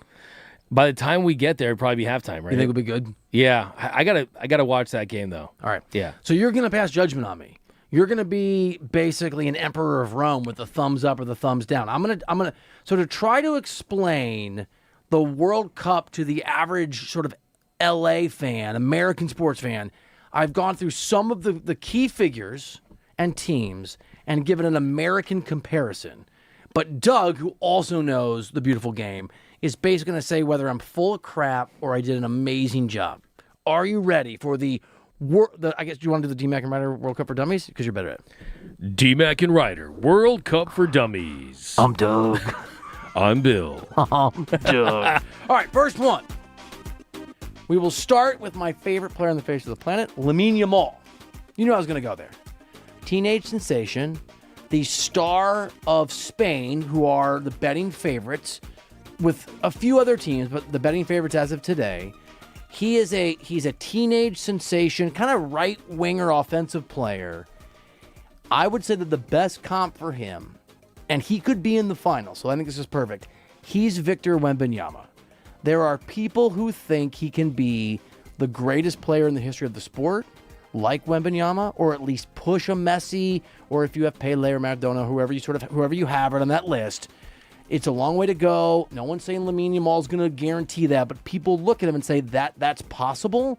And he's already started to achieve things at his age that are unprecedented. The number of goals he scored in La Liga. He won the Euros 2 years ago for Spain. He has been the most important player in a Barcelona squad that's won La Liga 2 years in a row. Very much like Wemby. Can I ask you one question? Yeah. What's the difference between Yamal at this stage and Mbappe? I think Lamine is much better, but Mbappe won a World Cup, if memory serves, at 19. So Lamine winning the World Cup here would put him on ahead of that trajectory. Awesome. I know I was going to do the thumbs up and thumbs down, but I feel like the Wemby's the perfect one because everything's on the table for Yamal. I feel like everything's on the table, right? He could go down as among the greats or the greatest because he's young enough, he's talented enough, he's in the right system. World Cups and Champions Leagues, all that stuff is going to have to be won. But I think that's super, super incredible. That's a great comp in my opinion. Those of you that are just looking for somebody to like, not a team, but a person to watch Lamine the way you would Wembanyama. My parents don't even like the NBA or care about it, and they heard us talking about Wembanyama on one of the shows and started watching the playoffs, and they're hooked because they wanted to watch Wemby. Lamine is a player you can watch even if you don't like soccer and be addicted to what he's doing. He hits the ball to the outside of his foot in a way that shouldn't be possible. He's doing things physically that are astounding. Okay, I did 2 Spain players because they're both Barcelona players. That's my bias. I'm a Barca fan. Pedri is a midfielder for Spain's national team and would be the best player on that team if he wasn't playing with Lamine Yamal. He's Jalen Brunson. Undervalued early, not physically imposing, and even after Pedri, like Brunson, was clearly starting to be one of the better players in the world at their respective sports, did not get properly appreciated, and people said, oh no, Jude Bellingham at Real Madrid is better. Oh no, insert whoever you want from the NBA, people put over Brunson. But they win and they grind, and the guys they're kind of quiet, and the guys, their teammates love them. Both of those players are the engines of the most dominating machines in their respective sports. Pedri, Jalen Brunson. I'll put some work into this. I can tell. I love Pedri's game, by the way. All right. You're allowed to boo me even if you think I'm right, if you hate what I'm saying. Like Roki, right? We've had some serious Roki disagreements over the years. Over the years, in the 6 weeks we've known each other. It's been back and forth. That. You can thumbs down that shot. Yeah, you have all the power. You're on T-Mac and Reiter. I love this. You have all the power. Kylian Mbappe is the focal point, and many would argue the best player on the French national team. There's basically a cluster of teams. So those of you here on T-Mac and Reiter, we're doing a soccer World Cup sort of cheat sheet for dummies and for non-soccer fans. France is one of the big dogs with Spain, England, Germany, Brazil, Argentina. Those are the favorites. Mbappe is routinely considered the best player in the world. There's an award called the Ballon d'Or, which is basically the MVP, but it's for the whole world. He will win it if France wins the World Cup and Mbappe's the best player. And he's complicated because he has LeBron's talent. He has, at least early on, LeBron's success in terms of a championship. But he has the locker room cancer skills of Stephon Marbury or like T.O. toward McNabb is Mbappe toward players on his team when things aren't going well. And you know this, but for the people that don't know, Mbappe, best player in the world, played for this club called PSG. They never won anything. He left for Real Madrid that wins everything. Real Madrid hasn't won a trophy that means anything since then. And PSG has won your squad back-to-back Champions Leagues. So this is a guy who should be the best player in the world. And he won that World Cup at 19. But he's kind of in a Lamar Jackson phase where, yeah, he's won and, yeah, he's talented. And it's divisive. But losing badly or winning spectacularly here, like Lamar Jackson, when the playoffs roll around next time, are going to make people that love him or hate him go, I knew I was right. That's my favorite one so far because I thought you were maybe to go into NBA player. I felt maybe a Luka was coming. Okay. Maybe an Anthony Edwards, right? Ooh. Everyone thinks he's going to be the face of the league. That's a good one too, though. Maybe Anthony Edwards is going to take off, but he hasn't really won anything. But Lamar Jackson, he's got the MVP hardware. Yep. But it doesn't feel like he's ever going to take advantage of that speed and acceleration to lead to Super Bowls. We know Bobby's got the World Cup, but nothing else to show for it as far as major trophies. All right, so France, one of the favorites because they have lots of great players. Another one is a guy named Dembele. Dembele won he's so good, dude. He was a Barca player and didn't play as well there. He's so good. He's two-footed. He used to play on the right wing. He now plays through the middle of the pitch the way that Mbappe does for his club team. I'm going to say that he's Karl Anthony Towns. People considered him a shocking waste of generational talent and a physical specimen who was lazy or didn't work hard enough on defense. In soccer parlance, he didn't run until he got to the right place. He locked in. He shed some baggage. I would say that baggage was Mbappe. So would people at PSG. He found the right person to unlock him, right? Kat has just, and Mike Brown, the head coach of the Knicks, has found the perfect advocate and believer in his talent. Luis Enrique, who's kind of like a Phil Jackson comp, is his club coach, is that. So there's kind of a Luka versus LeBron thing here as well between Mbappe and Dembele, where Mbappe, not age-wise, but Mbappe's the bigger star, but I think Dembele might actually be the better player now. Thumbs up. Look at all the love. Thumbs up. These are You're so too fire. nice. These are fire. No, these are fire, man. You're in your bag right now, I do as they love say. this talk, yeah. dude. All right, D-Mac and Reiter. He's Doug McCain. I'm Bill Reiter. We're doing a World Cup for sort of World Cup prep sheet for dummies and non-soccer fans here on the new 97.1 The Fan, the voice of LA sports, because the World Cup begins on Thursday, and LA is a huge part of this term that's spread across, of course, Canada, the United States, and Mexico. Christian Pulisic. This one's tricky for me because I don't love Pulisic, but I know I'm supposed to because he's America's guy. He's really, really good, but he's also, quote, one of the best players in the world, the way a Padres fan would tell you that Manny Machado is a great player and on the same level as Ohtani, even when Manny was good. Or maybe a better comp is Pulisic is to being one of the best players in the world what the Padres fan will tell you they are to being rivals with the Dodgers. You don't have to be on the same level as the Dodgers or on the same level as half the players we're going to talk about to be really good at what you do. But Pulisic is very overhyped locally because that's what local fans do. I'll give it a thumbs up. Okay. Still a thumbs up, yeah. Can never tell if you're trending up or down on Pulisic. Feels like you're right in the middle. I'm skeptical. Yeah, yeah. I think I'm really high on him for what he is. I'm really low on him for what Americans have been sold on him as. So Christian Pulisic is not the best player on the U.S. men's national team. I think it's probably Weston McKennie or someone else or some other guys. But he's really, really, really good. And he can be really, really important. I also don't like him on a personal level, but that's fine. It's not a big deal. It's okay. It's always a big deal. Past that. Big factor. All right, Harry Kane is the striker for the England national team. England is a power in world soccer. They haven't won a World Cup in a long time. They are basically in a state of absolute crisis, and Kane could be considered one of the greatest players of all time if he can win some serious hardware. He is Clayton Kershaw before Clayton Kershaw won a World Series. Ooh, that's a nice pull. England, when's the last time they won? Sometime in the 60s. Yeah. The best. And Kane missed if I remember this right, Yep. he missed a penalty kick in the last World Cup against France, right? Yeah. And that would be the ultimate way to just absolutely cement that career. Just like Clayton Kershaw, neither the World Series had all the individual stuff. Yeah, I like that pull. Thank you. And England, the English national team, they're so talented, especially this year. So they're the Dodgers pre-Kershaw's first ring.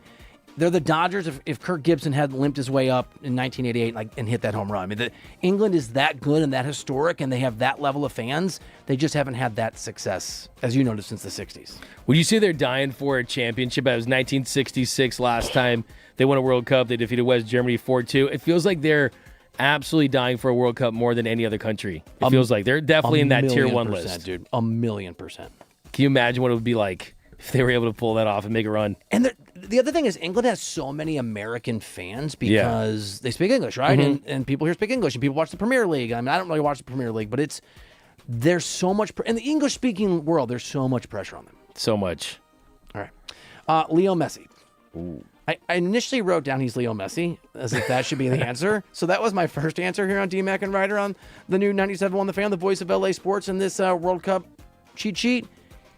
Messi is Shohei Ohtani in that he's barely mortal, and when you watch him play, you actually, against the best players on our earth, you think he's playing a different sport at the height of his powers. He's more Shohei Ohtani when Ohtani is 38 and maybe just hitting and then pitches like once a year in the World Series. What? How is that a boo? All right. Can I tell you why? Yeah. So I just feel like Messi is Michael Jordan in that, yes, they're absolute physical freaks as far as the athleticism, what Messi can do on the pitch, Jordan on the hardwood.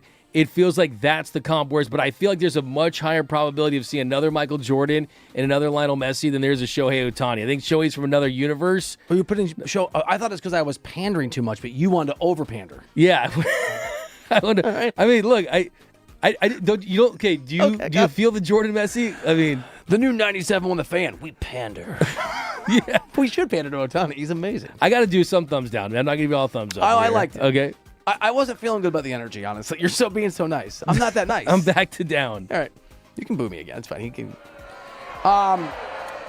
Erling Haaland is Harry Kane but younger. He's Man City, who's a very, very powerful club and very successful club's striker. He's a top 2 or 3 striker in the world, and some people would say top 5 player in the world. He's Mike Trout during Trout's prime if baseball had dumbly expanded its playoff format to 18 teams and the Angels barely got in. Because Norway is a very small country, right? It's just like the luck or bad luck for Haaland of birth, in that they're just not talented enough. And they're only here because this playoff got expanded. The field is much, much bigger than it had been before. He's amazing. He's a great player. But strikers, like Major League Baseball players, really, really, really need help. In baseball, you need other guys to step up because you can't impact the game the same way. And in soccer, a striker needs what's called service. They're not going to be dribbling the way that a Ronaldinho did or a Messi does, as you noted, the Ohtani, or I noticed, the Michael Jordan. And so he's amazing, and it's very unlikely he'll be able to do much because, like Mike Trout, he's just stuck in the wrong place. Can I ask you, though? Yeah. To rate, what do you think about Haaland and Giannis? Because Giannis has 1 title, Haaland has 1 Champions League. Okay. I think he has 4 Premier Leagues. Is that apt? I think it is apt, and it won't be soon because if Holland could force his way to another country, if you could just force a trade, he would be playing not for France. He'd be playing for Spain. He would just force his way to Spain. They win everything. Always comes back to Spain with Bill. I do love that. How dare you, sir? You know what? I'm gonna boo you. It's not even my role. Here on Team Mac and Reiter. All right, Julian Nagelsmann is the coach of the German national team. Our boss Andrew said he was going to listen to this. He's a soccer expert. I'll be curious if he disagrees. I was trying to figure out who. So Nagelsmann is a very off-putting, weird, not in a bad way, just socially awkward genius of soccer who took over a German national team that was a mess. And they're one of the favorites. We'll see how they do. They beat USA over the weekend in a friendly. I'm going to say that he is Sean McVay before McVay got a chip. He's cerebral, obsessive, a psycho for a sport, and so good at coaching that he's basically burning to win it all to the point that some people can't stand to be around him. He's also really, really close to having all the pieces that he needs. But I think the German national team missing a little bit in a way you can't fix because unlike the NFL, you can't just go out and trade for Stafford. It's hard being this nice to me, isn't it? Thumbs up. That one was. What's the age too? Is it? That's a great question. Yeah, he's. That's a great shout. Can I give a thumbs up to that point that I should have made? As I frantically Google it, because part of the McVay 38. He's 38. It's young. That's dude. McVay's age. Yeah, he's right there. So I think that one would be up there with your most spot on comps. Look at you. Hey, you man, added it. You hit me up at 2 p.m. on a Sunday, and you were just like a kid in a candy store putting this thing together, dude. Backstory, D-Mac had a really good idea. I'm like, oh, let's do that tomorrow. We can wait on World Cup. And you're like, cool. And then you like 10 minutes later, like, let's do World Cup tomorrow. Because you knew how much I wanted to do it. I'm getting the World Cup fever, baby. I'm telling you. You're a good co-host. All right. I'm going to go. I did a lot of Brazil here. And you're a Brazil guy. Brazil. The Brazil national team, one of the favorites, are the Dallas Cowboys meets the Chicago Bulls of the 90s. They have, Brazil, the most wins in history, a huge following, lots of talent. They once, and Pele, boasted probably the greatest player in the history of the sport before Messi. Some would say still. But they haven't won it since 2002, and they've been incredibly underwhelming. So their fans, including my co-host and my boss, I think regard them in a way that has more to do with the past than the far past than the recent past or even the present. Only reason I say that is I feel like you're taking a shot at my precious Brazil. So the thing about the Bulls, it was that stretch. It was the 6 titles in 6 years. Like you had the Pele gap in the between. But I mean, do you think that? I mean, I see the you're combining two. Yeah. But wouldn't you say they're more like the Yankees? I mean, we're talking about Yankees won in 2009, Brazil won in 2002. There was a stretch that spanned beyond eras. It's kind of the easy one, obviously. No, it's a good one because they're both rich with talent. I'll thumbs up the Yankees. And the Yankees are fighting and desperate. That's a good one. Go find a Yankees fan. Yeah. Talk to a Yankees fan. They'll tell you about the 27 World Series. Always comes back to the 27 World Series. Same thing with Brazil, right? It's always the 5 World Cups, the 5 World Cups. And they just kind of always lean on that. It's more about what they've done versus what they're doing now and what they're going to do in the future. So, yeah, but I see the Bulls run too, though. Yeah. No, yours is really good. And Brazil had Pele. They won World Cups. They had Ronaldinho. Last time they won. By the way, my son once talked his way into a restaurant in Manhattan Beach. It's like $1,000 a ticket to meet Ronaldinho, and Ronaldinho let Henry sit and talk to him for an hour. They have all these photos together, even though Ronaldinho didn't speak English, and Henry spoke un poquito español. That's amazing. So I'm not a Brazil fan, but I am a Ronaldinho fan. The next great player, Pele, Ronaldinho. Can we cheer for Ronaldinho? We're supposed to be Neymar. And Neymar played at Barcelona, played at PSG. He made the team this year. He is Lamar Jackson if Lamar Jackson was 48 years old and had the lifestyle of Dennis Rodman. That's really thumbs up. I love that one. Did you see the video when he was selected and how emotional he was, Neymar? Yeah. I like him. He seems likable. Yeah. I saw that video of the Argentinian team showing him some love, and they say that Neymar is the only Brazilian player that all the Argentinian players respect. I don't know if that's true or not, but it does feel like he does get that respect, but it also feels like something's always going to go wrong for Neymar. Yeah. But he breaks down because he's Dennis Rodman. Yeah. And that's the thing, he can't stay healthy when you need him to. I have a crazy Dennis Rodman story involving Ginny Buss that I will someday tell on this show when we, as you noted, have had a little, hopefully more success here on the new 97.1, the fan, the voice of LA sports. All right, I've got 3 more quick ones from Brazil. Rafinha, Barcelona player. He's Sam Darnold meets Josh Allen. From not wanted, not properly valued, to based on his work ethic and hustle and talent, finding a place where finally people believe in him. He's one of the best in the world, but he works his ass off. He runs, he can score, he runs into space, he presses, even though he's a left-right winger. He's a right winger on the Brazil national team. I think he should be on the left side like he is for Barcelona. But this is a guy who has Josh Allen's talent, but was treated like Sam Darnold for a long time. I do love this guy. I like the double players too. And the Darnold redemption story. Right? Yeah. Speaks to me. Vinny Jr. So a little explainer here quick. Vinny Jr. is on the left wing for Brazil. Very talented, plays for Real Madrid. There was a Bill Plaschke column that came out over the weekend where Bill Plaschke, the great LA Times columnist, who I think is amazing and you know really well as well, ripped into Caitlin Clark. And I love Caitlin. Destroy Caitlin Clark for being a whiner and a petulant baby and a complainer. Very accurate. Okay, that said, Vinny Jr. is that Caitlin Clark meets James Harden in the playoffs. Wow. Can I say something? Of course. I've had multiple people that I know hit me up and say Bill doesn't show enough respect to Vinny Jr. Are you serious? It's not one but two people. Good. And they feel like you're blinded and you're wearing your Barca color glasses and you don't want to show respect to someone from Real Madrid. He plays like garbage on the national team.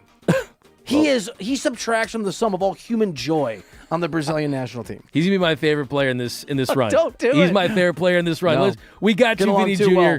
We got you. All right, last one. This I saved the Brazilian positivity for the end. Carlo Ancelotti is the new manager, the new coach of the Brazil national team. He and this is hard for me to say because he's a Real Madrid legend. He's arguably the best manager in the history of the sport. He's in the conversation. He has the man-manager skills of Dave Roberts. He has the domination of John Wooden. And just to put it in context, Ancelotti has won the Champions League a record 5 times and is the only coach / manager in soccer history to win league titles in all 5 of Europe's top 5 leagues. And he has the dressed sort of style of chill and the flair style-wise of a Pat Riley. That's high praise. That's high praise, and that's kind of what you want to lean on. And if you want to hope that things can change for us, I'm using us when referring to Brazil. Just want to point that out. Okay, that's a thumbs up, but I'm going to thumbs down Brazil. Go Argentina, go USA, go Spain. Show some love to Vinny, okay? I hate Vinny with a burning passion. Why? I hope he breaks his leg. Just kidding. Oh, my goodness. Just kidding. No, I don't. First of all, no, I don't. I want to be okay. I want him to get a terrible hamstring injury and miss the World Cup. That can't happen because they were sprayed down with the holy water. That was a terrible thing to say. I should have been. I'm sorry. If it happens, we'll do the segment where Bill was right. Oh my! No, I will have to hide. Where Bill was right. Brazil fans. Just kidding here on D-Mac and Reiter. 97.1 The Fan, the voice of LA sports and a big fan of the Brazil national team. That was fun. Are they feel all right? That was so much fun. All right. Crush that. You've got a great point. So I was putting together the World Cup for Dummies segment that we just did, and you texted me yesterday that there is a giant question mark, a dilemma that maybe nobody saw coming other than my co-host here. Rocky's pitching so well actually could create an issue in the postseason for the Dodgers. D-Mac will explain next year on D-Mac and Reiter.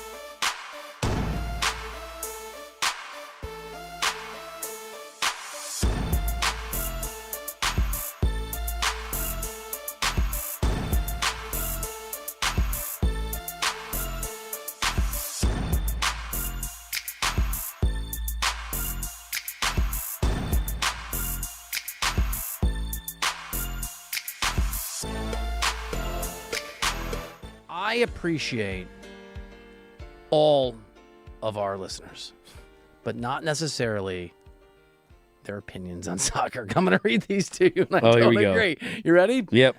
AMW 0720, terrible take. Mbappe is the best player in the world. Ooh. I mean, come on, man. An Mbappe defender? That guy went to Real Madrid and destroyed that team.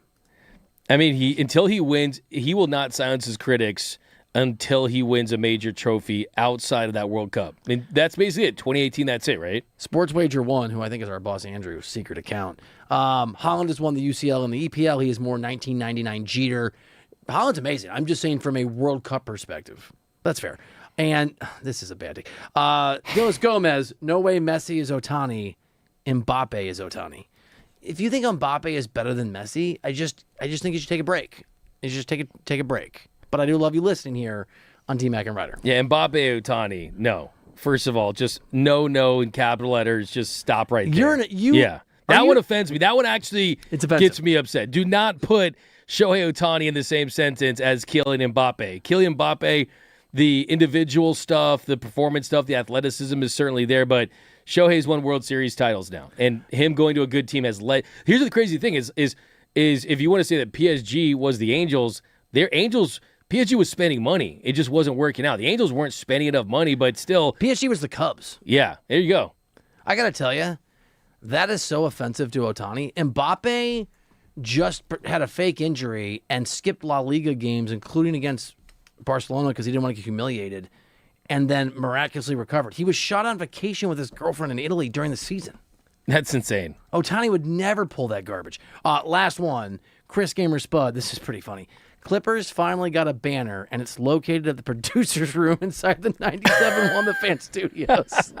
That's up there. That's up there with the Otani needs a Pope mobile. Give him a cheer. Big time one. That's great stuff. I've been meaning to have this conversation with you.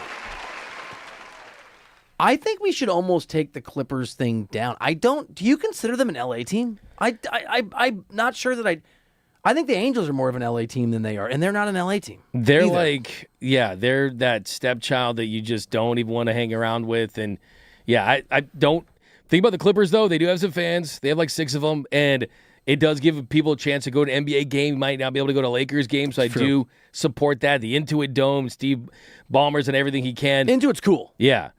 I just don't know. I mean, if we're going to hang out that one there, we should hang the Taylor Swift sold-out shows at Staples Center because she has as many banners. She has more banners in Staples Center than the Clippers did. Wow. Right? So at least put that up there. But, yeah, I mean, look, it's good. By a Tay-Tay. I had to, but we'll have it. Do you like her music? T-Swift, it's okay. It's a no. Yeah, I'm not the biggest Swiftie. But I like her music a lot, Swifties. I don't agree with DMAC_LA. Okay, now I'm going to have bad blood with the... On X? Some bad. No, I like Ophelia. I like Opalite. There's some bangers there. Don't even try to walk it back. It's my daughter's first favorite singer, so there you go. Okay. Yeah. You can say it. Swifties are coming after me, baby. You can hate Taylor Swift. I don't hate her. I just don't love her. D-Mac and Reiter, where one of us loved Taylor Swift on 97.1 The Fan. Hate her. The new... I'm Doug. On the new 97.1 The Fan. I hate Taylor Swift. The voice of LA sports. Roki Sasaki's been incredible. Friday had another remarkable outing. We are going to break down in about 24 minutes here on DMAC and Reiter the case for Roki being an indisputable ace, even if the Dodgers have several of them. And you're going to go after some people who owe him an apology. But before that, you had a really interesting sort of perspective I hadn't thought of. You texted me over the weekend, DMAC, about I guess, good problem to have, but maybe a problem that the Dodgers could have in the playoffs if Roki keeps pitching at this level as a starter. So it's a great problem to have here, the Dodgers, because it means that all the work that Roki Sasaki has been putting in and the work he's done with the pitching coaches, the confidence has built. But we're seeing a pitcher that's not just serviceable. It's not just, I can hang at the big league level. We are seeing a pitcher that is pitching like a top 10 pitcher in Major League Baseball over his last 4 starts. And if he can continue to replicate this level of success, not just on the performance and production standpoint, but on the stuff and the way it plays standpoint, then you're looking at a rotation that could be possibly having Roki leapfrog certain aces in this rotation. And then you can't put him in the bullpen. And you can't throw him in the bullpen. So this is the way I look at it right now for Roki Sasaki. if he continues to pitch like this, where my man is throwing triple-digit heat, but he's not doing on every pitch. He goes to 100 when he needs to. But the fact is, he's got 4 pitches. He's keeping hitters off balance. I was talking to some of the Angels hitters before the game about Roki Sasaki yesterday when I got there, and they were telling me that the scouting report that they got on Roki Sasaki early in the year was nothing like the guy they saw a couple nights ago. Oh, that's interesting. Because what they were telling me was, hey, we're sitting on fastball and forkball at 97, but now it's that 97 is 100, and there's a forkball in his splitter. So if you look at his splitter now, it hits 93. So you have that differential from 100 on the fastball. They think it's a fastball at 100 because it's coming out of the same tunnel, and then it drops out of the zone as a tighter 93-mile-per-hour splitter that he can control in the zone. So he's not missing the zone by much. So if all these things continue, which I expect it to do because he's unlocked something and he's found something, and confidence is such a magic elixir for these young players, I could see a world where he could supplant someone like a Tyler Glasnow in the rotation just because if it's a true meritocracy and it's, hey, who gives you the best chance to win right now? Tyler Glasnow had opportunities last season to pitch out of the bullpen in the postseason, right? And if I can count on a guy to be there and make those starts in post, I'm looking at a guy like Roki Sasaki. Look, a couple years ago, I said that, hey, he was going to be the Dodgers' version of Paul Skeens, and I don't think he's there yet, but he's continuing to look like a true, bona fide potential superstar pitcher, and someone like a Tyler Glasnow is not even throwing right now, continues to deal with injuries. Same thing with Blake Snell. We haven't seen him back.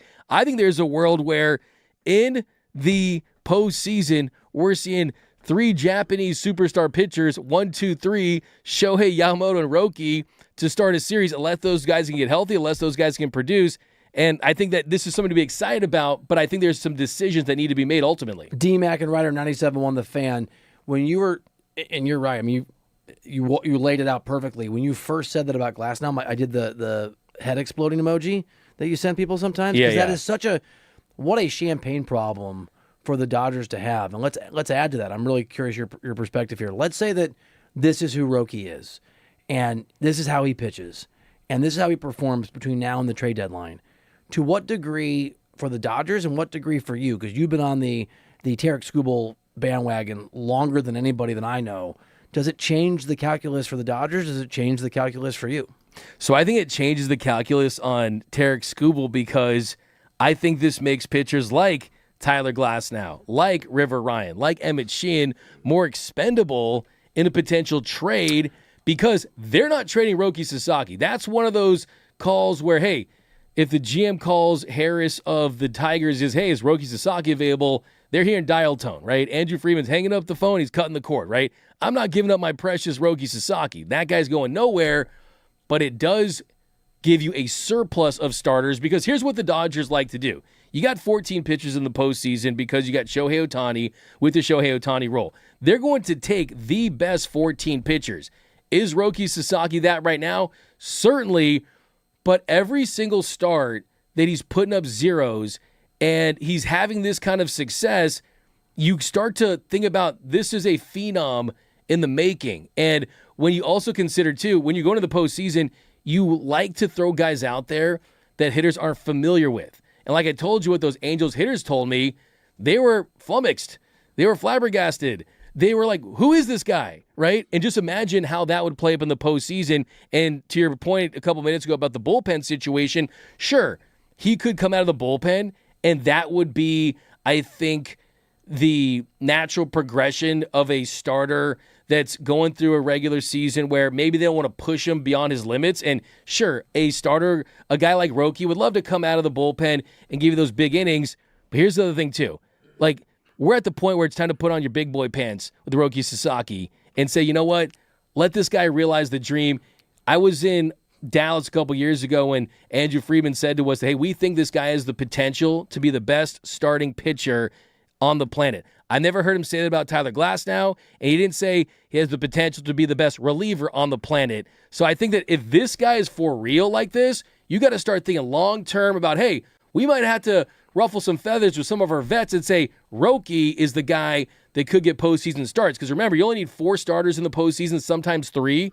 And I think, hey, I'm all in on just the rookie phenom of this and giving this team the best chance to win. D-Mac and Reiter on the new 97.1 The Fan, the voice of LA Sports. If you want to give us a call, 855-97-LA-FAN. You can also stream on YouTube at The Fan LA, at The Fan LA. All right, we're going to get back to Roki in about 18 minutes. We're going to really break down the case for the level of dominance he's pitched at for the last 4 weeks. That is the basis for D-Mac's incredible perspective on what we just heard. And Doug is going to demand some apologies. I'm with your given name because it's going to get real. Some apologies will be required at about 5 o'clock. But before that, we do know there's a Game 3 tonight in the NBA Finals. The Knicks are on the verge of really taking control of the series, and a Spurs team that has underperformed and underwhelmed have a what feels like last gasp chance on the road to try and claw their way back into this thing. Hardwood headlines next here on D-Mac and Reiter.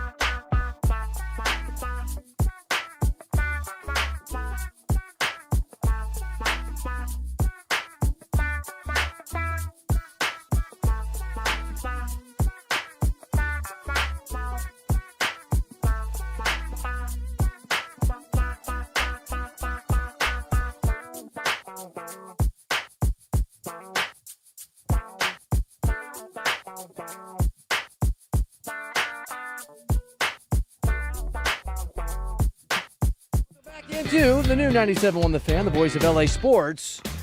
Where Ryan Bershinger is he was dancing. He was moving. Feeling himself. Get his down with your moves bad on. self. Let's go. That's like There he wedding. is. Couple drinks. Yeah, have you had he's had a couple drinks already? Yeah.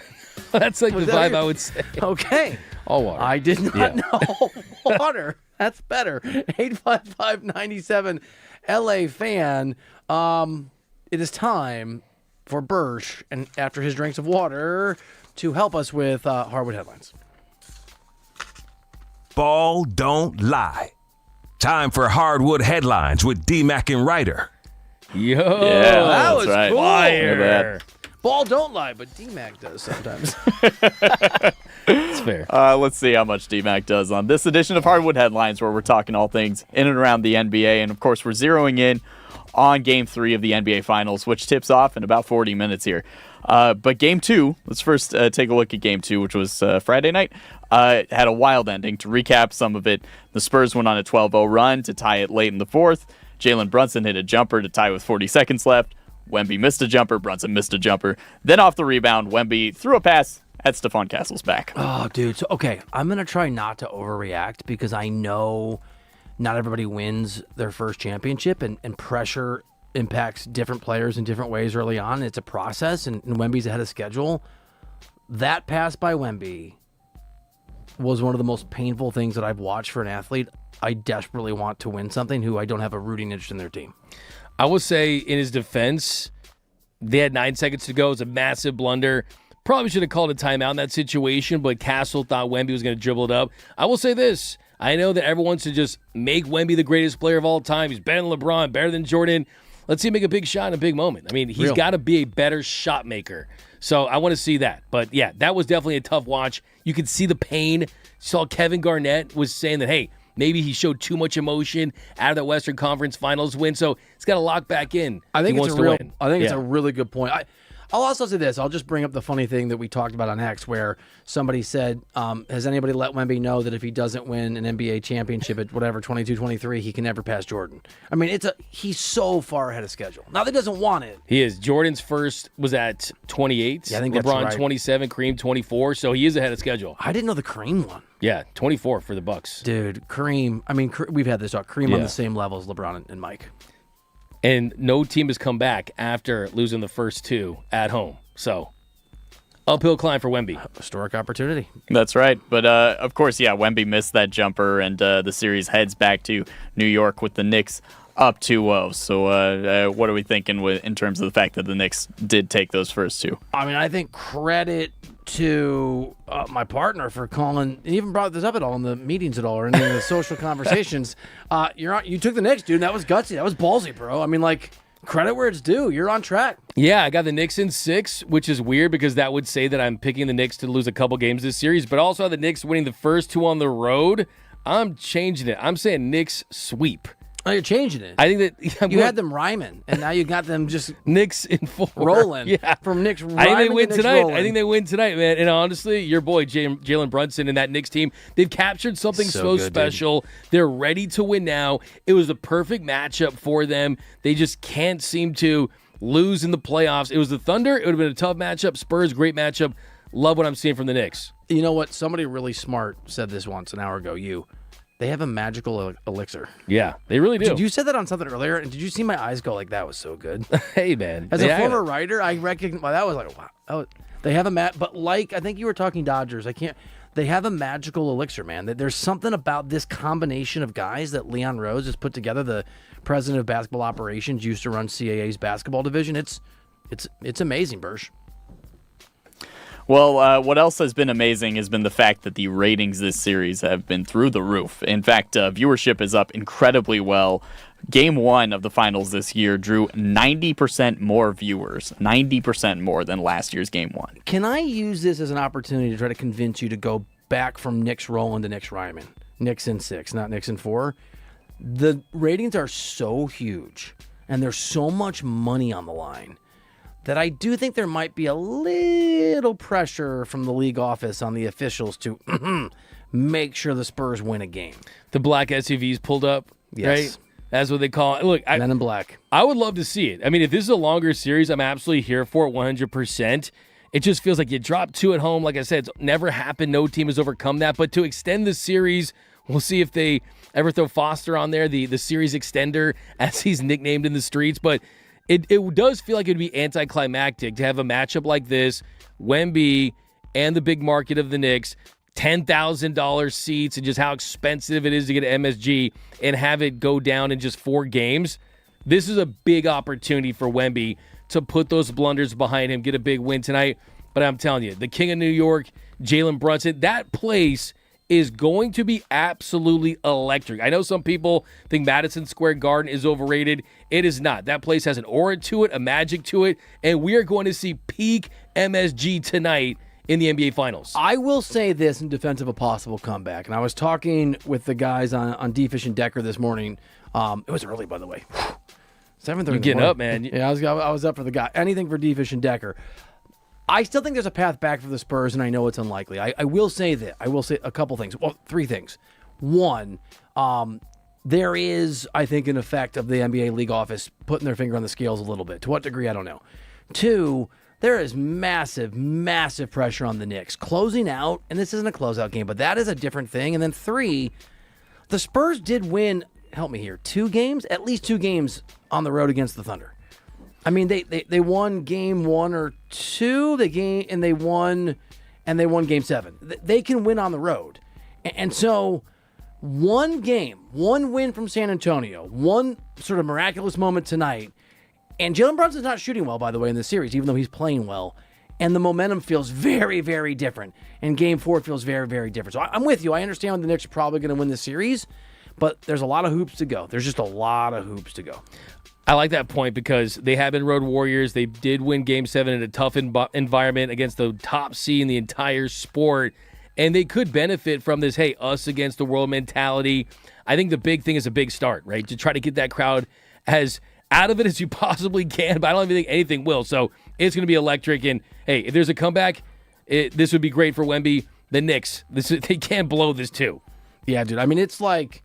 it is such a there's so much hoops left if the Spurs win tonight.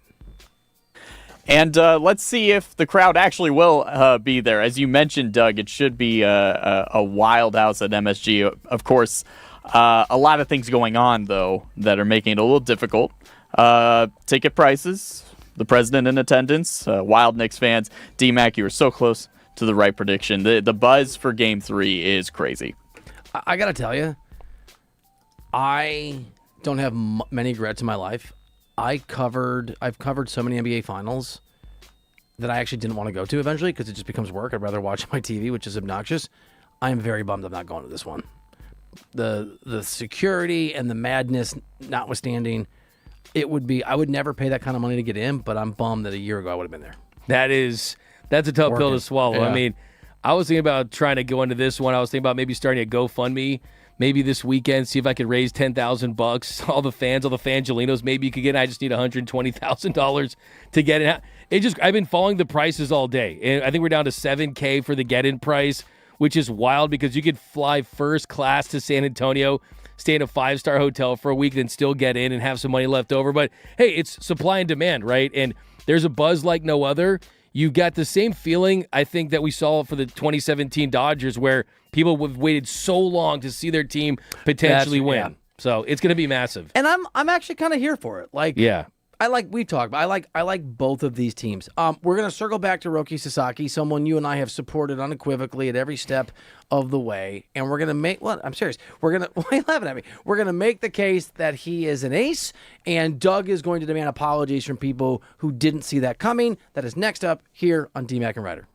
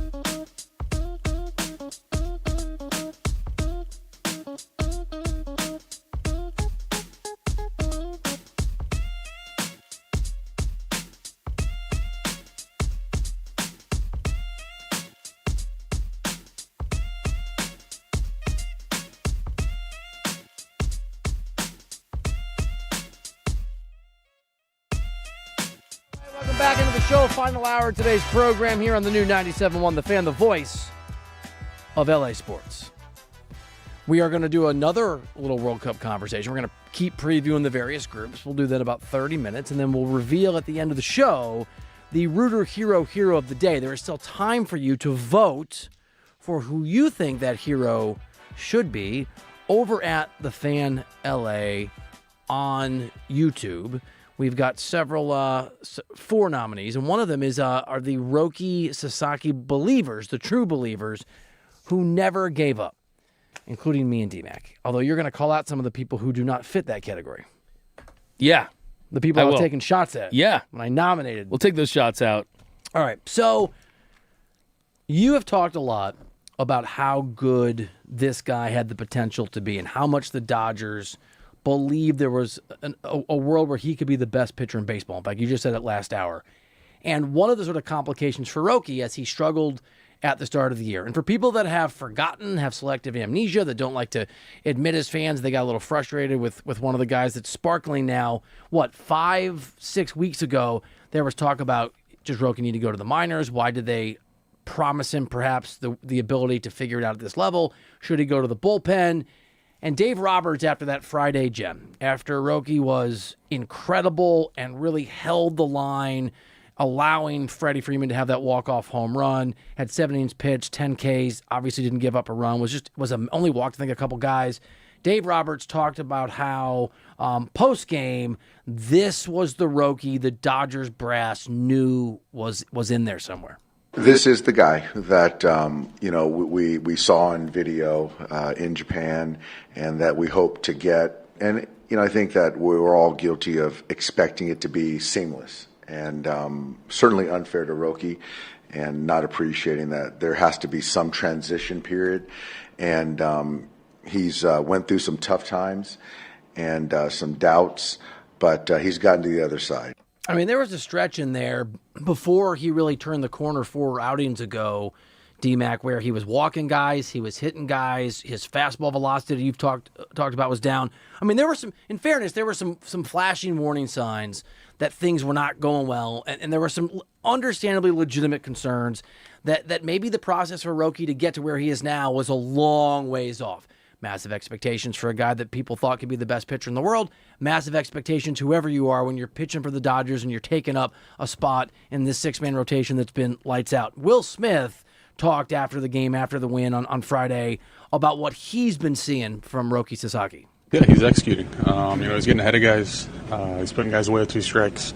His pitches are kind of developing and getting better. Yeah, he's been pitching really well for us right now, and that's just his hard work. His continued growth, and getting a little more confidence. So this turnaround, it's D-Mac and Reiter 97.1 The Fan, really began on May 17th, and the question about sort of is Roki an official, fully cemented ace has to look back at the last 4 starts. Over those 4 starts, and you noted some of this earlier, the guy has a 1.48 earned run average. He has a 29-5 strikeout to base on balls ratio. He's pitched about 24 1/3 innings. He has a .74 whip, and he's striking out almost 11 guys per 9 innings. And just to put this in comparison, and to what felt dire, where Roki was at before, in his first 7 outings, he had a 5.88 earned run average. He had only twice as many strikeouts as base on balls. He'd given up 9 home runs in those first 7 outings. Over the whole season, of these last 4 starts, that would put him, if he performed at this level, he'd be number 2 in earned run average, he'd be number 1 in whip, he'd be number 2 in Ks per 9, he'd be tied with Christopher Sanchez on that stat and just behind Mizorowski in Milwaukee. Over the last 4 starts, so if you just take this timeline, May 17th until today, his earned run average over that stretch, D-Mac, puts him top 10 in baseball. His whip is the best over that stretch, other than a few guys in the top 3%. His strikeout rate puts him in the top 15 in baseball, and his batting average against puts him in the top 5 in baseball. And I try to break down all of the guys who are clearly better over the same stretch, and those people are Christopher Sanchez, as you'd expect, Mizorowski, as you'd expect, Chris Sale's been pretty good, not as good, and then a guy named Shohei Ohtani and Yoshinobu Yamamoto. Roki Sasaki would be, over his last 4 starts, the best pitcher on basically, depending on how you want to measure it, 20 to 24 of the teams in baseball. And 2 of the 5 to 9 guys who are better than he is, arguably, are his teammates. Although some of the metrics are higher, at least right now, and I'm curious if you think if we are locked in for good, he's a bona fide ace, even if the Dodgers have 3 of them now. If you buy the logic, he is one. Great breakdown, great stuff as always, and I think that you look at this stuff, that's what leads me to believe the ace has arrived, right? I mean, you don't have to have just one ace. Everyone has this debate. Is it Yamamoto? Is it Ohtani? Is it Blake Snell? Is it Tyler Glasnow? I would say that they have more aces than a deck of cards, right? They have 5 aces on this team now because Roki Sasaki, as you point out so poignantly, has the stuff and the production. Is it too much too soon? Probably, right? But also, have we seen some coming out parties? We have. And it'd be one thing if he was having success on the same pitch mix that we've seen from him throughout the 2 years where it's mainly fastball and forkball. But as we point out today, earlier in the show, is the fact that he has a true 4-pitch mix. He has more clubs in his bag to go to, fastball, fork, splitter, and a slider that's working for him too. And I think that we kind of are learning a valuable lesson in the Roki Sasaki experience. I think a lot of Dodgers fans, I think a lot of pundits, I think a lot of analysts that saw Roki as the top prospect in baseball, the guy that every single team had a chance to get but ended up with the Los Angeles Dodgers, they expected him to be a finished product maybe in the first couple of months. But now we see the potential that he has. And I've got to call someone out. And this is the preeminent mind and journalist in the entire sport, but it's Jeff Passan. I got to call out Jeff Passan because a month ago, Jeff Passan wrote this. He said Sasaki has been the biggest disappointment in his disappointment column. He wrote this: Sasaki has been wild and Sasaki has been wild and hittable, leading to an unsightly 1809 whip. He talked about his stats.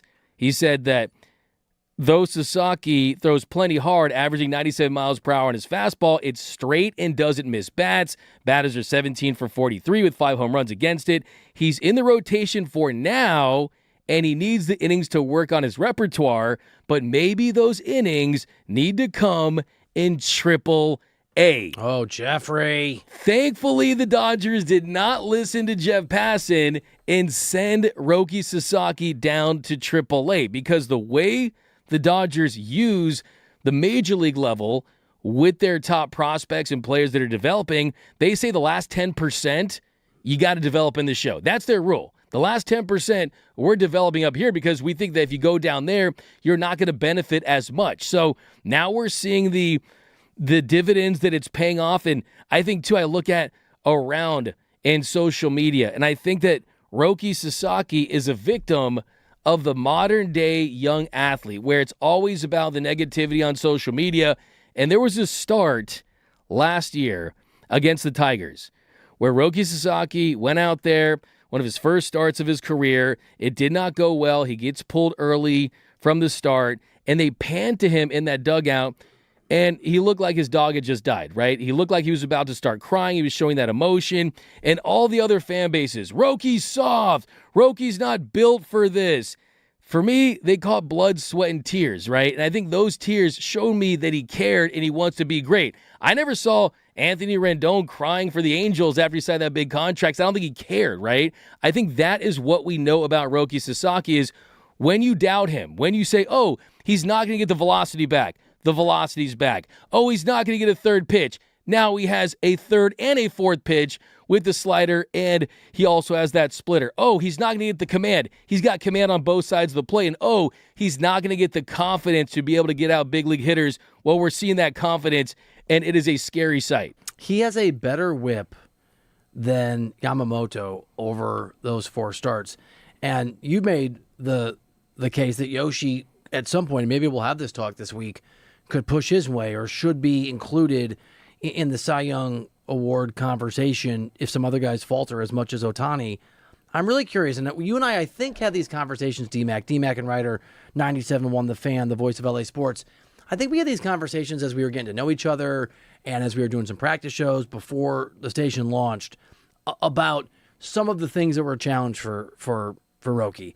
The ball's different. The mound's different. Obviously, the level is incredibly higher in Major League Baseball than it is anywhere else in the world, including in Japan. What do you think over the last 4 weeks? Because the velocity was an issue. Has he gotten comfortable? Has he figured out the baseball? Do you have a guess? And I know you talk to people all the time. What has changed to allow his fastball to get where it's gotten his control? I mean, he is, in somewhat fairness to Jeff Passan, even though Jeffrey, you're wrong. I like Jeff. He's a different pitcher the last 4 games than he was the last 4 starts versus his first 6 or 7. Exactly, and I think you mentioned Jeff Passan. He's the greatest in the game. He's of course, a great guy. I've talked to him. He's the man. I love Jeff Passan, but it is interesting to know that even the greatest in the game may have put out something that probably wasn't the best for an organization to do, right? If the Dodgers listen to social media, if they listen to all the pundits, if they listen to the critics, Roki Sasaki would be down the Myers rotting and not getting better. But to answer your question, as far as what they've done differently with Roki Sasaki, clearly it's the mechanics have been consistent. The confidence is better. And I remember talking to Rob Hill, who's a big part of the performance and development and the coaching with the Dodgers last year. And what they talked about for Roki Sasaki when the velocity was down, that his hips and his pelvis, that the pelvis was tipping forward, which caused him to rotate too early. So if you notice now, you're not seeing that pelvis tip forward like we were seeing. I know it's kind of in the nitty-gritty here, but I love it. If you go back and look at a side-by-side, you're not seeing that. And because of that, you're getting that force towards the mound. And notice when he throws a fastball with conviction, that back leg is flying up because there's a lot of force and downward momentum. So you're getting more velocity. And two, I mean, when you are not afraid of, oh, if I throw this fastball and I'm casting it and I'm trying to aim it, if you're not afraid of, oh, if this fastball misses, it's going to be out of the plate and they're going to smack it, you're going to throw it less conviction. So a lot of this is in between the years, knowing the confidence is back where it was when he was throwing 102 and 100 and consistently hitting triple digits in Japan. Great stuff on D-Mac and Reiter. And if you tend to listen on the FM, which we appreciate you, thank you. We're the only sports talk radio station, A, you need to know about, and B, that's on the FM. You are missing on the stream at the Fan LA, D-Mac, when you get into the nitty-gritty, I love you wherever you're watching, and listen, you got to watch because Doug will you live it out as you're describing it, and it's so accurate. I was worried you're going to hurt your hip there. Yeah. You just were like popping it. I think I did kind of pull something, but yeah, look, here's the thing, and I will say this, and I'll take an L here, right? I'll take an L here because I definitely have said this, and look, people have been saying last couple of days, oh yeah, D-Mac stuck with Roki this whole entire time and this kind of stuff. The truth is though, I am pleasantly and shockingly surprised that he has gotten this velocity back as quickly as he has, because I thought for sure that maybe there was an injury situation back in 2023. He hurt his oblique, and his velocity hasn't consistently been as good ever since, and he dealt with shoulder inflammation last year. So I feared maybe there was injuries, maybe there was a mechanical thing, but to see him not only have 100, but not always go to every pitch, kind of go to when he needs it, I'm absolutely mind blown by how quickly he's turned things around, how fast he's gotten that velo back. I think for me, it's D-Mac and Reiter 97.1 The Fan. The reason I never doubted, the reason I always believed was twofold. One, even when he was struggling, and let's be fair, let's be honest, and again, fairness to Jeff Passan, when in those first 7 starts, when Roki was flirting with a 6 earned run average and was hitting guys and walking guys, he played like garbage. I mean, he did not play well, but 2 things for me that just made me very confident. On top of the fact I tend to just fall in love with a random baseball player every single You year. got your guys, man. I really You do. do. I got my guy. Well, one of them's in the minors, so it doesn't always. Sometimes your heart gets broken.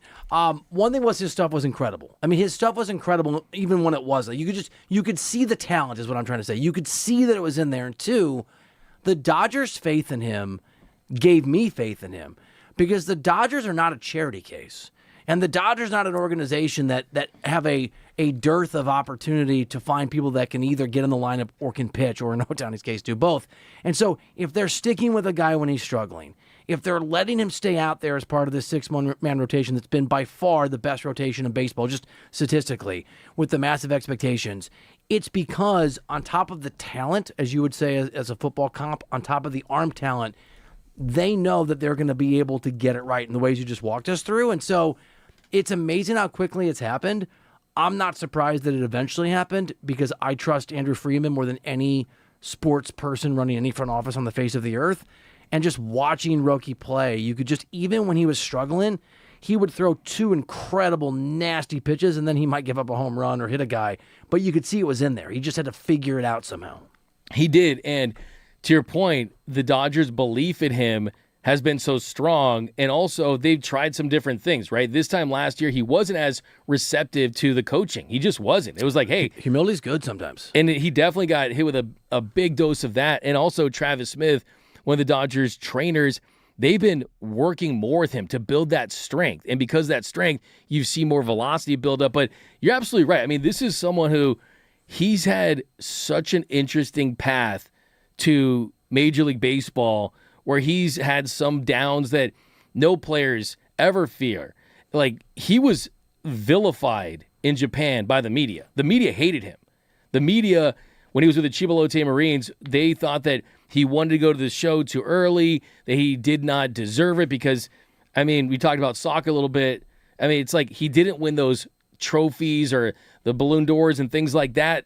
He definitely was seen as a guy that didn't earn it like a Shohei or a Yamamoto has. Didn't pay his dues, right? He didn't pay his dues. That's a cultural thing? That's just a big-time cultural Yeah. thing. And other thing, too, is, and I'm trying to continue to kind of dig at this, is I've heard that he's gotten more coaching and has had more conversations with Yamamoto and Ohtani this year about pitching than he did last year. So I'm very curious to see kind of what they did. That's interesting. Because you see when he's out there on the mound, he's having success, they'll go to Roki. I mean, they'll go to Shohei, they'll go to Yamamoto, and they're super locked in. They're having conversations throughout when he's on the mound. So clearly there's this discourse about it. But the man's tough. Like I was saying last week, I mean, March 11, 2011, a 9.0 earthquake just devastated his entire town of Rikuzen Takata in the Iwate prefecture of Japan. He lost his grandparents. He lost his father. He was only 9 years old. Baseball was his refuge. So this guy's tough as nails, man. He's going to figure it out because also, too, the dude's ultra talented, right? He is so There's talented. a special talent there. But being forged in those kind of fires matter. D-Mac and Reiter 97.1 The Fan. We talked earlier, I can't even remember, it was in the soccer sort of World Cup for Dummies, about the really great Bill Plaschke column that came out over the weekend about Caitlin Clark and the ways in which she's become a whiner and petulant and complaining all the time. She's also not performing very well. And I think I said to you maybe before the show or maybe on the air that Plaschke column about Caitlin Clark reminded me of the disease of more, which is what Pat Riley always talks about. The more success you get, the more money you get, the more people praise you and tell you you're amazing, the harder it is to hold on to those habits that make you successful. And I think that's happened to Caitlin Clark, and Plaschke really laid it out in the LA Times. What you just described about Roki is the opposite. Sometimes it's counterintuitive as a human being, but sometimes success makes it harder to succeed, and failure makes it easier to succeed if you can navigate the failure. And so the fact that Roki has had struggles, he didn't think he needed some of the advice you're telling us the Dodgers folks were giving him, that finally he got humbled enough that he took the advice, also is a sign of character, because most people that succeed struggle to maintain their success, and then you got to figure out how to maintain it. Very few people who fail see that as an opportunity for growth and can turn humility into excellence because they'll listen to the people around them. The fact that he did that, I think it bodes really well for his ability to maintain excellence, to not go the path of Caitlin Clark, to not have the disease of more, as hopefully what we've seen the last 4 weeks is much more typical of him than what we saw the first 7 starts of the year. Yeah, I think that's a great way to put it and to paint that picture of some guy that wasn't given any of this stuff. He had to earn his way, and he made his bones by throwing a 102-mile-per-hour fastball that actually topped Shohei's in high school. So everyone's like, who's this Roki guy, right? That's and then wild. He had this crazy emergence, and you look at the storylines too, right? For this season, it's Shohei Ohtani and his incredible year that we've already said is going to go down as the best season in the history of Major League Baseball. Roki gets overshadowed. He really does. I mean, Yamamoto was the World Series MVP. You got all the storylines of Kyle Tucker not living up to the contract, where Mookie Betts is at. There's like 10 stories, it feels like, in front of Roki Sasaki. But what we have here is a young player emerging. And as like I said a couple weeks ago, he's added not 1 but 2 pitches while he has never pitched in minor league baseball for an extended period of time. You had the rehab there. It's like changing the car. It is like changing the tire. Sorry, not the La Brea tar pits where all the fake stuff is. The fake dinosaurs. The fake dinosaurs. Oh my It's like God. changing the tires on an F1 car while it's running the race, and that's what they've done with Roki. So I give him a lot of credit, man. It cannot be easy to do this on this team. If he was just on the Padres, less pressure, maybe, but this is the Los Angeles Dodgers. Every time you go out there, you're really fighting for your spot in the rotation unless you're a couple of those dudes at the top. In the majors in some cases. D-Mac and Reiter 97.1 The Fan. Here's a cool story. Remember Trey Mancini, the guy that had to step away from baseball in 2020 because of cancer? Came back to the majors in 2021. In the lineup tonight for the Angels. First game in nearly 3 years. That's great stuff. It's You really love cool. to see that. You love to see that, and hopefully he has a big game. I mean, that's a human great drama, moment. man. Yeah, it's really cool. D-Mac and Reiter 97.1 The Fan. You have about 15 minutes in which to vote for the 4 nominees for the Rooter Hero of the Day. Sasaki believers. That's not you, Jeff, but Jeff Passan can still vote for him. Yeah, no, Right? Jeff. If is- Jeff's listening, great call MLB in, insider Jeff. Yeah. at ESPN. Jeff, call in. Call in. Call in, buddy. 855-97 LA Fan. Sasaki believers, Myles Garrett, first pitch, and the Kobe shirt, and just being full LA on Friday.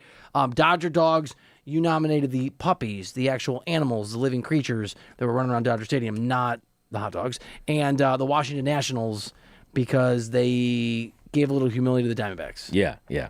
Do you know Kirk Morrison, the former football Of player? course. I love Kirk. He has a weird expression he says, though, where he says, Bursch knows him, right? Where he says, smell yourself as an expression for arrogance. Like, don't smell yourself. Oh, so wow. the Diamondbacks started to smell themselves in Kirk Morrison terms. Hey, they did advice. Yeah, I no, love that. That's a great pull. It That's a great doesn't- way to say no, it. it doesn't really make sense. Yeah. But I love Kirk, and I wanted to bring it up. I'm glad I got some deodorant before the show across the street. I mean, I don't... Smelling myself wouldn't I've be awesome never right now. understood it, if I'm being honest. Anyway, I love Kirk. All right, so D-Mac and Reiter 97.1 The Fan. We have been breaking down every single group in the build-up to the World Cup. We're going to do another one that has the best team in the history of all sports. Just kidding, but Brazil's a shot at Brazil because Argentina's in there. We're going to talk to Brazil. Messi in our World Cup preview next here on D-Mac and Reiter.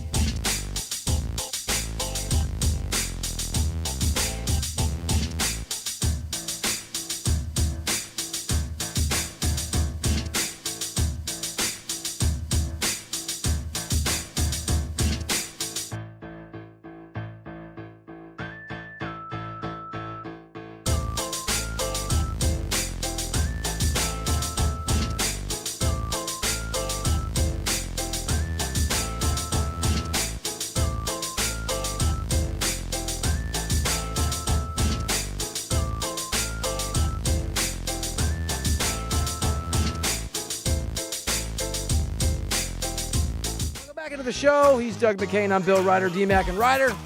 On the new 97.1 The Fan, the voice of LA Sports. You are really good at imitations. And my guess, and it's a guess, is that you can imitate colleagues who cover the Dodgers or work here or just out in the world. You are, because you drop them sometimes. Every now and then, Your Godfather was crazy. Look, it's good times. I don't got a burst yet, though. I'm still working on my burst. You dropped me a couple times, and I haven't liked it. It's a work in progress. It's a good work in progress. My favorite thing about yours is like when you hammer home your like closer, it gets really like you wrap your list around your finger, and I do? It's here we go, because life is beautiful. All right, come next, and How dare you, sir? No, you can slap me. It's all good. No, I deserve every ounce of it. Trust me, I'm aware. It's a pretty good. Are you going to do imitations of our colleagues from D-Fish and Decker and Brock and Alex midday in LA? Because I would pay for that. I would have to work on them. On the side. Who would you do first? Like, what would be the order of easiest to like least easy to imitate? I'd be probably petrified to like do a D-Fish one and him not like it. That would like crush my soul and ruin my childhood. I saw him today, dude. He's such a great guy. All of them. You can't. It's tough to imitate greatness. Told me you hate one of them. I'm just kidding. That's a lot. Yeah, they're all incredible, man. I used to when I had a solo show, I would close every show with like, these two guys worked this week, and one of them did a really good job. And that'd just be the end of the show. It's a good one. That's a bar. I would say, I think Brock would be the easiest. I'm just going to do this for you. Okay. I think Cody's the easiest. Brock's the second easiest. Alex the third easiest, and D-Fish is the hardest because of the sort of star power intimidation factor. It's a pretty solid list. Am I the one you hate? I am, aren't I? By far my favorite. Not even close. Will you do a burst before you do a D-Fish? Probably. How long? Give me like a week. Okay, that's not too bad. Right. But yeah, I got some work to do. I got work cut out for me for sure. I don't like making you feel uncomfortable, so I feel like very out You of don't? That feels like it's like a hobby for you. No, it's a it's tough to make me feel uncomfortable. I'm just trying to channel the gears are turning on. Yeah. Can you? Yeah. What's the best imitation you do of anyone that we would know? Not to do it now, but like drop it like later in the week. Anyone that I would like, someone like personally. It could be a public figure, just someone that we would know. Oh. That's a good question because I don't really rate my impressions. You know what I mean? Yeah. We'll stress test them in the. Okay, cool. We're not on the air. I'm done doing impressions. Just. I'm Doug. It's time. Oh, you want to do it? In a world. Do you want to do the World Cup? Do you want to throw to the World Cup thing? Let's do it. Countdown to the World Cup. I did it right. Did it right. Let's do it right. Yes. Wow. Yay. Yes. Can you get a cheer? I did it right. Great job here. I'm excited. I love these, and our fans love these. I will say that.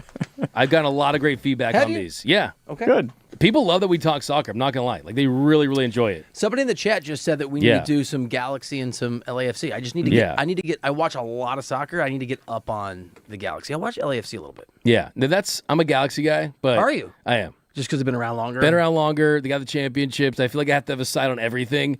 I do like the black and gold colors of the LAFC. I like the environment, the atmosphere, it's a great the bank. stadium. It's a good spot. Bursch, you LAFC? I would be down to go LAFC. Yeah. I've been to the stadium one time. Can we call it a stadium? Nice. Is it? I mean, it's amazing, but is it? It's I guess. Not big enough. Yeah. What's the soccer? I guess soccer pitch. Yeah. The spot. It's an amazing. By the way, it's one of the best venues in LA. LAFC is one of the best venues. You've been there, right, Bursch? Yeah, I saw Slipknot there, actually. Whoa. And we had tickets like top corner, and we got to our seats, and one of the chairs didn't have a seat on it. Like somebody had broken it off. So we went and asked, like, hey, what's the deal? And they're like, oh, okay. So they gave us new tickets, which were basically at like midfield, which the stage was at the end. It was much closer. You're a it was Slipknot awesome. fan. Wow. Fun story. I'm from Iowa. Yeah. They're from Iowa. I lived next to the lead singer of Slipknot for 2 years in a loft in downtown Des Moines. Oh, that's awesome. He wasn't there a lot. I never saw him, and he was loud, but he seemed very nice. All right. World Cup. Poor Taylor. Shout out. This is the countdown to the World Cup. Guys, we're only 3 days away. 3 days away from the World Cup. Can you believe it? It's been a long time coming. Now, before we dive into today's group, the U.S. played their final friendly warm-up. They lost to Germany 2-1 over the weekend. A couple notes here from the match. Germany scored in the second minute. Anthony Jedi Robinson evened it up late in the first half, and we saw a glimpse of what figures to be the team's starting lineup minus Chris Richards, who as of now is expected to go in the team's first match on Friday. You're a big Star Wars fan. Is Robinson your favorite player because his nickname is Jedi? I think so, yeah. By the way, that was a golazo, dude. That goal was... So it was... This, I know it's a friendly. I know it's not the definitive moment for U.S. men's soccer, but it was the best of times. It was the worst of times. It was a Charles Dickens friendly because that goal within 2 minutes is the kind of crap that cannot happen. You cannot, even if the back line's a bit of a worry and a weakness, and we were missing one of our key guys, that was very problematic. That said, Robinson definitely used the force on that goal. It was a corner kick where it kind of came off to him outside the box, the edge of the box, and he just one-timed it right up. I mean, that ball moved like a Roki Sasaki.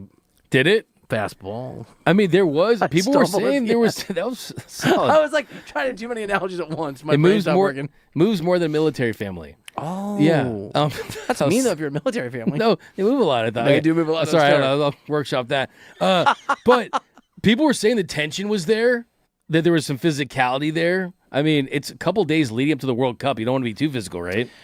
Yeah, I mean, there was. I'll have to do the recall, but some very important player just got hurt in a friendly over the weekend for a team that exists in the world. But again, my brain stopped working. Most people, and I think our boss Andrew, who knows soccer, who knows the beautiful game extremely well, other than his incorrect assessment of a couple of my World Cup for Dummies things, thought they played really, really well. I thought they played really, really well other than that first goal, but that first goal made me really nervous, even though it's a friendly, because that is the amateur hour stuff that can cost you a game in the World Cup. Can't have that. Can't have it. Well, let's dive into today's group here. This is Group J. So that is Austria, ranked 24th in the FIFA World Rankings. Sure. Algeria, 28th. Jordan, 63rd.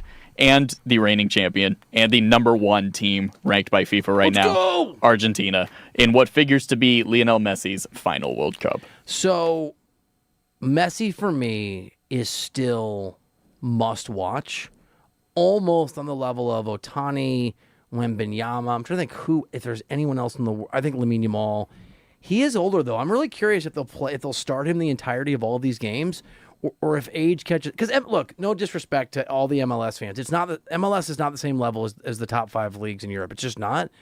A part of me kind of wants them to save Messi for the 60th minute, just to come and be a super sub. But maybe that's sacrilegious. That's wild. I mean, I know that I would hate to see that because I want to see as much Messi as I can for however long he wants to play. As you point out, it feels like that is kind of the big thing. Just how much does he have left? He's 38. Does look like their attack is on the younger side. We got Martinez, you got Alvarez. They're still a pretty stacked roster. You got to feel pretty good about him, right? Guys will run for him. He's still a difference maker. He still does things for Inter Miami where it's just the physics of what he does with a soccer ball are still amazing. Oh my God. So I hate, just full disclosure, guys, I hate Ronaldo. I just hate him so much. I hate him more than Mbappe. I hate him more than Chris Paul, whoever you want to point to. I don't know why. I just do. If Messi wins another World Cup, Cristiano Ronaldo might just combust and turn to dust. I feel like you hate Ronaldo as much as you love Messi. I do. They're very much, those things are very much linked. And the thing is, I actually like the Portuguese national team. I like a lot of their players. Like I like that team, but I can't root for them I want Portugal to win a World Cup the first time that that would be pretty satisfying. It would be very satisfying. Yeah, I think it was an interview last November where he discredited and diminished the importance of the World Cup, calling it a 7-game tournament or whatever it is. Like, right. You can't do that. You cannot do that. You're disrespecting Pele. You're disrespecting Maradona. You're disrespecting yourself. Yeah, and that's the thing. I mean, the NBA and the Dream Team stuff is cool, and there's the World Baseball Classic, all these international. Nothing touches what the World Cup is. Nothing. It's literally in a class all by itself. This is what you dream of when you're a young soccer player. I imagine it's Champions League and World Cup, right? Those are the two things. And maybe Premier League, La Liga, and things like that. But this is what you dream of. This is its own level. This is like winning the World Series and the World Baseball Classic in one fell swoop. Yeah. Fell swoop. What does fell swoop mean? It's a Shakespearean term. Okay. Is it like, I think it's from... is it a sword? I forgot. I remember I looked this up one time. Come back to me. All right. I don't know. I used it like I did. It's from Macbeth. Macbeth, there it is. There you go. There you go. What does it mean, so are the witches. Well, see, there's that swoop, and you fell, and you swooped and fell. Yeah. Back to Argentina here. So it's not just Messi. Julian Alvarez is a rising star in the sport, and Lautaro Martinez is outstanding, and Enzo Fernandez is also among the many talented players supporting Messi on this squad. Sorry, I went to fell swoop. This is really dark. When Macduff learns that his entire family and all of his servants have been brutally killed, he compares the killer to a bird of prey swooping down and wiping out his whole family in one go. A fell swoop. Yeah. Macbeth is some dark stuff. Act 4. What Macbeth does to everybody is what Argentina is going to do to the teams in this group. They're just going to absolutely just I think they're cruise. I think they're going to die from the sky with their talons and just destroy Austria, Algeria, and Jordan for some of the reasons that Bursch just told us. Julian Alvarez, who plays for Atletico Madrid, is a world-class striker who actually runs and presses. It's part of the reason you can carry Messi. You'd carry Messi, of course, but Messi gets to walk backwards if he wants to. Lautaro Martinez is a goal-scoring machine. I mean, these guys are... Enzo Fernandez is good. I mean, you noted something... God, I cannot wait for these games to start. Dude, you don't really think that Brazil has a chance against Argentina, do you? Of course I do. Oh my you got to God. believe. So much better. You got to believe. I would do anything for Brazil to win, and our guy too. Why? Neymar? Vinny. Oh, Vinny's the worst. If Vinny got hurt, which I'm not rooting for, I might root for Brazil. It's already out there. No, I already clipped it. Oh, we did? Okay. I don't know. What did you say that one time? Oh, AI! Oh, there you go. It was a deep fake. It's a deep fake. Deep fake. Okay. Well, Austria is seen as the second best team in this group. They bring a fast-paced tactical style to this tournament. My sort of take on this is they bring a fast-paced tactical style to this tournament. You know what I'm saying?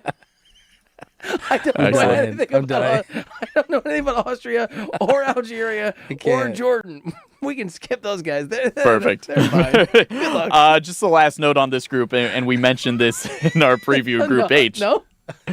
I was just gonna say they bring a fast-paced tactical style. You stole the words right out of my mouth. I was just kidding. I mean, Doug, wouldn't you say that Algeria is a physical team and they could easily contend for the second spot in this group? I second that. Okay, Ditto. good. Also, Jordan, it's their first World Cup. Good for them. So, by the way, quick, sorry to interrupt you. It's Jordan's first World Cup. That's right. Wow, well done. Thank you. But yes, as we mentioned when we previewed Group H, the winner of this group plays the runners-up of Group H. The runners-up of Group H plays the winner of this. The winner of Group H plays the runners-up of this group. So Group H that's likely Spain and Uruguay. So it creates a potential round of 32 matchup between maybe, if things fall right, Spain and Argentina at SoFi. The round winner of that game, if that were to happen, I would take to win the World Cup. And I know that there's still France and Brazil and England and Germany out there. I'll give you how this happens, and I don't want it to happen as a Barcelona fan. Lamine Yamal's been injured, hasn't played for many weeks. They're bringing him back from a hamstring injury earlier than they were supposed to. If he gets hurt, and Uruguay plays really well, there's a world where Spain could stumble. They should still win even without Lamine Yamal. Spain versus Argentina would be crazy. That would be as box office as you could possibly get. Can we get tickets? Where would it be played? In LA. In LA? Jeez. At SoFi. Unreal. Those tickets. Press passes, please. Are those going to be as much as Knicks tickets? I don't know. I think not that much, but well, the thing is, so I don't know what the capacity they're doing with SoFi. It's got to be above 60K for a World Cup game. I mean, Madison Square Garden, you're at the 20,000 range. So just from that alone, but you're going to see some big time. I mean, I'd say the cheapest to get in would probably be 2K at least. Do you have a hookup? Yeah. You have to connect. Well, let's go there and air quotes cover the game as journalists for 97 with a Fan. Well, I will bring this kind of insight if any of the FIFA people are listening. I don't know if they know this, but Jordan is in their first World Cup. First World Cup, their FIFA World ranking is 63rd. So, yeah, I mean, it's kind of we're the happy to be here type, right? I mean, it's a tough group. I mean, Jamal Salami, their head coach, I think has put them in a position where you're going to optimize the roster you do have, but you got Argentina. You got the big dogs, man. 19 World Cup appearances for Argentina. It's amazing. Last question here on DMAC and Reiter before we get to the Rooter Hero of the Day. Do you want our boss to be listening right now? Absolutely. This is Soccer Insight. Me too. Expertise. I mean, we're just ready. It's kind of one of those things. It feels like we're at the end of the practice shows before we start the real shows with the preview. Like the World Cup, we're so ready for it to start. We're so ready for the games to get going, but you got to get ready for it, and that's what the countdown of the World Cup provides. If I could redo the nominations for the Reiter Hero of the Day, I would nominate you for that analysis, but I can't, so we'll just have to reveal the actual winners. Me too. I put myself on there too. Yeah. We're all on there. We're all Berkshire Hero too, but not the Reiter Hero of the Day. We will give you the winner. There's still time to vote at the Fan LA, next on DMAC and Reiter.